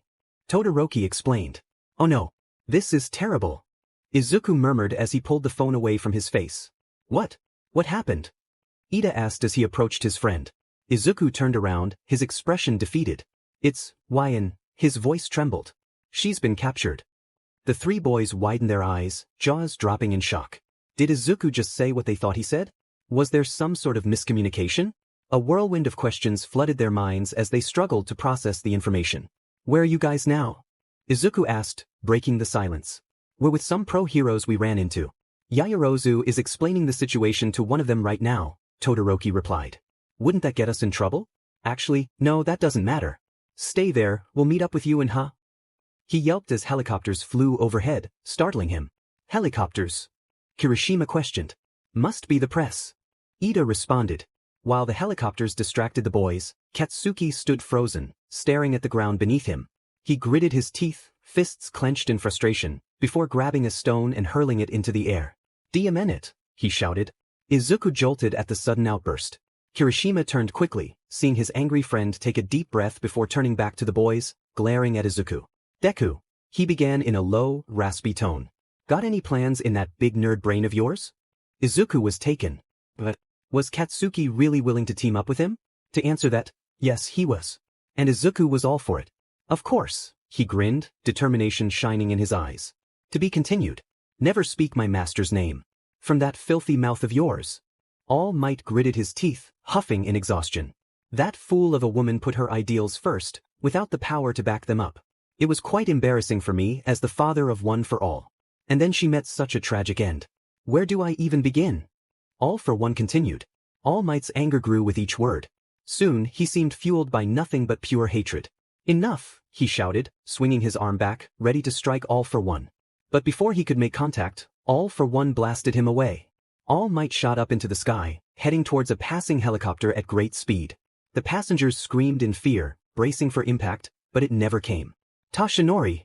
Gran Torino shouted, propelling himself toward All Might and saving his former student. What a nuisance! All for One coughed. This is just like 6 years ago. Calm down. Don't dance to his tune. He managed to escape last time. Right after opening that hole in your gut. Gran Torino lectured. He knows this is your weakness, so don't give him a chance to talk, he finished. All Might picked himself up off the ground, staring down at his nemesis, trying to strategize a plan. But nothing came to mind. Think, All Might, think. Tamura's been working diligently to erode the trust in you heroes. I almost feel bad putting the nail in the coffin. All for One began. Hey All Might, just as you hate me. I too, despise you. It's true, I may have killed your master but, he continued. You destroyed everything I worked so hard to build. That's why I'm hoping to see you meet a grim fate. Shortly after shouting this, All for One began charging his arm, preparing for another powerful strike. There's a big one coming. Dodge and counterattack. Gran Torino warned before jetting into the air. Dodge? Can you afford to? All for One questioned, taking aim at All Might. Let me go, you screamed, struggling against the grasp of the flying Nomu. The Nomu screeched, tightening its grip to keep you from escaping. You cried out as you felt its claws dig into your arms. After a few moments of pain, you decided to stop struggling. You looked around, realizing that even if you escaped its grasp, you would just fall to your doom from this height. Eventually, you noticed something. Wait, didn't we already pass that building? You wondered aloud, scanning the area from above. And why are we still near the disaster scene? If this creature really wanted to capture me, we should be far away from here. But we're not, you mumbled. Then, a realization hit you. We're going in circles. But why? You questioned. Suddenly, a loud boom echoed in the distance. You turned your attention to the source of the noise and saw a massive cloud of debris looming over the combat zone, causing your concern to skyrocket. What the heck? What's happening over there? You shrieked. He's all shriveled up. The news reporter stuttered. Huh. Oh my. Why is he all skin and bones? The public gasped as they stared at the Jumbotron, broadcasting the news live for all to see. No. Please don't broadcast this to the world. Please don't let the world see this. The symbol of peace, who saves people with a smile, can't be seen succumbing to evil. His secret. Midoriya quivered. Those hollow cheeks and sunken eyes. The top heroes looking a little worse for wear, I'd say. All for One began. Ah, don't be ashamed. That's your true form, isn't it? He questioned. All Might remained silent, glaring at the villain from afar. Even in his current form, the symbol of peace stayed fearless and strong, fueled by his determination to take All for One down for good. My body may wither away. You might expose me to the world.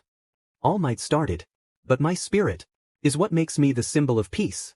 You haven't stolen away one bit of that, he shouted. Wonderful. All for One clapped, chuckling. You're just like a stubborn child. But I've forgotten something. I wonder if this is enough to break that spirit of yours. Perhaps, he mumbled. All Might stood in place, waiting for his nemesis to speak up. Tamura Shigaraki is Nana Shimura's grandson. And he's hated you this whole time. Soon enough, the strong glare All Might had put on faded away as his eyes softened with disbelief. Liar, he muttered.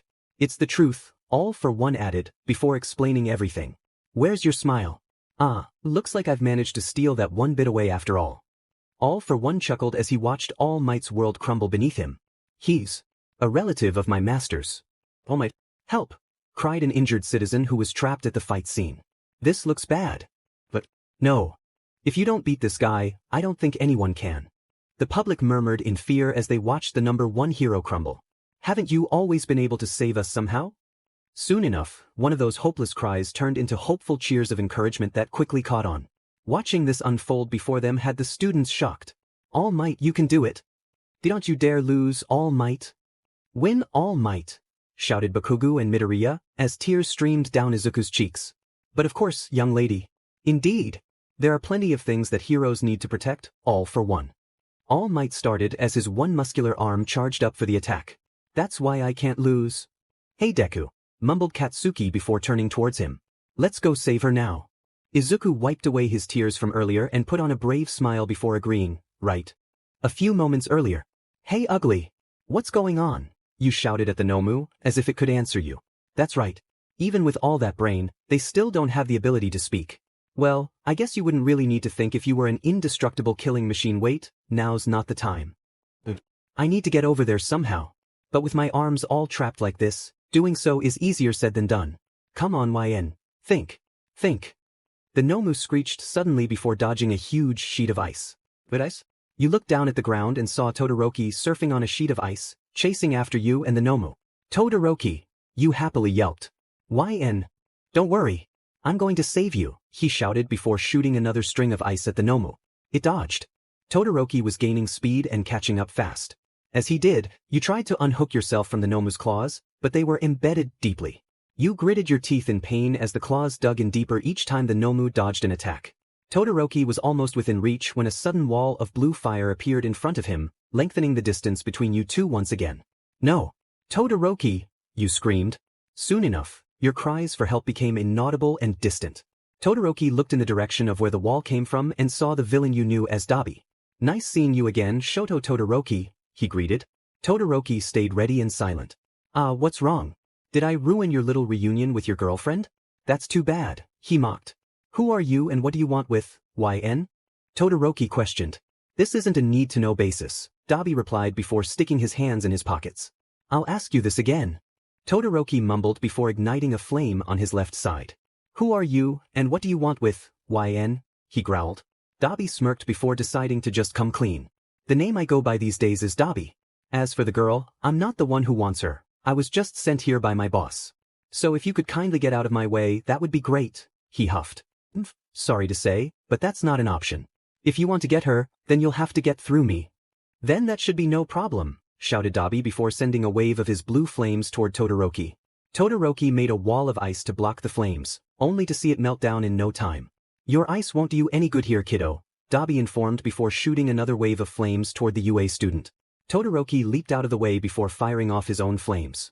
Dabi reacted quickly, dodging to the side before sprinting toward Todoroki and landing a direct hit on him with his flames, sending him crashing into walls. He's strong, thought Todoroki before picking himself up and out of the rubble. Poor kid didn't even have a chance, thought Dabi before trying to walk away.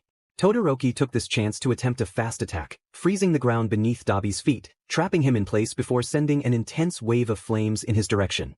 A huge cloud of steam erupted into the atmosphere, making everything foggy. Todoroki couldn't see, therefore he was unsure whether he got his opponent or not.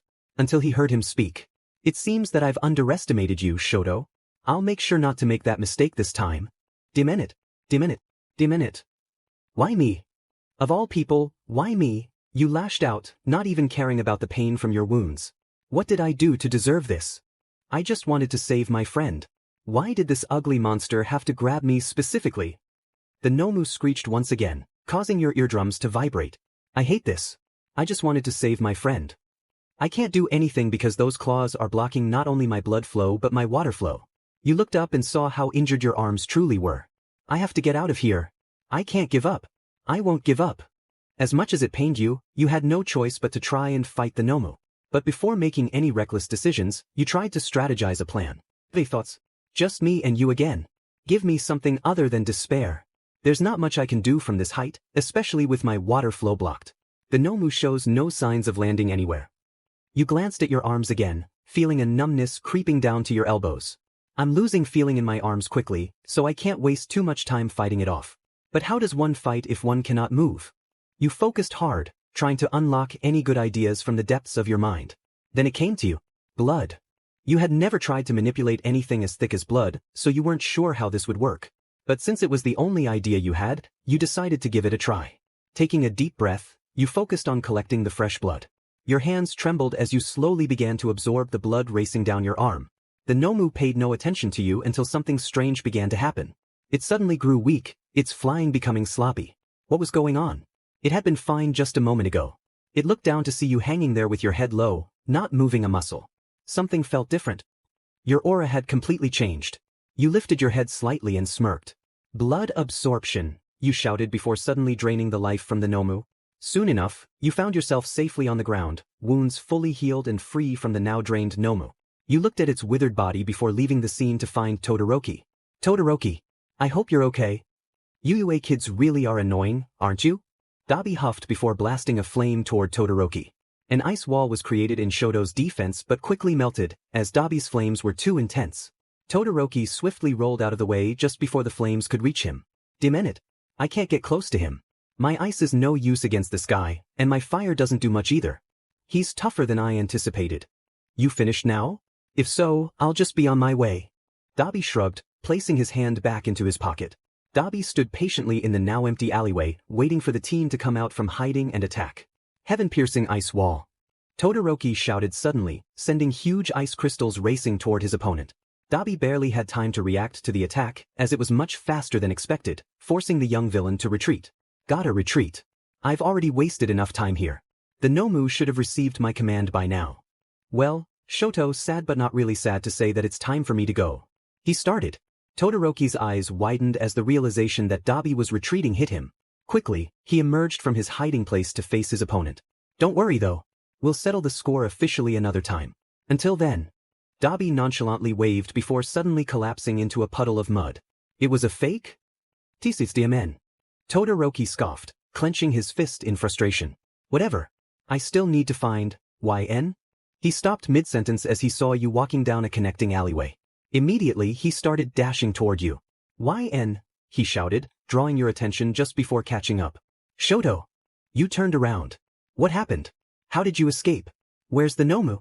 What happened to your wounds? He stammered. To do. One question at a time, please. I barely know what happened myself, you interrupted. Todoroki looked you up and down with confusion. She's completely healed. But how? Questions raced through his mind, but as eager as he was to know what happened, Todoroki calmed himself and patiently waited for you to speak. There's not much I can say right now, as I can't remember exactly what happened. But all I know is that one moment, I was strategizing a plan to save my life, and the next, I was safely on the ground next to a drained Nomu. You explained before suggesting to find and regroup with the others. I see. Right then, was all Todoroki had to say. You felt relieved knowing he wasn't going to pressure you for answers. His presence also brought you comfort, as you weren't alone anymore. So where is everyone? Have you heard anything from them? You questioned. Alright then. So what exactly are we going to do to save YN? Did that big brain of yours think of anything yet? Katsuki questioned, making sure to keep a good running pace. Not yet. I hate to say this, but I won't know for sure until we find her, Izuku answered, sounding distraught as he followed behind. The two boys ran up and down the back alleys for a while until they eventually came upon something. Gross. What is that? Katsuki snarled as he towered over the lifeless creature that lay before him. It looks like a Nomu. But why does it look drained? Izuku analyzed the Nomu to see what could have caused its condition but found no clues. Katsuki stared at the withered creature intensely, going deep into thought. Could it be? Alright, there's not much I can really get from this, other than that this Nomu has been completely drained of its blood. We should go, Izuku informed before suggesting to leave. Don't tell me what to do, Katsuki growled. Alright, sorry. Izuku trembled. The boys continued their search. As they ran, Izuku couldn't help but notice the troubled look on Katsuki's face. He was going to ask if everything was okay, but that would have been a foolish move, considering everything that had happened up to this point. Deku. Katsuki suddenly spoke. Izuku looked back at Katsuki and waited for him to continue. Do you think it might be possible that YN could have done that back there? Katsuki shot a glare at Izuku and waited for his response. YN? His eyes widened. What makes you think that? Izuku frowned. Katsuki clicked his tongue before sharing his thoughts. Think about it. Every Nomu we've passed by was burnt to a crisp by Endeavor. Not to mention they were all within a close range of the disaster site. All except for that drained one back there. Izuku was taken aback by this speculation. Gradually slowing his running pace to a jog, he went deep into thought. YN? Killing? That's illegal. She knows it. She wouldn't do that. Wouldn't she? Her quirk is water manipulation. The Noma's blood is what was tampered with. It couldn't have been her doing, right? Kaken is just distressed. Hey, this is no time to start slowing down to be alone with your thoughts. So hurry up and move. Katsuki growled, snapping Izuku back to reality. Sorry. Izuku apologized before shaking his head and picking up his pace. With all your might. Let's put everything we've got into this last punch. Everything we've got, okay? All for one spoke as he levitated higher off the ground. All Might fearlessly stood in place, gathering the last of his power and energy to pack into this one punch. Despite that, things weren't looking too good, as All for One seemed to have finally overpowered him. Wounded heroes are always the scariest. After I tore your guts out. The look on your face when you charged at me. I still see it in my nightmares sometimes. He added, extending his arm and creating a wave of dark energy. All for One took aim and readied himself to fire the finishing blow. But before he could unleash his attack, a huge wall of flames blocked him from All Might. What the hell's going on with that weak little body? Yelled the number 2 hero, Endeavor. Looks like we've made it in time. Edgeshot added, who was shortly following behind. All Might, explain this weak state you're in, shouted Endeavor. If you're just here to cheer him on, then I'll need you to be a good audience and be quiet. Threatened All for One, who was preparing for another attack. He failed to do so, as Edgeshot quickly slithered towards All for One, causing him to lose his balance. Not so fast, you destroyer. We're here to do something, he shouted. All Might looked around at the assisting pros in action who surrounded him and saw how hard everyone was working. Seeing their full fighting spirit encouraged him to fight even harder. It's up to you to stop this heartless villain, All Might. We're all rooting for you. No matter how you look, you're still our number 1 hero.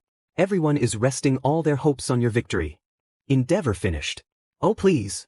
All for One huffed before blasting a huge, blinding beam of energy into the ground, causing it to erupt. Spirit this. Hope that. Wake up. This is reality. He added. All Might rubbed his eyes, waiting for his sight to return to normal. When it did, he noticed that All for One was undergoing a transformation. Spring-like limbs, 4 kinetic boosters, 3 strength enhancers, a multiplier, hypertrophy, rivets. The villain spoke, naming his attained quirks. Airwalk, spear-like bones. The shockwaves up until now were just meant to wear you down. Not much oomph though. At this point, his transformation was complete. He levitated with a massively weaponized arm, preparing to take aim at the weakened symbol of peace. In order to really defeat you, I'll be hitting you with my ultimate quirk combination. Here it comes. Elsewhere. Yo Dabi. What's up? Where's the clone I made? It got defeated. What else do you think? Huffed the young villain.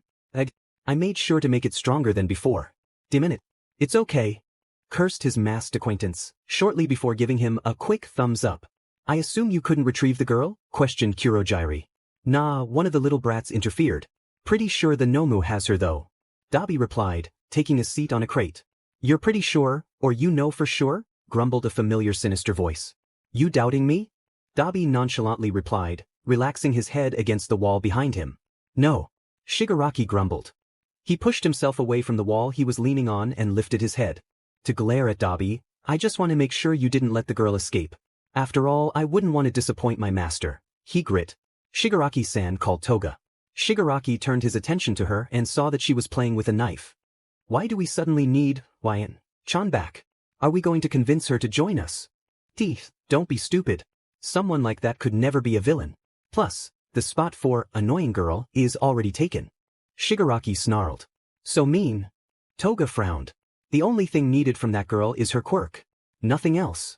He added. A water quirk? Kinda lame if you ask me. Snarled Spinner. No. Master says she contains another. Corrected Shigaraki. Hearing this brought the villain's curiosity to attention. What? No way. I thought only the boss was capable of wielding another quirk. Spinner gasped. So did I. Until recently. Shigaraki replied. What do you mean? Questioned Toga. Shigaraki took a step forward to unveil himself from the dark before continuing his story. Back at the forest. Muscular seemed fine after he got beaten up by those 2 brats. I thought you said he died? Interrupted Dabi. Shigaraki shot a glare in his direction. I'm not finished, he hissed. As I was saying. He seemed okay for a while, other than that strange slur he suddenly picked up. Slur. Spinner repeated. Yup. Confirmed Shigaraki. He was walking pretty funny too, he added. The area went silent as everyone took a moment to process this new information. So what I'm getting out of this is that the kids beat the common sense out of him. Your point? Dabi sighed, breaking the silence. At this point, Dabi was starting to get on Shigaraki's nerves. Luckily, Kurojiri noticed and spoke on Shigaraki's behalf before the tension between the two got any worse. What Tamura is trying to say is that Muscular was showing symptoms similar to a slide. It was confirmed that he died from this mysterious slide not long after Shigaraki and I found him. A slide? Was he that old? Questioned Toga. That's why it remains mysterious. Although, we do suspect that the girl who was fighting alongside Midoriya may be the one responsible for his condition, Kurojiri added. Impossible. No way that weak little girl could have beaten a strong opponent like him. Huh. You mean he was defeated by a little squirt? Pathetic, gasped Twice, shifting from disbelief to a more callous demeanor. Unfortunately, she did. Shigaraki grumbled.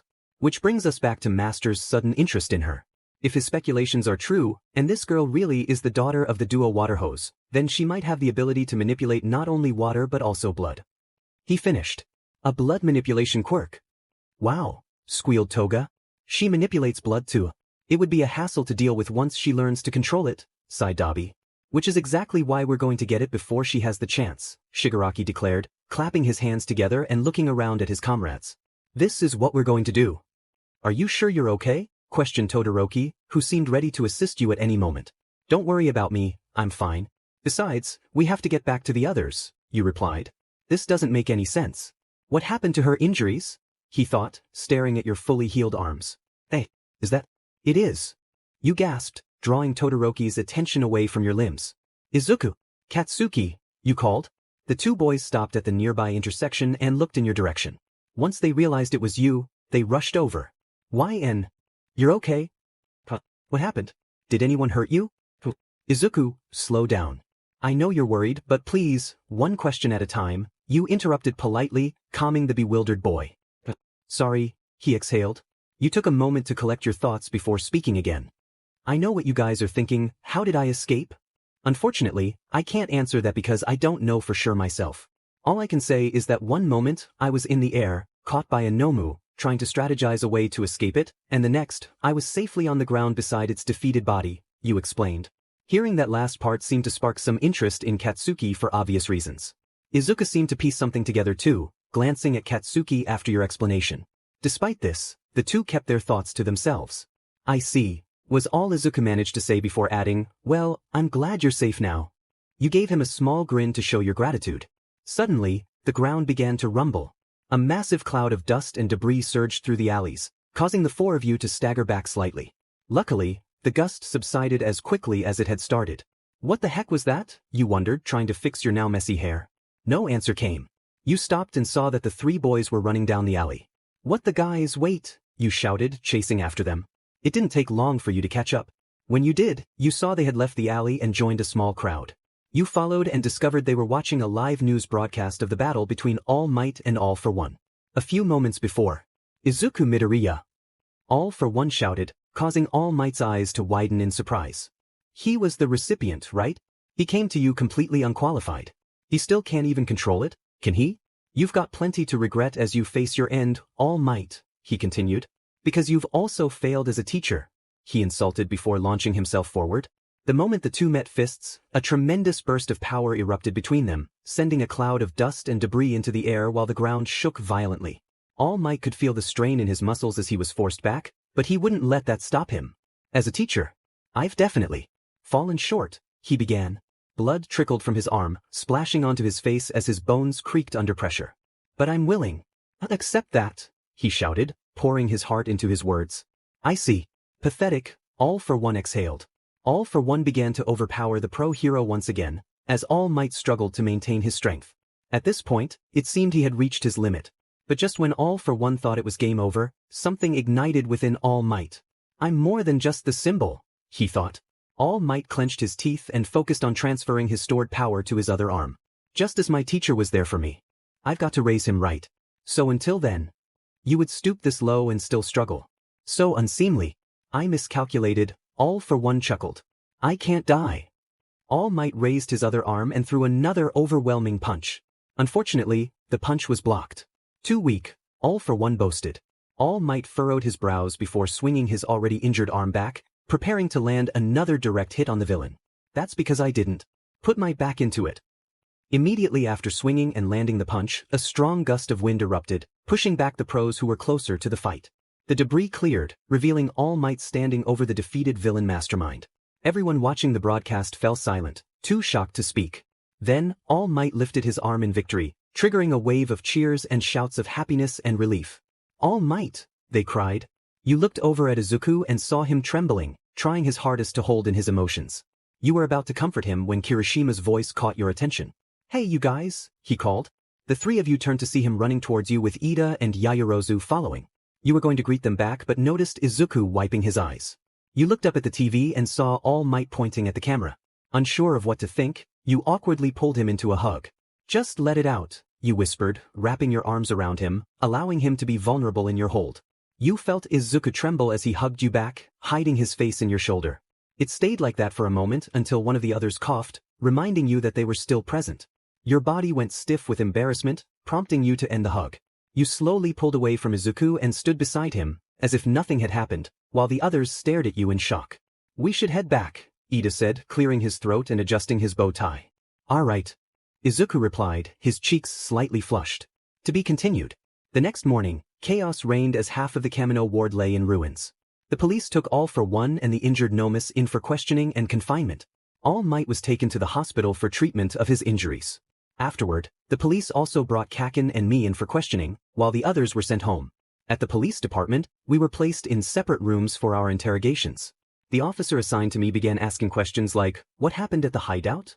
How many people were there? And, did the villains harm either of you? I assumed my answers were aligning with Katsuki's, as not much was being noted in the report. Then I was asked about the training camp incident. You mean the one where the villains attacked my classmates and me? Yeah, what about it? I questioned, curious as to why it was being brought up now. Well, it says here that you and Izuku Midoriya were both attacked by the same villain while trying to protect a child. Is that correct? The officer confirmed. Yeah.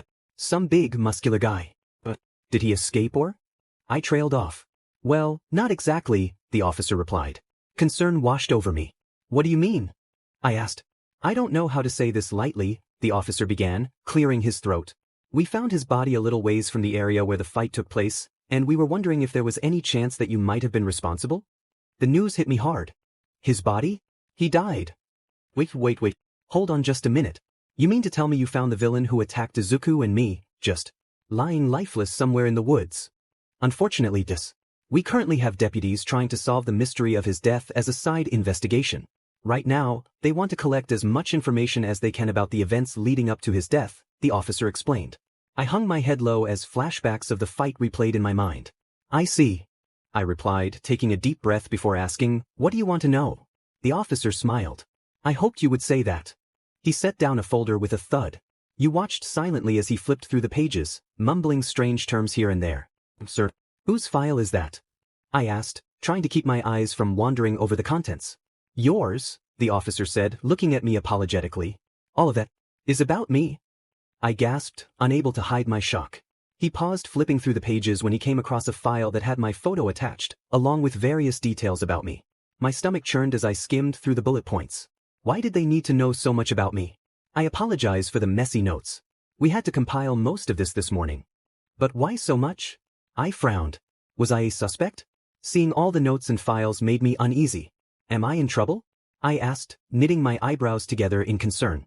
No, the officer quickly reassured me. We just want to confirm more details. Okay. I agreed. So, what were you doing before the villain attack? I was about to do a test of courage with my classmate, I replied. And was this classmate Izuku Midoriya? The officer asked, continuing to take notes despite my silence. Yep, I confirmed. Alright, next question. How did you and Midoriya come into contact with the villain? Was it just a coincidence? The officer continued. Well, after the villains showed up and attacked our superiors, Izuku and I ran toward the mountain to find Koda. When we arrived, Muscular was already trying to harm him. And do you have any connection to Koda? Is he a brother, cousin? He asked, trailing off. Connections? No, not really. He's just a kid I met at the camp, I shrugged. I see, the officer mumbled, finishing his last notes. So back to your fight with Muscular. What did you do to defeat him? Were there any special powers or moves you used? Special powers? My quirk is water manipulation. I thought before describing the battle in as much detail as I could. I noticed the officer stopped writing when I explained a particular move. Then, just before he could attack again, I jumped onto his shoulders and tried to manipulate his bodily fluids, I explained. Hearing this seemed to spark the officer's interest. And how did that work? He asked, glancing up from his notebook. I'm not too sure.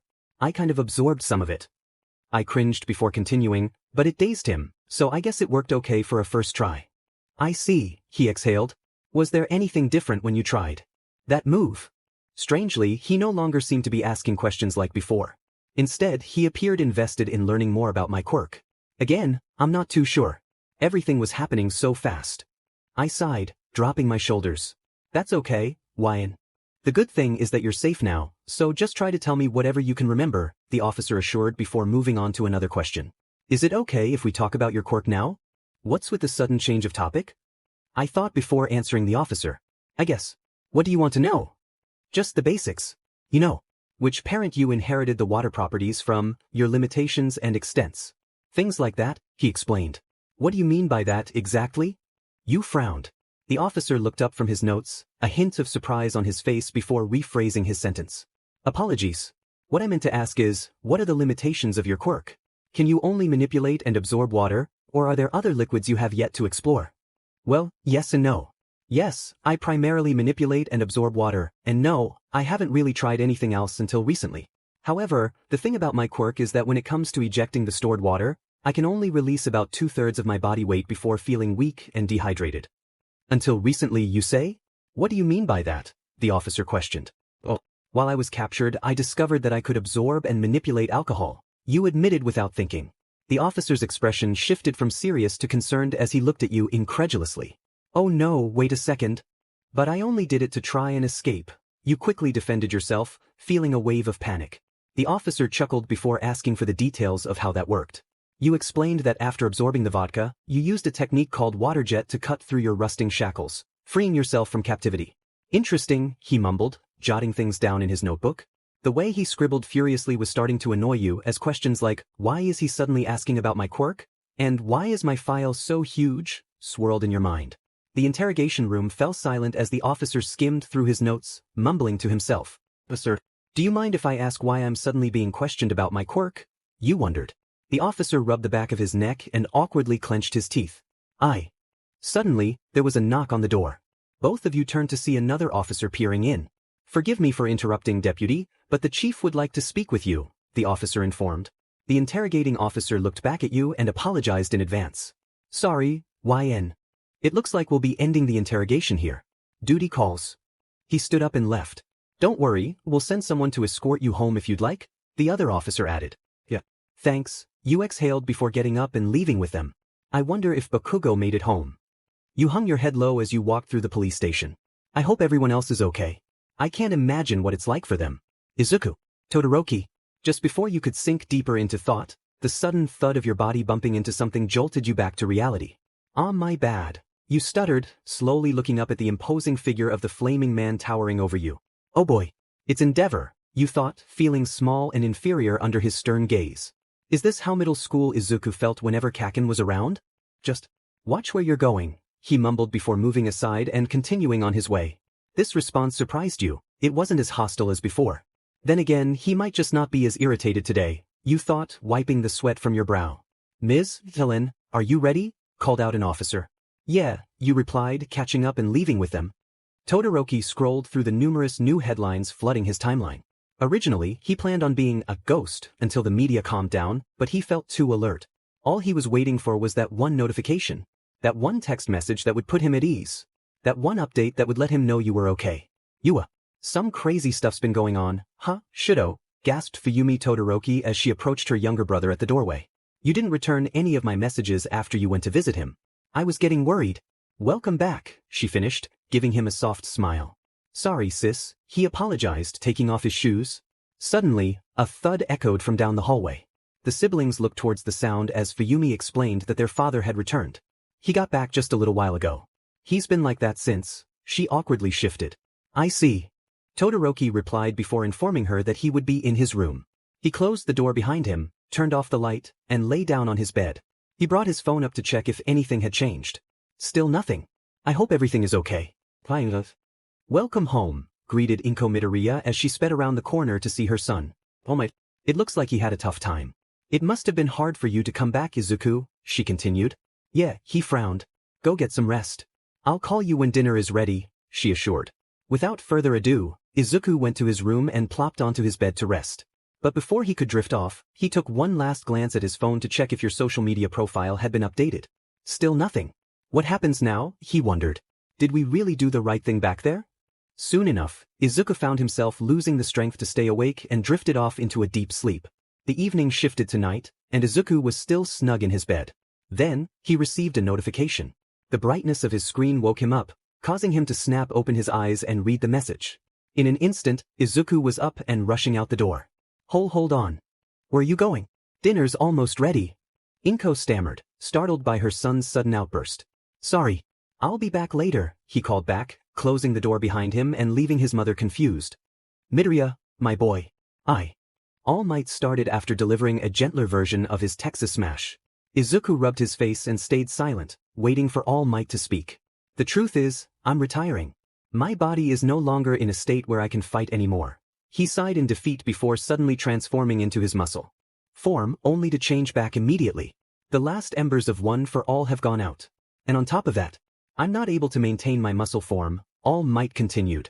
The boy froze slightly as he saw his mentor, his idol, break down for a second time. Was this really the end? All Might broke the silence with his heroic voice, possibly startling a few seagulls that wandered the beach. That being said, he began, though the concern was evident in his voice. Every single time. No matter how many times you're told not to, you rush in without thinking. Just looking for trouble? Izuku flinched at the reprimand, sinking into the soft sand of the shoreline. His apprehension was clear, but All Might wasn't finished. No matter how many times you're warned, You keep pushing yourself to the limit. The hero's voice was firm as he stared at the boy. And that's why. He paused. Izuku braced himself for his hero to scold him, to demand the sacred quirk back so it could be passed on to someone more deserving. But that moment never came. For the first time, you managed to get out of that situation without getting hurt. That makes me incredibly happy. All Might crouched down, wrapping Izuku in the best hug he could manage despite his injuries. Izuku's voice trembled. From now on, I will dedicate myself to your growth, despite my condition. We'll do our best, okay? Izuku couldn't hold back his tears any longer. The emotions that had been building within him erupted in a broken sob. He cried for his mentor, for his gratitude, for the fear he felt for his friend, Wyan, and for himself and all his bravery. All Might, he sobbed, clinging to the man, burying his face in the comfort of his shoulder. You really have trouble listening, huh? Didn't I tell you not to cry like that? All Might teased gently, cradling the back of the boy's head in a comforting manner. Yet, Izuku continued to cry. In that moment, it felt as if each tear that fell carried away a piece of his worries. The harder he cried, the easier it became to release all his pent-up emotions. But there was still something weighing on his mind. He couldn't stop thinking about Wyan. Is she okay? He wondered. Eventually he calmed down. Once he wiped his nose, All Might asked, even after all that, there's still something bothering you, huh? He exhaled, tilting his head up to gaze at the evening sky. Alright, tell me everything. He added, giving Izuku a gentle pat on the back. To be honest, there's not much to say, he frowned. If that were true, you wouldn't look so troubled. All Might continued. Izuku tucked his head low between his knees for support. Does it have anything to do with young LN? He probed. Hearing this made Izuku snap his head up, stammering incredulously. And not at all. What makes you think that? He protested, his face turning a bright shade of red. Ah, youth. All Might chuckled, playfully patting his protege on the back in his muscular form. Ah? Izuku exclaimed in frustration. Why did he start asking me about my quirk? You thought, reaching your hand up into the sunlight streaming through the window, analyzing it carefully. I didn't hurt that guy. Did I? You rolled over in bed to face the wall, comfortably tucking your arm underneath a pillow before closing your eyes. Immediately, flashbacks of the battle between All Might and All for One began to replay in your mind. And that Nomu. What exactly happened to it? As you lay there, trying to recall everything that happened during that time, nothing came to mind. It was as if the incident had vanished from your memory entirely. I'm going out for a while, I'll be back later. Your mom called from downstairs. Okaway. See you. You replied. And remember, no boys while I'm gone. She teased before leaving, shutting the door behind her. And when will that end? You thought, dreading the idea of your mom teasing you about boys for the rest of your high school years. Mom's been acting pretty strange too. You mumbled, staring up at the Kakashi poster that clung to the ceiling. If you recalled the last few days correctly, you noticed that she had been more distant and had taken on more housework than usual, as if trying to distract herself. Another thing you couldn't ignore was how she was constantly talking on the phone or how she would suddenly zone out at times. What's with the sudden personality change? You wondered, peeking out the window to watch her drive off. It's not Memps, that's for sure. You exhaled, relaxing against the backboard of your bed. Once again, your room was quiet, the only sound you could hear was the furnace switching on. Then, the familiar sound of your phone vibrating caught your attention. You glanced at the screen and saw the contact name, Kiripima Pleading Face Red Heart, appear. Immediately, you grabbed your phone and read the message. From, Kiripima Pleading Face Red Heart. Hey, YN, hope you're doing well. Did Aizawa and All Might come to visit you and give you the news yet? To, Kiripima Pleading Face Red Heart. What do you mean? What news? Bill. Also, I'm doing fine, thanks for asking. From, Kiripima Pleading Face Red Heart. Apparently, we're moving into the dorms. I'm so excited. I've already started packing my things. Wait, what? No way. Your jaw dropped. To, Kiripima Pleading Face Red Heart. Really? I wonder how that's going to be. From, Kiripima Pleading Face Red Heart. I don't know, but I'm pumped. Hopefully, nothing gets too chaotic. Especially with our group. You sighed, smiling at the thought of living with such an interesting bunch. Just as you were about to message Kirishima back, the doorbell rang. To your surprise, you peeked out the window and saw Izuku. Your face brightened at the sight of his green curly hair. Quickly, you texted Kirishima, Barbie, before jumping out of bed and dashing down the stairs to open the door. Hey Izuku, it's been a while. You greeted, offering the boy a friendly smile. YN. Hi, ahem. Hey. The shy freckled boy stuttered, clearing his throat. What's up? Where did you come from? You asked, peeking outside to see if he was with anyone else. Oh, well, I was just jogging by and thought I would check in on you. He smiled, awkwardly rubbing the back of his neck. Ah, I see. Well, I'm doing fine. Gotta admit, it gets boring staying alone with your thoughts all the time with no one to really talk to. You chuckled, forcing an awkward smile. Yeah, I get what you mean. Izuku frowned, quickly shaking his head and changing his response. Ahem, are you okay? Do you need anything? Oh yeah, I'm fine. It's okay. Don't let me interrupt your jog. You lied, not wanting to feel like a burden to Izuku. You nervously averted your gaze, and he couldn't help but notice. YN. He spoke gently, taking your face in his hands to make you look right at him. I'm going to ask you again, and I want you to be honest. Are you okay, and do you need anything? He repeated. You looked straight into his eyes and immediately knew he wouldn't let this go until you were all right. The warmth of his hands cupping your face brought you a sense of comfort that you couldn't ignore. So without much hesitation, you looked at Izuku with a defeated expression and asked if he wanted to come inside and sit down for a while. Sure. He blushed before stepping inside and kicking off his shoes. Izuku followed you to the living room and took a seat in an armchair. So, what's been bothering you lately? He asked, waiting for you to open up. Everything. You sighed, plopping onto the separate sofa and covering your eyes with your arm. Izuku's brows furrowed at your response, though he remained silent and waited for you to continue. I don't know. It's just, you paused. Why did this have to happen? Your voice cracked as you began to remember the trauma. We were just going to a training camp. So why? YN? Izuku murmured. The moment you lifted your arm away from your face, he studied your expression. Realizing how distressed you truly were began to sadden him. And to think this is only our first year? I knew UA would be crazy, but I didn't think it'd be villain kidnapping student crazy. You rambled on as your emotions began to ignite. I was fine dealing with the annoying boy problems and having a couple of wild friends who got me to do crazy things. But fighting against a huge villain and getting swept up by a monstrous creature that later mysteriously disappears, all in the same week. No way, not what I signed up for. You dramatically paused before sitting up. And let's not forget about the strange dreams or flashbacks or whatever they were. You stomped as you waved your hands around in all types of gestures. Boy problems? Flashbacks? What is she talking about? Izuku worried, continuing to stand by and watch your breakdown in fear. At this point he was unsure of what to do. The fact that your mood was changing almost every 5 seconds shocked him. I've never witnessed anyone break down like this before. I have to calm her down somehow. Oh, and the fact that I might have hurt someone. You laughed, before weakly dropping down on your knees and hiding your pained expression. You squeezed your eyes shut, trying to prevent any tears from forming, but the irritation only made them burn. No. I'm not crying. Not today, not now. Nope. Stop it. Stay back. You internally debated while trying your best to keep your emotions intact. Unfortunately, nothing helped, as that low, depressing feeling began to settle in once again. Then, before your mind could drift any further into darkness, you were suddenly enclosed in a warm embrace. You snapped open your eyes and immediately recognized the color of Izuku's shirt. It's okay, YN. Just let it all out. He assured, bringing you closer into his embrace while calmly stroking your head. Naturally, your heart skipped a beat at his act of kindness. Soon enough, the emotional dam you had built over time would come crashing down. Normally, you would have waited until no one was around to cry, but this time was different. This time, you had someone who was willing to help you. This time, you were with someone who cared. After a while, you finally started to calm down. Feeling better? He asked sincerely, keeping you wrapped in his embrace. You pulled yourself away slowly and continued to hide your face, before grabbing a tissue and blowing your nose. Sorry you had to see that. You said humorously, wiping away the excess tears that clung to your face. No need to apologize. I was prepared. Sorta. Izuku grinned, looking off to the side.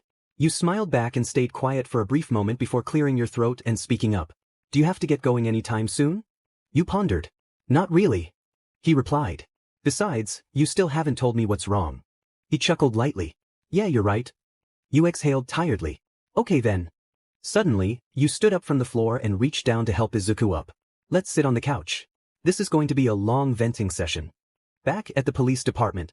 So, Deputy, how did the interrogation with Elton go? Questioned a fellow senior officer as he sipped his coffee in the lounge. It went well. Could have gotten more information, but she could only recall so many things, replied the officer who had interrogated you a few days ago. Ah, I see. What kind of information exactly? The senior officer continued to ask, putting down his coffee to take a bite of a donut. Just things involving the recent villain attack and such, retorted the younger officer, keeping his focus on the book he held. Right, the senior officer nodded. How about the case with Muscular? Get any new information? The young officer twitched his brow in annoyance, as the senior officer's prying questions irritated him. Despite feeling irritated, he kept his calm. It's still a work in progress. Although, with the information provided, we might be able to clear this case quicker than we think. He shrugged before closing his book and looking at the clock. That's good to hear. Well, I wish you the best of luck with this case, Deputy. The senior officer grinned. Thank you, sir. Have a good day. The young officer bowed before getting up to leave. See you around. The senior officer called out, shortly before the door closed. Sure you will. The officer walked to a back room and went outside through the exit door. There, he stepped into a back alley. Suddenly, a distant shouting was heard coming from the officer's pocket. Yeah, twice, I'm here, answered the officer as he began to melt away, revealing the villain known as Toga. Did you get the information like you were told? Of course I did, snickered the high school student as she tossed aside the disguise she was wearing. I wouldn't be speaking to you now if I hadn't. Nice. Get back now. Shigaraki is going to be glad to hear this. And right before my fight with Elec Plant, I suddenly saw a kid. That's when the hallucination or whatever it was started. I was in the same forest from my dream, you explained, beginning to trail off while speaking to Izuku about the dreams you've been having. Izuku noticed your sudden detachment from reality and quickly questioned you. What is it? You continued to gaze outside the window and spoke in a low tone. Now that I think about it, the kid in my dream didn't look much different from Koda. Why is that? Suddenly, you snapped your head to Izuku with a questioning expression, waiting for him to respond. The sudden movement caused him to flinch. Koda? He wondered, drifting into thought. This doesn't make sense. Why would I see someone who resembles Koda if she hasn't even met him before? Izuku brought his hand up to his chin and began to think. The two of them don't seem to have much in common or look alike, so I don't think they'd have any kind of relation. But then again, I don't know much about YN's family history, other than the fact that she's been living here with her mom. Hey, Izuku. You're mumbling to yourself again, you lightly teased, bringing him out of his thoughts. His eyes widened with surprise. I apologize, he stuttered. It's fine. But what were you thinking? You looked deep in thought. You leaned back, kicking your feet up to rest on the coffee table. Oh, I was thinking the same thing you were about Koda. But, he paused, intriguing you further. But, you prompted. Izuku glanced over to you, his lip curving into a nervous frown. He remained silent for a moment, deep in thought. Well, it's an absurd conclusion. But is there any chance that you could have possibly met him long ago during your childhood? Maybe before you moved here? How old were you when you first moved? Izuku questioned. You paused, trying to recall the answer to his questions. Before I moved? I'm not sure, you muttered. Izuku's puzzled expression deepened after hearing your response. What do you mean? He asked. Before I moved here. I don't remember anything about my past before moving. You looked at him with a concerned expression. Why do I not remember what happened before I moved? Let me ask you something easier. How old were you when you first met Kaken and me? He added, hoping to simplify things. I think I was 6. I already had my quirk. I know that because I remember splashing Katsuki and his followers for trying to bully you. You replied. I see, he blushed. Do you have any old pictures? Maybe some family photos? He became wide-eyed and awkward. And not that I'm trying to invade your privacy or anything. Izuku, it's okay. I know what you meant. You assured him, looking up at the ceiling. No, if I remember correctly, my mom wanted a completely new start, so she left the previous photos behind. Sounds kind of suspicious now that I say that out loud. That is suspicious, Izuku agreed, bringing his hand to his chin once again. The two of you sat in silence, sorting out your thoughts. Why do I have no memory of my past? How come we have no old photos? None of this is making any sense. Why is this happening to YN? Does she suffer from short-term memory loss? Not too long after, your silence was disturbed by the sound of All Might shouting, "A text message is here." You both jolted up at the sudden noise. Izuku reached into his pocket and pulled out his phone. He took a moment to read his text before turning his attention back to you. Hey, YN, I hate to leave you so suddenly after everything, but my mom just messaged me. I would stay longer, but you know how it is. He scratched his head, looking a bit guilty. Oh, no, it's fine. I understand. My mom is probably on her way back anyway. Besides, I have a lot of questions for her. You assured him, bringing your hands together. I bet you do, he said, giving an awkward smile as he slipped on his shoes. You walked with him to the door, getting ready to part ways. One last thing. If you ever need anything or someone to talk to, I'm always here for you. He mentioned, changing his awkward smile into a warm, reassuring one. You smiled back, thanking him and saying goodbye. After closing the door, you leaned against it and slowly sank to the floor, clutching your heart as if it might beat out of your chest. He's too kind. My icy little heart can't take much more. You squeezed your eyes shut before, fangirling, and hiding your face between your knees. After taking a moment to collect yourself, you stood up and looked around your empty house. I should probably tidy it up a bit. Especially that tissue. Why didn't I get rid of it right away? Alright, so next on the list. It looks like Midoriya's place is pretty close by. Elend 2. About that, Aizawa. I was wondering if we could split up since they live so close to each other, questioned All Might as the two pros left the Bakugo home. I don't know. Will you be alright? Replied Aizawa, before hopping into the car. I'll be fine. Just drop me off at Midoriya's. You can send the driver for me once I'm done. The retired hero waved off in a reassuring manner. Aizawa sighed at his request but didn't deny it. So, he dropped him off. Are you sure you'll be alright on your own? He asked again, looking out for his fellow colleague. Yep. All Might smiled, giving him a thumbs up. It'll be bad if we can't visit all the families before the day is out, right? At this rate we'll miss dinner time. We can't have that now, can we? He added. I can handle things here, so you should hurry on ahead to young Thus. I'm sure you have a lot more to explain to her. All Might scratched his head. I suppose. I'll see you later then, Aizawa replied before rolling up the window and driving off. So, did you find out anything useful? Shigaraki questioned, his chillingly sinister voice echoing beneath the shadows. I wouldn't come back just to be decayed, now would I? Toga giggled as she skipped into the villain's temporary hideout. She stepped into the light and pulled out a document that contained your personal information and quirk factors. Ta-da! She revealed. Wah! You really got them. Toga-chan, you're so cool. Marry me please. Twice exclaimed. Don't get too excited. We're still not 100% sure if the brat can even manipulate blood. Reminder to you numbskulls that this is still just a conclusion, Dabi interrupted, bringing the mood down. Don't be such a spoil sport, beef jerky. If she can't bloodbend, we'll just take care of her. Toga teased, glancing at Dabi through the reflection of her knife. Beef jerky? That's a new one, he retorted, annoyance creeping into his voice. Be quiet. Your bickering is annoying.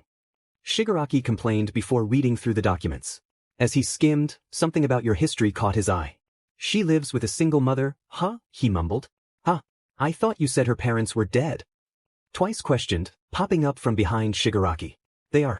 This woman isn't her real mother, Shigaraki confirmed. To be continued. It's been hours since Izuku had left your place, and you still couldn't help but overthink everything you two discussed. What does any of this mean? You gazed around, relaxing on the couch. Suddenly, the swinging of the front door startled you and pulled you out of your thoughts.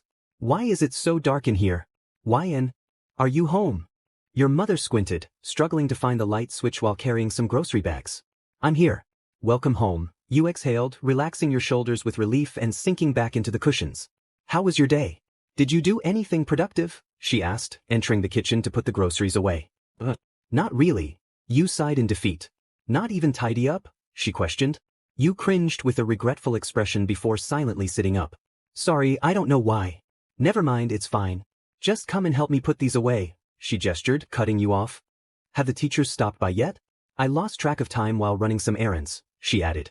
No, not yet, you replied, lifting yourself off the couch and walking to the kitchen. Hey ma, can I ask? Really?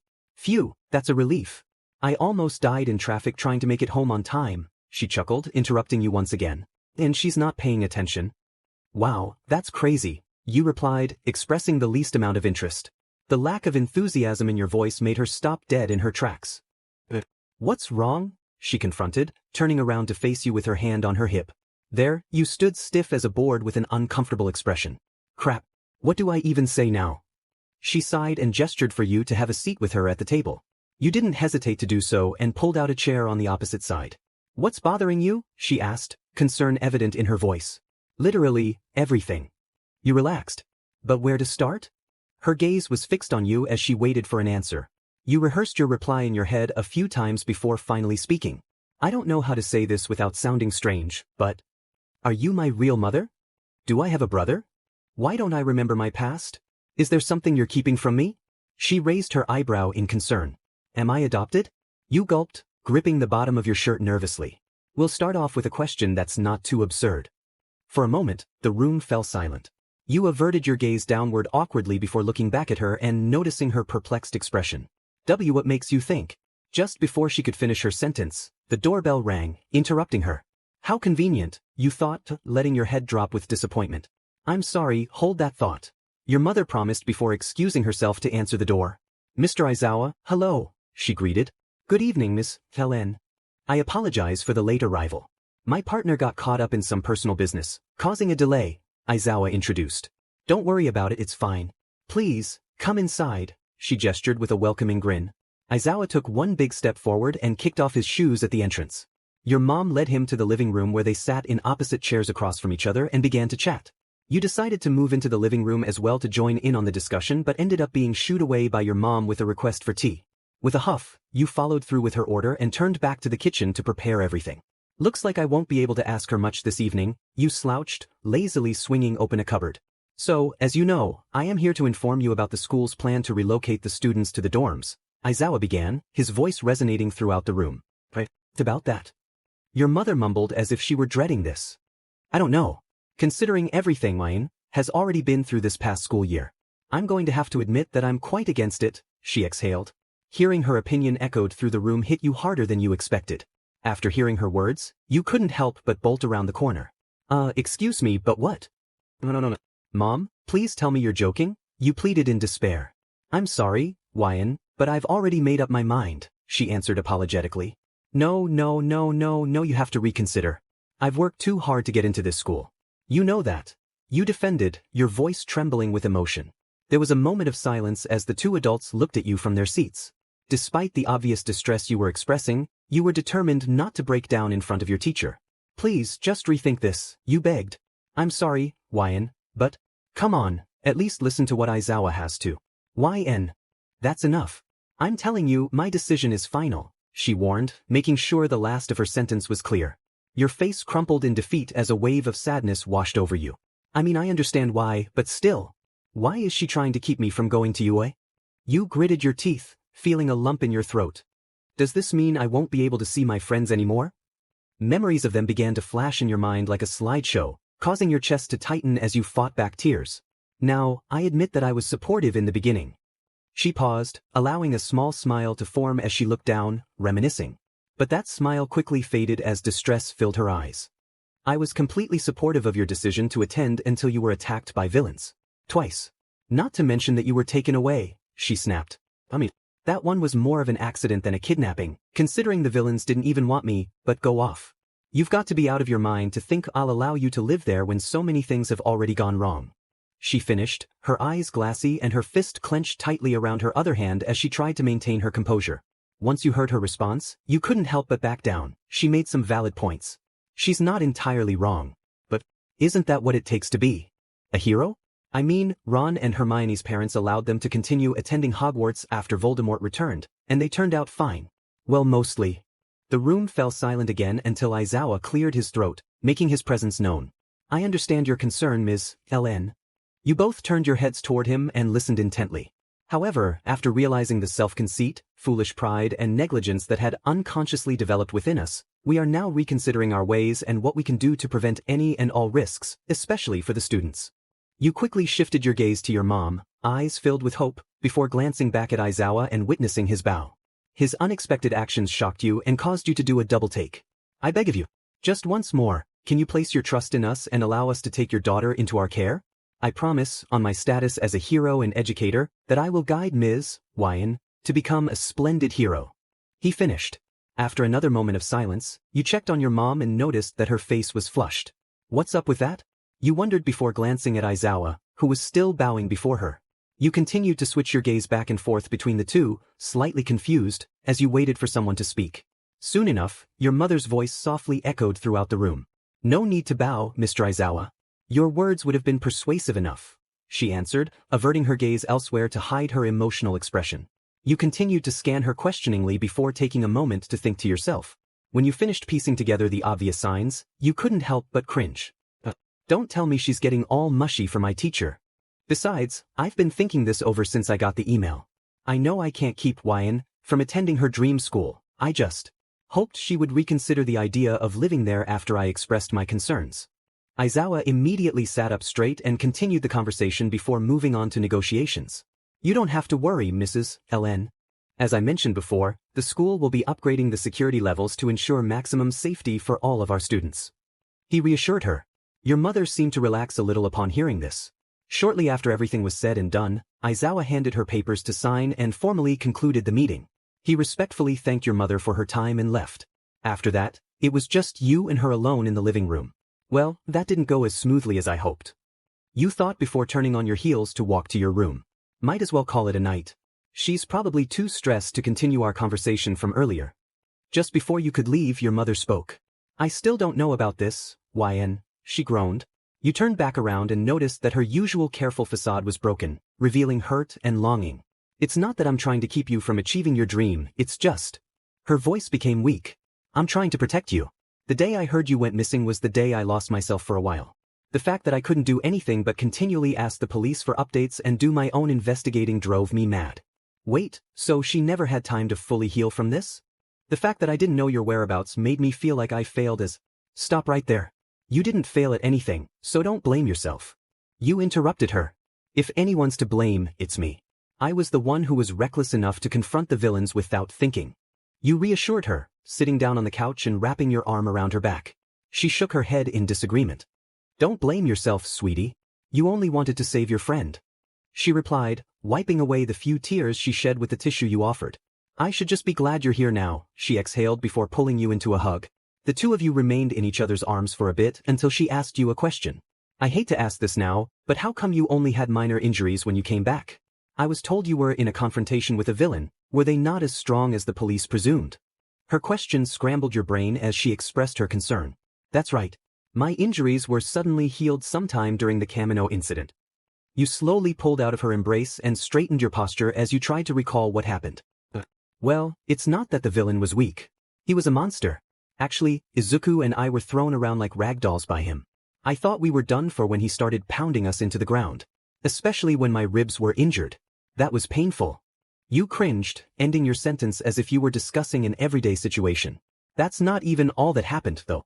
I remember being grabbed by a Nomu when I was trying to escape with Todoroki and Yaoyorozu. You chuckled, mimicking the motion with your arm. That was such a crazy day. I thought I was going to die in the air, stuck to that Nomu, you said, staring off with realization. Once you finished speaking, you noticed how quiet the room had become and glanced back at your mom, who wore a baffled expression. Your words had left her completely speechless. As the silence stretched on, you began to tap the tips of your fingers against your leg, waiting for her to respond as she processed what you had said. Suddenly, you found yourself pulled into another tight embrace. I'm sorry I wasn't there for you when you needed someone the most, she whispered, gently holding your head close to hers, securing her arms around you. The empathy in her voice made you feel emotional all over again. Despite that, you tried your best to maintain your composure. You felt like you were doing well until she pulled away to align her face with yours. Promise me you'll be more careful, no matter what. You looked into her eyes and immediately noticed the tears brimming at the corners. Your lip began to quiver as you blinked back your own tears to respond. I promise, you said, swallowing hard. You both hugged each other once more before separating to get cozy for the evening. It's been a long day. We should go get ready for bed, she suggested, wiping her eyes. Your brows furrowed in disappointment, as you still had questions you wanted to ask her. I guess I will have to save the questions for another day, you thought, shrugging it off and agreeing with her. Yeah, you're right. Good night, Mum.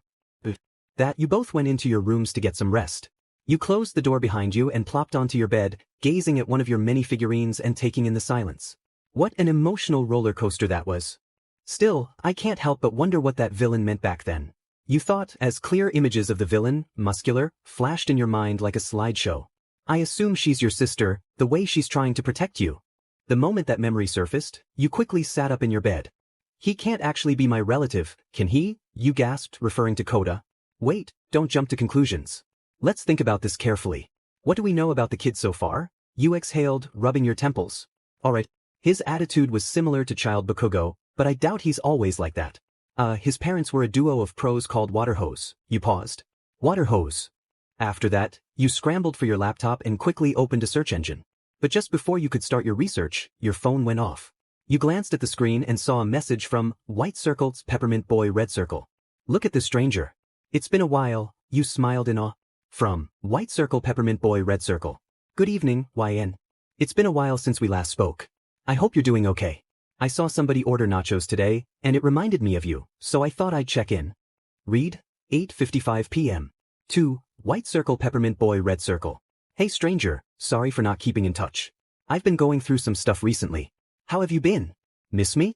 Huh, just kidding. Delivered, 8:56 p.m.